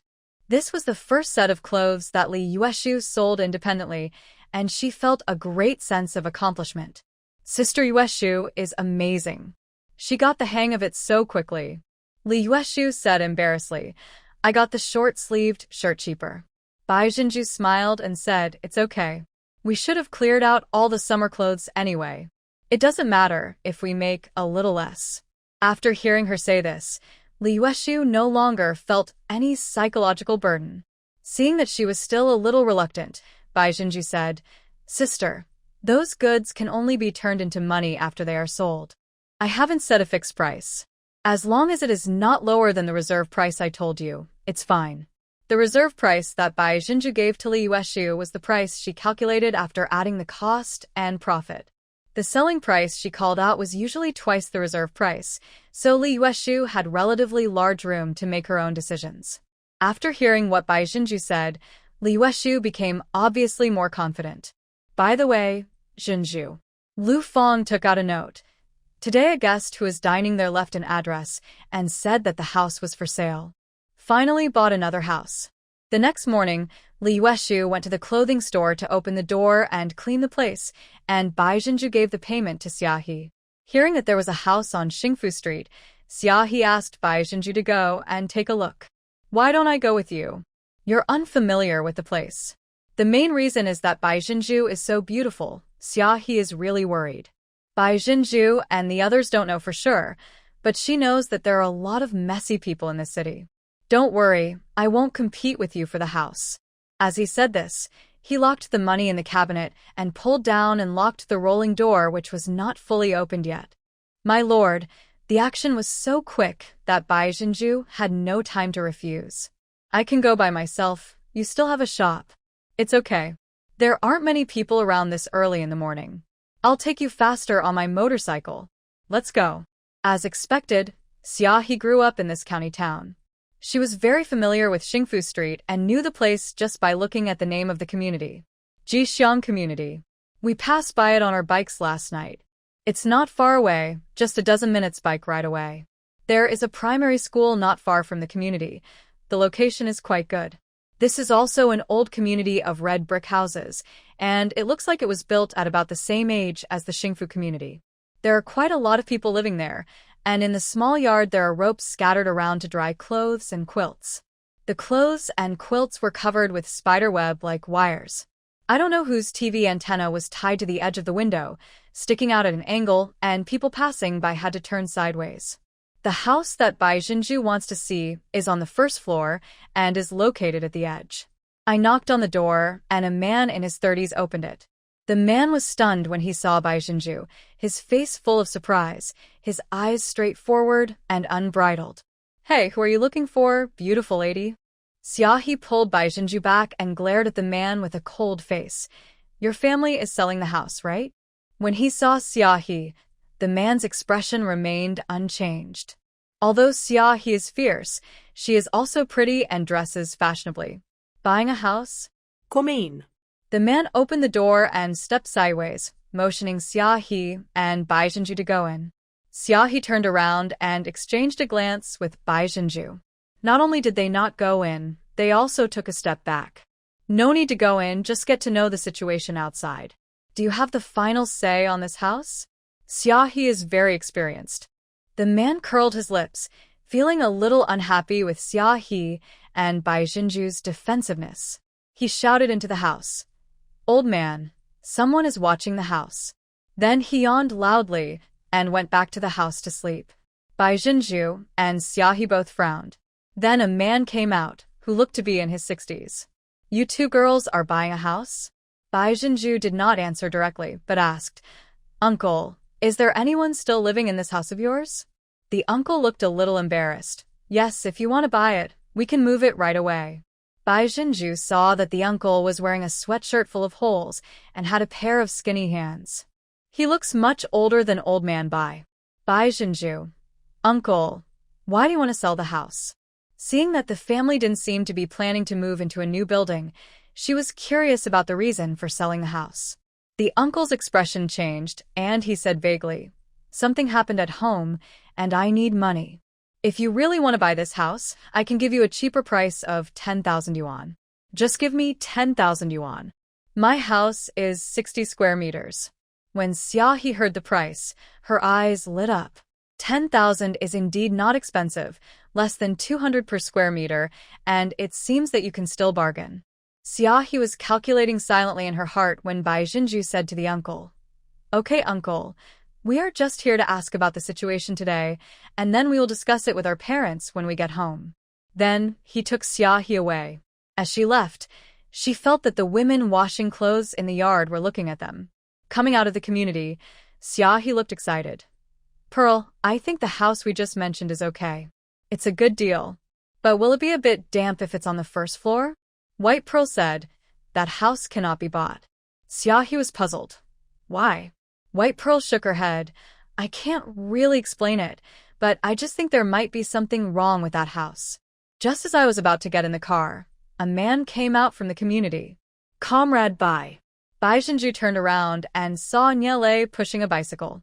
Seeing him coming out of Jixiang community, Bai Jinju was a little surprised. "Comrade Nie, do you live in this neighborhood?" Niele looked behind him, then walked to the side and waved to Bai Jinju. Seeing that he was acting mysteriously, Bai Jinju and Xiaohe walked over. Then Niele said bluntly, "Do you want to buy that house?" Don't buy it. White Pearl, is there a problem? Niele lowered his voice. "That family is a bad bunch. The one who opened the door for you just now was their youngest son, Astrit. Their eldest son has been arrested." Niele looked around and Bai Jinju and Xiaohe came over tacitly. I have killed someone. Bai Jinju and Xiaohe were surprised. Xiaohe was so scared that she slapped her chest. "How scary. I can't buy this house." Bai Jinju also reacted. No wonder the uncle asked for a low price. It must be that many people had seen this house. I am grateful to Niele. Thank you, Comrade Nie. Niele looked at her. "If you want to buy a house, I know one, but it's a little far from the train station." Bai Jinju's face lit up with joy. "Really? It doesn't matter if it's a little further away." Niele was stunned by her smile, looked at his watch to hide his embarrassment, and said, "I have to rush to work. I'll visit you at your clothing store when I have some time off." White Pearl, "Okay, thank you. You're welcome." Niele got on his bike and rode away. Xiaohe was full of joking. "Oh my, this kind of beauty makes people jealous." White Pearl is helpless. "I'll find a chance to tell him that I'm married." Xiaohe starts the motorcycle. "You are divorced. Divorce means you are free and can still find someone else." Bai Jinju hugged Xiaohe's waist. "I won't look for it anymore." Bai Jinju didn't want to talk about this and changed the subject. "Did you mention the cancellation of the engagement to Miss One last night?" "What did they say?" Xiaohe sneered. "My mother didn't say anything, but my sister-in-law was furious. I'll just get a folding bed and live in the hotel from now on. I'm definitely going to call off the marriage." Bai Jinju said the train station is so big, there must be someone selling a house. When she returned to the clothing store, Li Yueshu was also shocked to hear that there was a murderer in the family that sold the house. She has never heard of such a thing happening around her since she was a child. It's too scary. In the evening, Bai Chunglei and others heard about this and felt that Bai Jinju should not be allowed to go house hunting alone in the future. "Jinju, if you go to look at houses next time, Your second brother will accompany you. Bai Qingxiang said immediately. This train station has a lot of floating population, so it must be chaotic. Lu Feng also said, it seems that this kind of information can't be believed casually in the future. The advantage of being together as a family is that you can discuss things and be bolder. Xiaohe returned home and thought secretly all night. She decided that her marriage with Su Qinglin could not be delayed any longer. Have to retreat. The next morning, she packed her things and took Wen Fengqin to Su's house. Arriving downstairs of Su's house, Wen Fengqin had a serious expression. Are you sure you want to cancel this marriage? Xiaohe nodded heavily. We must retreat. The mother and daughter went upstairs and knocked on the door. My lord, when Su's mother saw them, her face turned very ugly. Xiaohe, you still have the nerve to come here. Look at what you did to my son. Xiaohe threw the things she brought onto the living room floor. Su Qinglin happened to be at home. Her face was scratched by Xiaohe's clothes hanger, and she was embarrassed to go to work. Here are all the things Su Qinglin gave me over the years, as well as the money he spent on treating me to meals and movies. I've counted them all, a total of 120 yuan. The Su family was stunned by her. Su Qinglin's face also changed drastically. He didn't tell Xiaohe about her announcement yesterday that she wanted to cancel the engagement, and he didn't take it to heart at all. His conditions are so good. How could the Xia family be willing to cancel the engagement? So, until this moment, he thought it was Xiaohe who was making trouble. What on earth are you trying to do? When Fengqin held back her anger and said, I heard that Qinglin has a lot of female confidants outside. In that case, let's cancel the marriage between our two families. Xiaohe said coldly, you look down on me as a self-employed person, and I look down on your ugly, pretentious faces. Break off the engagement? You still have the nerve to bring this up? Mother Su was furious. A shrew like you is not even worthy of coming in to wash my son's feet. Back off. This marriage must be back off. Xiaohe took out a small notebook from her pocket and slapped it on the table. I've returned the things Su Qinglin gave me, but you also have to return the clothes you wore over the years. I've calculated it. The total is 1,496 yuan. Don't even think about ripping off a cent. The Su family was dumbfounded, and only then did they realize that Xiaohe really wanted to cancel the engagement. How could Su's mother and father afford to lose face when someone showed up at their door to break off the engagement? Father Su was so angry that his blood pressure rose. Xiaohe, I originally thought you were a sensible and good girl, but I didn't expect that you. Xiaohe felt sick seeing them like this. What's wrong with me? I bought my clothes with my own money, unlike you guys who got them for free. Is it wrong for me to ask you to return them? Su's mother was almost angry to death. She held her heart and went back to her room, counted the money, and threw it to Xiaohe. Before Su Qinglin could even react, Xiaohe broke off the engagement. The marriage was cancelled. When Xiaohe arrived at the train station, she ran to tell Bai Zhenju that she had broken off the engagement without even having time to open the shop. He looked happier than ever before. I settled accounts with Su Qinglin. I returned all the things he gave me. He and his family wore my clothes, and I paid him back for more than $1,000. This broken marriage is finally over. I don't have to be disgusted by the Su family anymore. After saying this, his face fell again. I have packed my things and will go buy a folding bed to sleep in the store. Xiaohe didn't seem very angry when she said this, perhaps because she was used to it. Some people's hearts cannot be warmed or fed. Just said leisurely. Ever since I started selling clothes, she has been given 2 sets of clothes every year. People think it's my duty to show my filial piety. I live at home and have paid for my meals, but people still say I eat her food and use her things. If I want to eat, I eat my mother's food. It's my mother who uses her pension to subsidize the family. Bai Zhenju knew that Xiaohe was talking about her sister-in-law, so she couldn't comment and could only comfort her. It's a good thing to retire someone you don't like, so you can be happier. If you don't feel comfortable living at home, you can move out. It's just that your store is full of goods, and it's not habitable. Come to my place. If you don't want to squeeze in with Shoa and me, you can sleep on the sofa upstairs if you don't mind. It's better than your store. Some shops in the market are occupied by residents because they were planned from the beginning and have special living areas. Some shops are relatively large, and some have 2 floors like restaurants.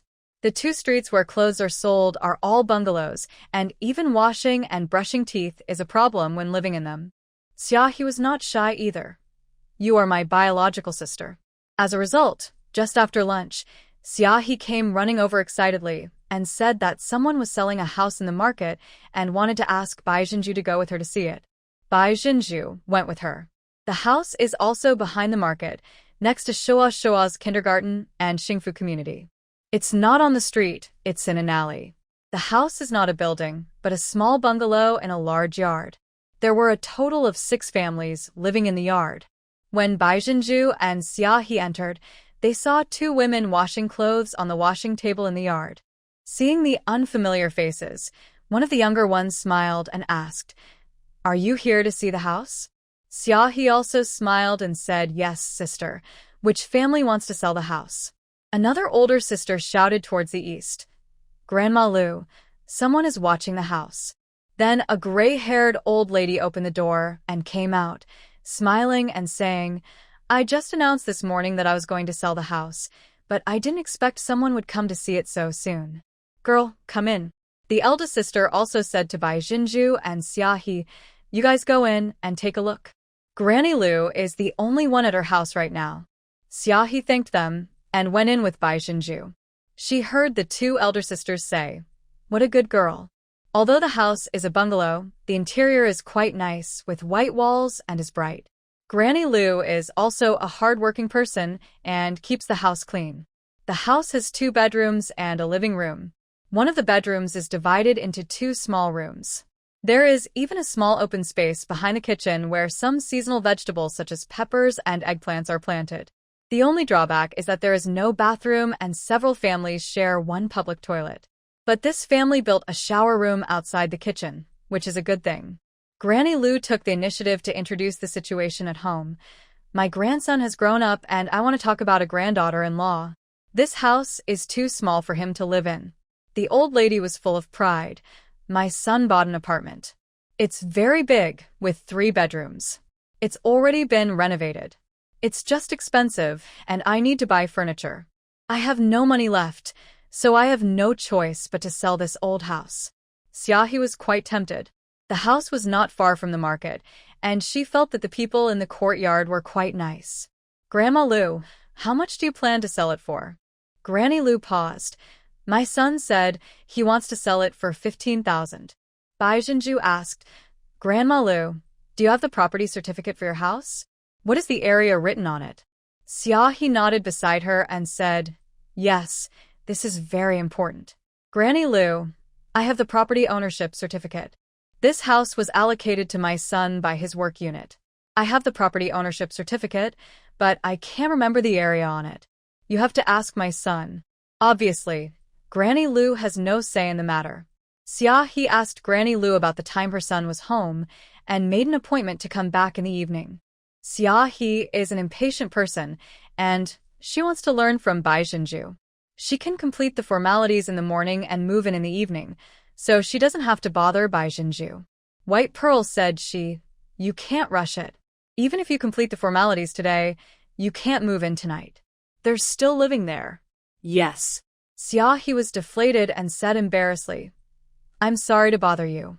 White Pearl smiled and said, "What's the trouble?"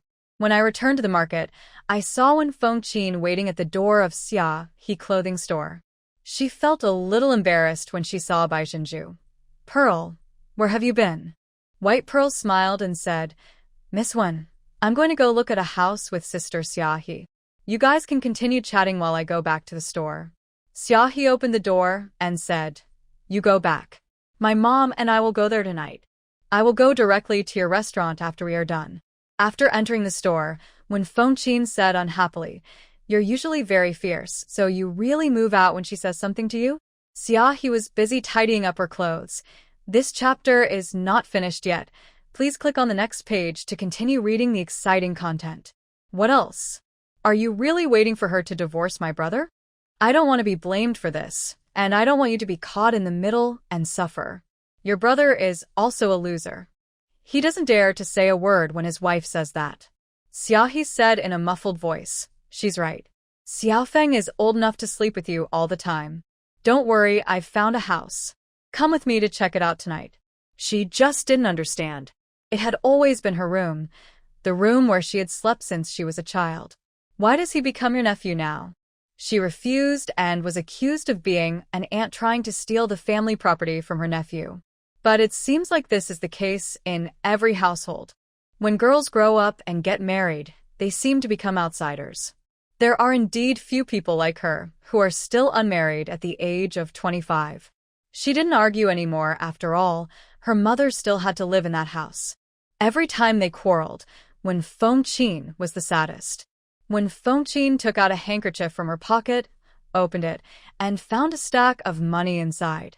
Mom's pension isn't that high, and I didn't save much after your dad passed away. Here's 2,000, take it. Xiaohe's eyes suddenly turned red. I have money. I don't want yours. Her mother has to subsidize the family from time to time, so it is not easy to save some money. When Fengqin stuffed the money into Xiaohe's pocket, just take it if you give it to me. Most of it is from your filial piety. If not you, who else can I give it to? Xiaohe took the money, made an excuse to go to the warehouse to count the goods, and cried madly. Sometimes she gets angry at her mother for not speaking up for her. But she wanted to cancel the engagement and get rid of the rich husband that everyone was talking about. When her mother heard that Su Qinglin was still seeing another girl, she took her to cancel the engagement without saying a word, no matter how her sister-in-law tried to stop her. In the evening, Xiaohe rode a motorcycle to the restaurant. In addition to a bag of clothes, he also brought a cured pork leg. Bai Zhenju, why is there a pig's leg? Xiaohe, my mother asked me to bring it. Then he said to Bai Chunlei, brother, please do it for us later as a snack. Xiaohe came over after dinner and went upstairs with Bai Zhenju. White Pearl opened the bedroom door. Do you want to sleep with me and shoa or sleep on the sofa? The other bedroom was occupied by Li Yuerong and her sister. Li Yueshu was not idle either and was helping to clean up downstairs. Xiaohe glanced at the bedroom. The bed is so big, I can sleep with you too, and it won't be crowded. Bai Zhenju brought the pumpkin seeds from the chest of drawers over. They were given by the vegetable seller Mei Xiao Lian and were fried at home. Ask Xiaohe, have you bought the house? Xiaohe said happily, I paid the deposit. The area on the property certificate is 70 square meters. They originally insisted on asking for 13,000 yuan. I talked to my mother for a long time before they lowered it to 1,000 yuan. 12,000 for a yard and a vegetable garden, not bad. Bai Zhenju took the opportunity to brainwash her. It's right that Miss Wen stepped in. It's good enough if we can buy it now. I always feel that the housing prices are rising. Xiaohe was puzzled when she heard her say that house prices were going to go up again. Zhenju, are you obsessed with buying a house? I feel like you've gone crazy. Bai Zhenju, I just want to ask you, you bought the shop for 4,000 yuan, and now it's selling for 30,000 yuan. If you sell the shop now, you will make 26,000 yuan directly. Do you feel happy about the difference? Xiaohe nodded. Great. Bai Zhenju, that's the reason. When we came back from Qingshui River that day, you saw that many places on Xingfu Street were starting to build buildings. Look at the flow of people at the train station. Hasn't it increased in recent years? In the future, more and more people will move into the city, and the demand for housing will increase. House prices will definitely continue to rise. Xiaohe lived near the train station, so she naturally knew about the changes there and felt that what Bai Zhenju said made sense. Hesitantly, he said, then I should do the same as you and buy more houses? White Pearl, buy if there's something suitable. She couldn't say too much, so this was all she could do. Business in several stores has been relatively stable recently. The clothing store has the highest profit, with at least over 200 yuan a day. Xiaohe also said that now is the off-season and only when the weather starts to get cold and they can wear winter clothes, they will make money. Especially when the Chinese New Year is approaching. Last year, I made this much in one day at most. She made an okay gesture. Bai Zhenju was stunned. 3,000? Xiaohe nodded, feeling very proud. Isn't my sister awesome? White pearl. Great. He nibbled pumpkin seeds. It's only in the past 2 years that it's become easier to make money.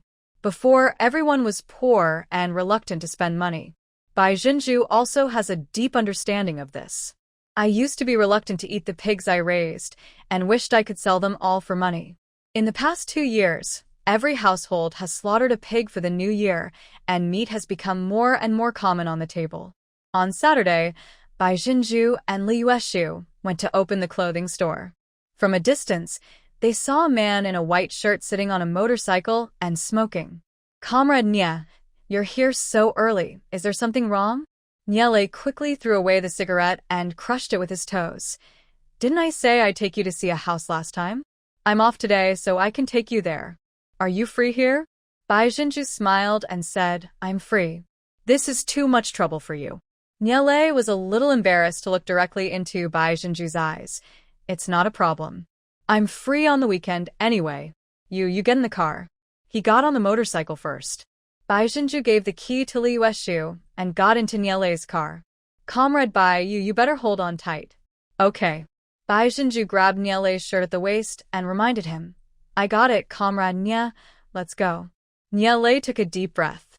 It was his first time taking a girl out, and his palms were wet from nervousness. What's worse is that the car didn't start even after trying to kick it several times. Just when he was so nervous that he was sweating, the motorcycle finally started.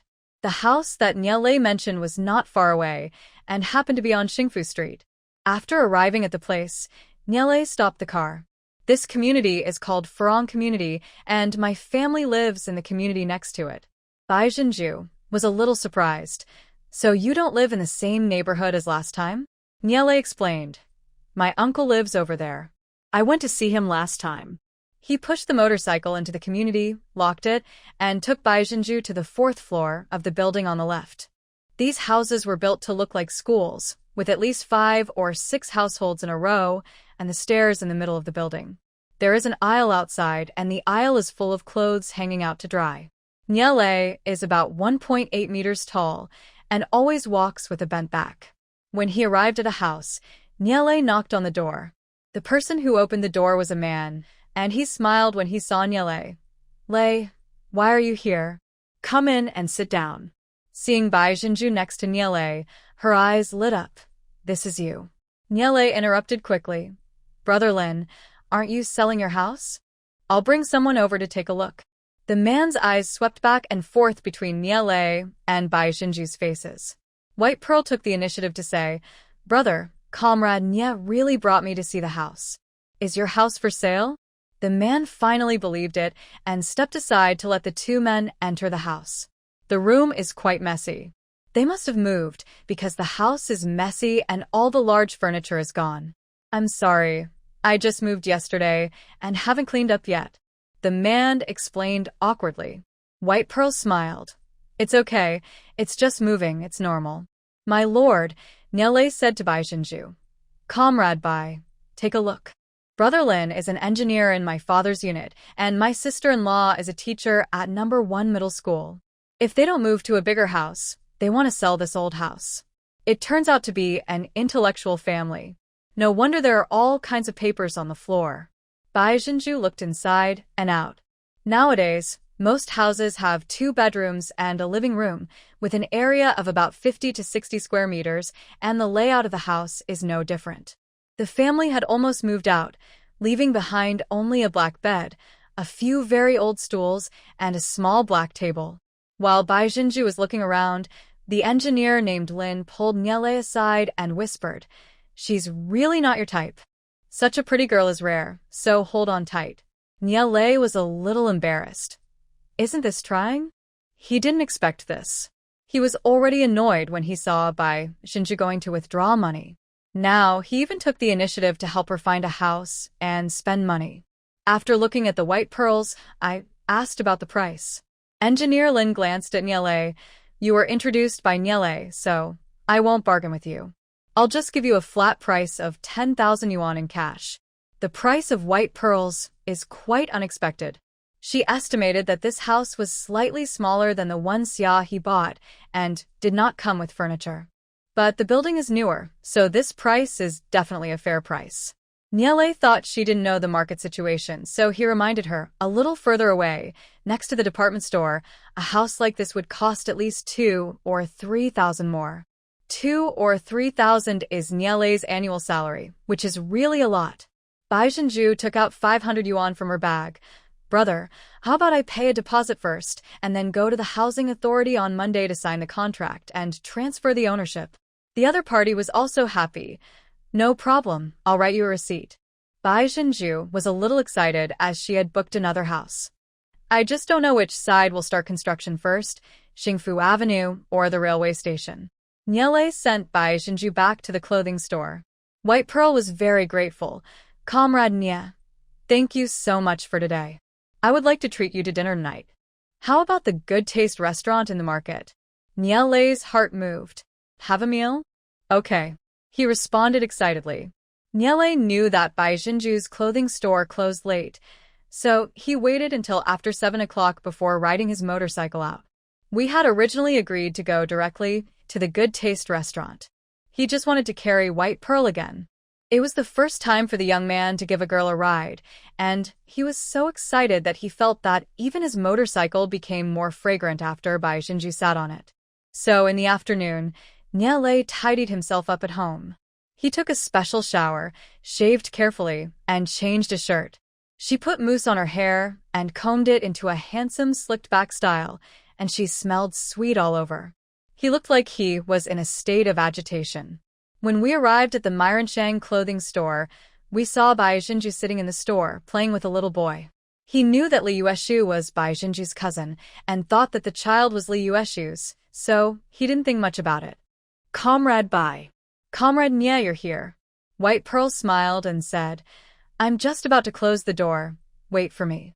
Then he called Li Yueshu, turned off the lights, and locked the door. Shua had ridden Xiaohe's motorcycle before, and now he is so happy when he sees the motorcycle. Holding White Pearl's hand, Mom, are we going to ride the motorcycle again? Bai Zhenju touched her son's head. If Shua wants to sit, he needs to ask for Uncle's permission. Nilai was stund. He looked at Shua, and his body was already torn apart. Mother?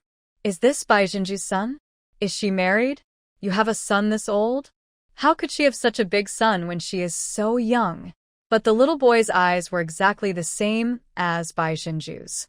The mother and son look very similar, both are white and look soft and cute, like white rabbits. She is actually married. A basin of cold water fell from the sky, drenching Niele to the core.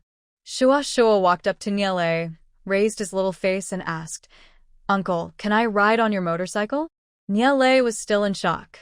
Shua opened his eyes wide. It's so strange why this uncle is staring at me. Uncle? Uncle? Niele was finally called back to his senses. He still couldn't believe it.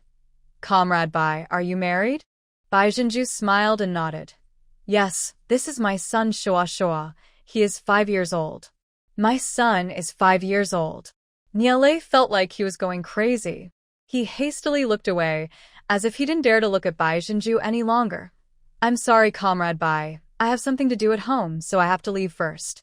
After saying that, he rode away on his motorcycle, and the car made several S-shaped turns.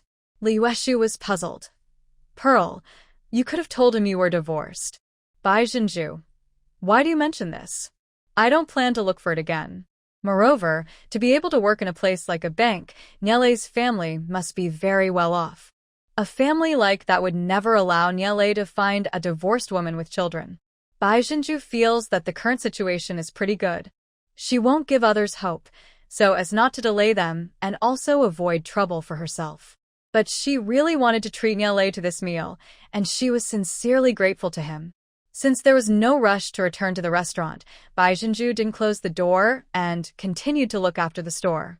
After a while, Xiaohe came and was very happy. Pearl, I'm moving tomorrow. She was so excited that she kept talking. Fortunately, I listened to you and bought a house. Now I feel much more at ease. I don't have to worry about being homeless in the future. Li Yueshu poured Xiaohe a glass of water. Congratulations, boss Xia. Xiaohe said proudly. I will move tomorrow afternoon. Please go to the conservatory. Bai Jinju was also happy for her. Okay, if you need help, just speak up. Xiaohe. What about you? Didn't Yelei say he would recommend a house to you? Bai Jinju. I went to see it this morning. It's called Furong Community. I'll sign the contract on Monday. Xiaohe gave a thumbs up. Boss Bai is courageous. She could see that Bai Jinju was really passionate about buying houses and was more excited about it than other people buying clothes. On Sunday afternoon, Xiaohe closed the door early and asked Bai Jinju to help move things. She had been doing business for many years, so she didn't have any other big items, but she had a lot of clothes. They filled 3 big bags, and there was still a pile of things on the bed that were not packed. Bai Jinju looked at the things all over the room and was glad that she had ridden her family's tricycle here. While packing up, Xiaohe's sister-in-law Su Liyun was standing at the door watching, eating melon seeds. Xiaohe was so angry at her anti-thief behavior that she went over and slammed the door. Su Liyun cursed outside. Xiaohe, are you sick? Why are you being so arrogant? It's because no one wants you. Then came the voice of Xiaohe's brother Xia Jun. Can you please stop talking? Xiaohe is about to move away. What else do you want? Xiaohe curled her lips. Do you know why she is upset with me? Bai Jinju really couldn't guess where to find such a good sister-in-law. I don't understand what sister-in-law Xia he is dissatisfied with. Why? She always thought that I could open such a big clothing store because my mother gave me the capital, and she always thought that my mother spent all the money on me. My capital was earned by myself while working in Yangcheng. I also figured out how to sell clothes while working in Yangcheng. If I spent my mother's money, I only spent the travel expenses she gave me. There's one more thing. You know you can hire someone to help look after the store, but I've always been alone. This is all her fault. This chapter is not over yet. Please click on the next page to continue reading. Xiaohe said with no expression on her face. I hired one last year, and she was making a scene, trying to get her daughter to work in my shop. I've seen that woman before. She's lazy and sloppy. How could I possibly want someone like that in my shop? As a result, she quarreled with my brother and my mother every day. It was so serious that she resigned from her post and asked my mother to help me keep an eye on her when she was busy. White Pearl, you can hire someone now. Xiaohe smiled. Of course I will. We're going to open branches. I want to be a big boss in the future. I can't just open this one store. Bai Jinju felt quite emotional. Sometimes, once you get out of a dead end, the world outside is so vast that it is unimaginable. Without the constraints of family, according to Xiaohe's personality, she will definitely be able to make a career. Xiaohe packed all the things that could be packed in her room and filled 2 large bags with quilts, mattresses, and other things. After packing, she opened the door. Brother, help me move it. Xia Jun smiled innocently and said, Xiaohe, I'm happy for you that you can buy a house by yourself. My sister is really capable. Xiaohe said calmly, Be nice to Mom. If you dare to make her angry, I will take her away, and you won't be able to spend a penny of her pension.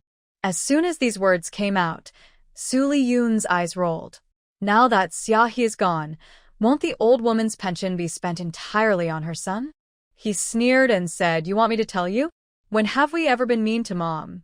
Brother Xiaohe also said, I will definitely be filial to my mother and won't let anyone stab me in the back. Xiaohe also knew that since she had the pension, her sister-in-law would not give her mother the cold shoulder. Without further ado, Brother Xiaohe helped move things. Seeing that the room was cleaned up by Xiaohe, Su Liyun's face turned ugly again. She wanted to go in and check, but Xiaohe stopped her at the door and wouldn't let her in. With 3 people helping us move, it went pretty fast. Granny Lu and her family have already moved out, taking with them only their personal belongings, a bed and a wardrobe they bought 2 years ago. All the old furniture was left behind. They moved into a new building, and because their grandson was going to bring his girlfriend home, they replaced all the furniture in the house with new ones. Bai Jinju helped Xiaohe clean the house again. Sister Xiaohe, you can start cooking now with just a set of pots and pans. You don't need anything. That's great. As soon as he finished speaking, Xia Jun came in from outside. He was holding 2 basins in his hands, with 2 pots in the basins, and in the pots were bowls, plates, chopsticks, kitchen knives, shovels, and so on. Sister, I bought these for you at the market. Look at the patterns of these bowls. Do you like them? Bai Jinju went to the bank first on Monday morning. Nie Lei is not here. I don't know if he was really not there, or if he was just scared. Bai Jinju took the money and went to the housing management office, signed the contract to transfer the ownership, and 3 days later, she got the house title. Looking at the 5 property deeds in the cabinet, I feel extremely at ease and satisfied. The weather is finally starting to cool. The business of the 3 stores is also back on track. After dinner, Bai Jinju called home. Old Man Bai has harvested the last crop of tobacco leaves, and the 3 families' rice has also been harvested. There were a lot of dried chilies at home, and Li Xiaofan ground a lot of chili powder, planning to find a time to have a bus bring it over. The children picked up a lot of pine mushrooms in the mountains, and they're almost dried. The millet has also been dried, and when the rice is harvested, 2 bags are put in, and the bus driver is asked to take them over. They chatted a lot. Lu Fang and Suyin also said a few words, but Bai Chenglei and Bai Qingxiang failed to get the microphone. Another week passed, and Old Man Bai called. Lu Fang answered the phone. Something had been sent over from home, and she informed them to go to the station to pick it up. Bai Chenglei rode his tricycle to the bus station and brought back a cart full of things. There were 2 bags of new rice, a bag of noodles, and a snakeskin bag of dried vegetables. There were also various beans, soybeans, mung beans, red beans, half a bag of potatoes, and even a bag of old pumpkins. Finally, 2 large bottles of freshly pressed rapeseed oil were taken down from the car. The old couple wished they could bring their entire home here. At noon, Bai Jinju had the familiar pumpkin rice and braised pork with dried cowpea. Li Yueshu ate very deliciously. Brother Lei's cooking skills are really amazing. Why aren't the dishes I make as delicious? Bai Jinju said. At the end, we need to cook the soup over high heat to coat the cowpeas and meat with the thick soup. Li Yueshu suddenly realized. So that's how it is. I used to cook it in a pot of water. While eating, Xiaohe came over with a bag of buns.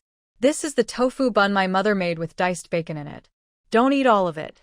Give the remaining ones back to my godson. Bai Jinju handed the bun to Li Yueshu and asked her to eat it. Li Yueshu didn't eat either. I'm full. Save it for dinner, boss Xia. Please sit down. Xiaohe waved her hand. No, I'm going to look for Jinju to check out the shop. White Pearl's sudden joy. Is there anyone selling the shop?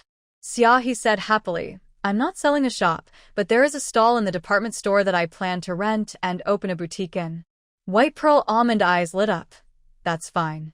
The new department store was built only 2 years ago, but it has remained popular even after the millennium. Xiaohe found someone in the store. Her cousin, named Wenmin. Wenmin had looked after Xiaohe's store for a while, but because of her sister-in-law's making a fuss, he had to go back. Bai Jinju heard Xiaohe talk about Wenmin's past. Originally, Wenmin was a regular worker in the factory. However, because she was pretty and capable, she somehow attracted the attention of some people who fabricated obscene rumors about her during her job title evaluation.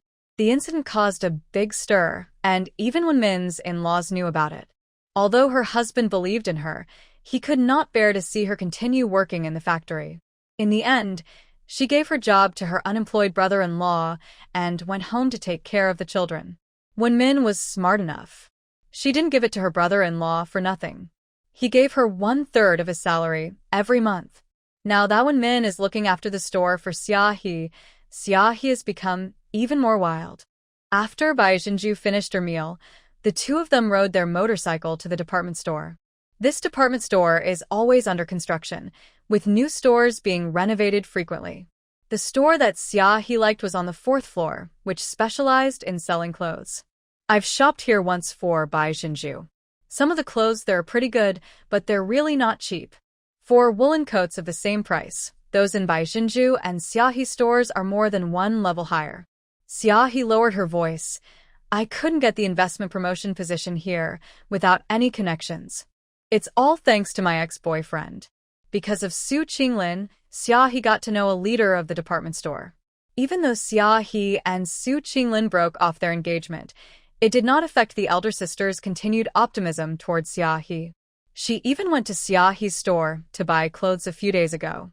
When she heard that Xiaohe was looking for a shop, she helped to keep an eye on it. As soon as a shop became vacant in the department store, she immediately notified Xiaohe. The location is pretty good. You can see it as soon as you come out of the elevator. It's about 100 square meters and has a small warehouse. This department store is state-owned, and Xiaohe had never dared to think about owning a stall inside, but her sister said that they are now open for rent. This is inside information, and no one outside can hear about it. After the two of them looked at the location, Xiaohe took Bai Jinju to the office and met Sister Fong, an acquaintance of Xiaohe. Sister Fong took them to an office and started talking about renting a shop. The annual rent is 2,000 yuan, excluding water, electricity, and other expenses. Bai Jinju asked, if we rent for 10 years at a time, can it be less? The other party hesitated. It should be a bit more favorable. Bai Jinju asked again, what about 20 years? The other party was a little confused, and Xiaohe was also stunned for a moment. It was unclear whether the other party's expression was solemn or excited. He just said, whether it's 10 or 20 years, I have to consult with my superiors. After all, no one has ever rented a house for 10 or 20 years. That would cost tens of thousands of dollars. This chapter is not finished yet. Please click on the next page to continue reading the exciting content. Bai Jinju smiled and said, please ask the leader, so we can discuss it. As soon as the others left, Xiaohe grabbed Bai Jinju and said, Pearl, what do you mean? Why rent it for so long? It costs a lot to rent it. White Pearl said, house prices are rising, so rents will certainly follow suit. Especially for a popular shop like this, when more and more people come to do business in the future, it will be hard to grab a spot. Xiaohe was doing the accounting. But if I rent it for 10 years, I'll have to spend almost $20,000 on rent and more than $30,000 for 20 years. It hurts just thinking about it. White Pearl asked her, you've been at the train station for so long. Have the rents for those storefronts increased quickly? Xiaohe thought for a moment. Quite fast. As for the shops at the train station, she knew of one that initially sold for 200 yuan a year, but now the price has increased to 800 yuan. For a moment, Xiaohe was a little shaken. But I am confused. Didn't you say you wanted to buy a house? White Pearl smiled and said, you can continue to earn money to buy a house, and you are renting a shop now to make money. Xiaohe was still very worried. But what if my business fails during the process? Bai Jinju, then you can sublet it to others and make a profit directly from the difference. For at least the next 10 years, the department store will maintain its dominant position in Yuan City's commercial center. She believed that Xiaohe's clothing store would continue to operate. Another wave of layoffs is about to begin, and there will be more and more self-employed people in the city. The shop that Xiaohe rents will definitely be in great demand. Moved by the words directly earn the difference. Yes, if you don't want to do it yourself, you can rent it out. When the leader came back, he had put on a smiling face. Comrade Xia, how many years do you plan to rent it for? Xiaohe, tell me about your preferential policies first. The man smiled and said, it's like this. I just discussed it with my boss. If you rent for 10 years, I can save $2,000 on the total price. If you rent for 20 years, I can save $5,000 on the total price. If spread out like this, the annual rent for 20 years would be $1,750. By the millennium, Yuan County had become the transportation hub Yuan City. As a popular shop in the largest shopping mall in Yuan City, $1,750 is not enough to rent it for 2 months. Xiaohe rented a shop. There was a bank where she kept her money near the department store, and she rented a shop after withdrawing the money. Directly rented it for 20 years. After renting, she cried poor to Bai Jinju. I'm really out of money now. I only have a little payment left. Bai Jinju comforted him. Don't worry, this shop will make money soon after it is built. Xiaohe immediately became excited again. Yes, I have rented this shop for 20 years. I need to decorate it properly. Can you help me with some advice on how to decorate it? The two walked around the shop, and then went to see other stores. There is no concept of decoration in the shops nowadays. The clothes are hung in rows, which looks very crowded and messy. Moreover, there were not many self-employed individuals entering the department store at that time. Xiaohe's eldest sister really played an indispensable role in enabling her to rent the shop. Xiaohe said that she would give the other person a woolen coat when she got back. Bai Zhenju already had a ready-made template in her mind for the decoration of the clothing store. It is also a template for high-end clothing stores after the millennium. Bai Zhenju borrowed paper and pen from someone and started drawing. She only painted one wall, explaining to Xiaohe as she painted, "We can make display cabinets for your shop and install them directly in. Look, short items are hung here, long items or pants are hung here, and these horizontal boards can be used to store folded sweaters, t-shirts, shirts, etc." This not only makes effective use of space, but also makes the entire store look rich and layered. It can be made into a light box, and wires can be added to the back panel to hold light tubes. This way, when the lights are turned on, the whole wall will be bright, and the clothes will be more eye-catching. Xiaohe imagined it, and her eyes lit up. "Oh my god, Pearl, you are such a rare treasure. If I really make it according to your drawing, my store will definitely be the most awesome store in this department store." After saying that, he became worried again. "But who should I find to make the display cabinet?" White Pearl smiled and said, "I have someone." The two of them rode their motorcycles directly to the furniture factory. Guo Yongliang happened to be in the factory, and there were 2 trucks parked in front of the factory gate, transporting furniture. White Pearl smiled and said, "Boss Guo's business is booming." Guo Yongliang's eyes lit up when he saw her. "Hey, Mr. Bai, what brings you here? Are those cabinets I made for you useful?" "Bai Zhenju, it's very useful. My braised meat shop has seen a lot more business after using the deli cabinet. It's cleaner and more hygienic." Guo Yongliang pointed at the large truck at the door. "See? These are all custom-made cabinets. Boss Bai, you are truly a great benefactor in my life. I finally got here. Let's have dinner together later." After saying this, without waiting for Bai Zhenju to react, he asked someone to notify the canteen to prepare a table of food for him and a lunch banquet. It was a grand event. Bai Zhenju did not refuse. "Boss Guo, I really should eat this meal of yours. I'm here to give you money again today." Then he introduced Xiaohe. "This is my sister Xiaohe, who runs a clothing business. She rented a shop in a department store and wants you to make a set of display cabinets." Guo Yongliang quickly shook hands with Xiaohe. "Hello, Boss Xia. Come on, let's talk in my office." After entering the office, Guo Yongliang made tea himself. After seeing the sketch drawn by Bai Zhenju, Guo Yongliang slapped his thigh.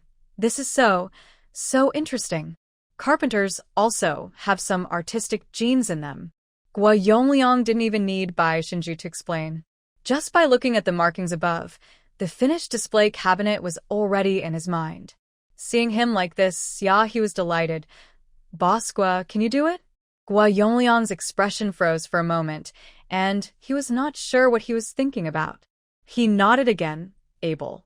Seeing his expression, Bai Zhenju asked tentatively, "Boss Guo, is there something wrong with the materials?" Guo Yongliang gave Bai Zhenju a thumbs up. "Boss Bai, you are this. To be honest, the big boss from Hong Kong I mentioned to you before told me about this kind of display cabinet, but I didn't take it seriously at the time. I thought no one in our small place would be willing to make this kind of display cabinet.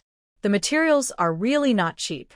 White Pearl smiled and said, "Boss Guo, there has to be someone who is the first to try something new.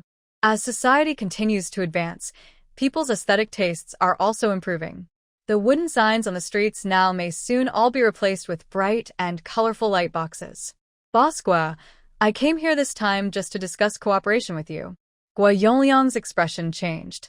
For some reason, he always felt that Bai Zhenju would bring him fortune again. As for the last wine cabinet, he is now overwhelmed with orders and the workers in the factory are too busy every day, so he boldly bought several machines to cut wood. "Boss Bai, what kind of cooperation?" Tell me. White Pearl said, "I want to open a decoration company with Boss Guo. This drawing is my token of my loyalty." Guo Yongliang didn't understand what a pledge of allegiance was, but he could understand it. They were all experienced businessmen, and they immediately understood what Bai Zhenju meant. "Rub your hands together excitedly. Boss Bai, can you please tell me in detail what this decoration company does? Does it really make money? Bai Zhenju took a sip of tea and said with a smile, "It must be profitable. If it wasn't profitable, I wouldn't have approached Boss Gua to discuss cooperation." Decoration companies decorate houses and shops for others, and they can also make light boxes and billboards for those storefronts. Boss Gua, you've seen that many buildings have been built in the county, and there will be more and more commercial housing in a few years. In the past, houses were just painted and floor tiles were laid, which are the most basic decorations, but they also need people to do it, right? Our decoration company can not only do these basic things, but also do more advanced decoration to make the house more beautiful, more comfortable, and more reasonable. To be more specific, we can make exquisite TV cabinets, bookcases, storage cabinets, and more practical and beautiful wardrobes. The most important thing is that our decoration company can unify the styles of these cabinets and furniture and make them into sets. Wouldn't it be more fashionable and beautiful to put them in the new home? Guo Yongliang's eyes almost popped out of his head when he heard this. After making furniture for so many years, he has never thought of making all the furniture in a unified style for the family. The factory makes a batch of the same things, and then the furniture is taken to the mall, where customers can mix and match them according to their own preferences. Decoration Company. Hearing this name made his heart beat faster. His furniture factory has only been open for 2 years and is not very large. He was able to start his business because there was no furniture factory in Yuan County. He really dreamed of expanding the scale and making his business bigger. Xia He on the side was even more stunned, looking at Bai Zhenju with admiration on her face. She originally thought that Bai Zhenju was just here to help her find a master to make a cabinet. Unexpectedly, her sister was actually talking to the director of a furniture factory about starting company. Gua Yongliang's heart was beating so fast that it almost jumped out of his chest. He controlled his emotions and asked with trembling lips, "Boss Bai, are you sure you can make money doing renovations?" Bai Zhenju thought of the new Yuan city in the future. On both sides of the wide streets, there are beautiful and atmospheric light boxes, as well as various beautiful and bright shops that make people worry about dirtying the floor when they walk in. She was very sure that she could make money doing decoration work. Not only that, there are also those tall buildings rising from the ground and an increasing number of commercial properties, all of which are potential customers. The most important point is that she knows that Boss Gua has connections and abilities. She came to this furniture factory a few years before her rebirth. At that time, the scale of the factory was more than twice its current size. Anyone who can open such a large factory these days is definitely not an ordinary person. Bai Zhenju nodded and smiled. "Boss Gua, you should have figured out. You know, renovation is profitable. If you can get the resources of a real estate company and cooperate with them, this alone can multiply Boss Gua's net worth countless times." Gua Yongliang was filled with awe after hearing this.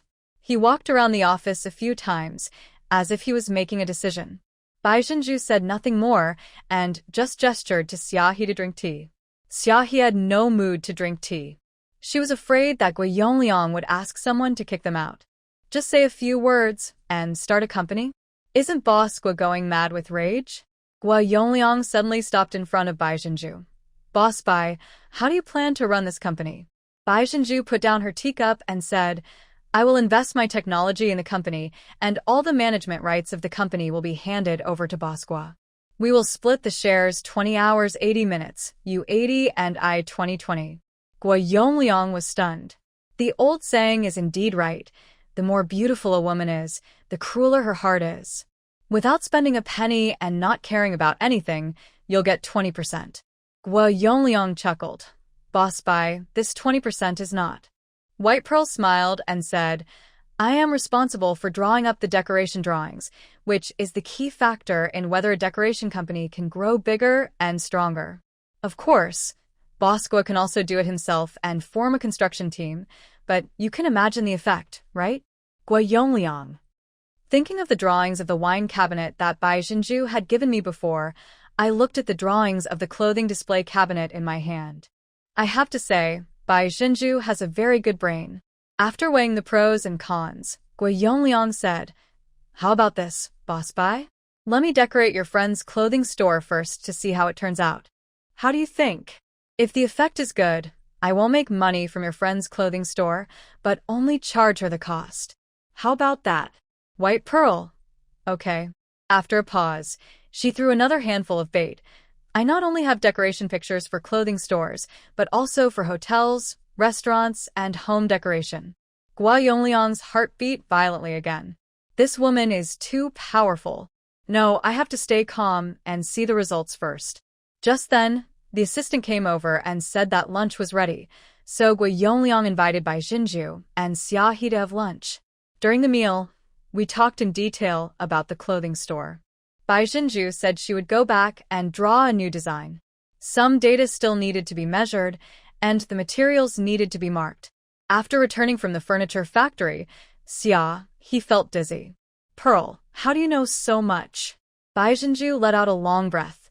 In fact, I'm not particularly sure, but the decoration plan was my idea, and I can't just give it to Gua Yongliang for nothing.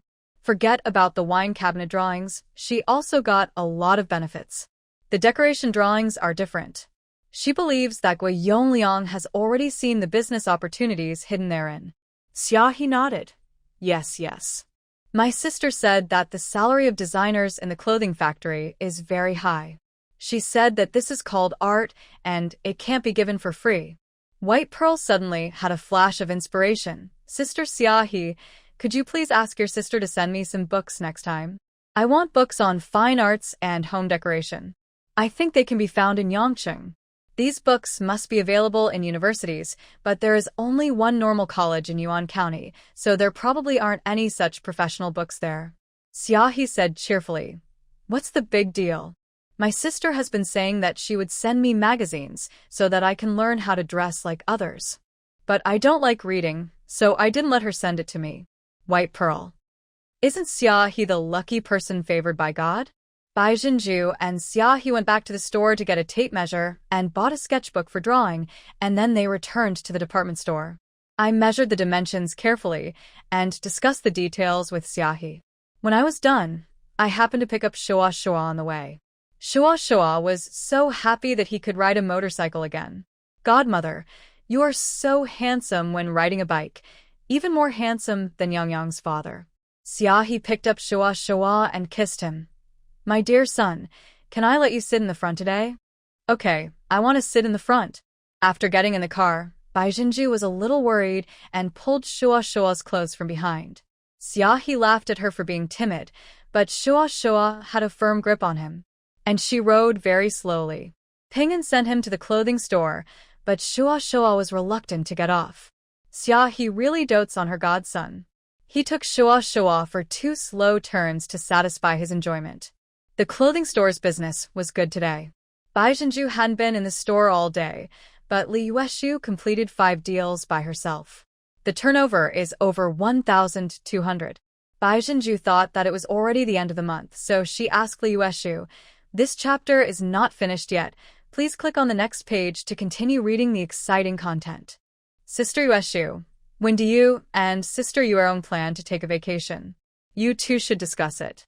It would be best if you take turns taking a vacation. Li Yueshu smiled and said, My sister and I have already discussed it. We will not take a break this month. We will go back to get thicker clothes next month when the weather gets really cold. Bai Jinju said, Then I'll give you 3 extra days' wages. Li Yueshu was stunned and quickly refused. No. Bai Jinju, as you should. We agreed that you would have 3 days of paid leave. Since you don't take the leave, I will naturally give you 3 more days' salary. Li Yueshu was so grateful that she didn't know what to say. Bai Jinju spent 2 days hand-drawing a new design. Her painting skills were not good enough for her to produce good results, but Gua Yongliang's eyes lit up after he got it. In addition to the marked dimensions, the materials used for the light box are also indicated in the picture. After I explained to Gua Yongliang how to make the light box, he understood it. It was not difficult to decorate Xia He's shop. The floor tiles in the mall were already laid. All we had to do was make the display cabinet and put it in, install the light box, and then add a glass door, and the effect would be there. Gua Yongliang thought about it and estimated that the project would be completed in 20 days. He was very excited after hearing this. I asked about the price again. Yongliang shook his head. I have never done this job before. I will only know how much material and work are needed after I have done it. Boss Xia, don't worry. I will not make a single cent from you on this order. If this clothing store is decorated, it will become a living signboard of the decoration company. Yongliang does have this awareness. 20 days later, Bai Jinju and Xiaohe's first batch of winter clothes arrived. Xiaohe's godsister sent several books to Bai Jinju. There are courses specifically designed to teach sketching, courses on colors, and several interior decoration and fashion magazines from Hong Kong. White pearls are like treasures. This batch of goods includes not only new winter clothes, but also some autumn clothes. October is the time to sell autumn clothes. Together with Suyin, the three of them worked for a whole morning to register all the new goods into the warehouse. The current account books are fairly clear, and the goods shipped by these big factories are all numbered. The quantity of each item purchased and the goods shipped each day will be recorded in a timely manner, and the inventory can be seen at a glance. Suyin was holding a winter coat in her hand, her face full of amazement. Is this a down jacket? It's too light to hold in your hand. Will it keep you warm if you put it on? Bai Jinju was taking inventory of the last batch of autumn clothing. Upon hearing this, she smiled and said, "You can try to see if it warms up, sister-in-law." Suyin was a little embarrassed. This down jacket looks expensive. Can I try it? Bai Jinju, what's wrong with trying? You can try whatever you want.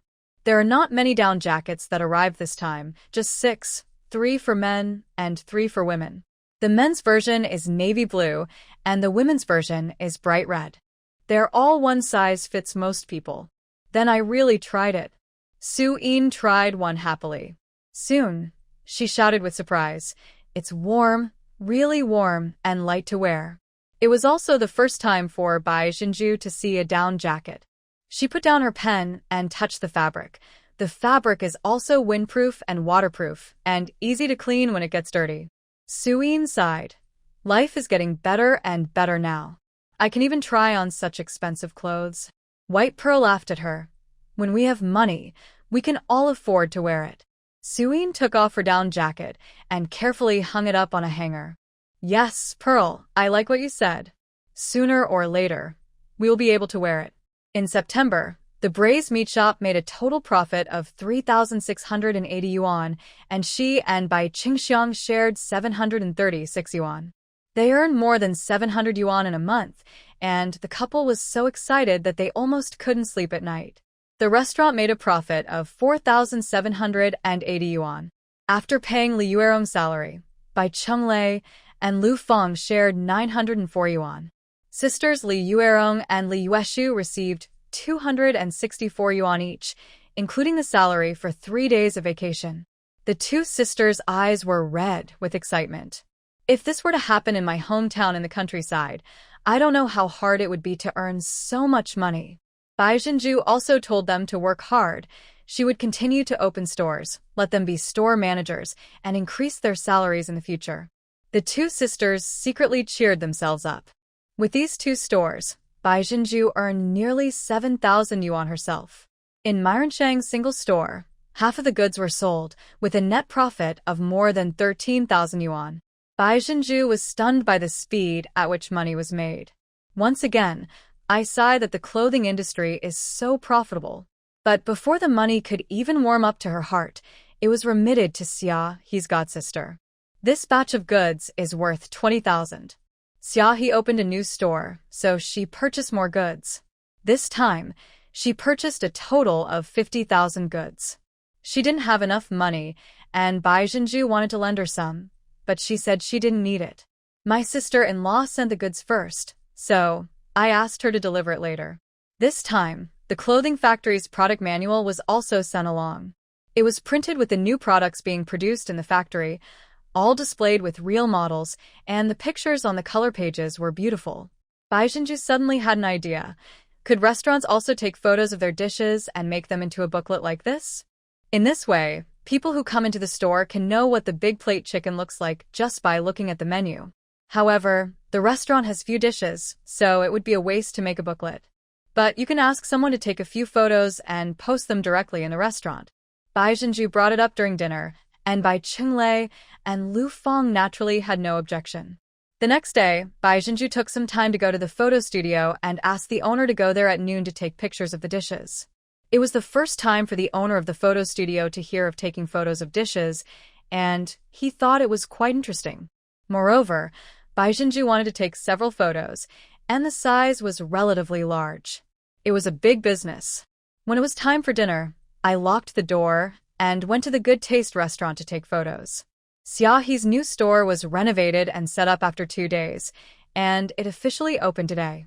Bai Zhenju went to buy a flower basket and went straight to the department store without even going to her own store. When I came out of the elevator, I saw Xiaohe's shop at a glance. The store is lit, bright, and fashionable, looking high-end and grand, which is definitely the first of its kind in this department store. Especially the light box at the door is very bright, and the 3 words Lianfang are very eye-catching and can be seen from a distance. Xiaohe asked Bai Zhenju to help her come up with this name. She liked it so much that she changed the name of the store at the train station to Lianfang. The store is equipped with a glass door, and you can just lock the door at night, which is also very safe.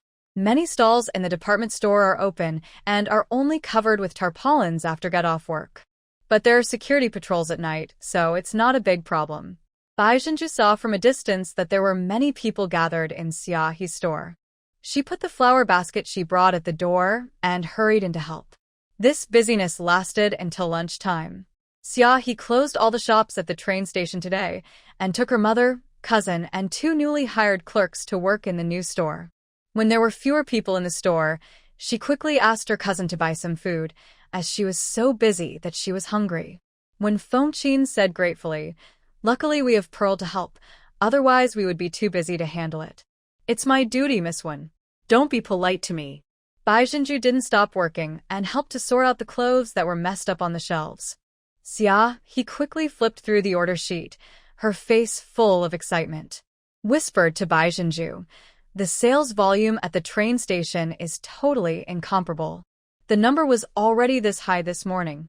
She made a 3 gesture to Bai Zhenju. "This chapter is not over yet. Please click on the next page to continue reading." Bai Zhenju was also surprised. Of course, and there are many people who come to see and ask questions. These are all potential customers. When they want to buy clothes later, the first place they think of will be your beauty shop.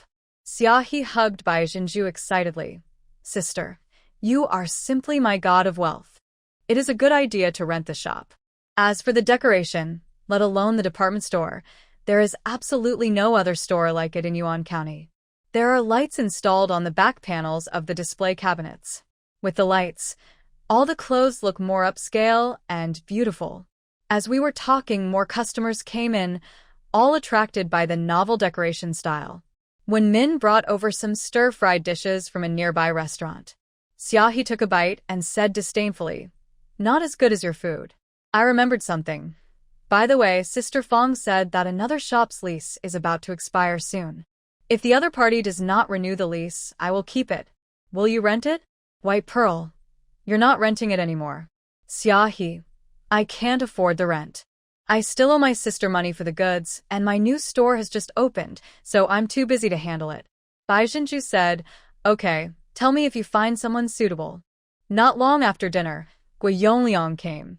There were quite a few people in the store, and Gui Yongliang seemed even more excited than Xiaohe. The effect is seen, the decoration company can do it.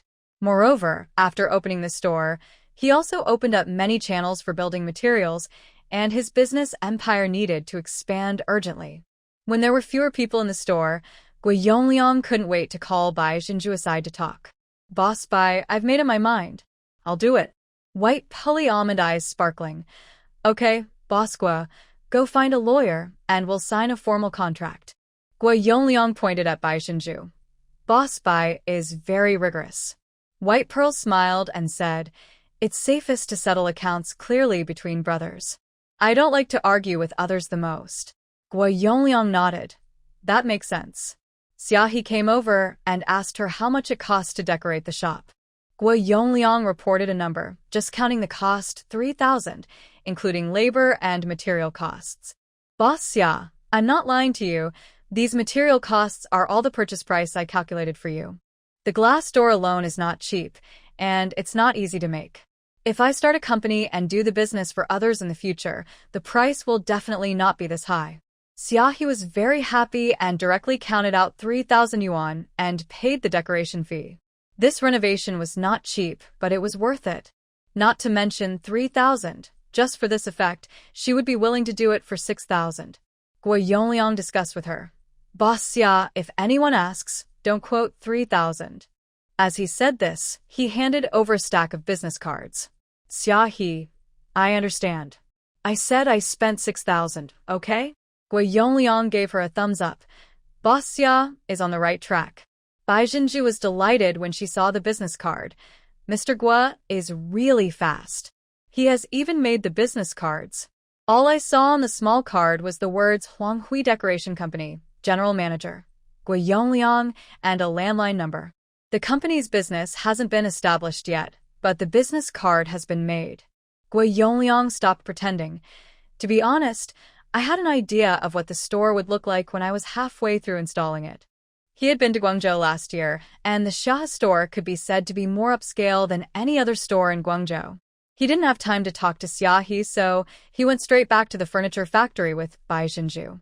Not to mention the contract, he has even found a lawyer who is waiting at the furniture factory. After reading the contract, Bai Jinju smiled. It seems that Mr. Guo can't wait to show his skills. Guo Yongliang showed his trump card. Boss Bai, I won't hide it from you. Your sister-in-law is from Chengdu. She came to my hometown in the countryside. I have some connections in Chengdu. I will not only open a decoration company in Yuan County, I will also open a company in Chengdu. Of course, no matter where our company opens or how many stores we open, 20% of the shares will always be yours. It's clearly stated in the contract. Guo Yongliang is not a short-sighted person. He feels that Bai Jinju is his benefactor. The furniture factory might just make him money, but opening a decoration company might help him achieve success in his career. If it weren't for Bai Jinju, he would never have thought that he could still do decoration. Therefore, he is now willing to give this 20% stake. Guo Yongliang has already signed, and Bai Jinju has also signed and put her fingerprints on it. After wiping off the ink, Bai Jinju stretched out her hand towards Guo Yongliang. Mr. Guo, it's a pleasure to work with you. Guo Yongliang laughed. Happy cooperation. Happy cooperation. We are so familiar with each other now. It's strange to call you General Manager Guo. From now on, you will be my real sister. Bai Jinju would naturally like to have such a brother, as he is a future entrepreneur. Okay, Brother Guo. She came from the countryside and had no connections or foundation. All she knew was a little more about future development trends than others. If she wanted to do decoration, she would have no way to get materials like plexiglass panels. Getting this 20% stake is also a huge opportunity for Bai Jinju. After signing the contract, the white pearl tube is no longer needed for anything else. Guo Yongliang invited her to dinner, but she declined. Seeing that it was getting late, I went straight back to the restaurant. Today is Saturday, and the restaurant business is good. Lu Fong said that the photos had already been taken, and only a few main dishes were taken, not the home-cooked stir-fries. Sure, sister-in-law, just take a picture of the dish. Bai Jinju went upstairs and locked the contract in the cabinet. Before eating, she was upstairs reading and studying, starting with the basics of sketching. She bought the sketchbook after asking a student. She waited until she was called downstairs for dinner before she went downstairs to wash her hands.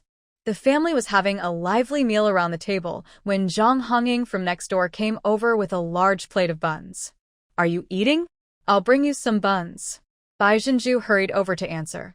Sister Hongying, have you eaten yet? Sit down and eat something with us. I have. You guys had dinner late, so you just caught up with my last pot. As he spoke, he pulled White Pearl aside. Jinju, do you still want to buy a shop? There is one over at number 1 middle school. Bai Jinju's heart moved. Number 1 middle school was a good location. Sister, what's the situation with the shop? Zhang Hongying said somewhat embarrassedly. That shop belongs to my brother from my mother's side. He used to sell snacks. There are many students there, so he sells noodles and wontons. Originally, his business was pretty good. But now, seeing that his business was good, another restaurant opened next door. The food there was better than his, so his business was naturally affected. Bai Zhenju frowned. Sister, there's more than just this reason, right? Is there another reason why the business can't continue? Zhang Hongying sighed. My brother has a hot temper. He had a conflict with the boss next door and ended up getting beaten. No, business is even worse.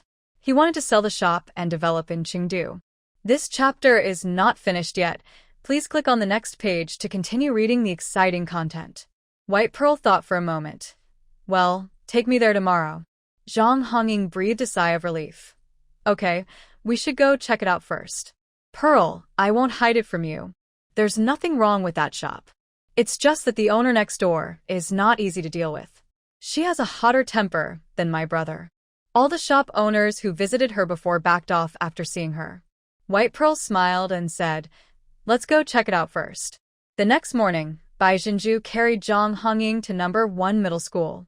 It takes about half an hour to ride a bike from number 1 middle school to the railway station. Today is Sunday, the school is closed, and there are not many people on the street in front of the school gate. Number 1 high school is the best high school in Yuan County, and the street in front of it has a strong commercial atmosphere. Zhang Hongying's brother's shop is in a good location, right opposite the main gate of number 1 middle school, but it is closed now. The snack bar next door was open, and there were a few customers sitting inside eating wontons. There were dumplings cooking in the pot on the stove at the door, and a tall and fat man in a round-necked, double-breasted sweatshirt was scooping the dumplings out of the pot. After picking up the wonton, he scooped a spoonful of the soup from the pot next to him, turned around and shouted to the store, would you like some green onions and chili oil? Yes. Someone inside answered. The man added a spoonful of chili oil, grabbed a handful of chopped green onions with his big fat hand, and sprinkled them into the bowl, then brought it in. Bai Zhenju watched from afar and didn't think the man was scary. Instead, there is an inexplicable sense of joy. Seeing her standing outside and watching, the tall and fat man glared at her. If you want to eat, just come in and sit down. What are you standing there for? I don't eat people. Bai Zhenju smiled at the man. I'm not eating. I'm here to look at the shop. The man was stunned, seeming a little embarrassed and impatient. He scratched his bald head irritably and said in a fierce voice, if you want to buy it, buy it. I only have a conflict with that rascal Zhang Xiaosong. As long as you don't provoke me, I won't bother with you. Bai Zhenju had a rough idea of the situation. If two bosses fight, if one of the bosses has a really bad character, his store will inevitably be affected. There are people eating in this restaurant on weekends, which shows that the boss only looks fierce. Okay, big brother, you're busy. It just so happened that Zhang Hongying's younger brother Zhang Xiaosong came. He probably just got out of bed, his hair is messy. The houses here have been renovated, and the doors are relatively large to facilitate business. The shop is not big, with only 6 tables crowded together. Zhang Xiaosong rubbed his face. Sister, you were introduced by my sister. If you want me to give you a cheaper price, just give me 10,000. After saying that, Zhang Hongying glared at him. You give a good price. This store is only about 30 square meters. Considering the negative impact it has, you still want to sell it for 10,000? Zhang Hongying looked at Bai Zhenju somewhat embarrassedly and was really afraid that Bai Zhenju would get angry and turn around and leave. 8,000 should be okay, right? Zhang Xiaosong was about to brag when his sister stopped him in time. Stop talking. Then he looked at Bai Zhenju and said with a smile, Pearl, you make an offer. If it works, it works. If it doesn't, forget it. I don't bother to care about it anymore. White Pearl smiled and said, Sister, I'll pay 6,000, including the things in the store. Zhang Xiaosong glared. 6,000? That's outrageous. There's a shop on the street ahead that's even smaller than mine, and it's selling for 6,000. Bai Zhenju smiled and said to Zhang Hongying, Sister, the maximum is 7,000. I'll buy it for 7,000. Zhang Hongying asked his brother, 7,000 really can't be sold? Forget it if you don't want to sell it. Seeing his sister was about to leave, Zhang Xiaosong became anxious. As long as this shop is not sold out, he won't be able to go to the big city and will have to waste his time at home. 7,000 is 7,000. Shall we go to the housing authority now? White Pearl smiled and said, the housing management office is closed on Sundays. I'll go and handle the formalities tomorrow. This time I didn't even pay the deposit and made an appointment to go to the housing management office on Monday. After returning to the train station, Zhang Hongying went home by herself, while Bai Jinju went to the braised meat shop first. Su Yin's belly is already showing, and when no one is around, she sits there knitting a sweater. Seeing Bai Jinju coming over, she said happily, Pearl, come and look at this. I knitted it for Shoa Shoa. Doesn't the color look nice? The bright red one has already been woven for a while. It looks good. Second sister-in-law, you can just knit it for Wenjia, so Shoa Shoa will have clothes to wear. Su Yin's hands kept moving. Wenjia knitted it for him last year. It's very white. Wearing this bright red one during the Chinese New Year will look nice and festive. I'll knit it looser, so it can be worn as a coat. Bai Jinju is also strange. She can learn many things quickly, but she was really not good at knitting sweaters. She couldn't even understand the fancy stitches that Su Yin knew how to use. Then I'll trouble you, sister-in-law. What's the trouble? I have nothing to do all day. The first pot of braised meat is ready, and Bai Qingxiang is busy taking out the pig intestines. Bai Jinju explained her purpose to Su Yin. Second sister-in-law, I just booked another shop which is a little bigger than this one. I plan to continue to run the braised meat shop as a branch. Su Yin didn't react. Branch? Oh my god. Are you really going to open a branch? White Pearl laughed. Why not? Just open it if there is a suitable shop.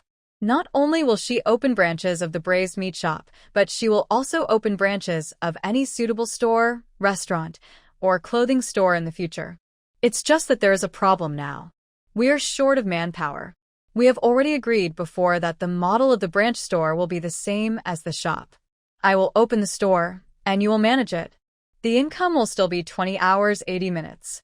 The salary of the employees will be the same as Sister Yuerong and the others. Su Yin immediately said happily, Then let my brother come over. You've seen him before, he's a very good person. He fell while repairing a house for someone, but his leg has healed now, so he's at home instead of going out to work. White Pearl smiled and said, You and your second brother decide who to find. It's best to find two and have them come over as soon as possible. It would take two people. Su Yin started to think quickly. Bai Jinju didn't go to withdraw money to buy the house this time, as the money from the clothing store was enough. The next day, she went to the housing management office to complete the transfer procedures and got the keys. Then she and Bai Qingxiang rode their tricycle directly to No. 1 middle school. At this time, students are all in class, breakfast time has passed, and there are not many people on the street. For a braised meat shop, this shop is quite big. Bai Qingxiang felt a little distressed. Pearl, this store is quite big. Wouldn't it be better if we also sell noodles, rice noodles, etc.? Bai Jinju thought about it last night. There are 2 or 3 snack shops on this street. Let's sell something else besides braised meat. Bai Qingxiang was curious. What are you selling? Bai Jinju checked the kitchen utensils in the store and said, Let's sell maokai. There are many students here, they should like it. Bai Qingxiang was confused. What is maokai? Bai Jinju casually pulled up a large flag. I heard it from a big boss who had been to Chengdu. It was said that there were people doing it there. First, you need to stir-fry the ingredients with butter and rapeseed oil. Then put the vegetables in a basket and put the basket into a seasoned pot to cook. After it's cooked, sprinkle it with coriander and sesame seeds. This chapter is not finished yet. Please click on the next page to continue reading the exciting content. It sounds complicated, but it's actually quite simple. The most important thing is to stir-fry the ingredients. I'll study it later. After hearing her talk about research, Bai Qingxiang knew that there should be no problem with this matter. After changing the door lock, Bai Jinju and Bai Qingxiang went to the second-hand market. The house in Furong community has been empty for a long time, and now it comes in handy. The brother and sister spent a long time shopping in the market and finally bought 2 beds, some stools, and 2 cabinets. There were a lot of stuff, so the boss drove a tractor to deliver the goods. While Bai Qingxiang and the others were moving the bed, Bai Jinju went back to the train station to buy bedding and some pots and pans. After laying the floor, a simple staff dormitory is ready. Including the original bed, there are 3 beds in total. One bed is placed in the living room. If there are more people in the future, just draw a curtain. Fortunately, Farang community is located in the city, so it is very convenient to go anywhere. In the afternoon, Bai Jinju went to apply for a business license and ordered a new signboard. She finally decided to name the store Haoyadeo Maokai. The main business is Maokai, and the braised meat can be purchased directly from the braised meat shop. The next day, Su Yin's younger brother and sister-in-law arrived. The couple looked energetic and capable. After arriving, they went straight to the braised meat shop to help learn. They had lunch and dinner in a restaurant on the first day, and then they took care of themselves. After dinner, when the kitchen was free, Bai Jinju and her 2 brothers started to make butter and stir-fry the ingredients. The weather has turned cooler, so Maokai can also be served in restaurants. After a while, a fresh, fragrant, and spicy smell came from the kitchen, which made people drool. Bai Jinju was frying the ingredients when she suddenly remembered something. Not only can she open a Maokai restaurant, she can also open a skewers restaurant and a hot pot restaurant. If you can see delicious restaurants everywhere in Yuan City in the future, it's exciting just thinking about it. When a pot of Maokai was served on the table, everyone's nose twitched. Su Yin drooled directly. "Pearl, this looks red and wavy. Is it spicy?" Bai Jinju took a pair of chopsticks and said, "Try the taste." He also asked Shoa to go next door and call Zhang Hongying's 2 sons to come and eat together. The 2 boys were not polite either. They had smelled the aroma at home and were drooling with greed. After taking a bite, the eldest and second son praised it. "Miss Bai, your dish is so delicious." Bai Jinju asked him, "Do you think it's spicy?" The eldest and second son waved their hands. "It's not spicy, but it's very fragrant. Even the pak choy I don't like has become delicious." His brother was so busy eating that he didn't even have time to talk. The main target customer group of the Maokai at number 1 middle school is students. The white pearls in this pot have less chili, and the proportion of non-spicy bean paste is increased. Lu Fong makes this bean paste herself, and it is very fragrant. Li Yueshu was also surprised. "I didn't expect that these common vegetables could taste so good when cooked with pearls." Lu Fong, "Jinju, will this Maokai be sold in the restaurant tomorrow?" White Pearls smiled and said, "Sure. The bamboo baskets and vegetable racks I ordered will arrive tomorrow, and the vegetable racks will also be delivered tomorrow. My eldest and second brothers should already know how to make it. This dish is very simple." Bai Qingxiang, "Pearl, what's the price?" Bai Jinju thought about it and decided that since Maokai can be anything, there is no need to be too troublesome about setting the price. "It's $1 a bowl at number 1 middle school." Bai Jinju said the restaurant makes a bigger portion, $2 a portion. Then everyone discussed how to make Maokai dishes. The next morning, when Mei Xiao Lian came to deliver the dishes, Bai Jinju mentioned to her the matter of opening a Maokai restaurant and asked her to deliver the dishes to number 1 middle school in the future. Mei Xiao Lian was so grateful that she didn't know what to do. Since she started supplying vegetables to Bai Jinju's restaurant, her family's business has improved a lot, and life has become more promising for the family. The Maokai restaurant took another day to clean up before reopening. Bai Qingxiang got up early in the morning to braise the meat. After it was done, he packed it into 2 pots and took them directly to the Maokai restaurant. The base ingredients are fried in the restaurant and then brought over. Bai Chunglei and Bai Qingxiang fry a pot each time, and it can be used several times. Su Yin's younger brother and sister-in-law were washing and cutting vegetables, soaking vermicelli and black fungus, etc. in the store. It was almost 11 o'clock when Bai Jinju came over. Today was the first day, and she was worried about the soup base of the Maokai restaurant, so she came over personally to supervise the preparation. The soup base is made from pork bones, and once the aroma comes out, the whole street is filled with fragrance. The tall and strong man next door was the first customer in the store. He ordered half a pound of braised pork head, half a braised chicken, and 2 bowls of Maokai. The school is not over yet, so the couple took the Maokai back to their restaurant to eat. The man laughed. I can finally change my taste. I'm tired of the food in his own restaurant. The food in other restaurants tastes so, not as good as his.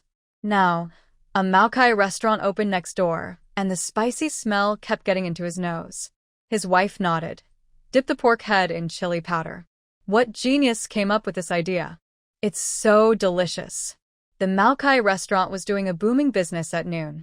A bowl of Maokai cost 1 yuan and it contained vermicelli, and the soup was enough for an adult. And the fragrance is really tempting. Not to mention the students, even several teachers from the school came. There was no room to sit in the restaurant, so some boys took their bowls and squatted outside to eat. Later, the owner of the wonton shop next door sent 2 tables and a few stools and placed them on the roadside, which alleviated the situation a little. Bai Zhenju saw the big man put down the table and left, and thought to herself that this man was obviously not fierce at all. At noon on the first day, Bai Zhenju made a rough calculation. There were 8 tables, with 4 people at each table. The tables were turned over almost 3 times, and nearly 90 bowls were sold in total. She was very glad that she bought more bowls and chopsticks, otherwise they would not be enough. All the dishes were sold out, so Bai Zhenju called Mei Xiaolian to send another batch of dishes over. I called Gui Yongliang again and asked him to send over 2 sets of tables and chairs. There's no more room in the store, so we'll just pile them up in the corner. Bai Zhenju went to return the tables and chairs from the store next door. Thank you, big brother and big sister. From now on, you can enjoy 20% off on all braised meat. The big man said in a fierce and aggressive voice. It's no big deal. His wife smiled at Bai Zhenju and said, Sister, business is booming. Bai Zhenju looked at the couple's expressions and could not see any jealousy at all. The Maokai restaurant was doing a booming business at noon today, which must have affected other stores. Especially the wonton shop next door, business is obviously not good. Bai Zhenju was confused and asked, Sister, don't you think my family affects your business? The eldest sister laughed loudly. What's the matter? This is called the law of fate. Just like your previous restaurant, the taste was not good and was outdone by my restaurant. Now your restaurant tastes good and outdone us. Isn't this normal? As he spoke, he began to teach Bai Zhenju about business. Sister, my family is not afraid of your family opening a Maokai restaurant. Your Maokai is delicious, but those students can't eat it every day. I would be worried if your family also opened a wonton noodle restaurant. Your business is good, and the braised meat is delicious. Maybe you can attract people from the neighborhood to come over for dinner. Wouldn't that benefit us as well? Bai Zhenju felt warmed at heart when she heard this. People are the Maokai restaurant's business was an instant hit, and not only students from the school, but also people from the neighborhood went there to eat. I ate a bowl of sweet potato noodles before going to work, and my whole body felt warm. The couple from the shop next door would come over every day to get 2 bowls and weigh some braised meat. The braised meat is delicious, and everyone who has eaten it will praise it. Gradually, the sales of braised pork also increased. Because business is good here, Bai Qingxiang runs back and forth every day.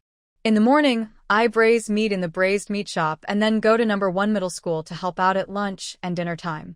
Although busy, these jobs do not require much effort, and I feel really at ease and satisfied when I make money. I wish I could pedal my bike so hard that it would take off. Li Yueshu is back from vacation. I brought a lot of dried vegetables from home, including dried cowpeas, dried green beans, dried chili peppers, and a piece of bacon, filling up a snakeskin bag. Her mother-in-law asked her to take them. Li Yueshu was so happy. Pearl, I will be the head of our family from now on. Bai Zhenju was delighted. Really? Li Yueshu nodded. Seeing that I was making money, the old lady said she was relieved to leave the family to us to take care of. They will live on their own for the time being, and when they get older, my eldest brother and we will take turns to support them. My husband and his daughter eat with them, and their food is weighed every month, and my sister-in-law has nothing to say. What she was most worried about was that when she was not at home, no one would take care of her husband Cui Jian and daughter Cui Shui. Cui Jian worked in a kiln factory, which was very hard work. If he didn't eat well, his body would not be able to bear it. This time when I went back, I managed to settle my family down. Bai Jinju was also happy for her. Sister, let's work hard. Maybe we'll have the opportunity to bring brother-in-law and Xuexue to the city in the future and let Xuexue go to school in the city. Li Yueshu's eyes lit up when she heard this. She also wanted her daughter to go to school in the city, like Shoa. When it was almost noon, Bai Jinju asked Li Yueshu to go to the restaurant to help. Li Yueshu is back and Li Yuerong went back to her hometown today. The two sisters took turns to have a day off. Bai Jinju was counting the inventory when two people came into the store. When Bai Jinju saw the person coming, she was stunned for a moment. It was Nie Lei and an older woman. Bai Jinju greeted him with a smile. Comrade Nie, are you here to buy clothes? This is. Nie Lei looked a little uncomfortable. Comrade Bai, this is my mother. Bai Jinju suddenly realized. It's Missy. Missy wants to see something. Please feel free to do as you please. Mother Nie glanced at Bai Jinju and nodded. Let's just take a look. Bai Jinju went back to the counter to continue counting the inventory and did not approach them. A hint of disappointment flashed across Nie Lei's eyes, and his mother glared at him fiercely. The mother and son originally just came to take a look, but Nie's mother actually took a liking to a mid-length wool coat. Bai Jinju took off the clothes and asked her to try them on. Annie, the clothes in my store are all from big factories in Yangqing. No other place has the style, so you can rest assured about the quality. Mother Nie tried it on, and was indeed very satisfied. The brown coat makes her skin look much better. To Nie Lei, I'll wear this coat when I go to Rongqing to visit your sister. How do you think? Nie Lei carefully referred to, put on a sweater. Then he said to White Pearl, Comrade Bai, could you please give me a sweater? Bai Jinju chose a white, mid-collar sweater for Nie's mother. Elderly people will feel uncomfortable wearing high collars, so medium collars are more suitable. Nie's mother tried it on and couldn't bear to take it off. Let's just wear this set. Do you want another pair of pants? Nie Lei asked his mother. Mother Nie gave him a glare. You're paying? Nie Lei smiled and said, Then I have to pay for it. The pants at home don't match this coat. If I want to buy one, I'll buy one and dress up beautifully to outshine my mother-in-law. Mother Nie cursed with a smile, and her expression softened a lot. She also smiled at Bai Jinju. Girl, then give me another pair of pants. Bai Jinju chose a pair of wide-leg pants made of nylon fabric in milky white color. Mother Nie was a little uncertain. Can I wear pants of this color? White Pearl smiled and said, Of course, ma'am. Go and give it a try. Mother Nie had never worn light-colored pants before, so she tried them on with some doubt. After coming out, Nie Lei was stunned for a moment. Nie Lei's sister and brother are both good-looking, and Nie's mother must have been a beauty when she was young. I'm just a little older now, but when I put on bright-colored clothes, I look a lot younger. And this outfit is particularly elegant. Bai Jinju went to the counter and picked out a long brown scarf for her and wrapped it loosely around Nie's mother's neck. Mother Nie looked at herself in the mirror and couldn't believe it. I'm just an ordinary old lady, but I can be so elegant. Nie Lei said, I'll ask you to perm your hair later. Her son kept trying to show his affection, and Nie's mother knew what he meant and gave Nie Lei a secret look. To White Pearl. Girl, please calculate how much this outfit costs. White Pearl calculated it. Miss, the coat is 288, the pants are 168, and the sweater is 108, a total of 564. Comrade Nie is an acquaintance, so after the 20% discount, it will be 451, so 450 is yours. If you want, I'll give you the scarf as a gift. Mother Nie was surprised. So expensive. White Pearl smiled and said, All the goods in my house are from Yangqing. They are all high-end goods in Yangqing, so they are indeed more expensive. But I guarantee that you will look just as good in Chengdu even if you wear this. Nie Lei took out his wallet and paid quickly. Mom, you forgot that the clothes I sold before were not as good in style and quality as these, and they cost a lot of money.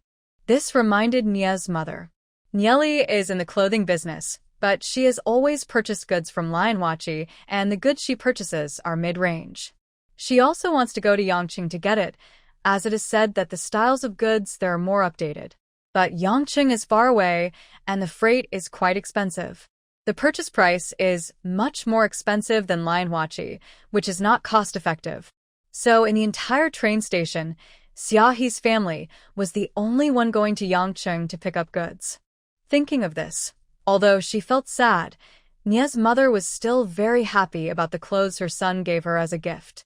After she changed her clothes, Baizhenju helped her fold them and packed them, then walked them to the door.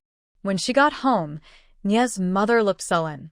The new building they had just been allocated had 3 bedrooms and a living room. It was spacious and bright, and it was obvious at first glance that they were a well-off family. I don't think that Baizhenju has any feelings for you. You'd better give up on her as soon as possible.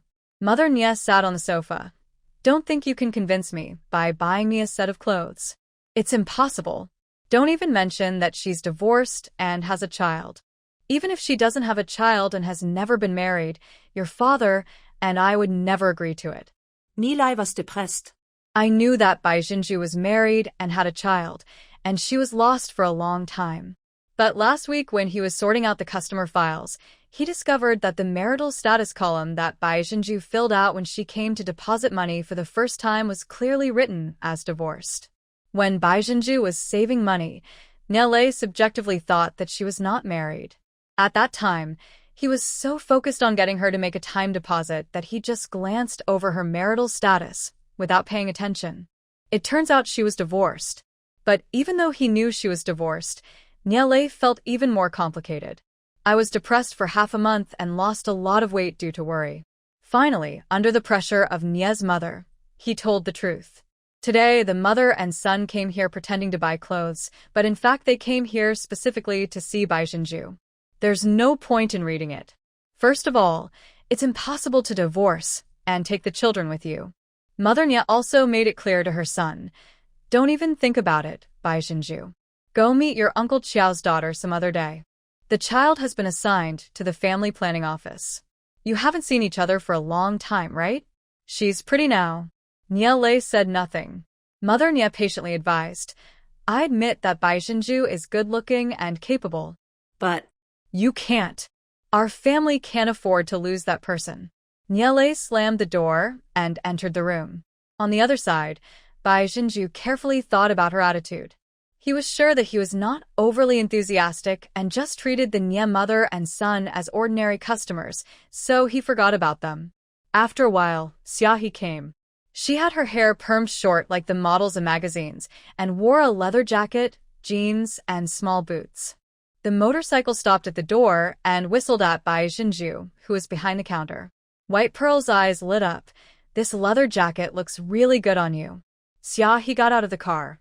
It looks better on you. Both of them have been busy lately and haven't seen each other for several days. Not seeing Shoa, Xiaohe stood at the door and asked, Where's my godson? If it were in the past, Shoa would have come out to greet it when he heard the sound of a motorcycle. I'm at home. I don't want to come to the clothing store, said Baizhenju. Xiaohe took a cardboard box from the motorcycle and placed it at Baizhenju's feet. What is this? It's a toy I bought for my godson. It was sent from Yangcheng. When Baizhenju opened it, she saw that it was full of toy guns and toy cars. The boy must have been so happy to see it. Unhappy. Why did you buy so much? Just spoil him. Xiaohe didn't care. That's nothing. I'll take you and your son to Guangzhou for a tour when I have the chance. They also asked about each other's store situation. Xiaohe was so excited. There are still many rich people in our county. The daily turnover of my store has never been less than 5,000. I hired another person and put him at the train station. I also transferred my sister to the department store as a store manager. With my mother watching over the train station, I can finally breathe a sigh of relief. Baizhenju, Miss Wen is helping you run the store. Didn't your sister-in-law tell you?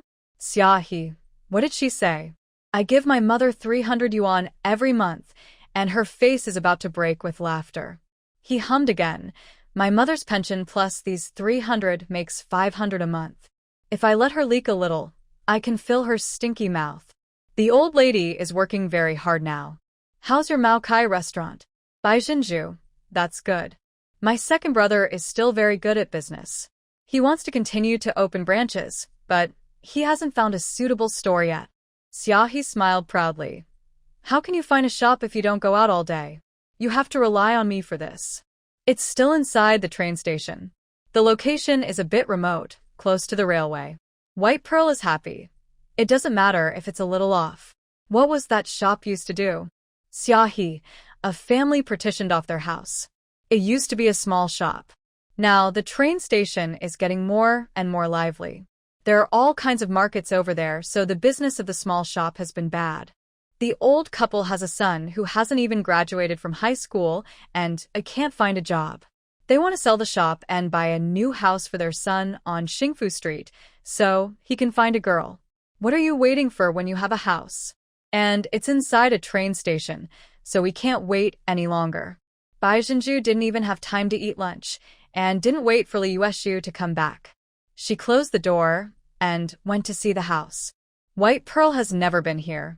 Competition in the catering industry was not fierce in this era. With such a large train station and a large floating population, there were only 3 or 4 snack shops in total, all in this alley. The reason why Good Taste Restaurant is doing so well is because it is the only upscale restaurant in the entire railway station. There were originally only 2 braised meat shops, but the mobile vendor's food wasn't as good, so he is gone. Therefore, this is the only braised meat shop at the moment. The shop is indeed located in a remote area, and its area is larger than the shop near number 1 middle school. There is even a small bedroom inside, which is where the owner sleeps while watching the store. The other party asked for 15,000. After some bargaining, I finally got it for 10,000 yuan without taking anything else except the bed. The convenience store has a separate property certificate, so Bai Zhenju went directly to the housing management office on Monday to sign the contract and go through the formalities. Now that we have a shop, we are short of staff. Since she didn't dare to invite outsiders, Bai Zhenju decided to ask Li Yuerong to call her husband over. Li Yuerong happily agreed. Bai Zhenju said to Lu Feng, "Sister-in-law, Sister Yuerong went to the Maokai restaurant, so the restaurant is short of staff. Then let's hire another person, preferably a man, to learn the craft from Big Brother. I will also open a branch of the restaurant and train a chef first. Do you have anyone to recommend?" Lu Feng thought for a moment. "My nephew from my mother's family, is that okay?" "My lord," White Pearl smiled and said, "Of course. I remember he used to help my sister-in-law plant rice seedlings. He was a hard-working young man. Didn't he continue to go to school?" Lu Feng: "No, my grades were so bad that I couldn't continue studying after 2 years of high school, so I stayed at home and learned stonemasonry from my dad." She felt that being a stonemason was too hard, so she wanted to bring her nephew out to learn, since being a cook was definitely better than being a stonemason. So the branches of the Maokai restaurant were set up in full swing, completing the formalities, purchasing tables, chairs, benches, stoves, pots, pans, etc. After Li Yuerong's man Wangsheng came, the couple moved to the Maokai restaurant. Lu Feng's nephew Lu Chao lives in Furong community. Once the Maokai restaurant opened its branches, it quickly became popular. However, the customer flow here is not as large as that at number 1 middle school, and the people eating here are not as concentrated as at number 1 middle school. Li Yuerong and her husband can definitely handle it. Time flies, and it is November. After the restaurant closed in the evening, I settled the bill with my eldest and second brothers. The restaurant business was very stable. Excluding dividends and Li Yuerong's salary, Bai Chenglei and Lu Feng received 920 yuan, and Bai Zhenju received 3,880 yuan.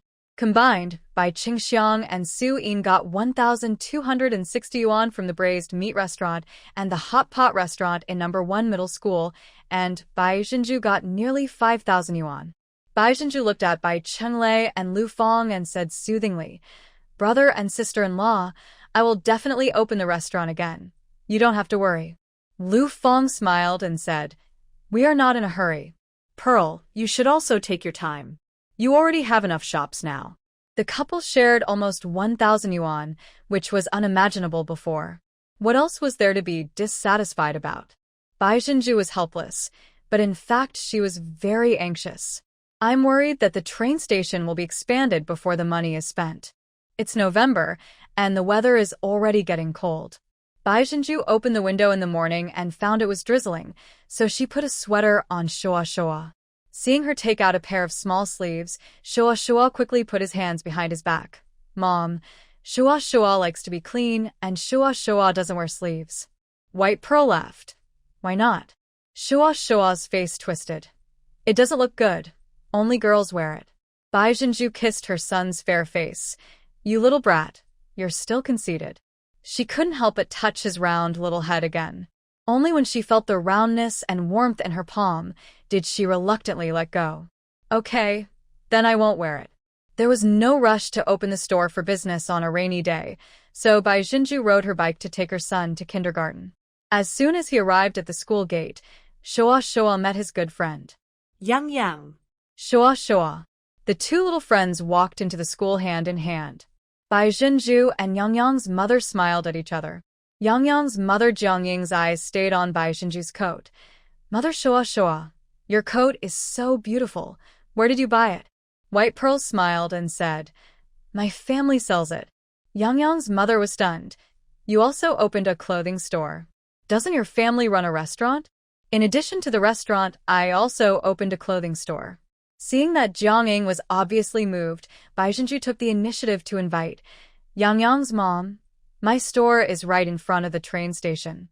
If you have time, come and sit down. Our children have a good time. If you like anything, I won't make money from you. Jiang Ying was just planning to buy a coat. She heard that a very high-end clothing store had just opened in the department store, so she thought about going there later. I didn't expect that Bai Ian's family also opened a clothing store. This is too low-key. Let's go, I'm free. Since coming to the county town, Bai Jinju has been busy buying a house and opening a shop. She has only had some communication with Shoa Shoa's teachers, and she doesn't even know the names of her classmates' parents. Jiang Ying is an extrovert, and the two exchanged names. Oh, you really live up to your name. You don't know, everyone says Bai Ian's mother is the most beautiful, haha. She's dressed fashionably, just like the actresses on TV. White Pearl felt embarrassed when being praised. Yang Yang's mother is also very elegant. You can tell at first glance that she works for a large company. Jiang Ying said happily, I work at Chongqing Primary School. Bai Jinju's heart moved. It's teacher Jiang. Our district is Chongqing District. It's very likely that Shoa Shoa and Yang Yang will continue to be classmates in the future. Jiang Ying laughed and said, I'm not a teacher. I'm just a logistics worker. I'm older than you, so you can just call me sister. Bai Jinju. Okay, sistering. The two chatted all the way to the Myron Shang clothing store. Li Yueshu had already opened the door, and Jiang Ying was attracted by the clothes inside as soon as she entered the store. I haven't been here for a while, and I don't know when this store opened. Bai Jinju poured some hot water for Jiang Ying, sistering. Take your time to look around and try on any piece you like. There is no woman who doesn't like beautiful clothes. Jiang Ying's eyes were dazzled. She set her eyes on the long wool coats in the store, one red and one plaid, and she was very confused. Bai Jinju took a high-necked black sweater and paired it with a red wool coat. Sistering, try this. Jiang Ying took the clothes and tried them on. She happened to be wearing a pair of black pants today, and the whole outfit made her look bright. Jiang Ying has long hair, which is permed into big waves. Bai Jinju tied her hair up again and asked Li Yueshu to bring a clip to clip up her long hair, revealing her slender neck, and her whole temperament suddenly improved. Sister, you have fair skin, and this bright red dress will really enhance your complexion. Clipping your hair like this will make you look more elegant. Jiang Ying nodded. Yes, you made me feel taller. This coat is so beautiful. White Pearl smiled and said, Yes, sistering, you are already good-looking, and clothes are just the icing on the cake. Jiang Ying laughed out loud at the compliment. I really didn't expect that, Pearl. You are not only beautiful, but also sweet. Okay, this is the set. I want the sweater too. White Pearl said, It's cold today, so just wear it. Li Yueshu went to pack up Jiang Ying's old clothes. The more Jiang Ying looked at the coat, the more satisfied she became. Pearl, please calculate how much money it is. Bai Jinju. Sistering, all my clothes are from big factories in Yangcheng. I usually sell this coat for 388. I'll give you the wholesale price, 260. The sweater is also over 100, I'll give you 90, a total of 350. Li Yueshu smiled and interrupted. Sister, the mid-length coats we have there are all priced at 288. Jiangming touched the fabric of the coat and found it was really thick and stiff. She also knew that the goods from Guangzhou were indeed very expensive. I felt grateful for Bai Jinju's favor and paid the money without hesitation. He smiled and said, Don't worry, I won't let you lose money. I'll introduce some businesses to you, and you can make money from them. Bai Jinju was amused by her words. In fact, she just earned less. I will definitely give 20% discount to customers introduced by sistering.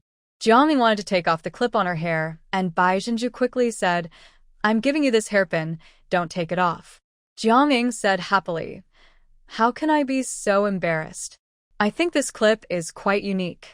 I have never seen it before. My lord, White Pearl said, These hair clips are very popular in Guangzhou. I don't have many here, so I'm planning to buy more next time. Jiangming saw the down jacket over there again.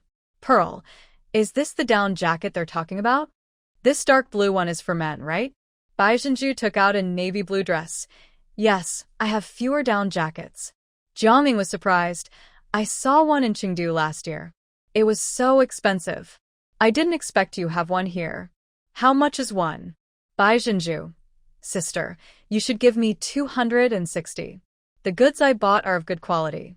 You can wear them for a few years without losing their shape or hair. The selling price is the same as that of a long woolen coat, so I bought less. Jiangming pointed at her. You are a down-to-earth person. I saw one in Chengdu last year. It was of similar style, but not as good quality. The boss wanted more than 200 yuan. So she bought her man a down jacket. Bai Jinju gave her a prescription and asked casually, Sistering, can children who are not registered here go to Chongqing Primary School? Jiangming glanced at her. Why? Isn't your Bai Ian's household registration here? Bai Jinju smiled and explained. My nephew. The education in the city is better. My brother and sister-in-law also want their child to go to school in the city. But my family doesn't have any connections. I don't know where to inquire about this kind of thing. Jiangming smiled and said, It's actually not that difficult. You just need someone to introduce you and give some money to help you choose a school. Bai Jinju was delighted. How do I pay for the school selection fee? Jiangming thought for a moment. Please prepare 200 yuan. If your nephew really wants to transfer to this school, I will talk to the school leaders later. Bai Jinju was so grateful that she gave Jiangming another scarf. In the evening, Lu Feng and Su Yin were very excited to learn that their children could come to the city to study. The teaching quality in the city is definitely better than in the village, and the family can still be together. I couldn't even think of paying 200 yuan for school selection before, as it's not easy for migrant workers to earn money.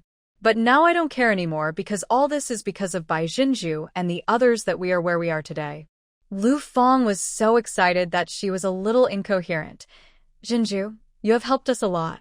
Wenbin and the others will remember your kindness as their aunt for the rest of their lives. They heard from Li Yueshu that Bai Jinju lost 1 or 200 yuan in profit from the order of clothes she sold today. This is all to pave the way for the children. White Pearl smiled and said, Wenbin and the others are my nephews, and they are related to me by blood. Of course, I hope that they can all become successful. By late November, the weather had turned completely cold. White Pearl has introduced a new dish in the restaurant, taro chicken. Now is the time to eat taro. Last time, Bai Jinju had a sudden inspiration and cooked a pot of chicken with maokai base and taro.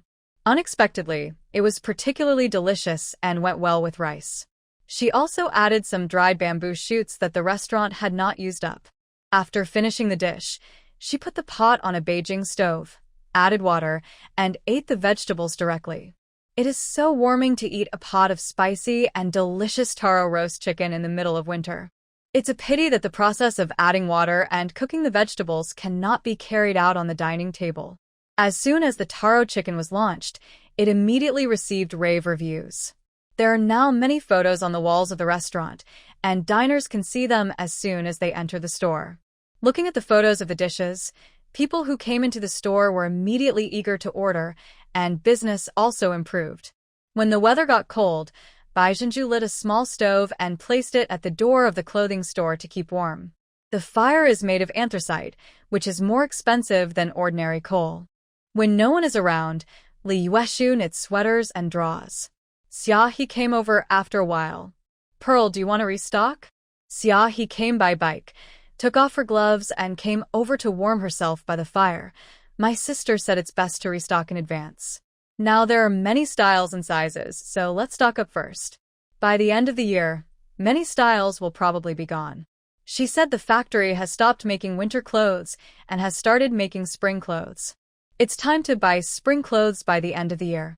Baizhenju nodded, then make up for it. The two of them took the product brochure and studied it for a long time. This time, all the items we bought are winter items, mainly coats.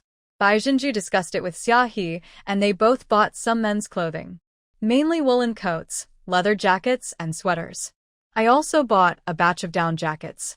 Sister Xiaohe did some calculations and found the amount of money for the goods to be staggering. This batch of goods from Baizhenju is worth 40,000, and Xiaohe's two stores are worth more than 80,000. Xiaohe went home and counted the money, but found that she didn't have enough, so she had to run to Baizhenju to borrow money. She felt embarrassed to owe her sister any more money. After all, she also needed money to get the goods. Baizhenju used the money she earned before to buy 2 shops, and she didn't have enough money left, so she had to go and withdraw money. It was Niele who handled the business for her, and he withdrew a total of 40,000 yuan. Xiaohe borrowed 20,000 yuan, and she paid 20,000 yuan for the goods. Watching her put the money into her bag, Niele couldn't help but remind her, "Be careful on the road." White Pearl smiled and said, "It's broad daylight. I'll just walk on the main road, it's fine." Niele was still a little worried. "I'll take you there on my bike." White Pearl refused. "No, I rode a bicycle." Niele didn't say anything else, and Baizhenju put on her gloves and left. She was wearing a short wool coat today. To be on the safe side, she hid her bag inside her clothes and placed it in front of her. If someone didn't know her, they would think she was pregnant. Niele looked at it and smiled. But the smile disappeared hastily before it could bloom. After going with Xiaohe to remit the money, the two of them went to a Maokai restaurant for lunch. Xiaohe was extremely sad. "Your restaurant has spoiled my taste buds. Other restaurants' food doesn't taste good. As for the shop I'm keeping an eye on for you, I heard from Sister Fong that the family will renew the lease." White Pearl said, "More and more people know how to make money through business, so the shops and department stores will definitely be in short supply." Xiaohe was still frightened. "Fortunately, I listened to you and rented the shop for 20 years. I originally wanted to rent it year by year." Xiaohe was suddenly stunned when she said this. "Oh my God, sister, I just realized that you have 7 houses. 7 suites." Xiaohe felt that if she had so many houses, she could live there directly in her old age. "No, I also have to work hard to earn money to buy a house." Baizhenju laughed. Now that was good. She didn't have to persuade him with all her heart. Autumn has passed, but deep winter has not yet arrived, so business in the store will be a little slow. He has experience. She said there is no need to worry, as the goods they ordered may not be enough to sell. Especially during the period before the new year, it was absolutely hot. Restaurants and Maokai restaurants are doing good business, but braised meat restaurants have seen a slight decline, which is normal. Baizhenju rarely has time, so she paints when she has nothing to do. While I was painting that day, Lu Fong came with Guiyong Liang. "Oh girl, you actually opened a clothing store. You must be doing big business." Baizhenju quickly pulled a chair for him. "How come Brother Guo's time to come here? How is the progress of the decoration company?" Guo Yongliang was very proud. "If I want to do it, I won't hesitate. The company has already chosen an address. It's near the department store. What do you think? I picked a good location, right?" This chapter is not finished yet. Please click on the next page to continue reading the exciting content. Li Yueshu made tea for Guo Yongliang and brought it over. When Guo Yongliang took the tea, he took a look around the store and found that the clothes in Baizhenju's store looked quite high-end. His admiration for Bai Jinju increased even more. White Pearl smiled and said, "It must be near the department store. Brother Gua is really efficient." Gua Yongliang waved his hand. "We are old acquaintances, so we won't flatter each other. We are here today because we have business." White Pearl was very surprised. The company has already started business before it even opens. Brother Gua's connections are really amazing. Gua Yongliang really couldn't be modest, and it's not just one business, it's two. "Do you still remember the big boss from Hong Kong I mentioned to you? He wanted to open a big supermarket, so he rented the largest stall on the first floor of the department store and asked me to install it. But he thought our counters were too bulky and ugly. The other one is also a clothing store near the bus station owned by a friend of mine. Girl, when are you free? Let's go take a look. The money is right in front of me, so there is no reason to let it go." White Pearl brought her sketchbook, measuring tape, and other tools. Now, Gua Yongliang drove his Wuling van over. The two of them went to the bus station first, and then went to the supermarket to measure it tomorrow. It is a shop on the street, not far from the bus station. This is also a row of old houses. The shops used to be doing grain and oil business and are about 60 to 70 square meters. Houses in the past all had a common problem. The windows and doors are small, so it is definitely not a good place to do clothing business. The owner of the shop was a young woman who looked 5 or 6 years older than Bai Jinju. I heard that the decoration of Lion Fang was designed by Bai Jinju, and the other party looked at Bai Jinju with a different look. "Boss Bai, I want the same effect as Beauty House." Bai Jinju looked at the structure of the house. "The house here is longer, about 10 meters. Because the window was small, it was pitch dark inside." Bai Jinju remembered a supermarket she had seen before. The door of that supermarket was in the middle, with large glass windows on both sides. The wall of this house cannot be demolished, but the position of the door can be changed. Then you can carve out 2 display windows on both sides of the door. Bai Jinju quickly drew a sketch and explained it to Gua Yongliang and the female boss. The female boss didn't understand, but she believed in White Pearl and the effectiveness of Lion Fang was obvious to all. With Gua Yongliang's help, Bai Jinju quickly measured the size. This house is very old, and the floor is still paved with earth bricks. It is a huge project to lay the floor and install the ceiling. Bai Jinju doesn't quite understand the suspended ceiling. But Gua Yongliang understands this. It's easy to make a suspended ceiling. After making the keel, you can use gypsum board to hang a big white ceiling. The workers I found know how to do it. There was no one else in the car. Gua Yongliang showed a cunning smile. "We can make a lot of money from this order. When the time comes, we will tile the exterior walls and make sure they look beautiful. Her family is rich, sister. Just design it well and don't worry about anything else." White Pearl. "Aren't you friends?" But since that was the case, Bai Jinju knew what was going on. Gua Yongliang accompanied Bai Jinju all the way to the train station. After parking the car, he followed her to a clothing store and asked Bai Jinju to buy 2 sets of clothes for his wife. 2 sets from head to toe, 6 pieces in total, and he also bought himself a down jacket. The total cost without discount is 14,000. Bai Jinju charged him 1,000 and made a little less profit. "This is the price I offer to my acquaintances," Bai Jinju said with a smile. Gua Yongliang didn't bother to be polite with her.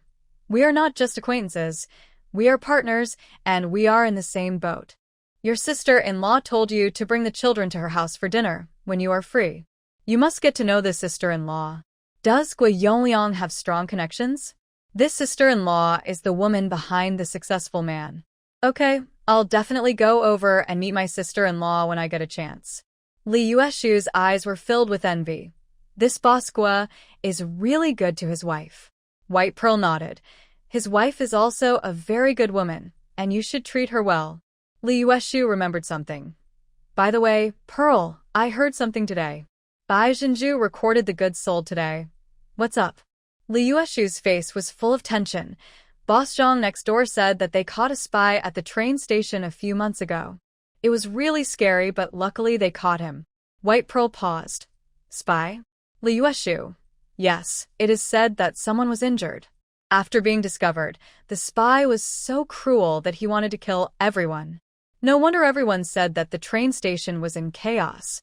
Someone came to the market today and went door to door to inform everyone that it was the end of the year and asked everyone to be more vigilant and pay attention to safety.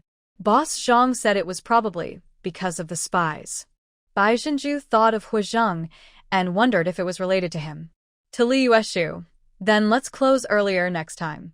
Safety is the most important thing. It gets dark early in winter and there are not many people in the market at 5 o'clock. The next day, Gui Yongliang came again in his van. I also had a meal at the restaurant and praised the food for being delicious. After dinner, he took Bai Zhenju to the stall rented by the Hong Kong boss in the department store. This big boss from Hong Kong was also a strange man. Gui Yongliang told her that he had traveled thousands of miles to settle down in the small county of Yuan County for the sake of his wife. It is said that the two met in Guangzhou. This person had already opened a small supermarket before, and now he opened a much larger supermarket, hoping to copy the business model from Hong Kong. The man spoke in difficult Mandarin, but luckily I could understand him. After communicating with this Hong Kong boss, Bai Zhenju roughly understood the effect he wanted. She drew a simple sketch of the iron shelf from memory. Wooden shelves are heavy and not beautiful enough. These iron shelves painted white are not only beautiful, but also take up less space and are very durable. The Xiangjiang boss opened his mouth. Yes, that's what I want. This stall is over 100 square meters. After a while, a young man came. He looked to be in his early 20s and looked very smart. Gui Yongliang introduced Bai Zhenju. This guy is called Gui Xiaoshan, he's my nephew. From now on, he will drive you to the construction site to measure the house and so on. If you have any questions, just look for him. Gui Yongliang is a big boss and has a lot of things to do in the furniture factory and decoration company. It is indeed not convenient for him to drive to the construction site with Bai Zhenju all day long. After giving his instructions, he left in a hurry. He left on Gui Xiaoshan's motorcycle, and the van stayed behind. Gui Xiaoshan is obviously a smart guy. When Bai Zhenju was measuring the room, he helped her use the ruler and learn things very quickly. It was dark after measuring the room, and Gui Xiaoshan sent Bai Zhenju back to the train station. Over the next few days, Bai Zhenju kept drawing the design. It took me 3 days to finish the design of the clothing store. Because he already had experience, Gui Yongliang opened a clothing store first. This chapter is not finished yet. Please click on the next page to continue reading the exciting content. People at this time have no concept of decoration at all. They only care about the results and don't understand the process. Looking at the designers of Huihuang Decoration Company and the professional construction team, it sounds very formal and reliable. Bai Zhenju doesn't have to worry about the construction, but as a designer, she still needs to visit the construction site from time to time. It took another week, and the design of the supermarket was ready. In addition to the supermarket design drawings, there are also drawings of shelves and containers. When Gui Yongliang came to get the drawings, he was very happy. He told Bai Zhenju that he could make a little profit from the material fees and some decoration fees. He would make at least 20,000 yuan from these two projects. He also asked Bai Zhenju to design their office so that it couldn't be shabby. So, Bai Zhenju went to the company for the first time. Gui Yongliang said that he bought the house, which was built last year. He simply bought 2 storefronts and connected them together. Bai Zhenju discussed with him and divided the company into several major areas. First is the reception area, then the general manager's office, designer's office, and finance office. The designer's office was requested by Gui Yongliang. What he meant was that Bai Zhenju didn't have to go there, but the office had to exist. He also asked Bai Zhenju to reserve an office for the construction team leader. In short, it should be made more grand than the offices of those big bosses in Guangzhou. A few people were discussing how to decorate the office when Gui Yongliang's wife came. This must be Zhenju, right? I've heard Yongliang mention you for a long time, and today I finally got to see you. You're really a great beauty. Bai Zhenju quickly stood up and stretched out her hand to the other party. Sister Minjing, I hear Brother Gui mention you every day. I've been really busy lately, otherwise I would have bothered you earlier. Gu Minjing grabbed Bai Zhenju's hand and patted it. I know you're busy, so I came here specially to treat you all to a meal, and I also wanted to get to know you by the way. Bai Xinju was a little excited. This is real networking. We had lunch at a state-owned restaurant. There are not many restaurants on the street, and state-owned restaurants are still the leaders in the catering industry. Including Bai Xinju, there are 6 people in total, and the other 3 are from Guoxiaoshan and 2 construction teams. Gu Minjing ordered a table full of dishes. After tasting it, Gu Yongliang shook his head and said, "It's not as good as Pearl's food. I'll take you there to try it someday when I have time." Bai Xinju said to Gu Minjing and others, "Sister Minjing, please come and visit me when you are free. I will invite you to try my new dishes." Gu Minjing was wearing a blue wool coat, which was the one that Gu Yongliang asked Bai Xinju to match last time. She liked it very much and said with a smile, "When the weather gets colder, I'll come to you and buy you some more clothes. I have to say, the clothes you have are really nice." White Pearl smiled and said, "That's just in time. A batch of winter clothes will be arriving in my store soon. There are many new styles. You can choose." Ye Mingying. Okay. While eating, Bai Xinju kept talking to Gu Minjing. Gu Minjing could also see that Bai Xinju wanted to be friends with her. At the same time, he was also telling her implicitly that they were just partners with Gu Yongliang, so she shouldn't think too much about it. Even women like smart and beautiful women. After the meal, Bai Xinju and Gu Minjing had become like close friends. After dinner, we continued discussing the company's decoration plan for half a day. Gu Yongliang meant that their office must be decorated in a high-end and classy manner. This is also one of the cases that must be installed well. At this time, Bai Xinju was very grateful to those decoration magazines. For an office, hard furnishings can only reflect a part of the space. The most important thing is soft furnishings. She also saw the words hard furnishings and soft furnishings in a magazine. When it came out of her mouth, Gu Yongliang and others felt it was professional. After the preliminary plan was discussed, Guoxiaoshan drove Bai Xinju back to the train station in a van. It was already dark and there were no people shopping at the train station at the moment. All the mobile stalls were cleaned up, leaving a large area of space in front of the restaurant. Bai Xinju invited Guoxiaoshan to dinner and asked him to teach her how to drive. Unexpectedly, Guoxiaoshan readily agreed. "What's wrong with that, sister? I'll teach you after dinner." Bai Chunglei prepared a sumptuous dinner with braised pork and big plate chicken. Guoxiaoshan was so full that he kept asking Bai Xinju to open a few more stores. Driving is a skill, and people with this skill are really awesome these days. If Bai Xinju wasn't considered half of Guoxiaoshan's boss, the other party might not agree. After dinner, Bai Xinju got on the van. She was brave enough to touch the steering wheel right away. She also has a good memory and can quickly remember the basic knowledge taught by Guoxiaoshan. The car was started on the first day. Whenever there is a suitable opportunity, Guoxiaoshan will teach her how to drive. Soon November passed again. When the profits were divided at the beginning of the month, Bai Xinju received nearly 11,000 yuan from the other 4 stores except the clothing store. Bai Qingxiang's braised meat shop and 2 hot pot restaurants shared 1,600 yuan. The restaurant's business is getting better and better because of the new dishes and the spread of word of mouth. Bai Chunglei and Lu Feng's share of the profits this month has exceeded 1,000 yuan.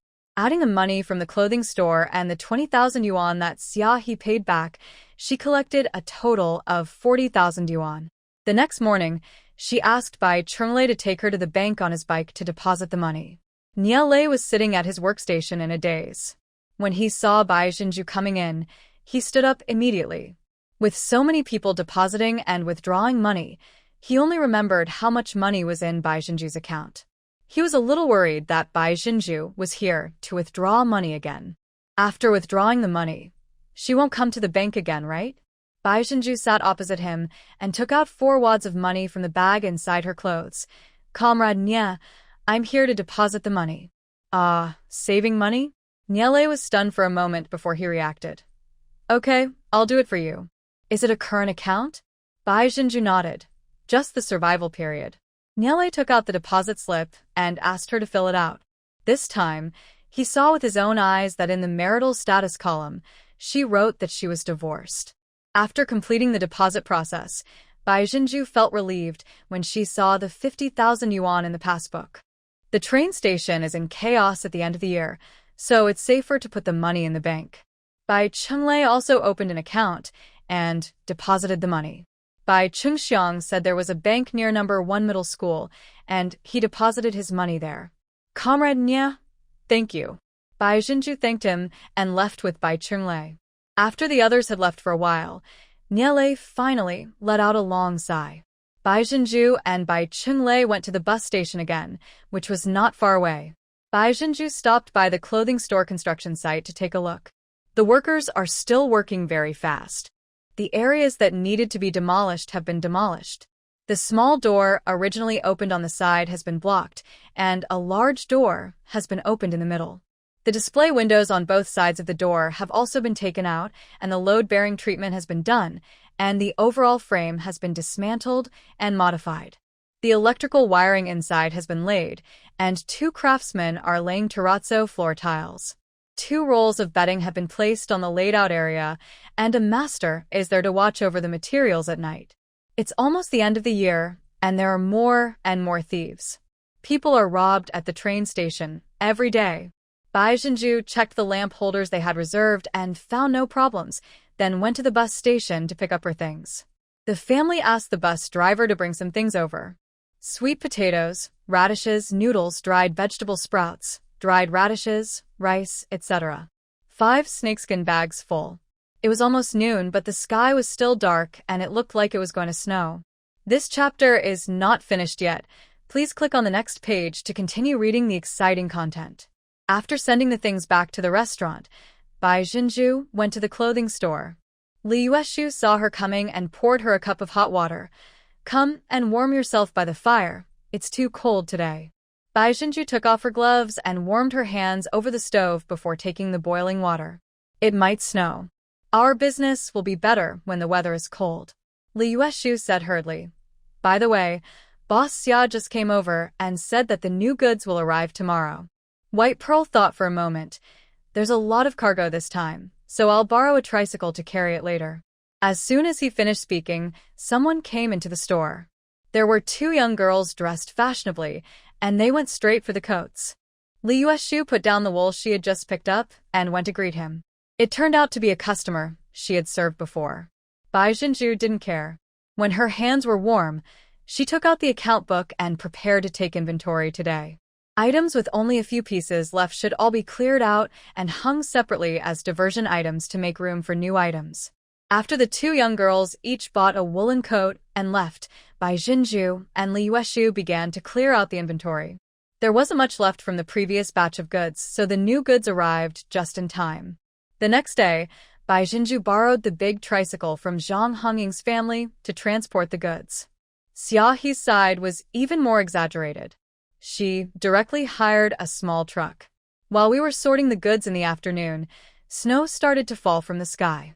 Li Yueshu smiled and said, Pearl, the down jacket you ordered arrived just in time. The previous ones were all sold out. Bai Jinju looked at the gray sky and sighed. Once this batch of goods is sold out, it will be almost Chinese New Year. It snowed all night. When I woke up the next day, it was all white outside. Shoa was the happiest.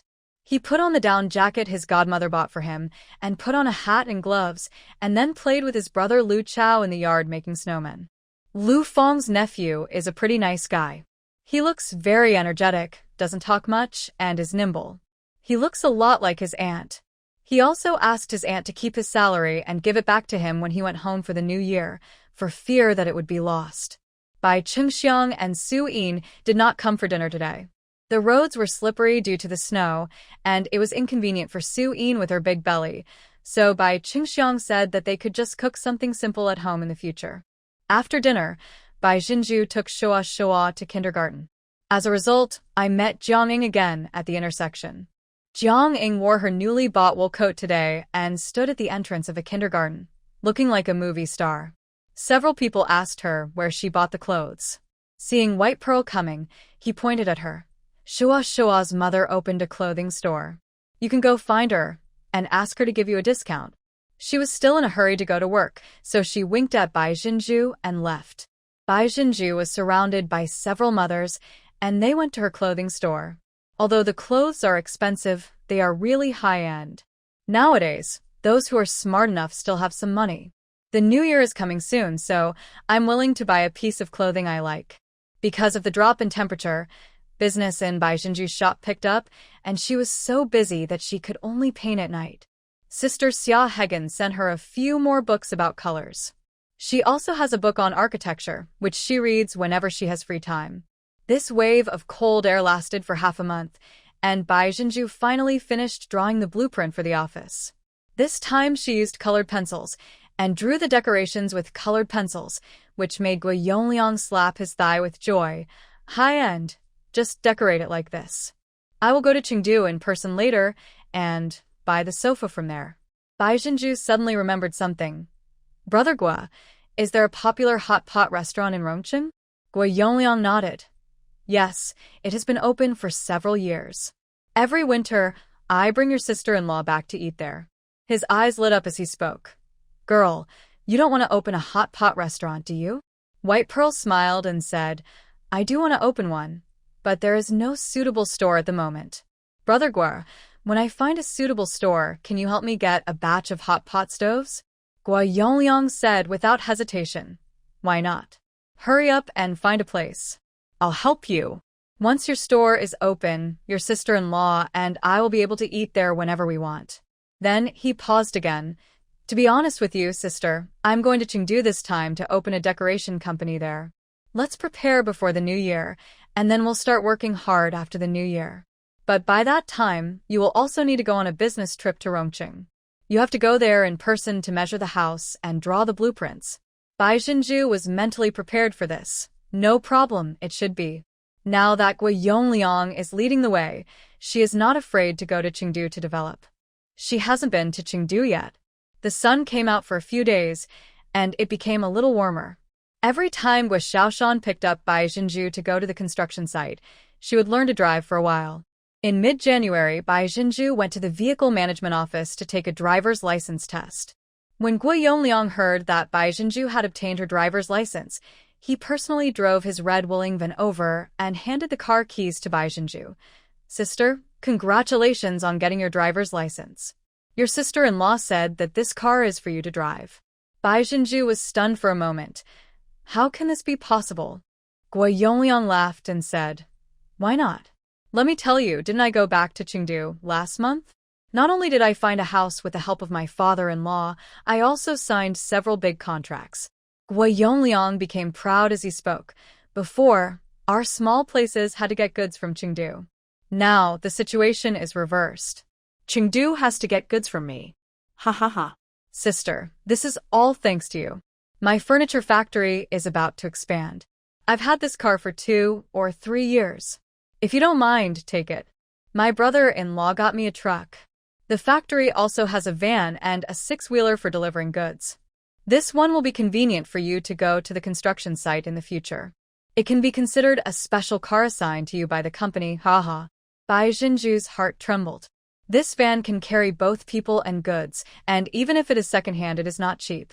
Unexpectedly, Gui Yongliang gave it to her directly. What does this mean? This shows that she made the right move by making friends with Gui Yongliang. Bai Jinju was not polite to him. Then I would like to thank Brother Gua and Sister Minjing. Gui Yongliang said unhappily. What's there to thank me for? My furniture factory and our decoration company will need your help in the future. Let's go and complete the transfer formalities now. I have connections, so it will be quick. Gui Yongliang is very clear about one thing. Without Bai Jinju, his greatest achievement in his life would probably be to expand the furniture factory. Gui Yongliang had never thought about opening a company in Chengdu. Maybe he'll be able to set up his business base in Chengdu in the future. In this way, wouldn't it be convenient for his wife to go back to her parents' home? Even those relatives from his mother's side who used to look down on him will now look at him with new eyes. When he returned to Chengdu just last month, his father-in-law was very excited when he heard that he was going to start a company in Chengdu. This chapter is not finished yet. Please click on the next page to continue reading the exciting content. Not only did he personally help him with the plan, he also introduced him to some connections. His words also showed his strong support for him to start a company in Chengdu. All this is thanks to White Pearl. Not to mention a second-hand van. When he makes a lot of money, he will buy her a car. Bai Jinju is closer to him than his own sister. On the way to the vehicle management office, Bai Jinju drove. She was familiar with the car and drove smoothly to the vehicle management office. The procedures were indeed completed quickly. When Bai Jinju drove the car back to the restaurant, Bai Chunglei and Lu Fong were both stunned. Bai Chunglei touched the front of the car in disbelief. "Pearl, is this car really yours?" White Pearl smiled and said, "It has been transferred. It should be mine." Lu Fong is a little worried. "This car is so expensive. Can that bosker really believe it?" Rural people are simple and honest. They always feel that if they receive such a big gift, they should pay an equal price, and they are afraid that Bai Jinju will suffer a loss. Bai Jinju knew that her brother and sister-in-law were worried, so she said, "Don't worry, sister-in-law. Boss Gua is definitely trustworthy. I deserve this car." The furniture drawings produced by the decoration company can also be used by his furniture factory. Just based on this point, I can buy this car. Hearing her say this, Lu Fong felt relieved. That's good. Pearl is really capable. The happiest one was Shoa, who was clamoring to take a ride. Bai Jinju opened the car door and let him get in to have fun. Su-in was also very surprised when she saw the car. "Now that Pearl has this car, it will be convenient for us to go home in the future. Let's drive it back to show it to those gossipers, and let them gossip about us behind our backs and make them jealous to death." Bai Jinju saw that she was pregnant and quickly helped her into the store. "Sister-in-law, please don't go out when it rains or snows.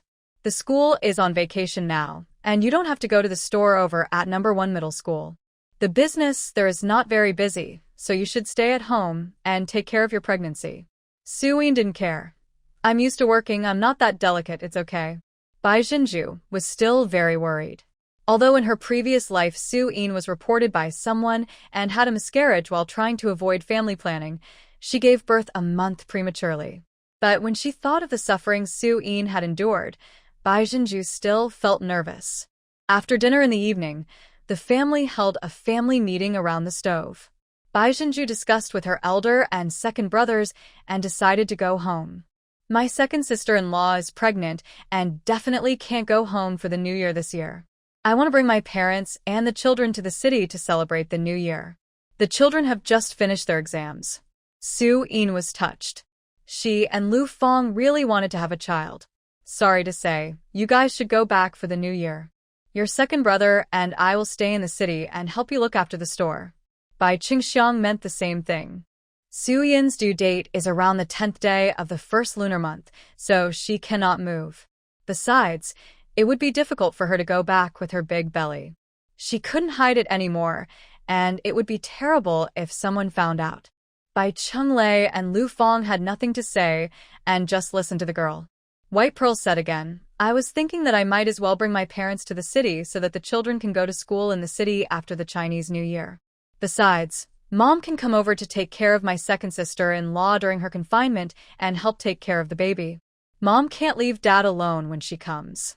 Also, my brother and sister-in-law can learn from my mother's skill of making 10 bowls of rice. The dishes in our restaurant should be constantly changing so that we can continue to attract customers to eat here." The brothers and sisters whispered for a while and finally agreed with Bai Jinju's decision.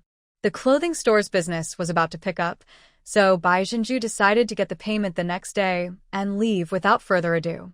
This time, Bai Jinju replenished some of its best-selling winter styles and mainly ordered spring clothes, which will be available for sale after the Chinese New Year.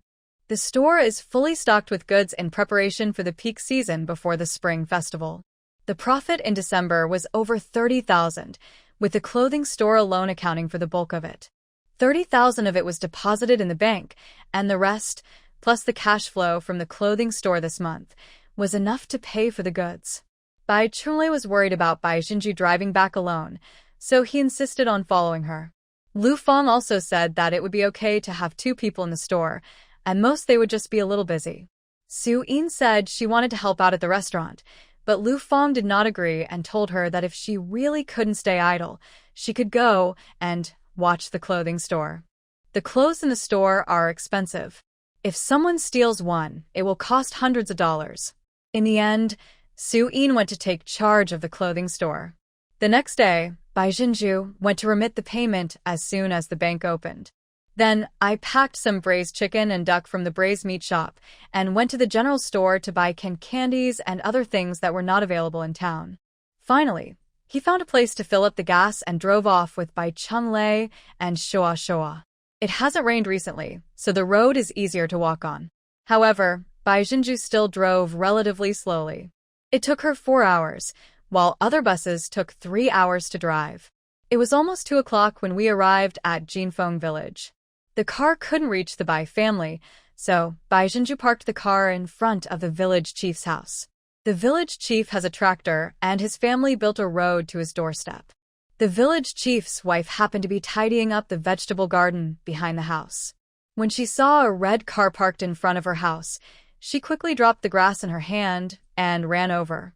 Seeing Bai Jinju coming down from the cab, the village head's wife's eyes almost popped out. "Isn't this Pearl? Oh, you bought such a beautiful car?" Bai Jinju smiled and greeted. "Miss, are you pulling out weeds?" Bai Chunlei and Shoa Shoa also got out of the car. Shoa Shoa shouted hello, mother-in-law to the village chief's wife, which made her very happy. "Pearl, your son really looks more and more like you. He's so cute. Chunlei, you're back too? Where are Chung Xiang and his wife?" Bai Chunlei put it succinctly. "Chung Xiang and the others are at work, so we have something to do when we come back." Bai Jinju took a braised chicken, a bag of sugar, and a can of milk powder from the car and handed them to the village chief's wife. "Auntie, please take this as a small token of my appreciation. I park my car in front of your house, but I don't know if it will block the road." The village chief's wife couldn't stop smiling. Every time Jinju came back, she would come to her house to greet her. She had never seen anyone so tactful. Although she is divorced and has a child, in her opinion, no man in the village is worthy of her. Look at her little face. She is getting more and more beautiful, and she is so rich. It's a pity that she is not their own daughter. Bai Dahai and Li Xiufan are so lucky. He took the things and said, "Don't block the road." "Oh, your car is very expensive, right? Pearl, you are really amazing. You must have made a lot of money, right? Come on, come to my house and sit down. I'll make tea for you." White Pearl declined. "No, ma'am. Go and do your thing." The village head's wife knew that they were anxious to get home, so she stood at the edge of the courtyard and shouted to the other side, "Xiufan, Xiufan, your Pearl is back." Bai Jinju and Bai Chunlei packed up the things in the car, locked the car, and took Shoa Shoa back to the Bai family. Li Xiufan and several children vaguely heard someone shouting Pearl is back, and they were a little bit unbelieving. The children had good eyesight and saw from afar that Bai Jinju and the other two were walking home from the ridge of the field. They shouted excitedly, "Grandma, it's my aunt who's back, along with my dad and Shoa Shoa."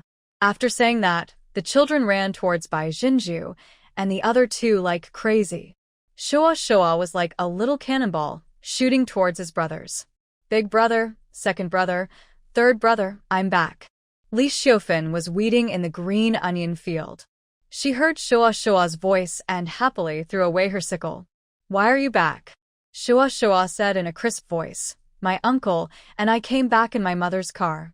"Mother-in-law, my mother can drive. My mother has a car. My mother is amazing. Look, mother-in-law, that red car belongs to my mother." Li Xiufan looked in the direction where Shoa Shoa's little hand was holding and saw a red car parked next to the village chief's house. This chapter is not finished yet. Please click on the next page to continue reading the exciting content. My heart trembled. "Pearl, is that car yours?" Bai Jinju said and explained, "I was doing business with someone and I traded the blueprints for it. There is nothing wrong with that." Bai Chunlei nodded beside him. "Yes, Mom. Pearl is amazing." The eldest son has always been honest, so Li Xiufan believed what he said. Then he said, "You haven't eaten yet, right? Come home, and I'll make you some noodles." I picked a handful of onions from the ground. A few boys took Shoa Shoa to see the cars. Li Xiufan lit a fire and boiled water, then went to cut a piece of bacon. He kept on talking, "This year your father and I killed both pigs. We didn't sell them, but made bacon out of them. Your eldest brother and second brother's families only killed 1 pig each and sold the rest.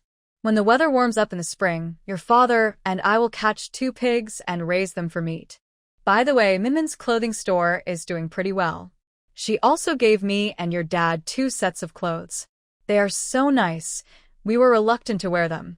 Bai Zhenju told her the purpose of coming back this time. Li Xiufan was a little confused. Pearl, do you mean that your father and I will also live in the city from now on? Bai Zhenju knew what her mother was thinking. Old people work hard all their lives and cannot rest. Them fearing that her parents would be reluctant to part with the house and land, Bai Zhenju could only complain, and my clothing store's business picked up immediately, with a lot of customers every day. The clothes I sell are very expensive, hundreds of dollars apiece. There are a lot of thieves at the train station. I heard that some stores lose hundreds of dollars every day. When Dad comes over, he can help me keep an eye on it when I'm busy. And my second sister-in-law is pregnant too. As a mother-in-law, are you willing to let your beloved daughter-in-law work with a big belly? Li Xiufan laughed and cursed. You're the only one who can speak. I thought your sister-in-law was here to recuperate after giving birth. I even prepared a small blanket and diapers. We also raised a lot of chickens, waiting to kill them to nourish her body during her confinement period. Li Xiufan is not the kind of stubborn old woman. Since her children need her help, she and old man Bai will of course support them. Houses and land won't run away here. After thinking about it for a while, Li Xiufan said, Okay, let's go. Bai Zhenju couldn't help but hug her mother and acted coquettishly. I knew my mother was a wise old lady. While the mother and daughter were chatting, Li Xiufan stir-fried bacon with onions, fried eggs, and quickly cooked 3 bowls of noodles. After dinner, Bai Chunglei was not idle. It was almost 3 o'clock, and she was ready to go to town. Buy some woven bags for packing. Then take the opportunity to visit Zhang Minmin and Bai Jingxi. The students have finished their exams, but the teachers in the school are still grading the papers. Bai Zhenju packed a braised chicken and a braised duck and took nothing else with her, then rode Bai Qinglei's bicycle to town. At this time, Zhang Minmin and Bai Jingxi were still in school. Bai Zhenju went directly to Zhang Minmin's clothing store. When Dong Wan saw Bai Zhenju, she almost didn't recognize her. Bai Zhenju was wearing a red down jacket and a big scarf. She had fair skin and shiny black hair. Is it Pearl? Seeing Bai Zhenju's signature smile, Dong Wan clapped her hands. Oh, it's Pearl, you're back? Bai Zhenju took off her gloves. While taking a cloth bag from the handlebars, he said with a smile, Yes, ma'am, I came back for something, so I came to see you guys. Madam, how are you? How is business? Dongwon quickly pulled her over to warm herself by the fire. Business is booming. Fortunately, I took your advice and opened the store. There was also a young girl in the store who was recruited by Dongwon in the town. Neither she nor Principal Zhang are from this town, and their relatives live far away. He gave Bai Zhenju a wink and said nothing more. Bai Zhenju handed over the bag in her hand. I brought it from the store for you and Uncle Zhang. Dongwon could already smell the fragrance through the cloth bag and said with a smile, Oh, to be honest, I really miss your braised meat. How are you all? Everything is fine. I came back this time just to bring my parents over and spend the new year there. Bai Zhenju warmed her hands on the stove. Dongwon also started a small open stove in the store. Are you going to take your parents to the city? Dongwon added a piece of anthracite to the stove and said with a smile, The city is good. It's convenient there. You brothers and sisters are all there. You can bring the old man over there. She also knew that Su Yin was about to enter her confinement period, so Li Xiufan would definitely go over. She felt quite emotional in her heart, because she really thought the Bai family was poor before. Now that her in-laws are living a better life, she is happy and her daughter is under less pressure. Then he patted Bai Zhenju's hand. Wait a minute, I'll call your third brother and Minmin. It's getting late, so don't go back tonight. After saying that, without waiting for Bai Zhenju to speak, she hurriedly made a phone call. The young girl who was roasting fire together looked at her with sparkling eyes, full of curiosity. Bai Zhenju smiled at her, then looked at the goods in Zhang Minmin's house. Zhang Minmin doesn't have much stock at home, and some unsold summer and autumn clothes are still hanging. Most of them are winter clothes, some flower jackets, sweaters, cotton padded clothes, and the like. These clothes cannot be compared with those in the city, but they are definitely high-end products in this town. Dongwon came back soon and said with a smile. Minmin said she'd be down soon. Bai Jinju said hurriedly, "Auntie, let me go buy some woven bags for packing. I have to pack tomorrow." Dongwon stopped her. "You want woven bags?" No need to buy them. "We have 7 or 8 woven bags left for the goods." "Are they enough?" Bai Jinju smiled and said, "That's enough." Zhang Minmin went to purchase goods again later, but she did not go there in person. Originally, she was going to go to the city during the school's busy holiday. There are 9 days of busy holidays here, one in the first semester and one in the next semester. As a result, Grandma in my hometown fell ill, so the family went back to visit her. There happened to be a truck driver in the town who was driving to Chengdu, so she asked him to help her bring back a batch of winter clothes and paid him the freight. This saved her the trouble of making a trip, but she couldn't select the goods herself. She kept talking about going to Chengdu in person during the winter vacation. Hearing that Bai Jinju had returned, Zhang Minmin went back home and hurried over. As soon as she entered the room, she handed Bai Jinju a large envelope. "Here, I'll return your money, plus the money for the lights and rolling shutters, a total of 8,000. White Pearl smiled and said, "I'm not in a hurry to use it." Zhang Minmin looked relieved. "I was always worried when I owed people money. Now I am debt-free and relieved." This chapter is not finished yet. Please click on the next page to continue reading the exciting content. Bai Jinju explained her purpose. "Third sister-in-law, I came here to tell you that I came back this time to take my parents to the city to celebrate the new year, and I will stay in the city from now on. Wenbin and his family will go to school in the city from now on. I'd like to ask my third sister-in-law and third brother to go back and check on our house from time to time." Zhang Minmin was also surprised. "Mom and Dad are going to the city too." "Okay, don't worry about the house. Jingxi and I will go back whenever we have a holiday."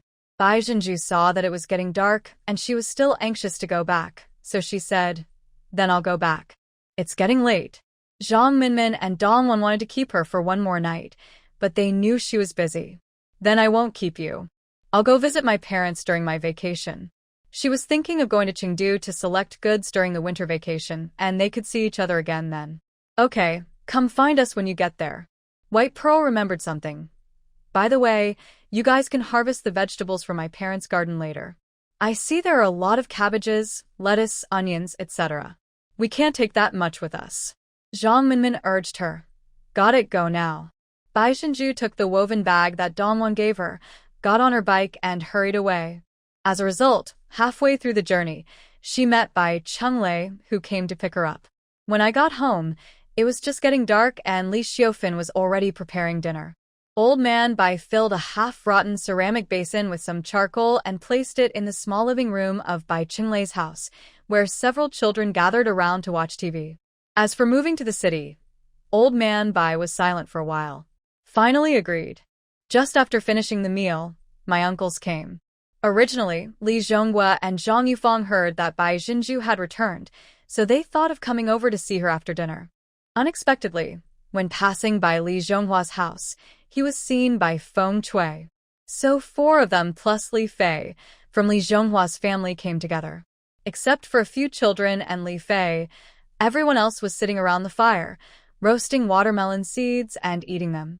Because Feng Chui was there, Zhang Yufang was unable to ask about her 2 daughters' situation, even though she originally wanted to. Just smiled and said, "We heard that Pearl had returned, so we came to see her." White Pearl smiled and said, "Aunt, we are fine." Li Zhonghua said with concern, "Why are you back at this time?" There were only about 10 days left until the Chinese New Year. He knew that Bai Jinju's business was good, so everyone should come back together at the end of the year. Bai Jinju was about to speak when Feng Chui suddenly interrupted. "Pearl, I heard that the red car parked in front of the village chief's house is yours?" Bai Jinju, "Yes, I drove it back." Feng Chui's eyes widened. "That car doesn't look cheap. How can you possibly afford a car like that?" "Pearl, You can't rely on your beauty to do something dishonorable outside. Because of your divorce, we relatives are already embarrassed enough. If you spread more gossip, where will we put our dignity? As soon as he finished speaking, Li Zhonghua shouted, "What nonsense are you talking about?" Li Xiufin was sitting across from Li Zhonghua. She didn't say anything.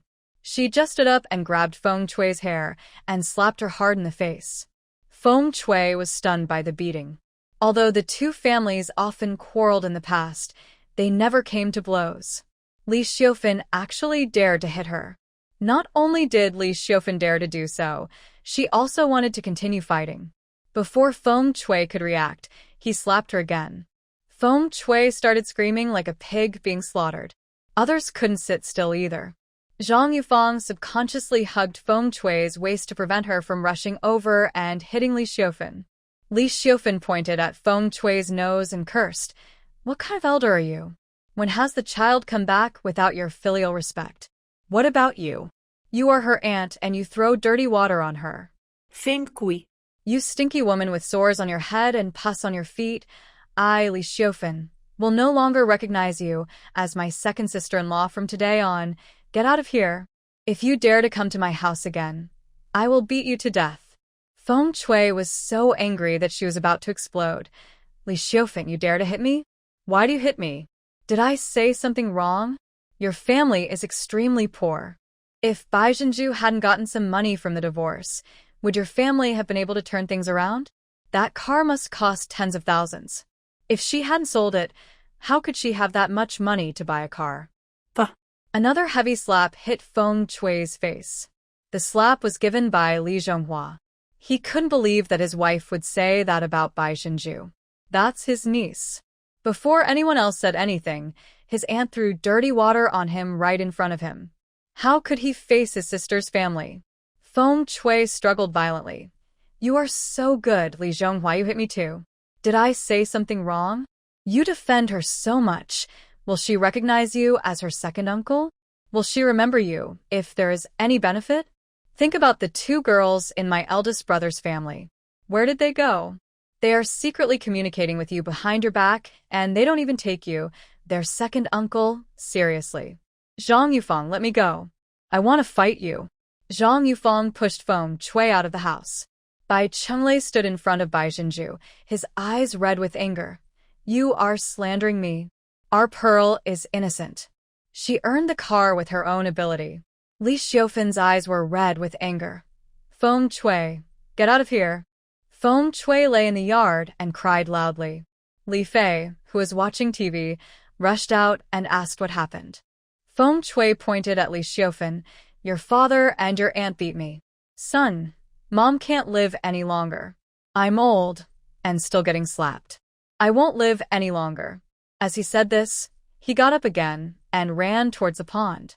The Weir Pond in the village is a reservoir which is used for irrigation. This is also Feng Chui's usual trick. She likes to jump into the pond when she quarrels with others. Li Fei quickly hugged his mother around the waist, confused. "What happened? Dad, why did you hit my mom?" Li Zhonghua squatted on the ground and said in a muffled voice, "She deserves to be beaten." The relationship between the two families was already tense. "If I had known, I shouldn't have come here tonight." Li Zhonghua was also very angry. "Feng Chui, you should control your mouth. Last time, the village chief warned you for bad-mouthing Pearl. I didn't expect you to be so unrepentant that you are now throwing dirty water on Pearl. You're her aunt. Is there anyone like you?" Feng Chui pointed at Li Zhonghua and Zhang Yufang. "Of course you helped them. They gave you the land to cultivate and took Yuerong and Yueshu out with them as well. Don't think I don't know unless you tell me. I'm not a fool. They were the first to be unkind, so don't blame me for being unjust." Zhang Yufang. "Then tell me, we are both uncles. Why is there such a big difference? You spread gossip about Zhenju in the village every day. Why should she be nice to you?" Feng Chui then brought up the issue of the homestead again. "That's enough." Bai Zhenju took a deep breath and glanced at Li Zhonghua. "This chapter is not over yet. Please click on the next page to continue reading." "Uncle, it's not that I don't want to recognize you. Please don't blame your niece." Li Zhonghua nodded. "Second uncle doesn't blame you. Jinju. It's second uncle who is useless. Bai Jinju's face was cold. Every household has its own problems. Anyway, their family is going to move to the city, and they don't have to see the people they don't want to see often. She looked at Feng Shui and said coldly, even if I become rich in the future and have more money than I can spend, I won't spend a single cent on you. I didn't show my filial respect to you before. I called you second aunt because of my second uncle. From now on, don't even think about getting a single candy from our house. Feng Shui was furious. Bai Jinju. Li Fei's expression changed, and he let go of his mother. Sister Pearl, my mother is like this, you. Old man Bai shouted loudly. Second brother, let's go. Li Zhonghua was too embarrassed to stay and went up to drag Feng Shui away. After the family of three left, Bai Jinju called Li Zhonghua and Zhang Yufeng, uncle and aunt, let's go inside and warm ourselves by the fire. Aunt, I haven't had a good talk with you in a long time. When will Xiaojun have a holiday? Zhang Yufeng. Xiaojun, he might not come back until the Chinese New Year. He said he would be participating in some activities at school, but we don't know. Then the family went back to the house to warm themselves by the fire, while the children continued to watch TV. Zhang Yufeng patted Bai Jinju's hand. Don't take Feng Shui's words to heart. We know you are capable. Li Zhonghua also said, Feng Shui was publicly reprimanded by the village chief for her gossiping last time, and she has restrained herself a lot recently. Zhang Yufeng sneered. She just can't stand seeing others do well. Don't worry, Jinju. If she dares to throw dirty water on you in the village, your uncle and I will not let her off. Zhang Yufeng also had a bad relationship with Feng Shui, and she had long wanted to break up with Feng Shui. Li Zhonghua always felt that he was the eldest brother, and now that his parents were gone, it was his responsibility to maintain the relationship between the three siblings. Just now, Bai Jinju really wanted to tell Feng Shui where Li Yuerong and Li Yueshu had gone to in order to make her angry to death. But thinking that after their family passed away, my uncle and his wife would have a grudge against Feng Shui in the future. That's why I held back and didn't say anything. Old man Bai gave Li Zhonghua a cigarette. Brother, Xiufan and I are going to the city, and we'll give you the vegetables to grow at home. You and your sister-in-law can grow more vegetables and raise pigs to sell. You can also make money and have farm fertilizer. If you can't raise them at home, you can raise them here. I'll leave the key to the house to you. It rains a lot in the summer, so please help us look after the house. That's how houses are. If there's no one around, they'll quickly look run down. The two houses are not too far away from each other. If Li Zhonghua can raise pigs here, it will also help attract people to the house. Li Zhonghua and Zhang Yufeng were very shocked. You guys are going to the city? Li Zhonghua laughed again as he spoke. It's better to go to the city. The children are all in the city. You two old people can reunite there. Zhang Yufeng looked at Bai Jinju and sighed. Jinju is really capable. You guys should work hard outside, and I will leave the house to my uncle and aunt. White Pearl smiled and said, Sister Yuerong and Sister Yueshu can do it too. Zhang Yufeng was even more grateful. Isn't this all thanks to you? If you, as their younger sister, hadn't been thinking about them, they would never have been able to leave this mountain village due to their cowardly personalities. Now they can earn their own money and are more independent. Their lives will get better and better in the future.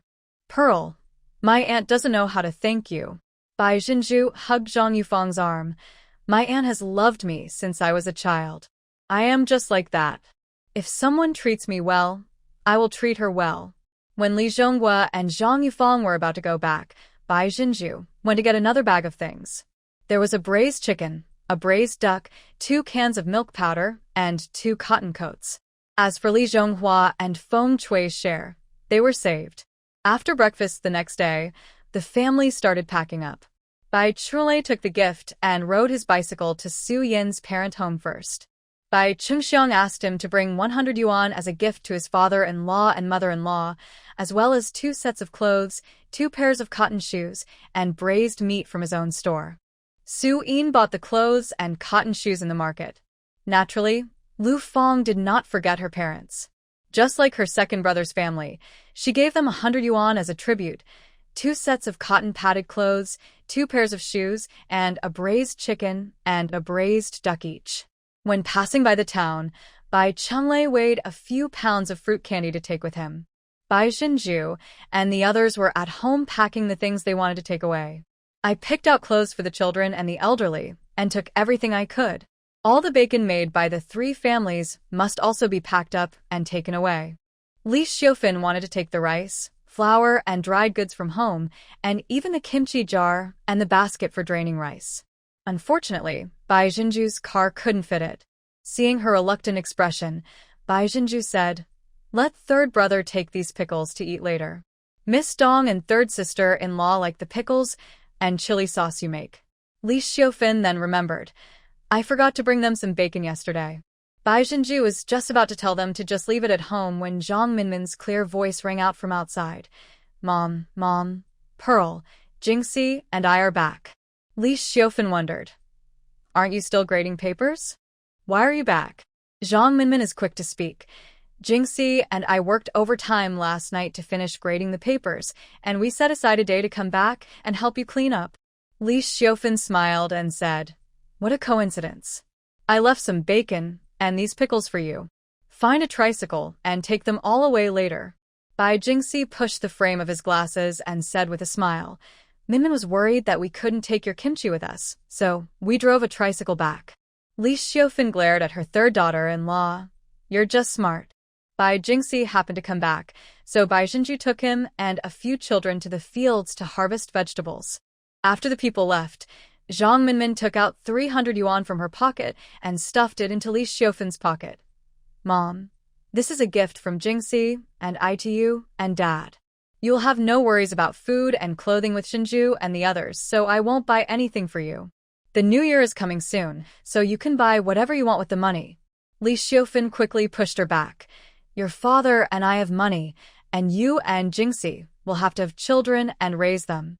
You will need money a lot in the future. We don't want this money." Zhang Minmin frowned. "Mom, we can make money now. Although my clothing store is not as good as Pearl's, it is the first one in our town.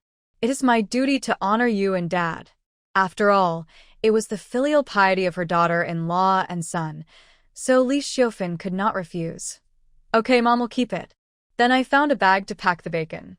"Don't you like ribs? Here are some ribs for you. Also, these 2 pork legs, these lean meats, and pork belly. Jingxi loves them." Zhang Minmin kept stopping. "That's enough, Mom. Stop pretending. I can't finish it." In the vegetable garden, the children were having fun pulling radishes. The old couple were really busy at home, and they planted a lot of radishes, cabbages, and lettuces. The radish has been hit by frost and is crispy and sweet. After a while, Li Zhonghua and Zhang Yufang also came to help. Before Bai Xinju came back, she removed the 2 rows of seats at the back of the van and used it specifically for hauling goods. Old Man Bai, Li Zhonghua, and Bai Jingxi were very strong, so they carried the heavier things like rice, radish, and bacon and placed them downstairs first. Seeing their attitude, the village chief and his family were extremely curious. "Brother Bai, what are you doing?" Old Man Bai explained with a smile. "Pearl, pick me, his mother, and the children up and take us to the city. We'll take everything we can." This chapter is not finished yet. Please click on the next page to continue reading the exciting content. The village chief was startled and said with a smile, "Oh, you guys are going to the city to enjoy yourself. Pearl is really filial. White Daddy is more reserved. The kids are sensible." He also said, "Village chief, you have been cultivating that land. I have discussed with the kids, and you can just give me 20% of the harvest. Our whole family is gone, and we'll need you and Big Brother to help take care of this house for us from now on." The village chief agreed without hesitation. "It's a small matter, and it's what should be done. The braised chicken that Jinju gave me is so delicious. I can't eat it for nothing." Moreover, Bai Chengxiang's family has already planted winter wheat and rapeseed on their land, so they only need to pay 20%, which is really a great deal. Li Zhonghua and another household in the village who farmed Bai Chenglei's land also changed their rate to 20%. I also hope that they will farm well and not let the land go to waste. In the eyes of rural people, the land is like life, and it would be a sin if it were left barren. Moreover, the village chief has a certain reputation and power in the village, and if anything happens in the village, he will not forget the Bai family. After loading several bags of radishes, sweet potatoes, cabbages, bacon, etc., there was very little space left in the van. As for the bedding and everyone's clothes that Li Xiufeng insisted on bringing, they could only be stuffed into the gaps. At this time of year, almost every household has slaughtered the New Year pig and made bacon. The village chief's wife and the family that farmed by Qinglei's land also sent over bacon pork legs. In short, there was no other space in the car except for the remaining row of seats. Even under the seats, Li Xiufeng stuffed 2 buckets of eggs that she had exchanged in the village. At noon, Li Xiufeng chopped a cured pork leg and cut a piece of bacon, and stewed a big pot of white radish. Li Zhonghua and Zhang Yufang also ate here, and after dinner they started to kill chickens. In order to help Su Yin during her confinement, Li Xiufeng raised chickens. There were originally more than a dozen of them, but after a few died, only 10 were left. Lu Feng and Su Yin also raised a few of them before, and they killed them all and took them away. The belongings of both families were packed separately. Pack up all your belongings and explain everything that needs to be explained. Bai Jingxi and Bai Qinglei moved all the valuable things such as televisions and bicycles to Li Zhonghua's home. The Bai family lives in a separate house, and it is easy for thieves to come in when no one is at home. After breakfast the next day, Bai Jinju got in the car and took the old couple and the children back to the city. Watching the car go away, Zhang Minmin still felt a little reluctant. As Bai Jinju's car drove onto the road, she saw a familiar old woman walking towards her in a hurry with a stern face. If it's not Chao Dinyo, then who is it? I guess he heard the news that she had returned and came here specially. Bai Jinju acted as if she didn't see anything. She stepped on the gas a little and the car rushed straight past. Li Xiufeng, who was sitting in the passenger seat, looked back. Pearl, the old woman who just passed by, seems to be Chao Dinyo. White Pearl smiled. That's her. She came here in such a hurry after walking such a long way early in the morning. She must be here to block me. We don't need to care about her. Li Xiufeng is a little worried. Your third brother and the others are still here. I'm afraid they'll run into you. White Pearl is even less worried. Don't worry, Mom. Third sister-in-law won't suffer any loss, and my aunt is still here. Thinking of the third son's wife's aggressiveness, Li Xiufeng said nothing. Bai Jinju slowed down the car again. She didn't dare to relax at all when it came to the people in this car. The 2 slightly older boys were sitting on the bench, and Shua was held in the arms of his uncle. Although it was crowded, everyone was in high spirits. It was their first time riding in this kind of van, which was great as there was no cold wind at all. Chowda Envy, who had already walked some distance, suddenly turned around and looked at the red car going away. She was in a hurry to get on the road just now and only glanced at the driver out of the corner of her eye. Only now did I react. The person driving the car seems to be a woman? Why does she look a bit like that Bai Jinju? Impossible. That car must be expensive. How could Bai Jinju afford it? So he ignored the car and turned around to rush towards Bai's house. Zhang Minmin and Zhang Yufang checked the doors and windows and had just locked the door when Chao Daniu suddenly jumped out. White Pearl, get out here. Zhang Yufang was stunned for a moment, then rolled up her sleeves and went forward. Chao, you still dare to come? Chao Daniu didn't see Bai Jinju and kept yelling. Let White Pearl come out. I want to ask her something. Zhang Yufang, Jinju and the others have already left. Didn't you meet them? Chao Daniu slapped her thigh. Gone? That cheated my son out of his money and kidnapped my grandson, and she just left like that? Bai Jingxi was full of suspicion. Pearl has only been back for 2 nights. How do you know she's back? The 2 villages were so far apart that Bai Jinju only went to the town in a hurry that day. Moreover, we went there in the afternoon, and there were no villagers in the town at that time.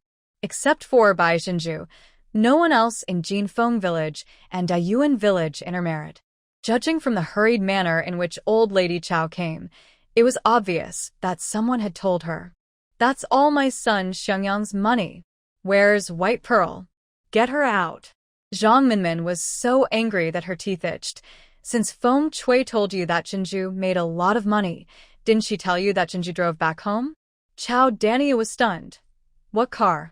The red van just now suddenly appeared in front of me. No. It couldn't be White Pearl.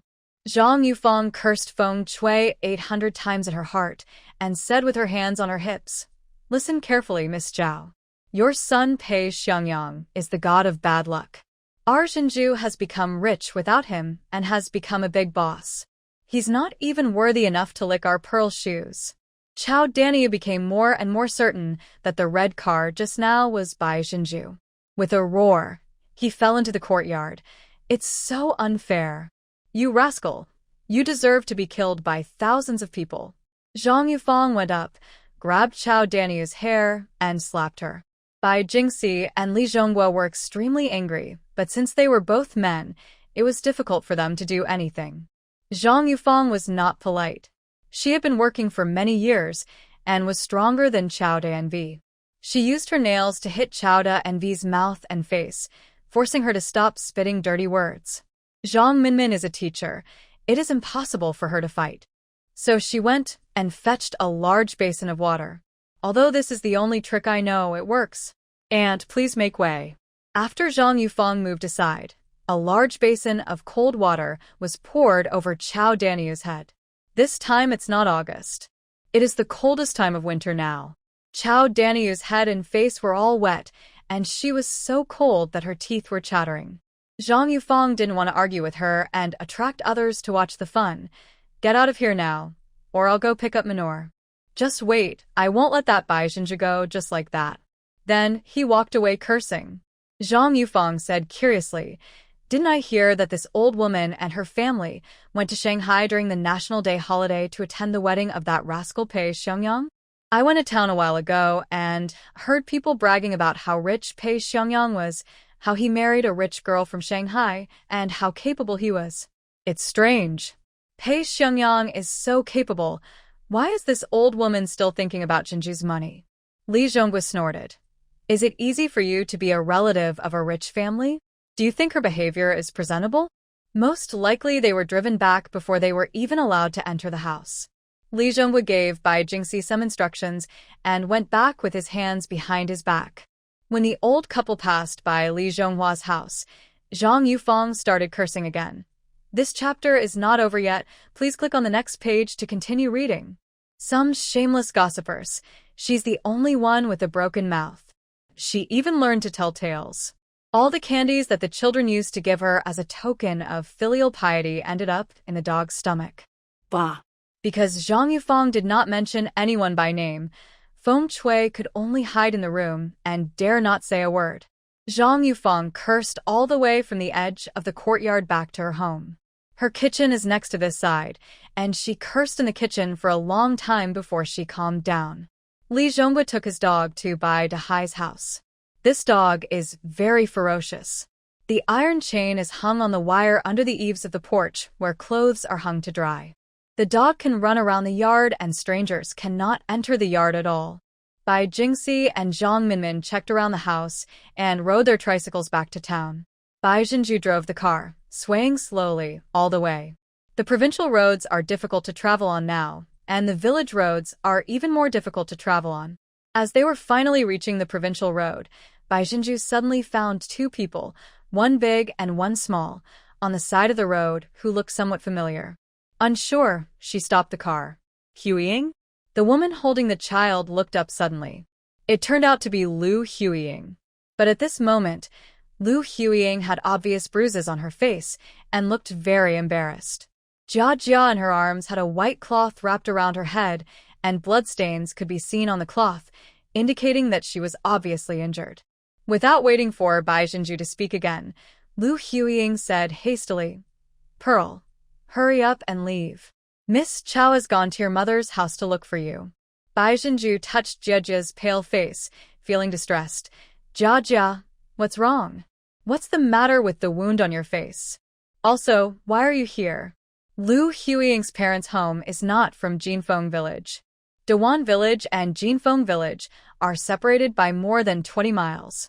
No matter what, she shouldn't have appeared on the roadside in Jinfeng Village holding a child, with a large bag at her feet. Moreover, it was early in the morning and the villagers had not yet gone out to work. She and the child's faces were blue with cold, as if they had been waiting for a long time. Lu Huiying hugged her daughter tightly and cried, "Pearl, can you take me and Jia away with you? Pei Yong is also a beast. He was the one who beat Jia." What? Bai Zhenju was startled. Lu Huiying's eyes were full of hatred. "Zhenju, Pei Yong and I are divorced."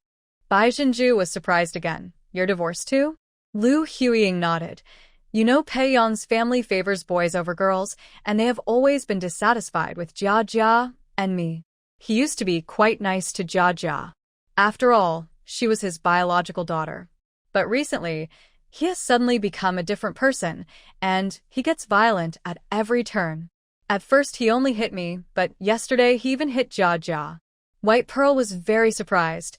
Why did Pei Yong become like this? Because they are cousins and live close to each other. Pei Yong and Pei Xiangyang grew up together. Pei Yong is a quiet person and seems to be an honest man. It was completely unnoticeable before that Pei Yong actually had the bad habit of beating his wife. Lu Huiying took a deep breath. At this time, what could be more important than the future of my mother and daughter? Embarrassment or something like that doesn't matter anymore. He has a woman outside. Lu Huiying said hatefully. She wiped the tears from her face. He's in love with a young widow in the village. Li Xiufan in the car sighed. What's wrong with people these days? Lu Huiying gnashed her teeth in hatred. I want a divorce, but he won't agree. Not only did he not divorce me, he also threatened me that if I dared to make trouble, he would beat me and Jia to death. It's okay for him to hit me, but he shouldn't hit Jia. Jia's head hit the cabinet because he slapped her yesterday. I went crazy at the time and ran to find the young widow. That woman wanted to pester Pei Yong and wanted us to get divorced. If Pei Yong didn't divorce her, she would jump into the pond and sue Pei Yong for hooliganism. Pei Yong had no choice but to divorce me.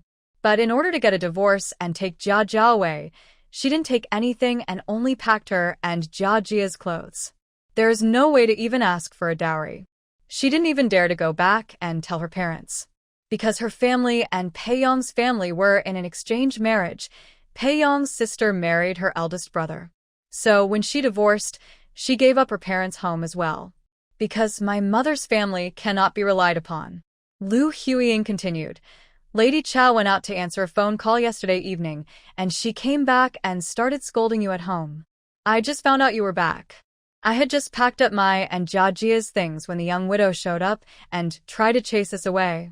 I had nowhere to go, so I gritted my teeth and brought Jia directly to Jinfeng village to block you.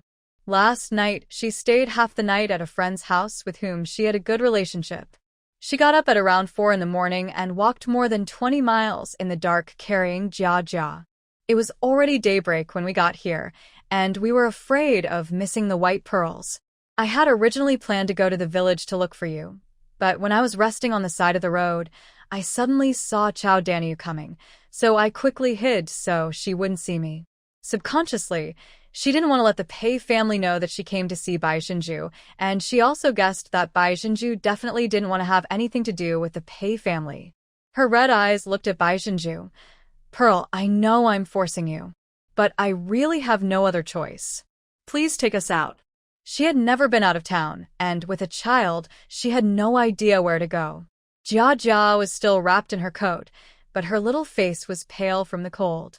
Bai Zhenju took Jia from her and went over to open the car door. Get in the car. She couldn't ignore Lu Huiying. Lu Huiying's face showed ecstasy, and tears welled up in her eyes. Zhenju, Jia, and I will never forget your kindness. She stopped talking and picked up the big bag on the ground. Bai Wenjie sat in old man Bai's arms, leaving a place for Lu Huiying and her daughter. Lu Huiying put her big bag directly on the ground. She couldn't care less about anything else at this moment and just squeezed people in first. After Lu Huiying sat down, Bai Zhenju handed Jia to her. Shua was very happy to see Jia. Jia. How did you get hurt? Does it hurt? Jia was probably frightened and just stared at Shua blankly. The two children are about the same age and used to play together every day. Lu Huiying looked at Shoa apologetically. Shoa, Jia is feeling a little uncomfortable. When she gets better, you can play together. Shoa sensibly took out 2 candies from his pocket. Jia, have some candy. Jia didn't answer, so Lu Huiying took over. Shoa, thank you. He apologized to Old Man Bai and Li Xiufan. Uncle Bai, miss. Thank you for your help. When Li Xiufan saw Lu Huiying, she thought of Bai Jinju and felt distressed. Just divorce that kind of man, and raise your child well. Lu Huiying hugged Jia tightly and kissed her cold little face. Miss, you're right. I think so too. This chapter is not over yet. Please click on the next page to continue reading. The car was on the road again. Li Xiufan guessed that Lu Huiying and Jia might not have had breakfast, so she took out a pack of biscuits from under her seat. Take some and eat. The car still needs to drive for a while. Lu Huiying was embarrassed to ask for it, but when she saw Jia swallowing her saliva, she took it. Thank you, ma'am. Li Xiufan smiled and said, You're welcome. That time at Pei's house, you helped Jinju protect Shuo. We all remember it. Lu Huiying's eyes were moist. In fact, at that time, looking at Bai Jinju, she seemed to see her own future. Sure enough, she also embarked on the same path as Pearl. But she doesn't regret it at all. The car swayed and drove towards an unknown direction for Lu Huiying. She looked at the completely unfamiliar scenery outside the car window, but she was not afraid at all. There was no wind in the car, and Jia's face gradually became rosy after eating. By the time the car stopped in front of the Good Taste restaurant, it was almost 1 o'clock. Lu Fong came out happily. Dad, Mom, you are finally here. The 2 sons also rushed over and hugged her. Mom, we missed you so much. Lu Fong was almost knocked down. Old Man Bai and Li Xiufan entered the store. There were 3 tables of customers eating in the restaurant at that moment. Instead of wandering around, they found an empty seat and sat down. For eyes are too busy. Li Xiufan was so excited. Oh my goodness, is this really a good shop opened by my youngest son? Lu Fong smiled and said, Yes, Pearl is amazing. She has thought of many new dishes, and everyone says they taste great. There are photos on the wall. Li Xiufan and Old Man Bai had never seen these dishes before and were amazed. Bai Qingxiang and Su Yin guessed that the old couple should have arrived, so they rushed over. Even the braised meat shop is closed. The family started moving things. Lu Huiying was not idle either. She also didn't expect that such a big and beautiful hotel was opened by Bai Jinju. That refrigerator is exactly the same as the one you see on TV. It is said that in the summer you can put leftovers in it, and they will not go bad. There are also photos on the wall, and the dishes look delicious. After moving the things, Bai Jinju took Lu Huiying and Jia upstairs. Shoa was very happy and called his brothers to go upstairs to see his new home. The children were very excited when they knew they would go to school in the city. Bai Jinju arranged for Lu Huiying to live with Liu Eshu. Fortunately, the bed she bought was big enough. Huiying, my cousin lives in this room. You too can live with her. It might be a bit crowded though. Lu Huiying quickly said, No problem, Pearl. I'll move out when I find a job. She knew that Bai Jinju's family was here and guessed that her restaurant definitely didn't need any staff. Since she was already out and had a temporary place to stay, she went out to find a job and was able to support herself and Jia. Bai Jinju touched Jia's head lovingly. The child was well taken care of by Lu Huiying and kept clean. The wound on his head was particularly eye-catching. Huiying, I have a clothing store and I'm in need of some help. I'll pay you $8 a day, including food and lodging. I'll pay you the same as my sisters. Moreover, after the new year, she would go to Chengdu on business trips from time to time, and the clothing store was really short of staff. Rather than spending the same amount of money looking for someone else, she naturally trusted Lu Huiying more. Lu Huiying couldn't believe her ears. She suddenly hugged Bai Jinju and started crying, suppressing her grievances and pain. When Jia saw her mother crying, she went over and grabbed her mother's hand. He called out softly, Mom. Bai Jinju didn't comfort her and let her vent. After a while, Lu Huiying calmed down and wiped away her tears. She couldn't say anything else, so she just swore. Pearl, I, Lu Huiying, will never forget the time you helped me when we were desperate. Also, the wages don't need to be so high. I have a child to look after. $5 a day is enough. Bai Jinju didn't want her to feel burdened, so she agreed. Okay, then it's $5 a day. As long as you do a good job, I'll give you a raise in the future. Lu Huiying smiled. Okay. Lu Fong prepared lunch early in the morning and made Xinjiang big plate chicken. When the people came back, she went into the kitchen and made a pot of pickled fish and a large bowl of braised pork. The whole family sat around a large table. Although Old Man Bai and Li Xiufan were reluctant to leave their hometown, they were very happy to be with their children. Bai Qingxiang took the opportunity to say something. Mom, Dad, Pearl, and the kids are all here. I thought there weren't enough rooms in Xingfu community, so I looked for another house these 2 days and have already rented it. It's also in Xingfu community, just in a different building. From now on, Pearl's house will be given to my eldest brother and his family, and my parents will live with us. Lu Fong said hurriedly, we'll pay half of the rent, too.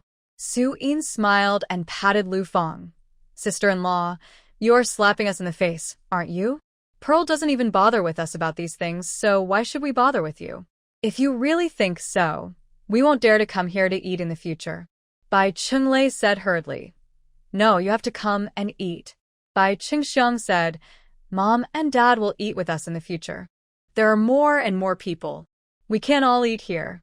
My eldest brother and his wife also have to run their business. Besides, Mom will help me take care of the kids in the future, so it's my responsibility to take care of them. Old Man Bai nodded. Old Two is right. You don't have to argue anymore, that's it. Bai Chunglei also expressed his plan. My parents won't farm anymore, but they can't live without an income. Second brother, this is what I think. From now on, our 2 families will pay our parents a salary of $8 a day, and each family will contribute a share. Bai Qingxiang's eyes lit up. Brother, this is a good idea. It will also allow my parents to get paid. Su Yin and Lu Fong had nothing to say. Old Man Bai said, well, you 2 brothers just need to give 50 yuan each month, no more. The price will go up when you make a lot of money in the future. It is not good for the elderly to be without money. 100 yuan a month for a couple is already very good for them. The old man made the final decision, and it was settled. Su Yin lamented. Our family's current good life is all thanks to Pearl. Lu Fong also said, if it weren't for the pearls, we wouldn't be able to pay our tribute even if we wanted to. Now I can not only show filial respect to my parents-in-law, but also show respect to my own family. Lu Huiying looked at the Bai family with envy in her eyes. Bai Jinju's confidence in getting a divorce came from her parents' family. It was Bai Jinju who gave her the courage to divorce. Bai Jinju didn't say anything. She just smiled and watched her 2 brothers being filial to their parents. She wouldn't get involved at times like this. She used an empty bowl to serve Jia Jia a bowl of fish soup and also picked up half a bowl of boneless fish slices.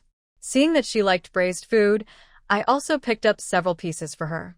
The little girl seemed to be braver now and would say thank you, Miss Bai, to her. After dinner, Bai Chunglei rode a tricycle to deliver Bai Qingxiang's bacon as well as the grain, oil, and vegetables allocated to him. This chapter is not finished yet. Please click on the next page to continue reading the exciting content. The old couple also followed Su Yin. As for the 2 portions divided between Bai Chunglei's family and Bai Jinju, they were placed directly in the restaurant. Bai Jinju asked Su Yin to bring lunch to Li Yueshu on the way, while she took Lu Huiying and Jia Jia to the hospital. Fortunately, the injury on Jia Jia's head was not serious, and the doctor only disinfected and rebandaged it. Lu Huiying rushed to pay the medical bills and proudly told Bai Jinju that she had money. I listened to you and was careful. I would secretly hide some of the money I earned from selling vegetables. And last month I sold 2 pigs, which I had worked so hard to raise. Pei Yong was not at home that day, and the old woman and her friends didn't know how to calculate the accounts, so I secretly hid 30 yuan. People at that time had very sharp eyes and could estimate the weight of a pig with just one glance. After Pei Yong returned home, He always felt that there was something wrong with money. How sad. It was money she had worked so hard to earn, but she had to steal it if she wanted to keep it. Baizhenju thought of her past self and said with relief, "No matter how much you earn in the future, I will only spend it on you and Jejia." She peeled an orange for Jejia, which she had just bought on the roadside. A little sour, but the kids,